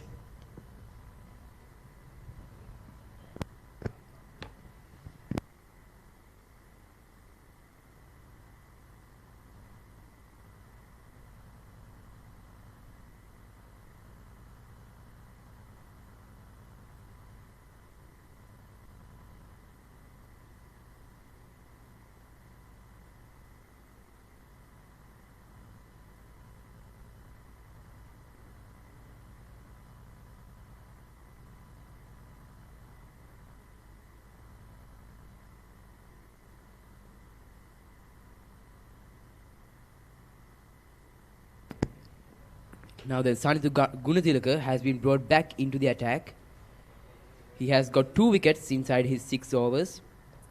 Charge comes down the track, but plays towards the fielder in the deep for a single.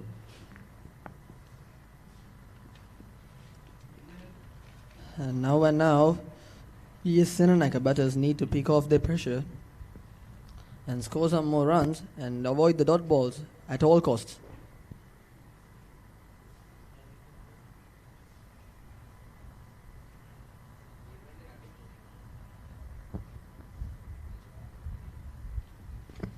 Here's Sanithu Gunathilaka.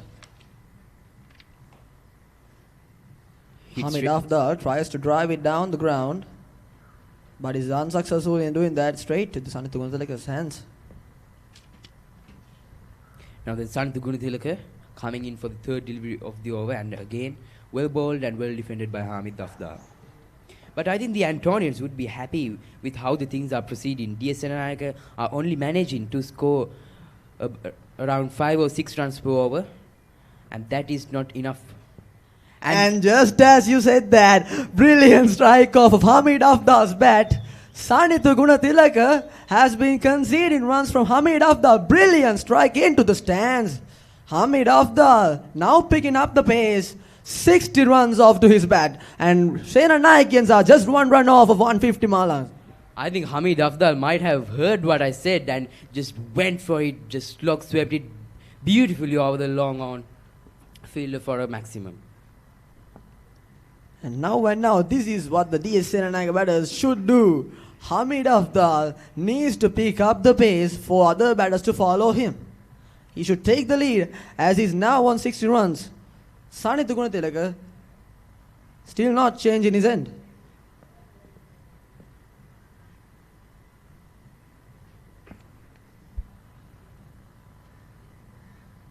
Kaushik Amarasinghe has played that covers into sweeper covers. Here's Sanitha Gunathalaka. Slices it off to extra covers and no opportunity for a single. So 7 runs of the over so far, and Senanayake would really like a boundary of the last delivery of this over as well.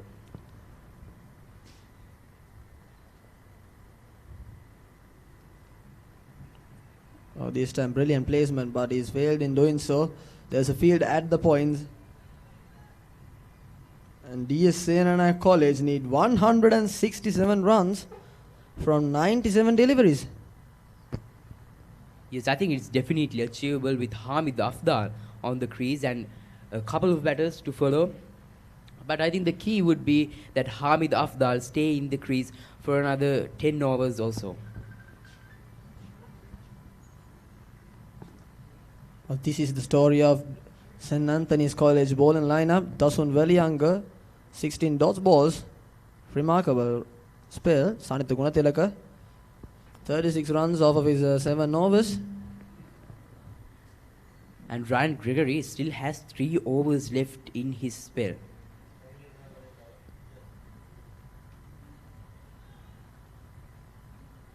So the St. Anthony's captain Kaushik Kumarasinghe would be looking to utilize those 3 overs of Ryan Gregory.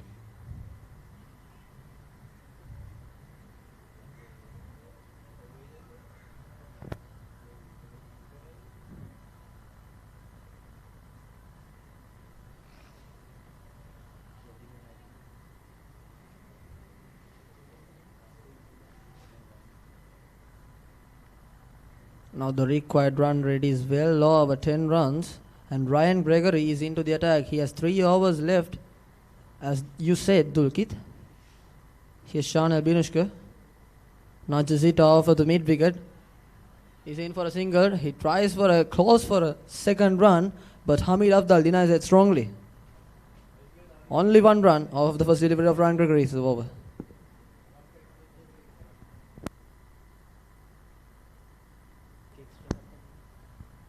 And here's 150 runs up for D. Senanayake College. As what they were in the situation, 33 for 4. This is very good. Oh, this time out, swinging out outside the off stump. Could have been chopped off into the wicket. Hamid Afdal needs to be careful in those things. Yes, the Senanayake batters are visibly struggling to find a good answer against Ryan Gregory. Here he comes for the 3rd delivery of the over. This time swept along the ground into the mid-wicket area, but there's a field ablaze. Hamid Afdal gets off for a single. Yes, I think it's important that they don't let these dot balls build up. Instead, they have to go for singles or doubles of these deliveries of Ryan Gregory.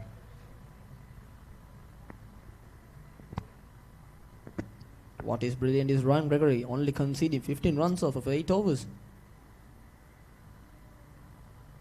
Very good delivery right there. Tossed off the middle stump. No chance for the batter to exploit the ball.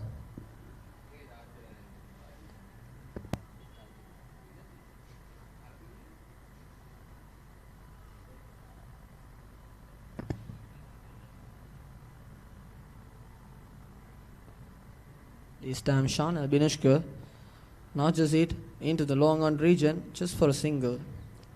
And now Hamid Afdal needs to strike at least one boundary to pick off the pressure from Ryan Gregory. And it will be crucial if he hits that boundary. Yes, Ryan Gregory has been absolutely phenomenal so far in his spell, sticking to his lines and lengths. This time slices it off the extra cover region. There's no opportunity for a single, I think. Just 3 runs of the over. And DS Senanayake College up 152 runs for the loss of 5 wickets after 35 overs. DS Senanayake College in need of 164 runs in 90 deliveries. And here's the story of previous innings. 24 extras. Yes, I think that has been the key difference between these 2 innings. DS Senanayake College conceded 24 extras, while St. Anthony's College hasn't conceded a single extra so far. And a few dropped opportunities also helped. Yenula Hevavitharan was dropped in the gullies, and well, he went on to score an 80, anchoring the innings and anchoring Dinul Vijay Singh for a 41 runs. Those missed opportunities, if they were well taken, the target could have been more or less. Yes, those missed opportunities could cost DS Senanayake the match here. Even Kaushik Kumar Singh was dropped off in the fine leg area.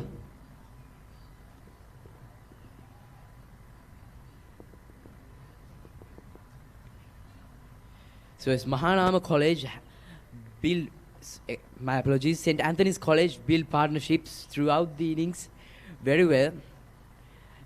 All the batters got off the marks really well and made their contributions to the team.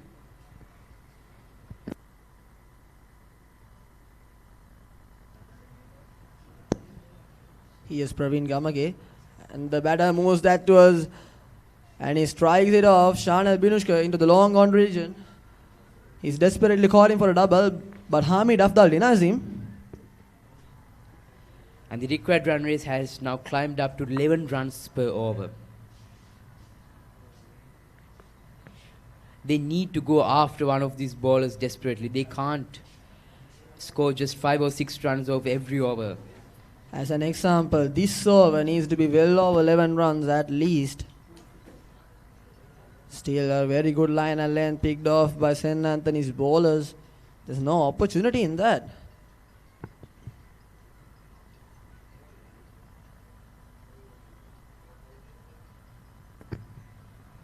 Yes, he tried to come down the ground and strike. This time sliced into the covers, into the sweeper covers region, and he's off for a single. Only for singles. Only 2 runs off of these 4 deliveries. They need to do something exceptional in those last 2 deliveries to pick up the pace for DS Senanayake College. Yes, and it has been a remarkable comeback from Praveen Gamage. After going for 14 runs in his first over, he has come back strongly and conceded only 8 runs in his next 3 overs.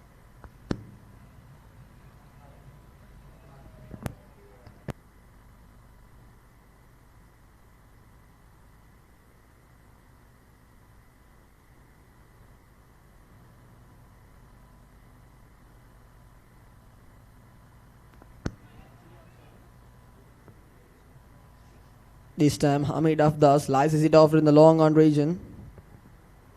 Just for a single. Now 3 runs off of this over. Last delivery from Praveen Gamage. DS Senanayake College desperately in need of a big hit from Hamid Afdal.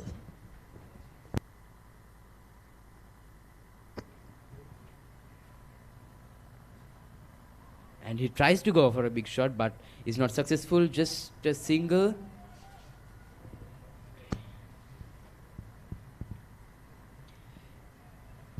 And it's been noted that Hamid Afdal loves those long sweeps, and at the end of 36 overs, it's 156 runs in the loss of 5 wickets. And DS Senanayake will need 11 runs per over at least.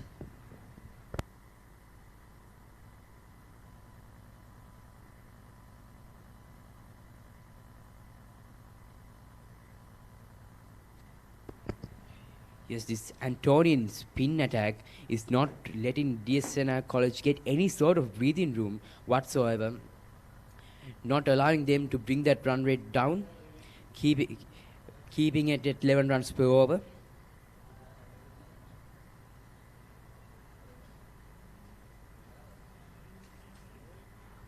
I think DS Senanayake College should start to take some risks in the next few overs, because otherwise the run rate is just going to be too high for them to chase. And here's Dasun Velianga, it appears to be. If there is pace coming on, Hamid Afdal might have an opportunity to score some runs off the pace. After a long break, a pacer is finally brought back into the attack by the Antonians. And I don't think the CCC pitch has not changed whatsoever. Still a spinner's pitch, spinner's paradise right now. But it's still a batting pitch also. Here's Dasun Younger. Is very wide off the off stump, but the referee is unmoved.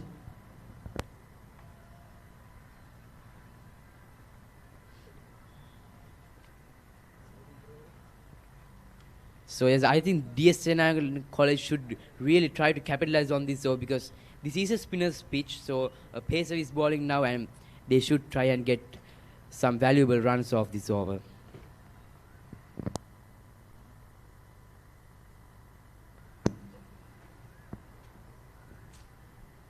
So far, it's been very defensive in DS Senanayake's own half. Here's Dasun Young again.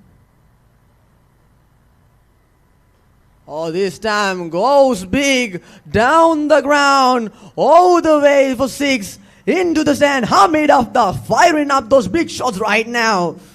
And Dasun Younger is inspired bringing down pace and is very advantageous. Outside the off stump, bends his knee. Very good technique from Hamid Afdal. Big 6. Yes, DS Senanayake College really needed that after a long break without boundaries. Hamid Afdal finally delivers the much awaited maximum of Dasun Younger. Remind you, this is still a 15-year-old striking these boundaries as well. He is putting the all DS Senanayake College on his back, carrying them to this total.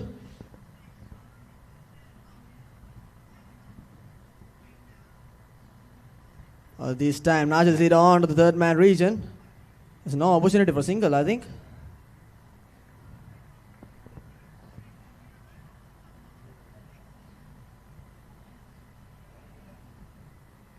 Dasun Younger under the pump from very early on in the over. DS Senanayake still need more of those hits from Hamid Afdal. They need to find something out of the ordinary. And Hamid Afdal has now faced well over 90 balls. This time sliced it off into the extra cover region. If a quick single. Good running in between these two batters. Now the Shanal Binushka should also try to step up and strike some of these balls out of the ground.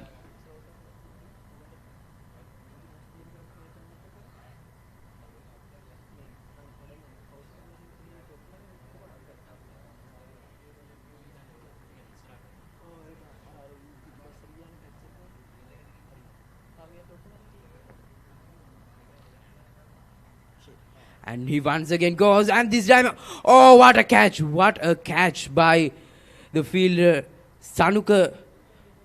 I think it's Sanuka Kalpana, who has taken a brilliant effort from Sanuka Kalpana, flying catch off the field. Yes, he has taken a magnificent catch. Brilliant catch by Sanuka Kalpana, jumping up and getting it on the second bounce. And catchers win matches, and Shanal Binushka departs for just 8 runs of 13 deliveries. These half opportunities are what these pulls into the wins. Extraordinary fielding from the St. Anthony's. Off the extra cover, leaping high up.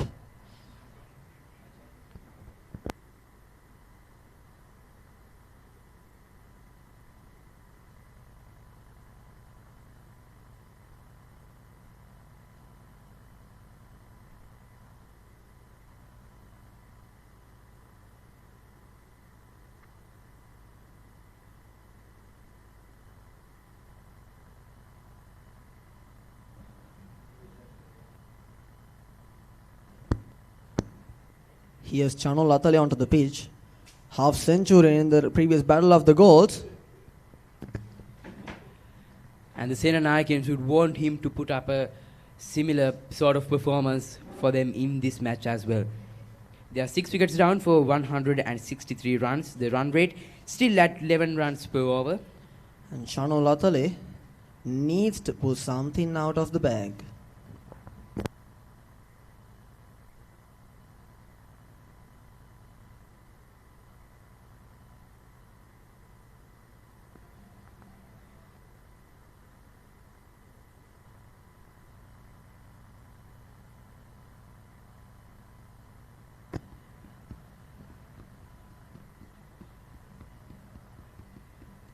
Dasun Welianga taking the wicket of Shanal Binushka. He's also a dangerous man.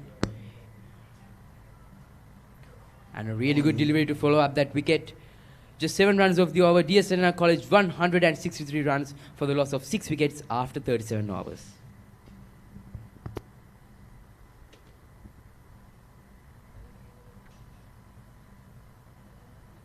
Even though conceded a bit of more runs in the last couple of overs, and Anthony's has followed very good bowling routine.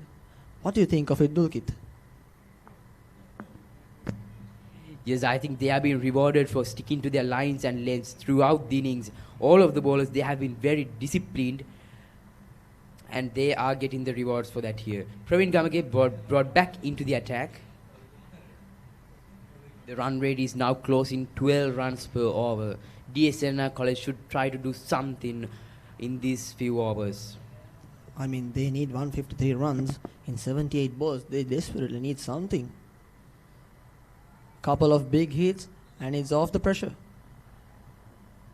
Here's Praveen Gamage right around the wicket. This time sliced off into the extra cover region again. No opportunity for a single again. A good delivery there by Praveen Gamage, sticking to his plans. This time the delivery is tossed up, and is Hamid Afdal. He has the hundreds delivery, and that is closing on long on just for a single.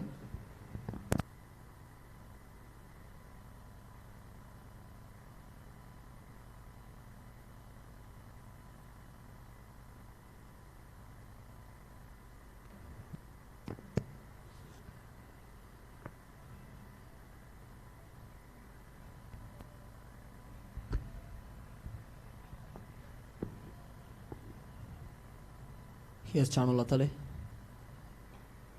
Drives it down the ground. Off for a single, and is straight on for the long off fielder.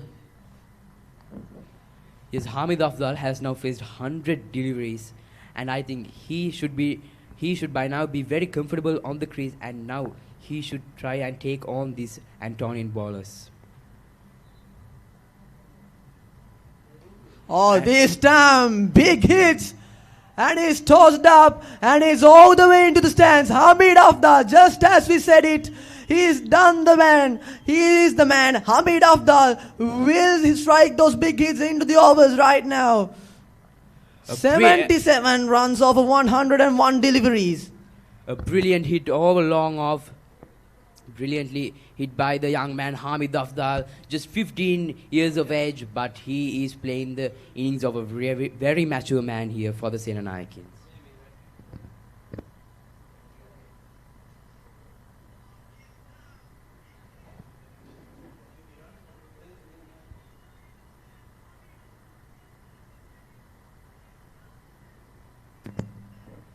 Now then the bowler receiving some instructions from the Antonian captain. Yes, Praveen Gamage, right arm round the wicket still. Oh, this time over the mid wicket, and it's gone for the big hits again. He's smashed that in. He has done the win, and he's on to the 83 runs. And DS Senanayake now accelerating the run margins by far.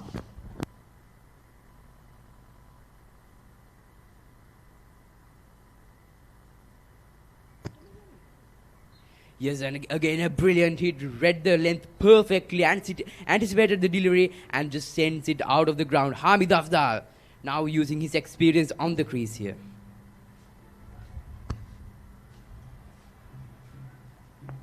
Praveen Gamage under the pump, 2 straight sixes. Last delivery of the over here. This time nudges it into the mud wicket and off for a single. This is what they should do. Keep the pressure off of the batsman. Take singles, punish the bad deliveries, and DS Senanayake will need 138 runs off of 72 balls, and they will need big hits like Hamid Afdal. Yes, and Hamid Afdal has just moved into his 80s. What an innings from this young man to keep the Senanayakins alive in this chase. Wickets falling from the other end, but he remained unmoved and he has gone. Now then, Hamid Afdal, the standout performer in the DS Senanayake batting lineup, 84 runs of 103 deliveries, still on the crease, and Shevan Welgama departing after a well-made half-century.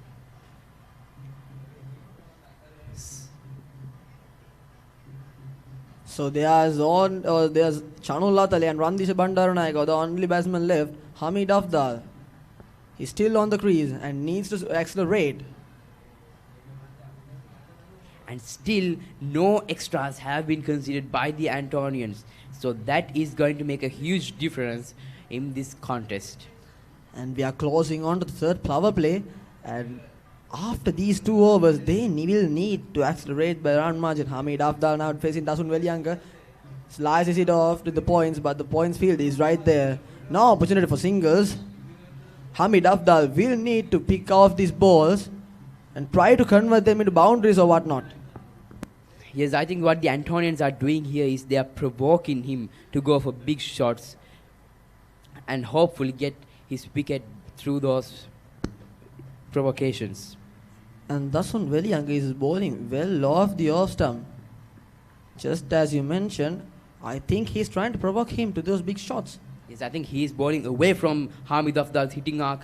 But that doesn't go according to the plan. It goes over the 30-yard circle and into the boundary. 1 bounce and 4. Hamid Afdal continuing his onslaught against the Antonian bowlers here. Well, he's just a boy playing like a man. Pulls off. Very good bit of technique. No mistakes there. Picks off the ball perfectly. 1 bounce 4 and he's run off to the boundary as well. Hamid Afdal just 12 runs off of his century. This 15-year-old is doing wonders at the crease right now. He is a really valuable and an interesting prospect for DS Senanayake College in the coming years. Dasun Welianga under the pressure from Hamid Afdal. Just got to mention, Hamid Afdal was awarded the best all-rounder from the CCC awards just more recently. Here's Hamid Afdal facing off with Dasun Welianga.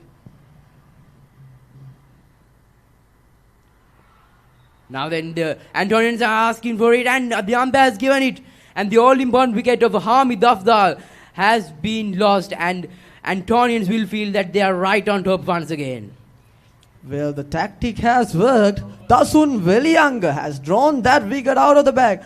Hamid Afdal was always trying to nudge that into the... Yes, and with that, the brilliant innings of this young man, the boy playing like a man, comes to an end. 12 runs shy of his century, but what an innings it has been from Hamid Afdal here. Even though DS Senanayake fails to run the margin, Hamid Afdal will be forever remembered for this innings. 8 sixes and 3 fours. What a man. Clever bowling by Dasun Welianga, provoking him to go for the offside shot, and he just nicks it and well caught by the keeper. Dinul Vijay Singh.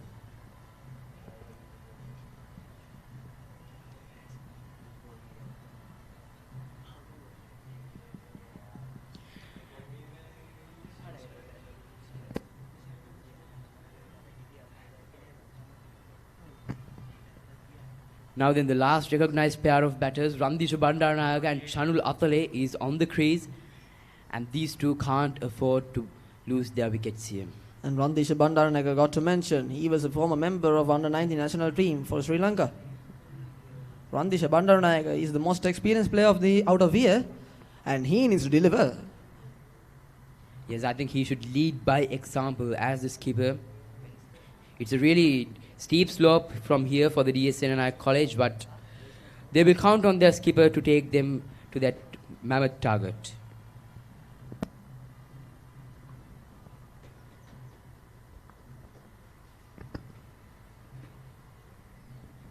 Yes, Dasun Welianga.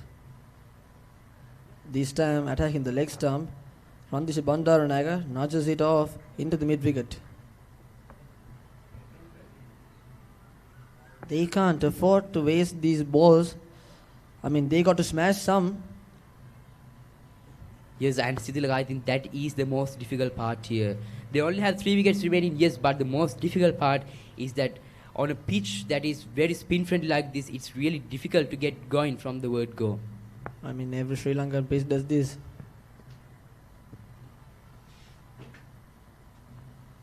He's Randisha Chanul Atale in the crease.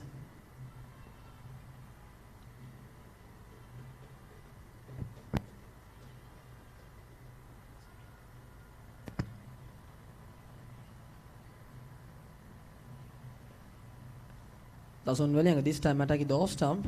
Quick single from the batters. Very good communication there. A good comeback by Dasun Wellianga after being hit for a boundary in the second ball of the over. Talking about the Dasun Wellianga's previous wicket, brilliantly caught out by Sanuka Kalpana. Brilliant fielding there. I mean, that's world class fielding right there. Yes, I think DS College had missed a lot of half chances like that, and that could be the difference between the two teams today. Just nicks it into the point. No opportunity for single there, and that's the end of the over. 39 overs gone. 183 for 7.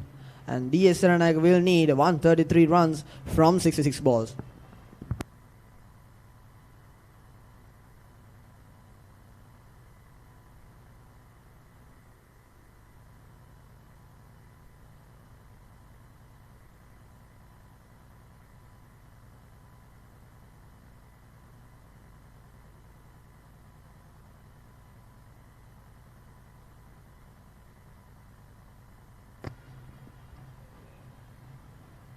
I think what went wrong for DS Senanayake College in this innings was that they lost 4 wickets inside the first 10 overs, and that really put so much pressure into the middle order of DS Senanayake College. Ryan Gregory, the standout bowler for the Antonians, conceding just 16 runs in his 8 overs and taking an important wicket as well.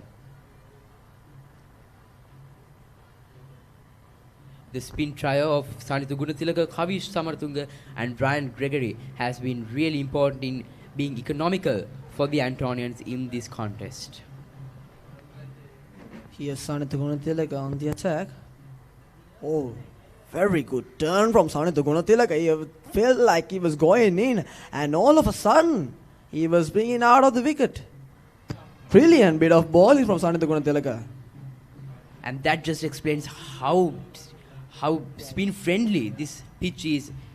Everyone thought that it was going to turn to the inside, but all of a sudden it turns this sharply time down. it's edges off and it is into the third man and he's going for a boundary. Randisha Bandarunayaka, very fortunate there. Yes, but I think if DS Senanayake College are to chase this total from here, they will have to have the element of luck on their side. Sanitha Gunathilaka was not happy with the fielding. He's 187 runs on the board. Randisha Bandarunayaka needs to accelerate as we are closing on the last over before the power play. Otherwise, they would not be able to pick up the momentum. Or this time, tossed up delivery, drives it down the ground, and the fielder is there. Randisha Bandarunayaka gets off the mark.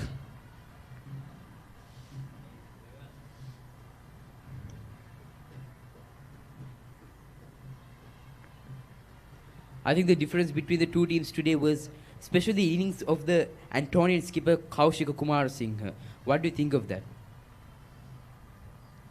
I think it was brilliantly delivered from St. Anthony's College.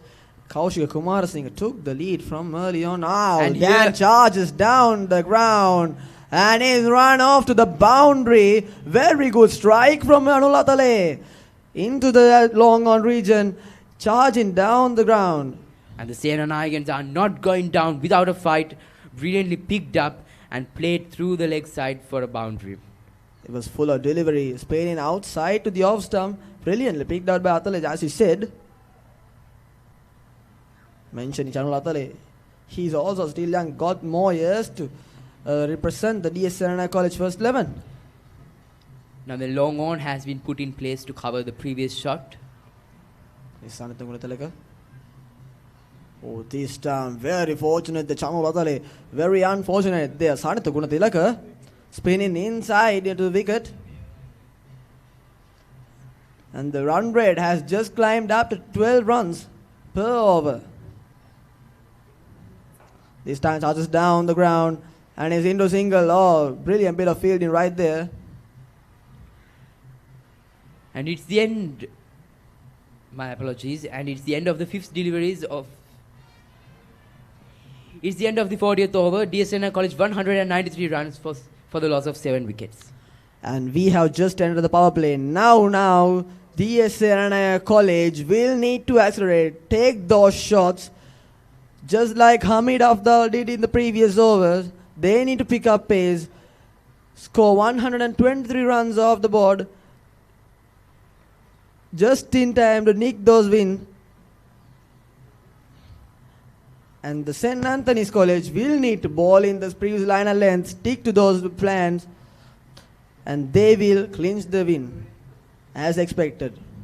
Here's Ryan Gregory. Now then, Anthonians don't have to do anything silly here. They just have to be disciplined and stick to their lines and lengths, and the match will be theirs. And on the other end, DS Senanayake will need to take some risk if they are going to try to win this match. This time, nicks it off into the mid-off region. They are calling for a double, but Chanu Latha denies it. Strong denies him in there.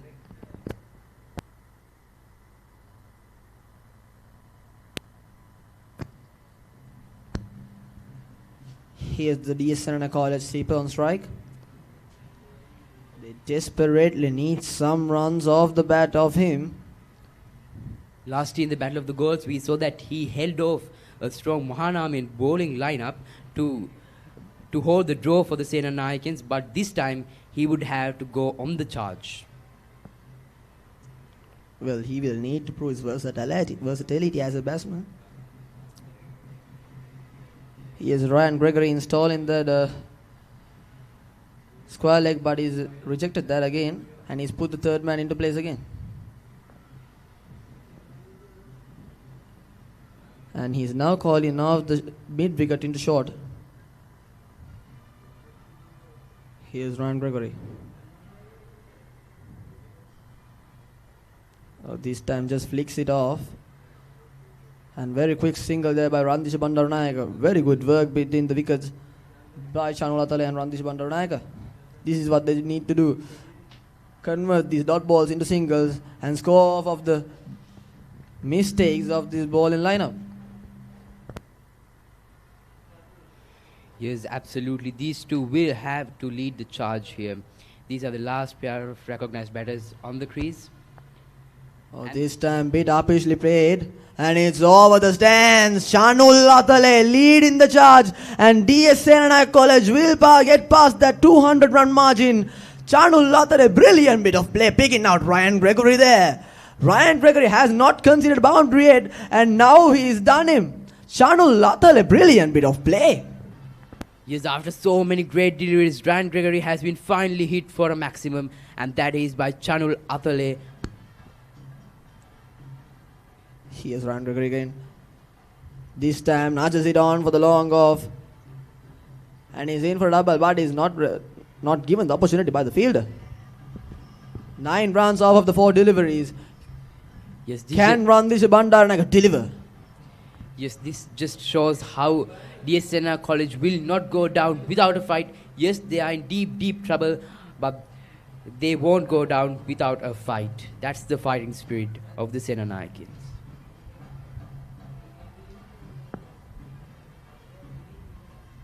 Here's Ryan Gregory. Very disciplined ball in there.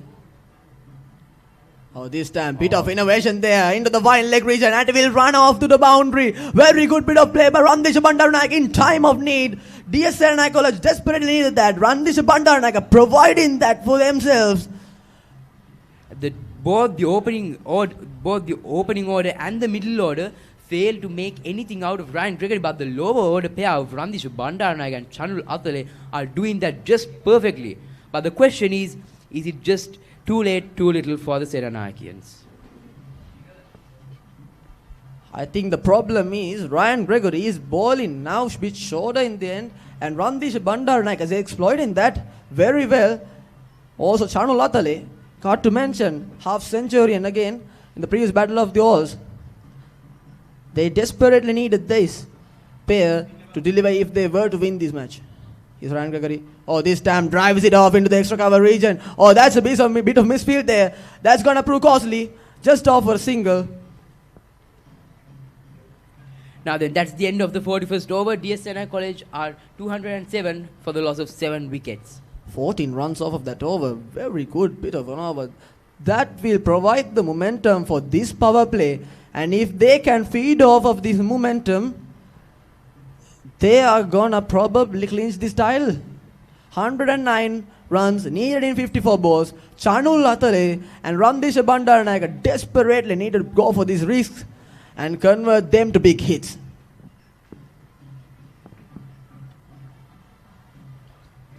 Yes, and now then they can't afford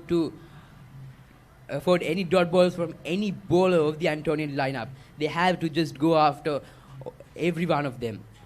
And they have done well by going after their main economical bowler, Ryan Gregory. And yes, Sanatha Gunathilaka, who has just only conceded 46 runs off of his spell in 8 overs, he has taken 2 wickets also. Or not what he intended, it was sliced off of the long on region and the field is there just for single. Randisha Bandaranaike was trying to hit that over the mid-wicket for 6, I think. But he's got the top edge. Yes, but the Senanayakans will take those chances any time of the day with the situation that they are in. Now then, starting to Gunathilaka. He needs to not do something. See, ball in the line of length if they were to keep this title. Oh, charges down there and it is big. Oh, very good bit of fielding right there. Chanul Latale.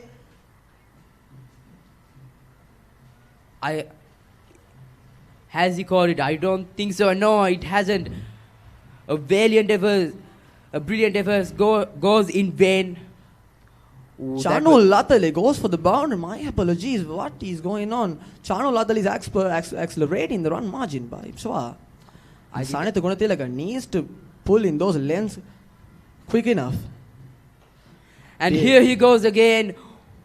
Oh, and that's a maximum. Brilliantly strike by Chanul Latale towards the long off region. Chanul Latale now picking up the pace of Sanatha Gunathilaka. I don't think that was going to go that far, but Chanul Latale, a brilliant bit of plays. 11 runs off of the over right now, only 3 deliveries into the over. Now the Sanatha Gunathilaka under a lot of pressure by Chanul Latale. Still 3 more deliveries left in the over. DS Senai College will look to capitalize those 3 deliveries. This time wide up and it's signaled by the umpire. Sanatha Gunathilaka is lot under pressure. He's under the pump by the batters. Chanul Latale will need to capitalize on that. 97 runs needed in 51 deliveries. Oh, this time driven along the ground for the long off region. And it's just for a single. This is what they need to do. Capitalize on the singles and convert them into doubles if possible. And punish those bad deliveries as quick as they can. 2 deliveries left in the over. Now then, it seems like the pressure is getting to Sanatha Gunathilaka. 2 more deliveries left in the over. DS Senai College would like 2 boundaries in those 2 deliveries. Oh, and the bowler has missed his line again. The umpire signals a wide. Well, this is what happens when you are hit for 2 straight boundaries early in the over. The pressure is just getting into your 14 runs of 4 deliveries. Randisha Bandaranaike was looking to slog that into the mid wickets. Here's him again. Oh, this time was largely unsuccessful. He is still going for that shot. A bit lucky there, Randisha Bandaranaike. 1 bounce and into the fielder. He needs not panic, keep his composure and go for the runs. Oh, this time, brilliant delivery from Sanatha Gunathilaka into the off stump. And that's the dot ball. That's the end of the over of the 42nd over. And DS Senanayake 221 for 7.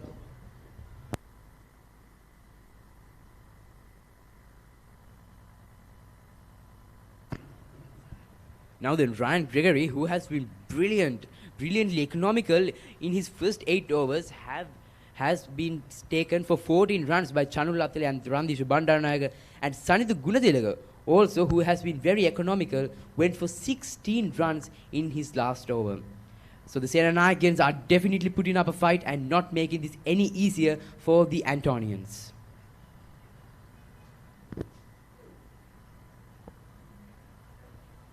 And the skipper Kaushika Kumar Singh is on to the attack.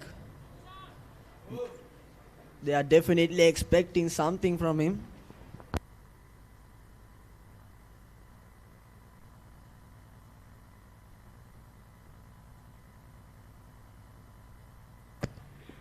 Now then, the skipper brings himself into the attack for the first time this innings in the 43rd over. Chanul Latale will need to put the pressure on him in the first delivery itself, so he can feed off these mistakes. Chanul Latale so far has done very well, 24 of 12 balls in time of need of DS Senanayake College. Now then, Kaushik Kumar Singh, this will be a decisive over in this contest. Can DS Senanayake College make the most out of this over? Oh, beautifully driven that into the sweeper, and it's a misfield, and it's run off to the boundary. Chanul Latale providing the runs that they need. Chanul Latale now accelerating up the attack. Brilliantly driven. Very good bit of play by Chanul Latale. And that is what pressure can do to you. Antonians have been magnificent in the field all day long, but now they are making these small, silly errors, and that could prove costly for them. Back then it was Kaushik Kumar Singh smashing them to bits in the previous inning. Now is Chanul Latale feeding off of Kaushik Kumar Singh.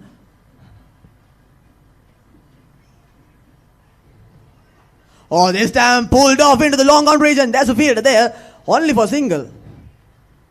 Now then, Randisha Bandaranaike would be looking forward to carry on this momentum given by Chanul Latale. This over could be the decisive over in this contest. Only 14 deliveries to clinch his 30. Chanul Latale is in top form, and it will be a good prospect coming into the next battle of gold against this Mahanama side. As I said before, someone needs to replicate the innings of the Antonian skipper Kaushik Kumar Singh. Can Chanul Latale be the one for the Senanakians to do it? And also, talking about Randisha Bandaranaike, he needs to accelerate too. This time onto the stumps and well fielded by the fielding point.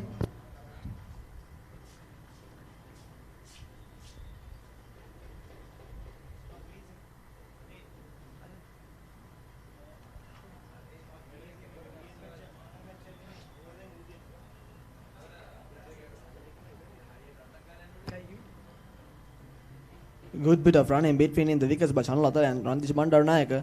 Now they will like to convert some dot balls into boundaries. 3 deliveries right in Kaushik Kumar Singh is over. Oh, brilliant delivery from Kaushik Kumar Singh wide off the stumps. He's trying for those wide yorkers to contain Chanul Latale.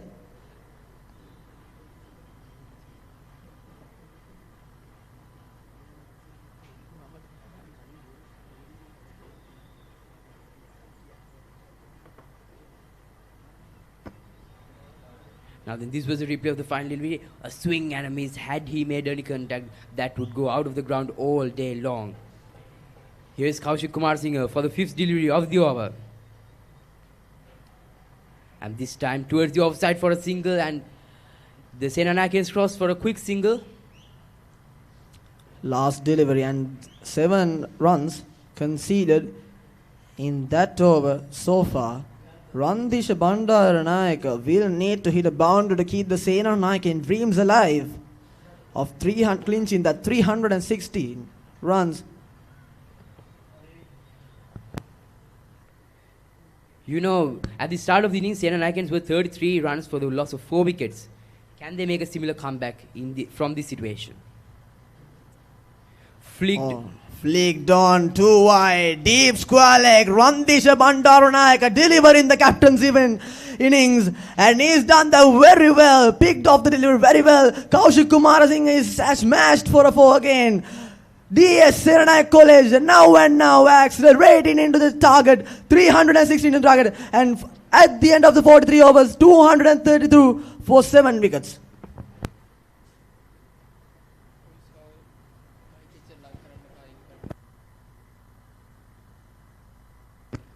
Now then, the Senanayakans are definitely not out of this contest anytime soon.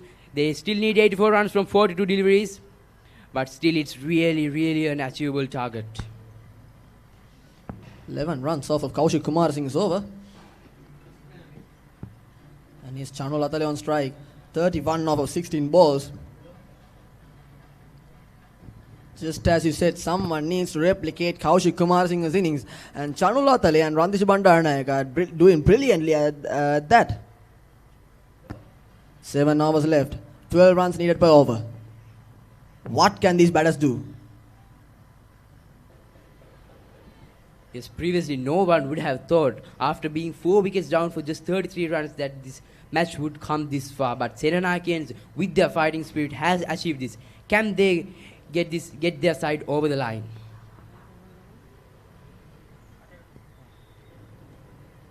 Beautifully driven off into the mid wicket.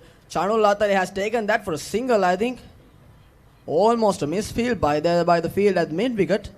And Kavi Samaratunga now is into the attack and is bowling very well to contain the runs off of DS Serena College. Here's Randish Bandaranaike on strike. He needs to deliver a skipper's innings.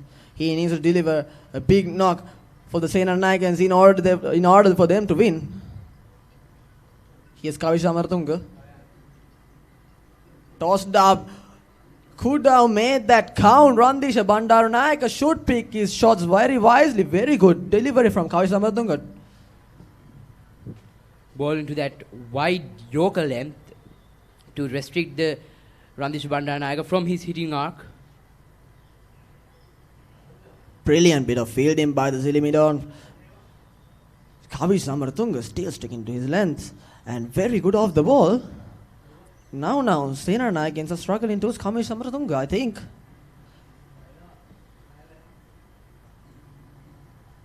But one big hit and the ball is under the pressure here. Here's Kavi Samaratunga again. This time swept up nicely and he's into the mid wicket. Oh, that's a misfield. Could run off for 2. And just they sneak a run through that misfield. The Antonians can't afford to do such mistakes here. If they were to win this match, if they were to clinch their way to win this match, they can't afford these silly mistakes. And once again, good piece of bowling by Kavi Samaratunga, sticking to his line, not letting Randish Bandaranaike free his arms. It has been a good over so far, just 3 runs of it. Randish Bandaranaike, as much as it seems, lost that sweep shot, I think.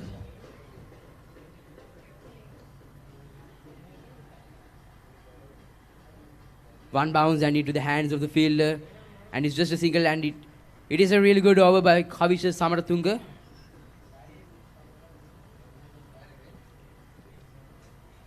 And that's the end of the 44th over. Just 4 runs over it. DSNR College 236 runs for the loss of 7 wickets. Gotta say, at this stage, Kavi Samaratunga has been the man for the job, dismissing Siobhan Welgamer, an important wicket on the DS Senanayake side. At some point, they were cruising with 33 on for 4 wickets, and now they are hanging on. Now then, once again, Dasun Velianga has been brought back into the attack. And this is going to be a really interesting matchup for us to see. Dasun Velianga versus Chanul Atale. Who will win this contest? 80 runs off of 36 balls. Will need to maintain that run rate of 13.33. That is big. And 6 overs as well. And as we have seen, Chanul Latale was very successful in hitting those paces into the boundaries. What will he do?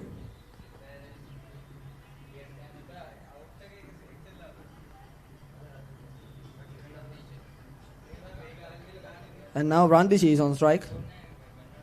What can he do? Now then, I think Randish Bandaranaike, what he should try and do is, if he can't go for those boundaries, he should try and get the single and hand the strike over to Chanul Atale. Here is Dasun Velianga against Randish Bandaranaike. And he just misses his line and the umpire signals are wide. Not the best of starts to the over by Dasun Weliyanga. Now every ball is feeling the pressure of this matchup.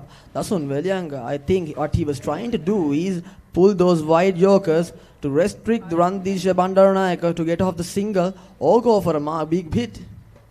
Yes, and the Antonians' plan is pretty clear. They are trying to bowl those wide yorkers to get Randisha Bandaranaike, the Senanayake skipper, off his hitting arc here. Yes, Dasun Weliyanga.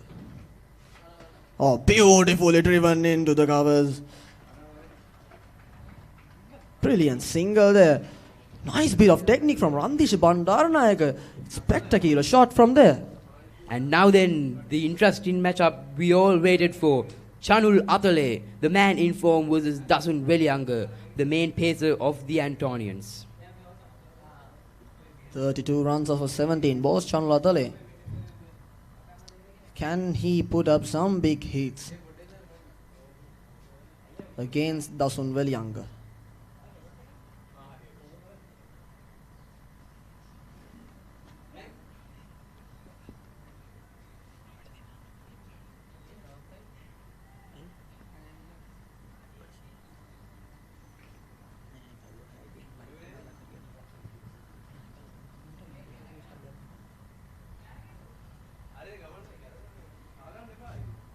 And at the moment, it seems like Dasun Weliyanga is ahead in this contest. But anyways, DSNI College sneak a single. Bit tossed up delivery from Dasun Weliyanga. Brilliant bit of length there. Not so sure about the line. Now then, the light factor will definitely come into play in the nick of time. And if it comes, it won't be good news for the Senanayakians.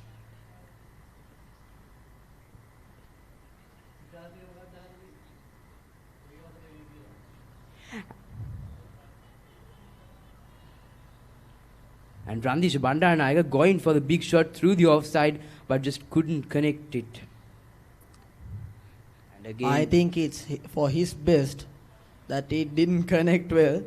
I think if it would have connected well enough, it could have gone straight to the fielder's hands.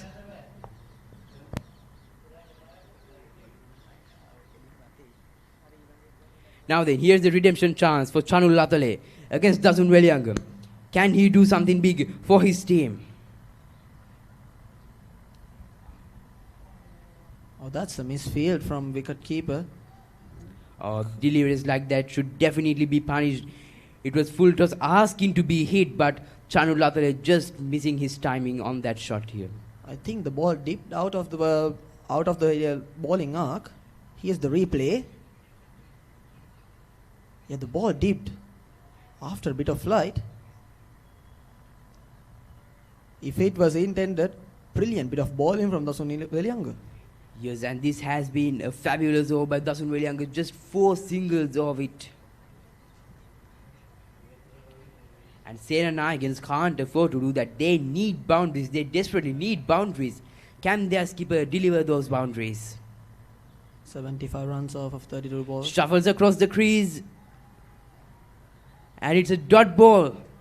Brilliantly read by Dasun Weliyanga. Randisha Bandaranaike shifted across the crease. And he has bowled according to that movement. And it's a brilliant delivery by Dasun Weliyanga. The last delivery of the over. Randisha Bandaranaike needs to go big, or else.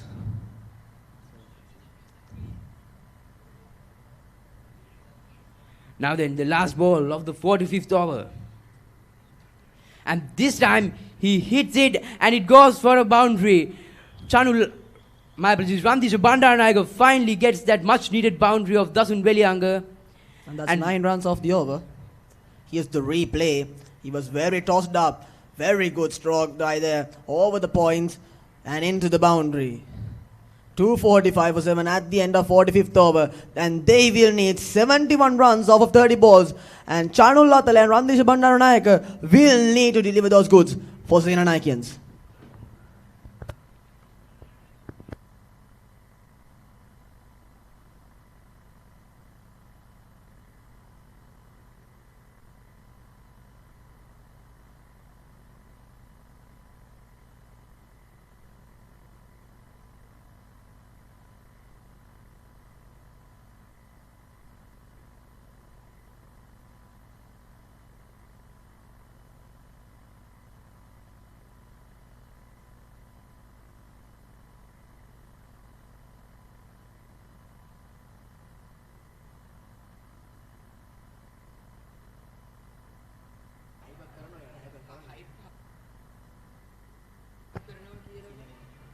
Now then, DS Senanayake needs 71 runs of 30 deliveries.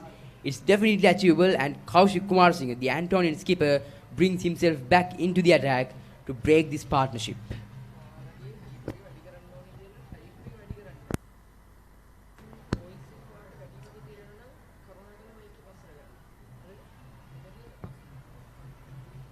Kaushik Kumar Singh, 28 wickets in 25 matches in the right arm, at the right arm pace delivery. Best ball in figures conceded, 5 for 14. That's brilliant. 2 fivers in there, and the average is 70.5546.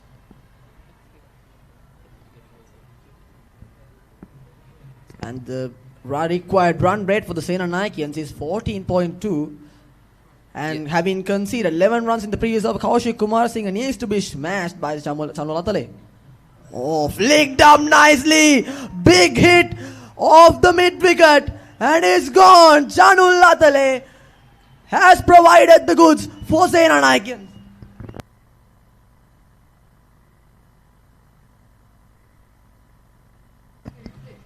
Here's the replay. Brilliant delivery, brilliant strike by Chanu Latale, taking on the Antonian skipper, and DS Senanayake College crossed the 250 run mark here.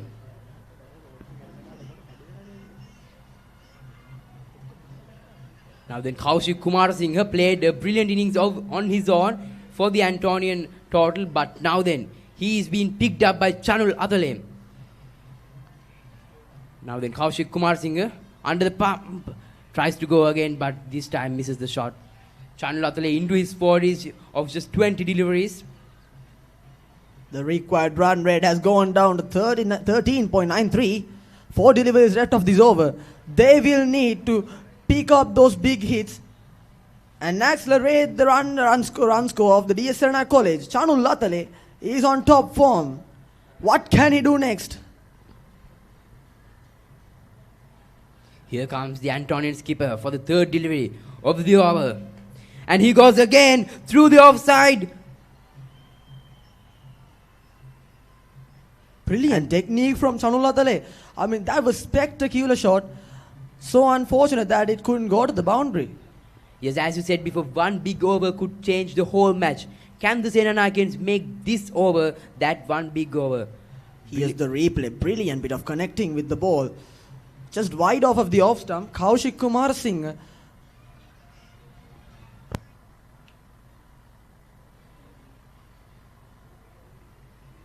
Now then, the skipper Randish Bandaranayake would like to continue the onslaught of Chanu Latale here. It's a skipper versus skipper matchup. Which skipper will win?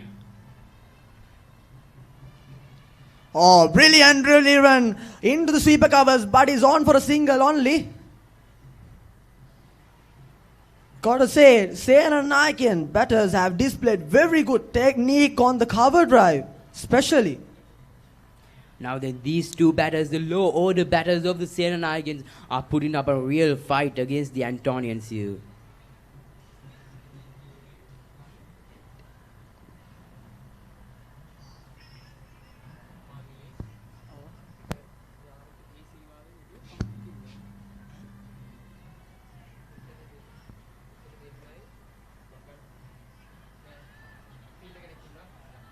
Oh, and a good bit of fielding by the Antonians in the deep. They will need those kind of performances if they are to clinch this victory. Now that's 10 runs off of the over. Last delivery. What can Chanu Latale do? 23 deliveries to take that 4-3 runs. And needs the last delivery, the 46th over. And DS Senanayake will need 61 runs of 25 balls. And if they clinch that target, it will be a fairy tale story for them. One to remember. What can Chanu Latale do?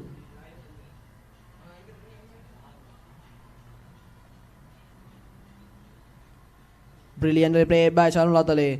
Just off for a single. And that's the end of the over. 11 runs off of that over as well. 256 for the loss of 7 wickets. Senanayakians will need 60 runs in 24 balls to clinch the title.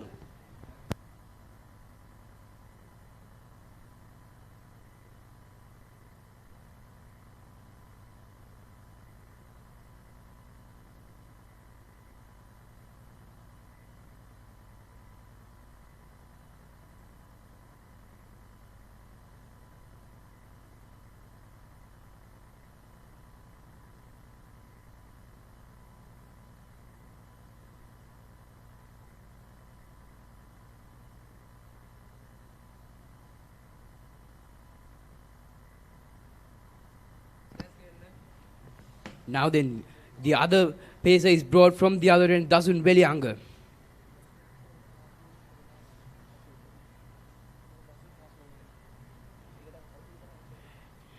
Now then, can he produce something special for the Antonians here? Against Chanu Latale. Oh, and the Antonians can't afford to do that, and the luck is on the Senanayake side.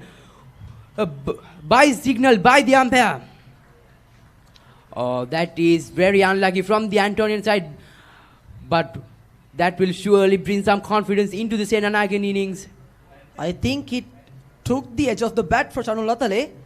Oh, it has been signaled from the umpire that is being called for by Chanu Latale.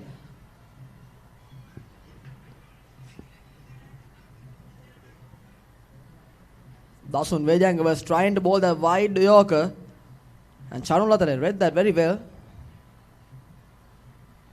Oh, this time very successful in doing so. Dasun Weliyanga, a brilliant bit of line and length from there. Wide Yorkers to contain Chanu Latale. 2 runs off of his 2 runs off of his half century, ready to mark history in this encounter.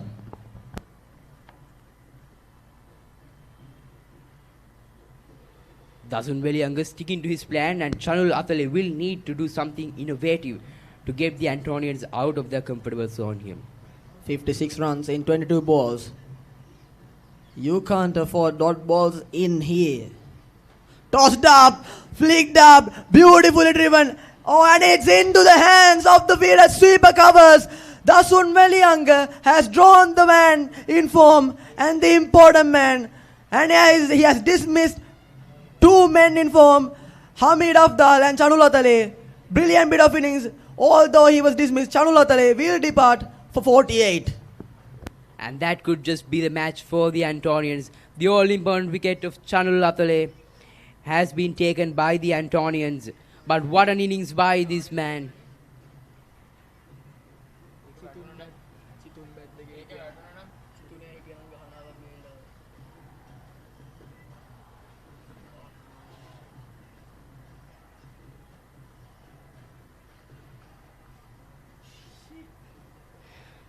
Now then, that could just be the match for the Antonians. That could be the final nail in the coffin.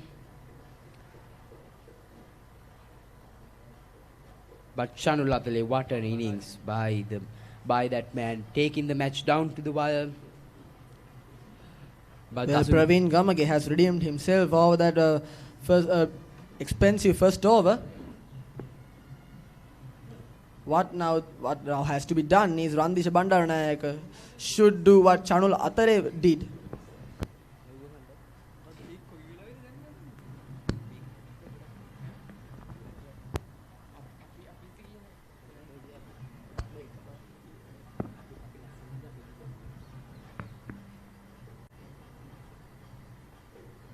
Yes, Basuru Kalhar on the crease.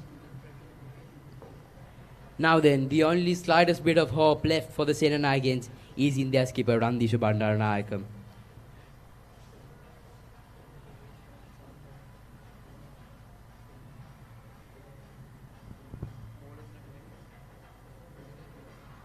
Now then, huge appeal, and it's given. It's given by the umpire, 2-2 for Dasun Weliyanga.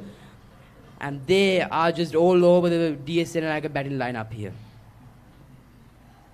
Now slowly but surely it's slipping away from the DS Senanayake batting. And they will need the required run rate is climbing up to 16. And also the Pereira, the last wicket is coming onto the crease for bat. And Dasun Weliyanga is on a hat trick. Out of nowhere, to be honest, DS Senanayake College was cruising through Chanu Latale, and all of a sudden Dasun Weliyanga is on a hat trick here.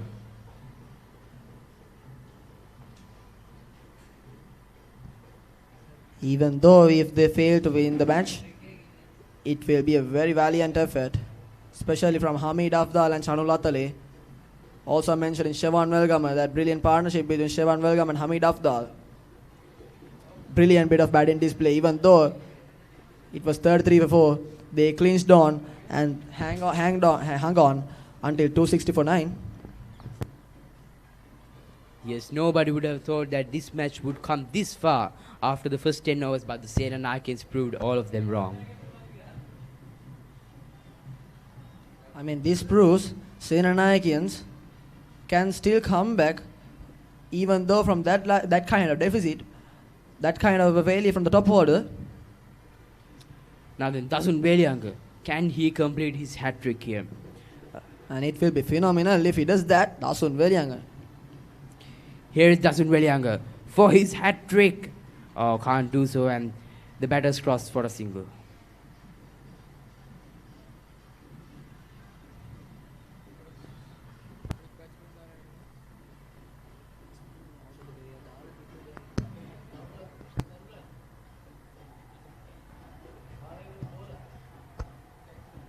The new batsman is Basur Kalhara. And if they were to win, 55 runs needed in 19 balls, but it seems impossible as of now. Here's Dasun Velianga to conclude the 47th over. Randisha Bandaranaike goes towards long on for the single. It was a tossed up delivery, should have been punished for 6. I mean, if Chanu Latale was here, I think he would have smashed that for 6. And ironically, on such a spin-friendly pitch, the highest wicket taker is a pacer. I think the pressure got to the batsman of DS Senanayake College. That's what happened. And brilliant bit of fielding from the Anthony side, even though they afforded some mistakes, but they never dropped a wicket-taking opportunity.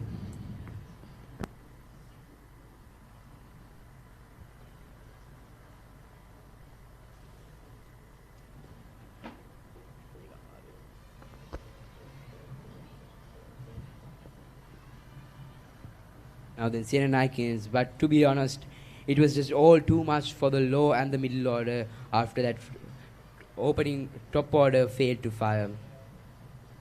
Many of them got good starts but unable to convert them to big innings, and ultimately the result is that Senanayakins are going to end up on the losing side.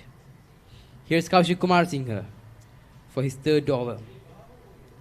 Hit straight back to the bowler.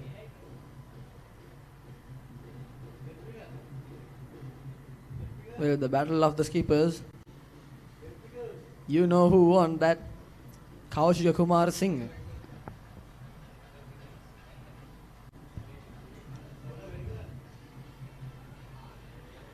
And ironically, those 24 extras are the deciding factor between the two teams here. Brilliant strike. And it's valiantly saved by the field at the sweeper covers. Randisha Bandaranaike was very unfortunate to convert that in the boundary. Now then, Kaushik Kumar Singh will look to conclude this match within this over here.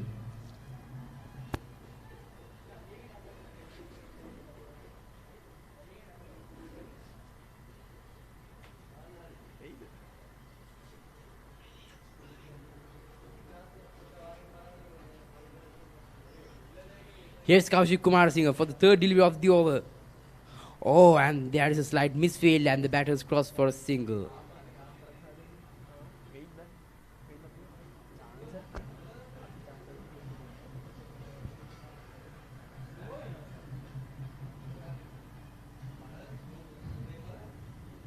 Senanayakins are on their last wicket.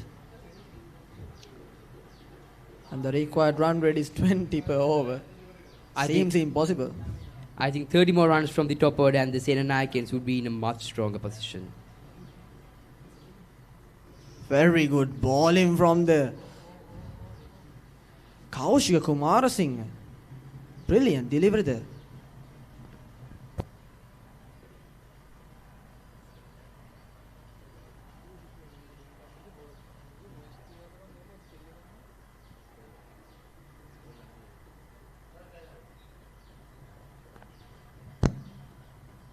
Now the Antonian crowd is already celebrating the victory here at the CCC grounds. Senanayake, it was a valiant effort, but not Brilliant enough. driven off the ground and it's into the long off. And he has converted in that to a double. Basur Kalhara.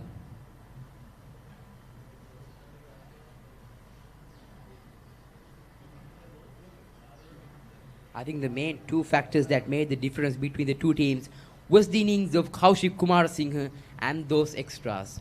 Chanu Latale came very close to replicating that innings but was unable to do so.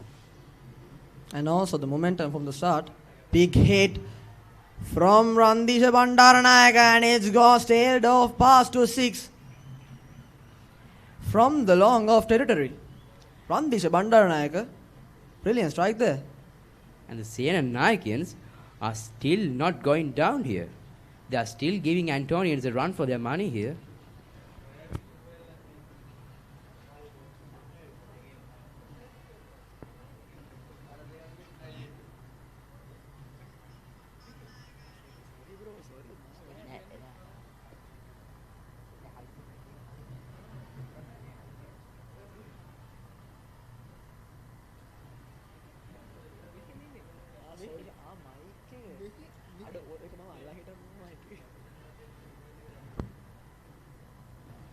Now then, the Dasun Belianga, the standard performer in the Antonian bowling lineup, is back to complete his 9th over here against Basru Kalhara.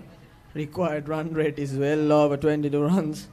Basru Kalhara, if they were to clinch that title, I mean, it will be a fairy tale ending to the story. And soon enough, the light is getting onto the grounds. Here's Dasun Belianga.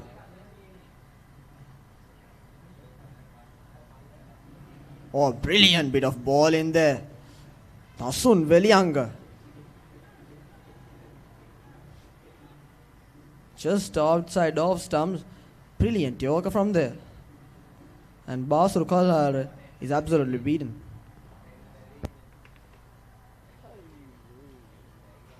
I think DSN College should look to improve their fielding aspect before the Battle of the Goals earlier in May, because they have been absolutely phenomenal in batting and bowling, but Bit tossed up delivery from Dasun Belianga. Basru Kalhara clinches onto a single. And 43 runs needed from 10 balls. Quite impossible. and it's actually quite good for the Antonians to win this encounter after the defeat they suffered against the Trinitians.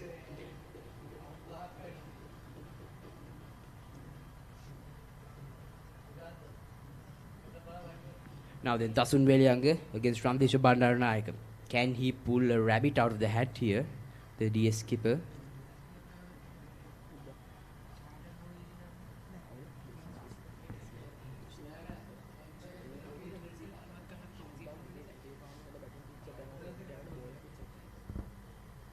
Shuffles across the crease, but straight towards long on, and they cross for a single. Yes.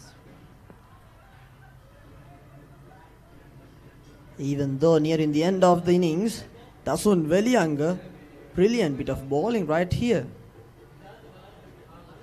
has Yes. done an absolutely amazing job at keeping the Senanayakans at bay.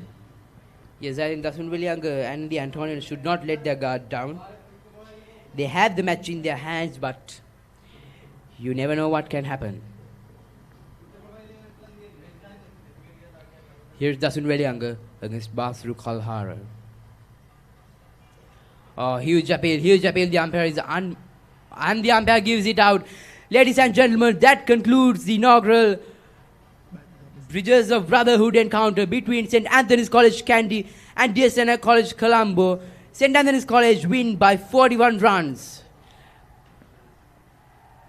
Even though the loss, DS Senanayake College, what a valiant effort, and to be mentioned, Dasun Belianga, 5 for 43 runs, absolutely dismantled the lower order of DS Senanayake batters who were doing very well. Yes, had he not taken the wicket of Chanu Lathale, the match would still be going on. And also, I think Kaushik Kumar Singh was very influential in helping Antonians post this massive total of 315 runs. Not only the Chanu Lathale's wicket, Hamid Afdar's wicket also was taken by Dasun Belianga, wide off the off stump.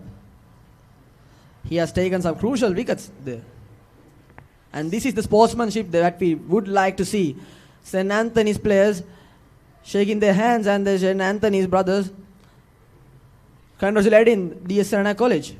Yes, truly upholding the spirit of the gentleman's game here. In the end, it was just too much for the Senanayakes. As you said, in your onwards, it was a little bit too late. Yes, it was too little too late for the Senanayakes. Valiant efforts from the middle order, but in the end, they just fell short. And actually, we have to appreciate how disciplined the Antonians were throughout the match. Whether it was batting, whether it was bowling, sticking to their lines and lengths and not going for risky shots, they have been absolutely disciplined throughout the encounter, and they have been rewarded with a brilliant victory by 41 runs.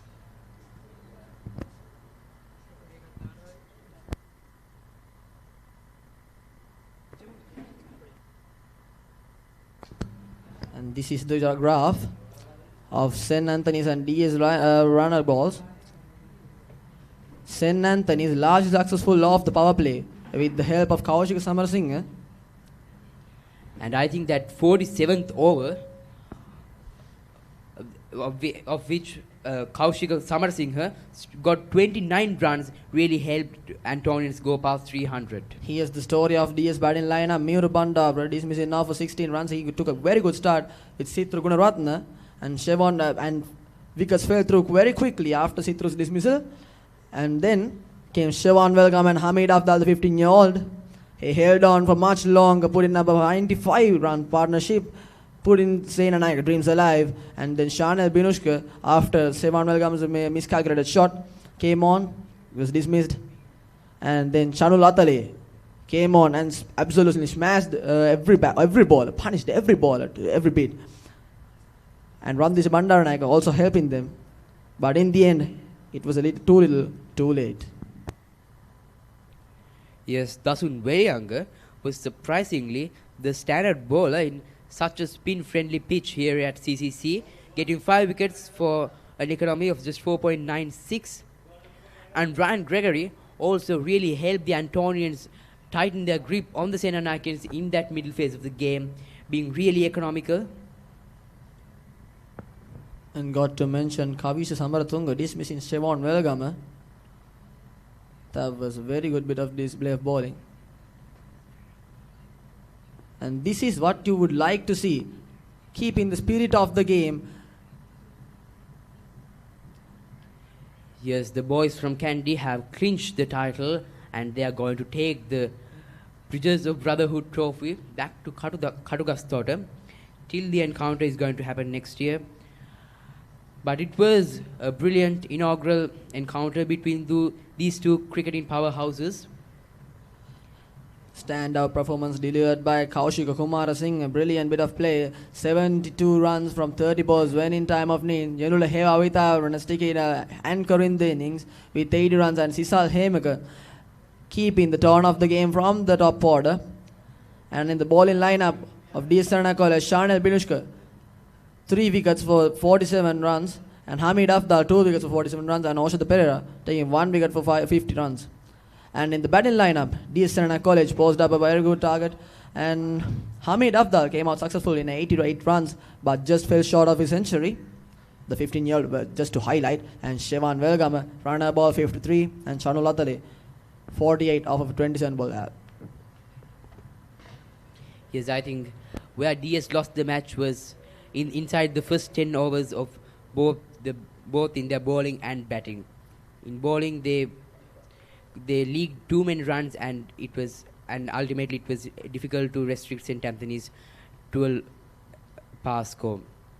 And in the batting as well, they were 33 for 4 wickets after the first 10 overs, and it was just too steep of a slope for them to climb.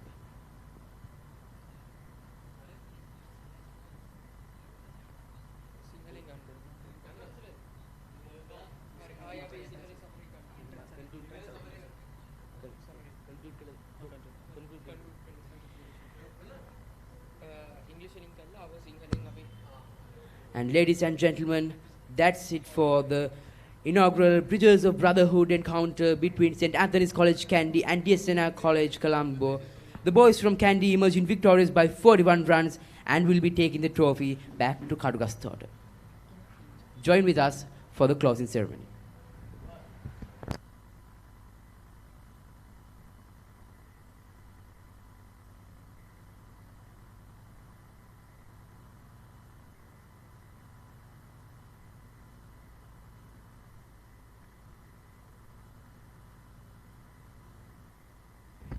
හොඳයි ඒ ආකාරයෙන් අවසන් වන්නේ Colombo D.S.. සෙනනායක විද්‍යාලය සහ මහනුවර ශාන්ත අන්තෝනි විද්‍යාලය අතර පළමු වරට පැවැත්වුණු එක් දින තරගය. ඉතින් මේ තරගය ගැන කතා කළොත් දිවාහරින් අනතුරුව පිටියට පිවිසුනේ කොළඹ ඩී.එස්. සෙනනායක විද්‍යාලයේ කණ්ඩායම.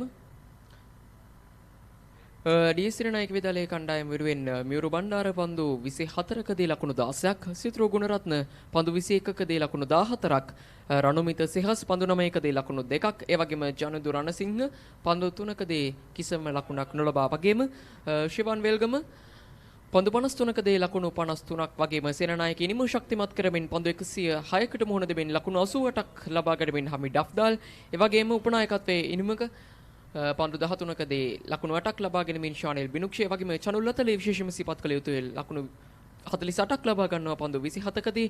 ඒ වගේම ඔසද පෙරේරා එක් පන්දුවකට මුහුණ දුන්නා කිසිදු ලකුණක් නොලබා. ඒ වගේම බාස්රු කල්හාර පන්දු 5කදී ලකුණු 3ක් ලබා ගැනීමෙන් වගේම විශිෂ්ට නායකත්වයේ අවශ්‍ය වූ මොහොතේදී අවශ්‍ය වූනේ ඒ නායකත්වයේ ඉනිම ක්‍රියාත්මක කළ කණ්ඩායම් නායක රන්දීශ බණ්ඩාරනායක පන්දු 30කදී නොදෙවි ලකුණු 38ක් ලබා ගන්නවා. ඒ සමගින් කොළඹ ඩී.එස්. සෙනනායක විද්‍යාලයේ පන්දු 48යි පන්දු 8ක් අවසානයේ පන්දු 48යි පන්දු 4ක් අවසානයේ කඩලු 10ම දැවි ලකුණු 274ක් ලබා ගන්නවා. ඒ වගේම පන්දු යැවීම මතින් ගත්තොත් මහනුවර ශාන්ත අන්තෝනි විද්‍යාලයේ දසුන් වෙලියංග කඩලු 5ක් දවා ගන්නේ සිය පන්දු වාර 8යි පන්දු 4 අවසානයේ ලකුණු 43ක් පමණක් ලබා දෙමින් මේ පන්දු වාර 8යි පන්දු 4 තුලදී ඔහු නිලකුණු පන්දු 30ක් ක්‍රියාත්මක කරන්නට සමත් වුණා. ඉනනතුරුව සනිතු ගුණතිලක සහ කවිෂ සමරතුංග අතරේ කඩලු දෙක බැගින් බෙදී යද්දී රයන් ග්‍රෙගරි එක් කඩුල්ලක් දවා ගන්නට සමත් වුණා. කොළඹ ඩී.එස්. සෙනනායක විද්‍යාලයේ කඩලු 10 එසේ බෙදහෙලන්නට සමත් වන්නේ.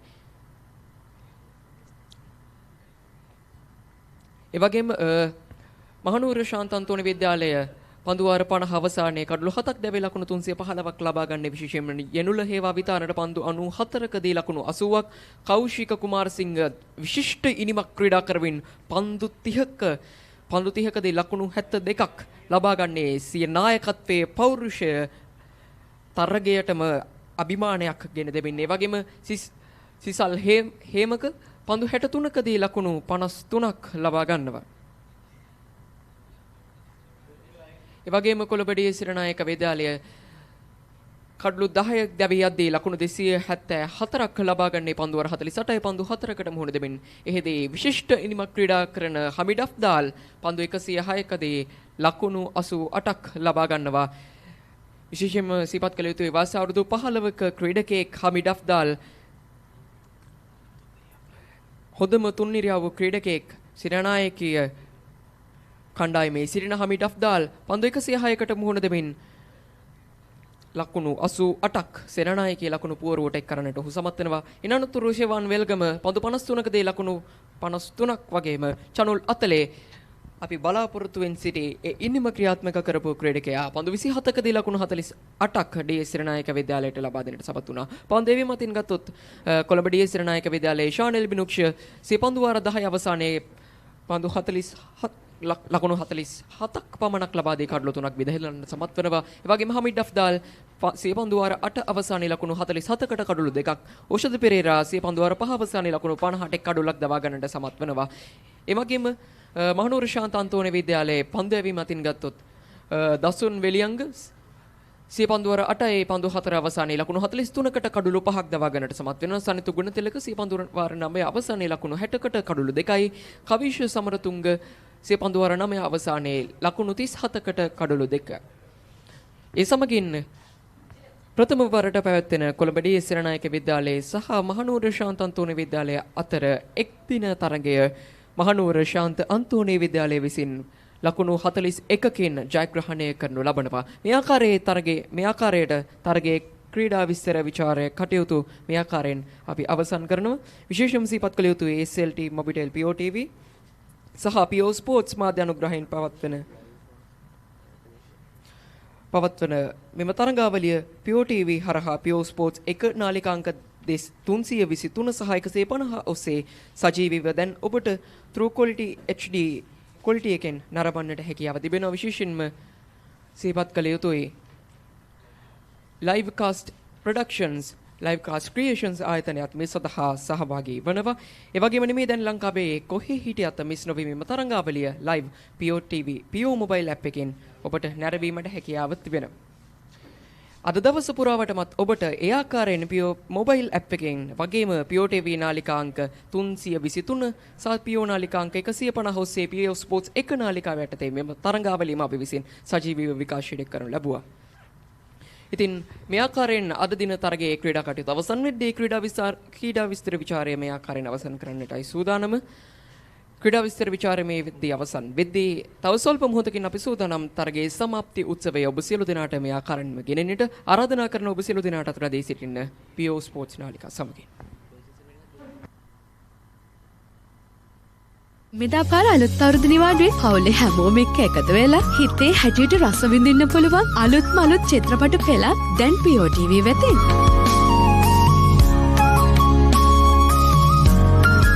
ත්‍රාසයේ කුතුහලයේ ආදරය වගේම හාස්‍ය පිරුණු ඔයා කැමතිම විදිහේ ඕනම ෆිල්ම් එකක් True HD quality එකෙන් බලන්න දැන්ම පිවිසෙන්න.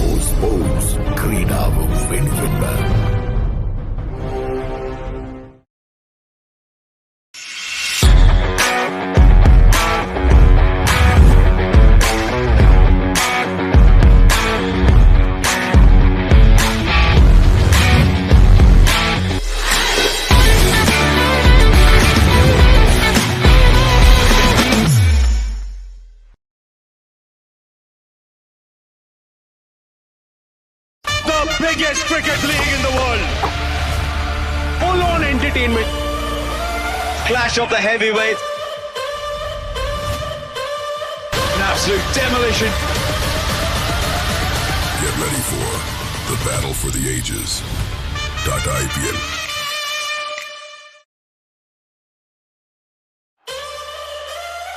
After 18 years, the RCB win the IPL. The kingdom has been claimed. The legends are coming for it.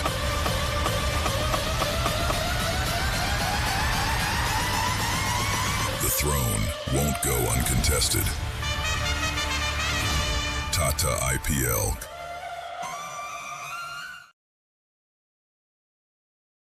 මෙදා පාර අලුත් අවුරුදු නිවාඩුවේ පවුලේ හැමෝම එක්ක එකතු වෙලා හිතේ හැටියට රස විඳින්න පුළුවන් අලුත්ම අලුත් චිත්‍රපට පෙළක් දැන් Pure TV වෙතින්.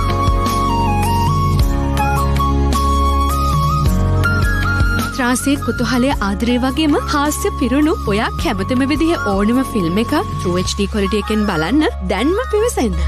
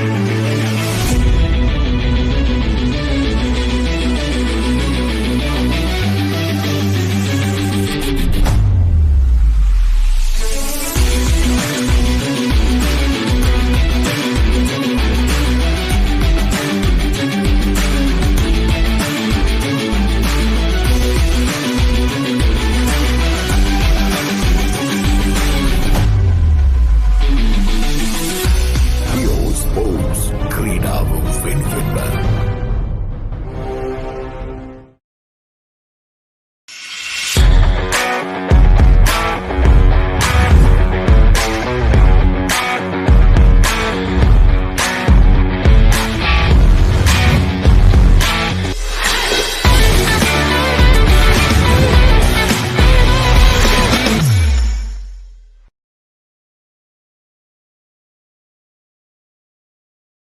Biggest cricket league in the world. Full-on entertainment. Clash of the heavyweights. An absolute demolition. Get ready for the battle for the ages. .IPL.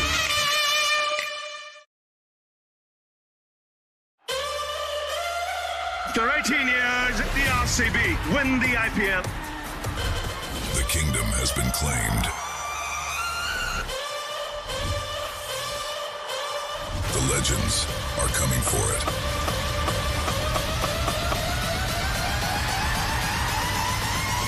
The throne won't go uncontested. Tata IPL.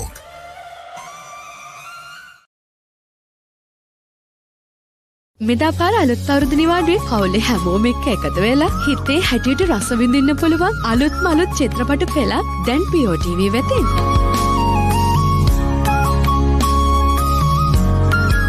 ත්‍රාසයේ කුතුහලයේ ආදරය වගේම හාස්‍ය පිරුණු ඔයා කැමතිම විදිහේ ඕනම film එකක් True HD quality එකෙන් බලන්න දැන්ම පිවිසෙන්න.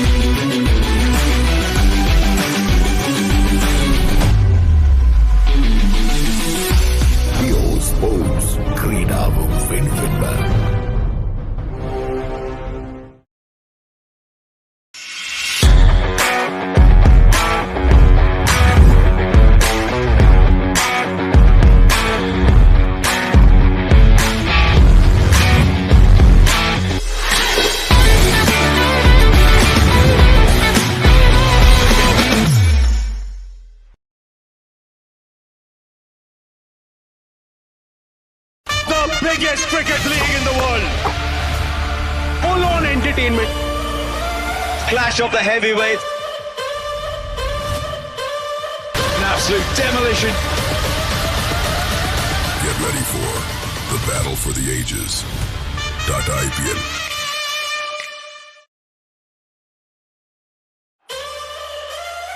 After 18 years, the RCB win the IPL. The kingdom has been claimed. The legends are coming for it.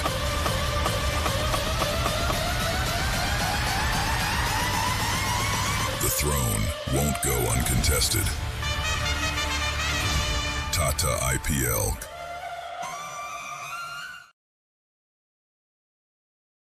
මෙදා පාර අලුත් අවුරුදු නිවාඩුවේ පවුලේ හැමෝම එක්ක එකතු වෙලා හිතේ හැටියට රස විඳින්න පුළුවන් අලුත්ම අලුත්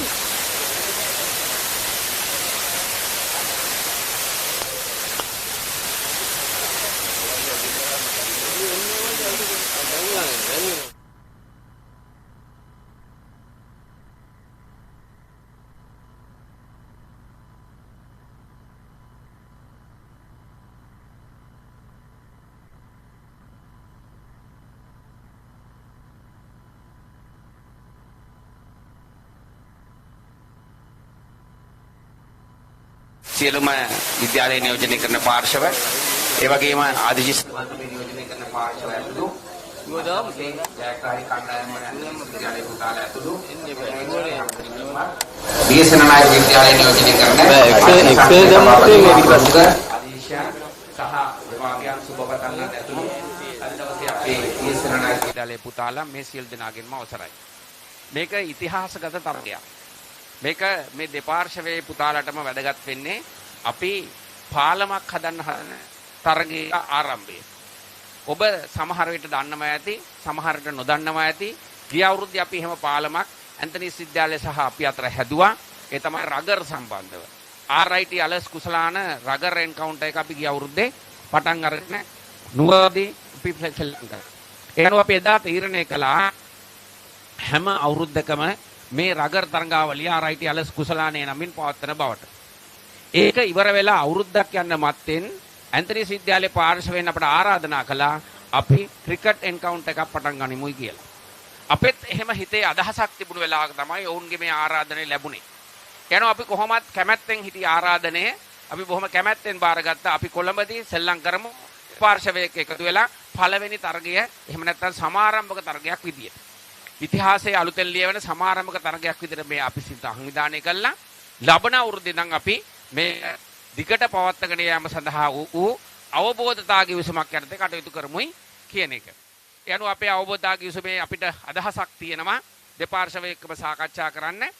හැම අවුරුද්දකම අපි එකක් 50 overs තරගයක් අනිත් එක T20 තරගයක් පවත්වන්නේ. කුසලානයක් වෙනුවෙන්. එකක් 50 overs අද වගේ තරගයක් අනිත් එක තමයි රාත්‍රී ආලෝකයේ යටතේ T20 තරගයක්. මේ තරඟ දෙක එකතු කරගත් කුසලානයක් සම්බන්ධව ඊළඟට අපේ අදහසක් තියෙනවා. ඒ අදහසුත් එක්ක එකක් T20 එකක් 50 overs T20 අන්ඩර්ලයිට් සෙල්ලම් කරන්න සහ මේ තරඟ දෙක එකතු කරගත්ත කුසලානයක් සම්බන්ධව අපේ අදහසක් තියෙනවා. ඒ නිසා අපි දෙපාර්ශවයක සාකච්ඡා කරන්නට ඕනේ කොයි විදිහටද මේවා සිද්ධ වෙන්නේ කියලා. ඒ නිසා ඒ සියල්ලට සංවිධානය කරන්න දීපු පාලමක් තමයි මේක. ඒ පාලමේ ඉඳලා අපිට පුළුවන් අපි දෙපාර්ශවයේ පළවෙනි දේ තමයි අපේ ආදිශිෂ්‍යයන් දෙපාර්ශවයේ එකට එකතු වෙලා කටයුතු කරන්න පුළුවන්ද කියන එක. ඒක අපිට ගිය සැරේ අපිට හොඳටම අවබෝධ වුණා රගර් එන්කවුන්ටර් එකේදී අපි දෙකොල්ලෝ එකට පෑහෙනවා කියන එක. ඉතින් මම හිතනවා ක්‍රිකට් එන්කවුන්ටර් එකදී ඒක නොපෑහෙන්න කිසිම හේතුවක් නැහැ. ඒ නිසා මම විශ්වාස කරනවා ඒ නිසා ඉදිරි අවුරුද්දේ ඉඳලා මේක තරඟාවලියක් වෙයි. ක්‍රිකට් 50 overs සහ 20 overs. ඉතින් මේ තරඟාවලිය තුල අපි දෙපාර්ශවයෙන් වැදගත් වෙයි. මම ඒක විතක යෝජනා කළා අපි විතක නුවරට යම් පල්ලේ කැලේට යම් විතක CCC යම් කියලා. සමහරවිට අපේ පාර්ශවක නැහැ අපි මෙතන තමයි හොඳම තැන කියලා. කමක් නැහැ. අපි කොහේ හරි වැදගත් දේ තමයි අපි දෙපාර්ශවයේ සහයෝගය සහ සුහදතාවය වර්ධනය කරගන්න තරඟාවලියකට එන්නේ. ඒ නිසා කොළඹ සිට නුවරට නුවර සිට කොළඹට අපි හදන මේ පාලම DS ඇන්තනීස් මේ හදන පාලම යහතින් යෙහෙන් වසර ගණනාවක් DS ඇන්තනීස් නමින් ක්‍රියාවට නැංවේවායි ප්‍රාර්ථනා කරමින් මම නිහඬනවා. ස්තුතියි.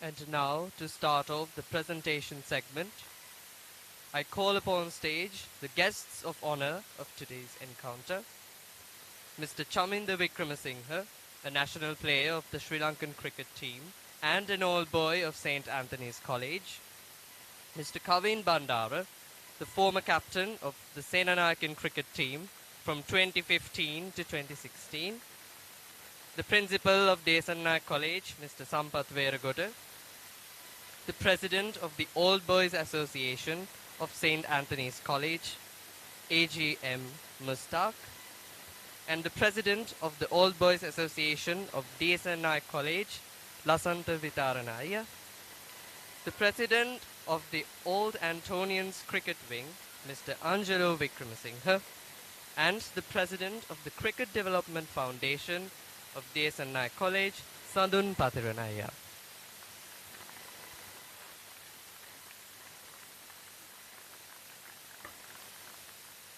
Firstly, ladies and gentlemen, to present the tokens of appreciations for our umpires today, I call upon stage the umpires of today's match, Mr. Vasanta Satarasinghe and Mr. Dihan Piris, to accept their tokens of appreciation.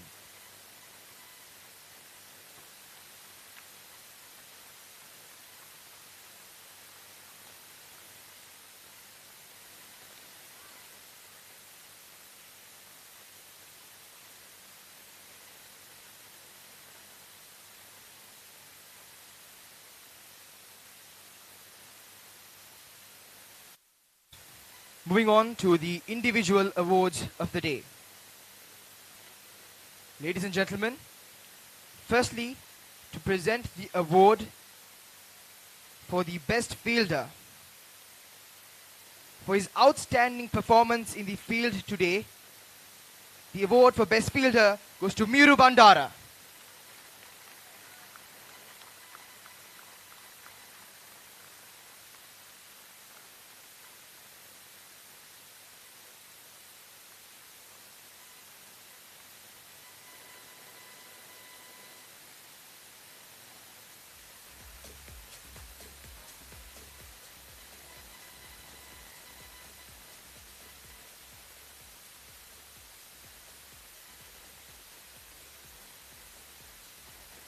Next off, the award for the best bowling performance of this encounter.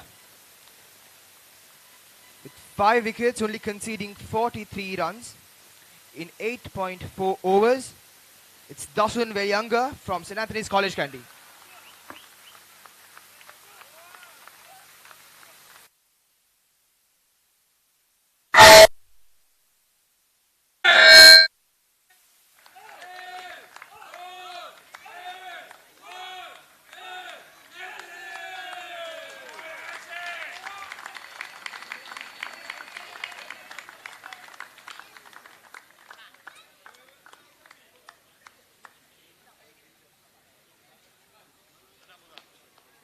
Next off, the award for the best batting performance of the day.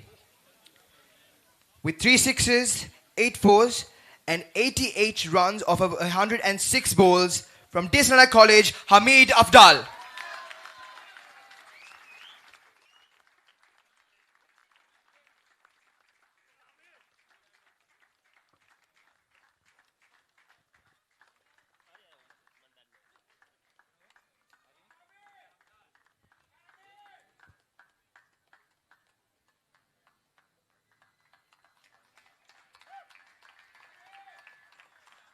And finally, ladies and gentlemen, the Man of the Match award with 72 runs from 30 balls, including 7 sixes and 5 fours. The X factor in this encounter between Senanayake College and St. Anthony's College. The captain of the first 11 cricket team of St. Anthony's College, Kandy, Kaushika Kumar Singha.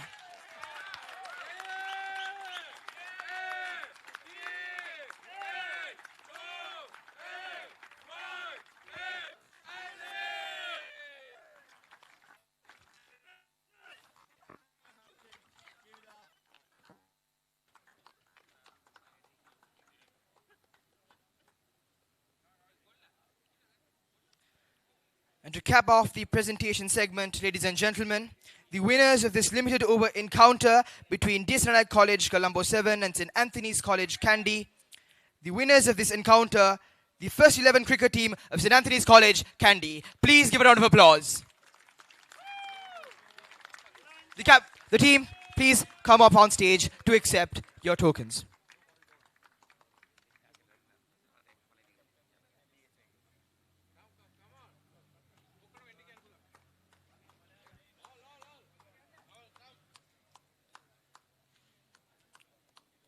A valiant battle here at the CCC grounds between both teams, a fight until the very end. And the victors of today's encounter, St. Anthony's College, Kandy.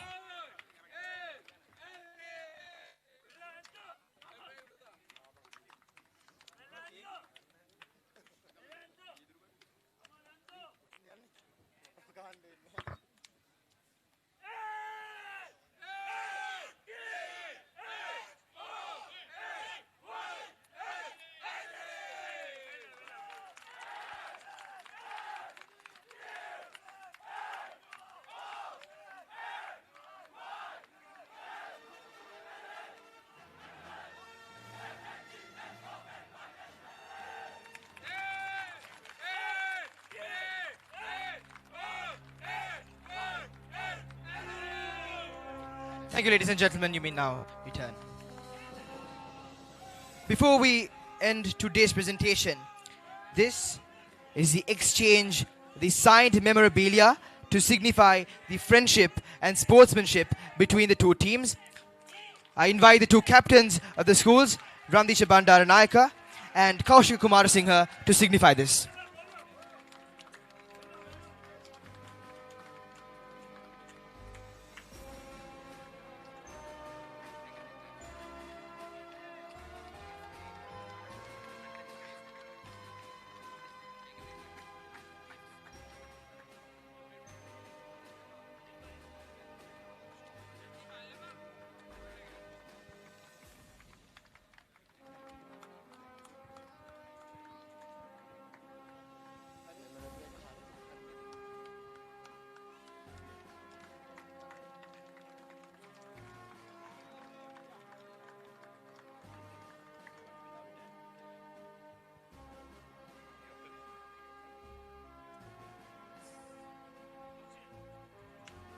Thank you, everyone. And now, I cordially invite the General Secretary of the Organizing Committee, Mr. Nuan Jayawardena, to propose the vote of thanks.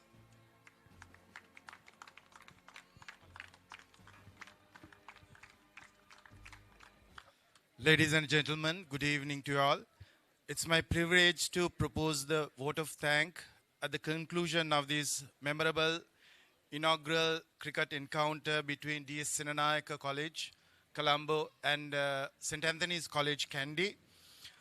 First and foremost, I extend our sincere gratitude and thanks to Principal of DS Senanayake College and the Rector, the Father of St. Anthony's College. I extend my sincere gratitude to the Chairman and the Committee of St. Anthony's College Cricket Wing for their dedicated and efforts in this in making this event a success. And also my heartfelt thanks goes to the President of All Boys Association of St. Anthony's College and the entire committee, EXCO. Thank you all. Thank you for your unwavering support. Throughout this, we have started this encounter very short notice. Within 2 weeks' time, we have organized this. Thank you, All Boys Association of St. Anthony's. And we are deeply grateful to Reverend Father. He came in the morning. And special thank will go to Reverend Father Principal. I wish to thank the Chairman of the Committee, the Cricket Development Foundation of DS Senanayake College, for their hard work. And my sincere appreciation goes to the President, Executive Committee of my All Boys Association and all the All Boys who are present here today from DS. Thank you very much for your kind support and all encouragement. And also special thanks and the appreciation goes to the media unit of both schools and Photographic Society of DS Senanayake College. Thank you all the Mallis, all the brothers, and the head prefect of DS Senanayake College as well as the St. Anthony's College, all the prefect guild represented by both schools. Thank you very much, brothers, Mallila. And there are former cricketers who supported this event. Thank you very much. And the former president of DS Senanayake College, former presidents of Old Boys Association as well as St. Anthony's College. Thank you for your presence and wishes. And special thank goes to live telecast team. He's from DS 97 batch. Thank you, Ayya, for your all the support. It's a wonderful live streaming. Thank you very much to our entire team. And also we have to appreciate and thank to the CCC club, Colombo Cricket Club, and the ground staff and all the staff members from the Colombo Cricket CCC Cricket Club. Thank you very much. And also the coaches, grounds coaches and MICs, master, prefect of games of the both schools. Thank you very much. And finally, there is a small request by the former president, Madhura Vikramaratne. Both players are invited to the AC lobby to have a special dinner and the gathering. Thank you very much. And also, finally, hope this brotherhood continues, and we hope next match will be in Kandy, I believe. So thank you very much. Cheers. Thank you very much. Thank you, Aya. And another small message from St. Anthony's. To address this gathering, I invite the President of the Old Boys Association of St. Anthony's College, Kandy, up on stage, Mr. A.J. Mustaq. Thank you, Buddha. Good evening. I think we are seeing the end of a historic occasion where the two schools, St. Anthony's and D.S. Senanayake College, have started a historic relationship today at the CCC grounds. I think this will be the beginning of a long relationship and a rich connection, as two of the foremost cricketing colleges in Sri Lanka. It's a happy occasion for us, and I must thank, as the president of the Old Boys Association of St. Anthony's, the organizing committee, especially the cricket foundation, the cricket body of the D.S. Senanayake College, principal, staff, students of D.S. Senanayake College, and president of the Old Antonian Cricket Wing, our former captain Angelo Vikramasuriya, and his committee, all the Old Antonians who supported this event. It's a great start, and I'm sure this will continue for so many years. And the next match, we hope to see you all in the Hill Capital. And also, it's a very valuable connection because it also surrounds a legacy of a great educationist of Sri Lanka, the late Mr. R.I. Tialas. It's a great product of St. Anthony's, and who was the founder principal of D.S. Senanayake College. So we are very happy about this relationship, and I thank all who worked for this occasion immensely. Thank you very much. Have a good day. Good evening. Thank you. Thank you for your valuable words.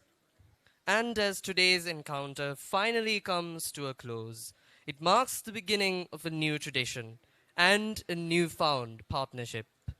The spirit of cricket never ends, and until next year, the thrill and sportsmanship will remain in all of us. And concluding this ceremony, an announcement to everyone. Please join us for the after party in the AC lounge. It's ready for you for a small celebration. With that, ladies and gentlemen, with the hope of meeting in the Hill Capital, signing off for now. Thank you. Have a nice day.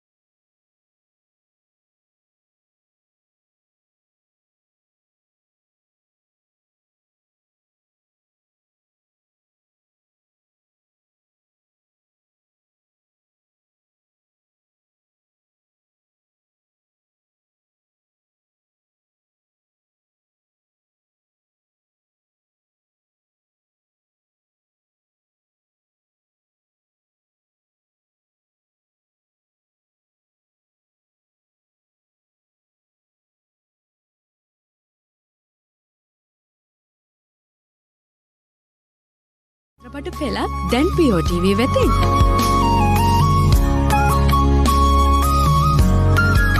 ත්‍රාසය කුතුහලය ආදරය වගේම හාස්‍ය පිරුණු ඔයා කැමතිම විදිහ ඕනම film එකක් True HD quality එකෙන් බලන්න දැන්ම පිවිසෙන්න.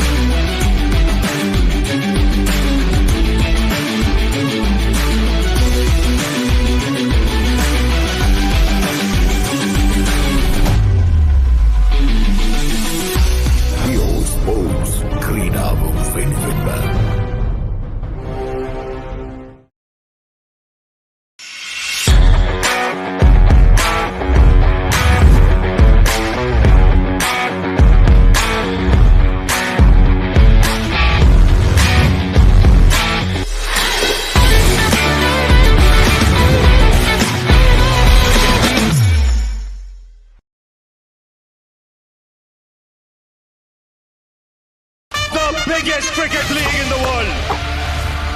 Full-on entertainment. Clash of the heavyweights. An absolute demolition. Get ready for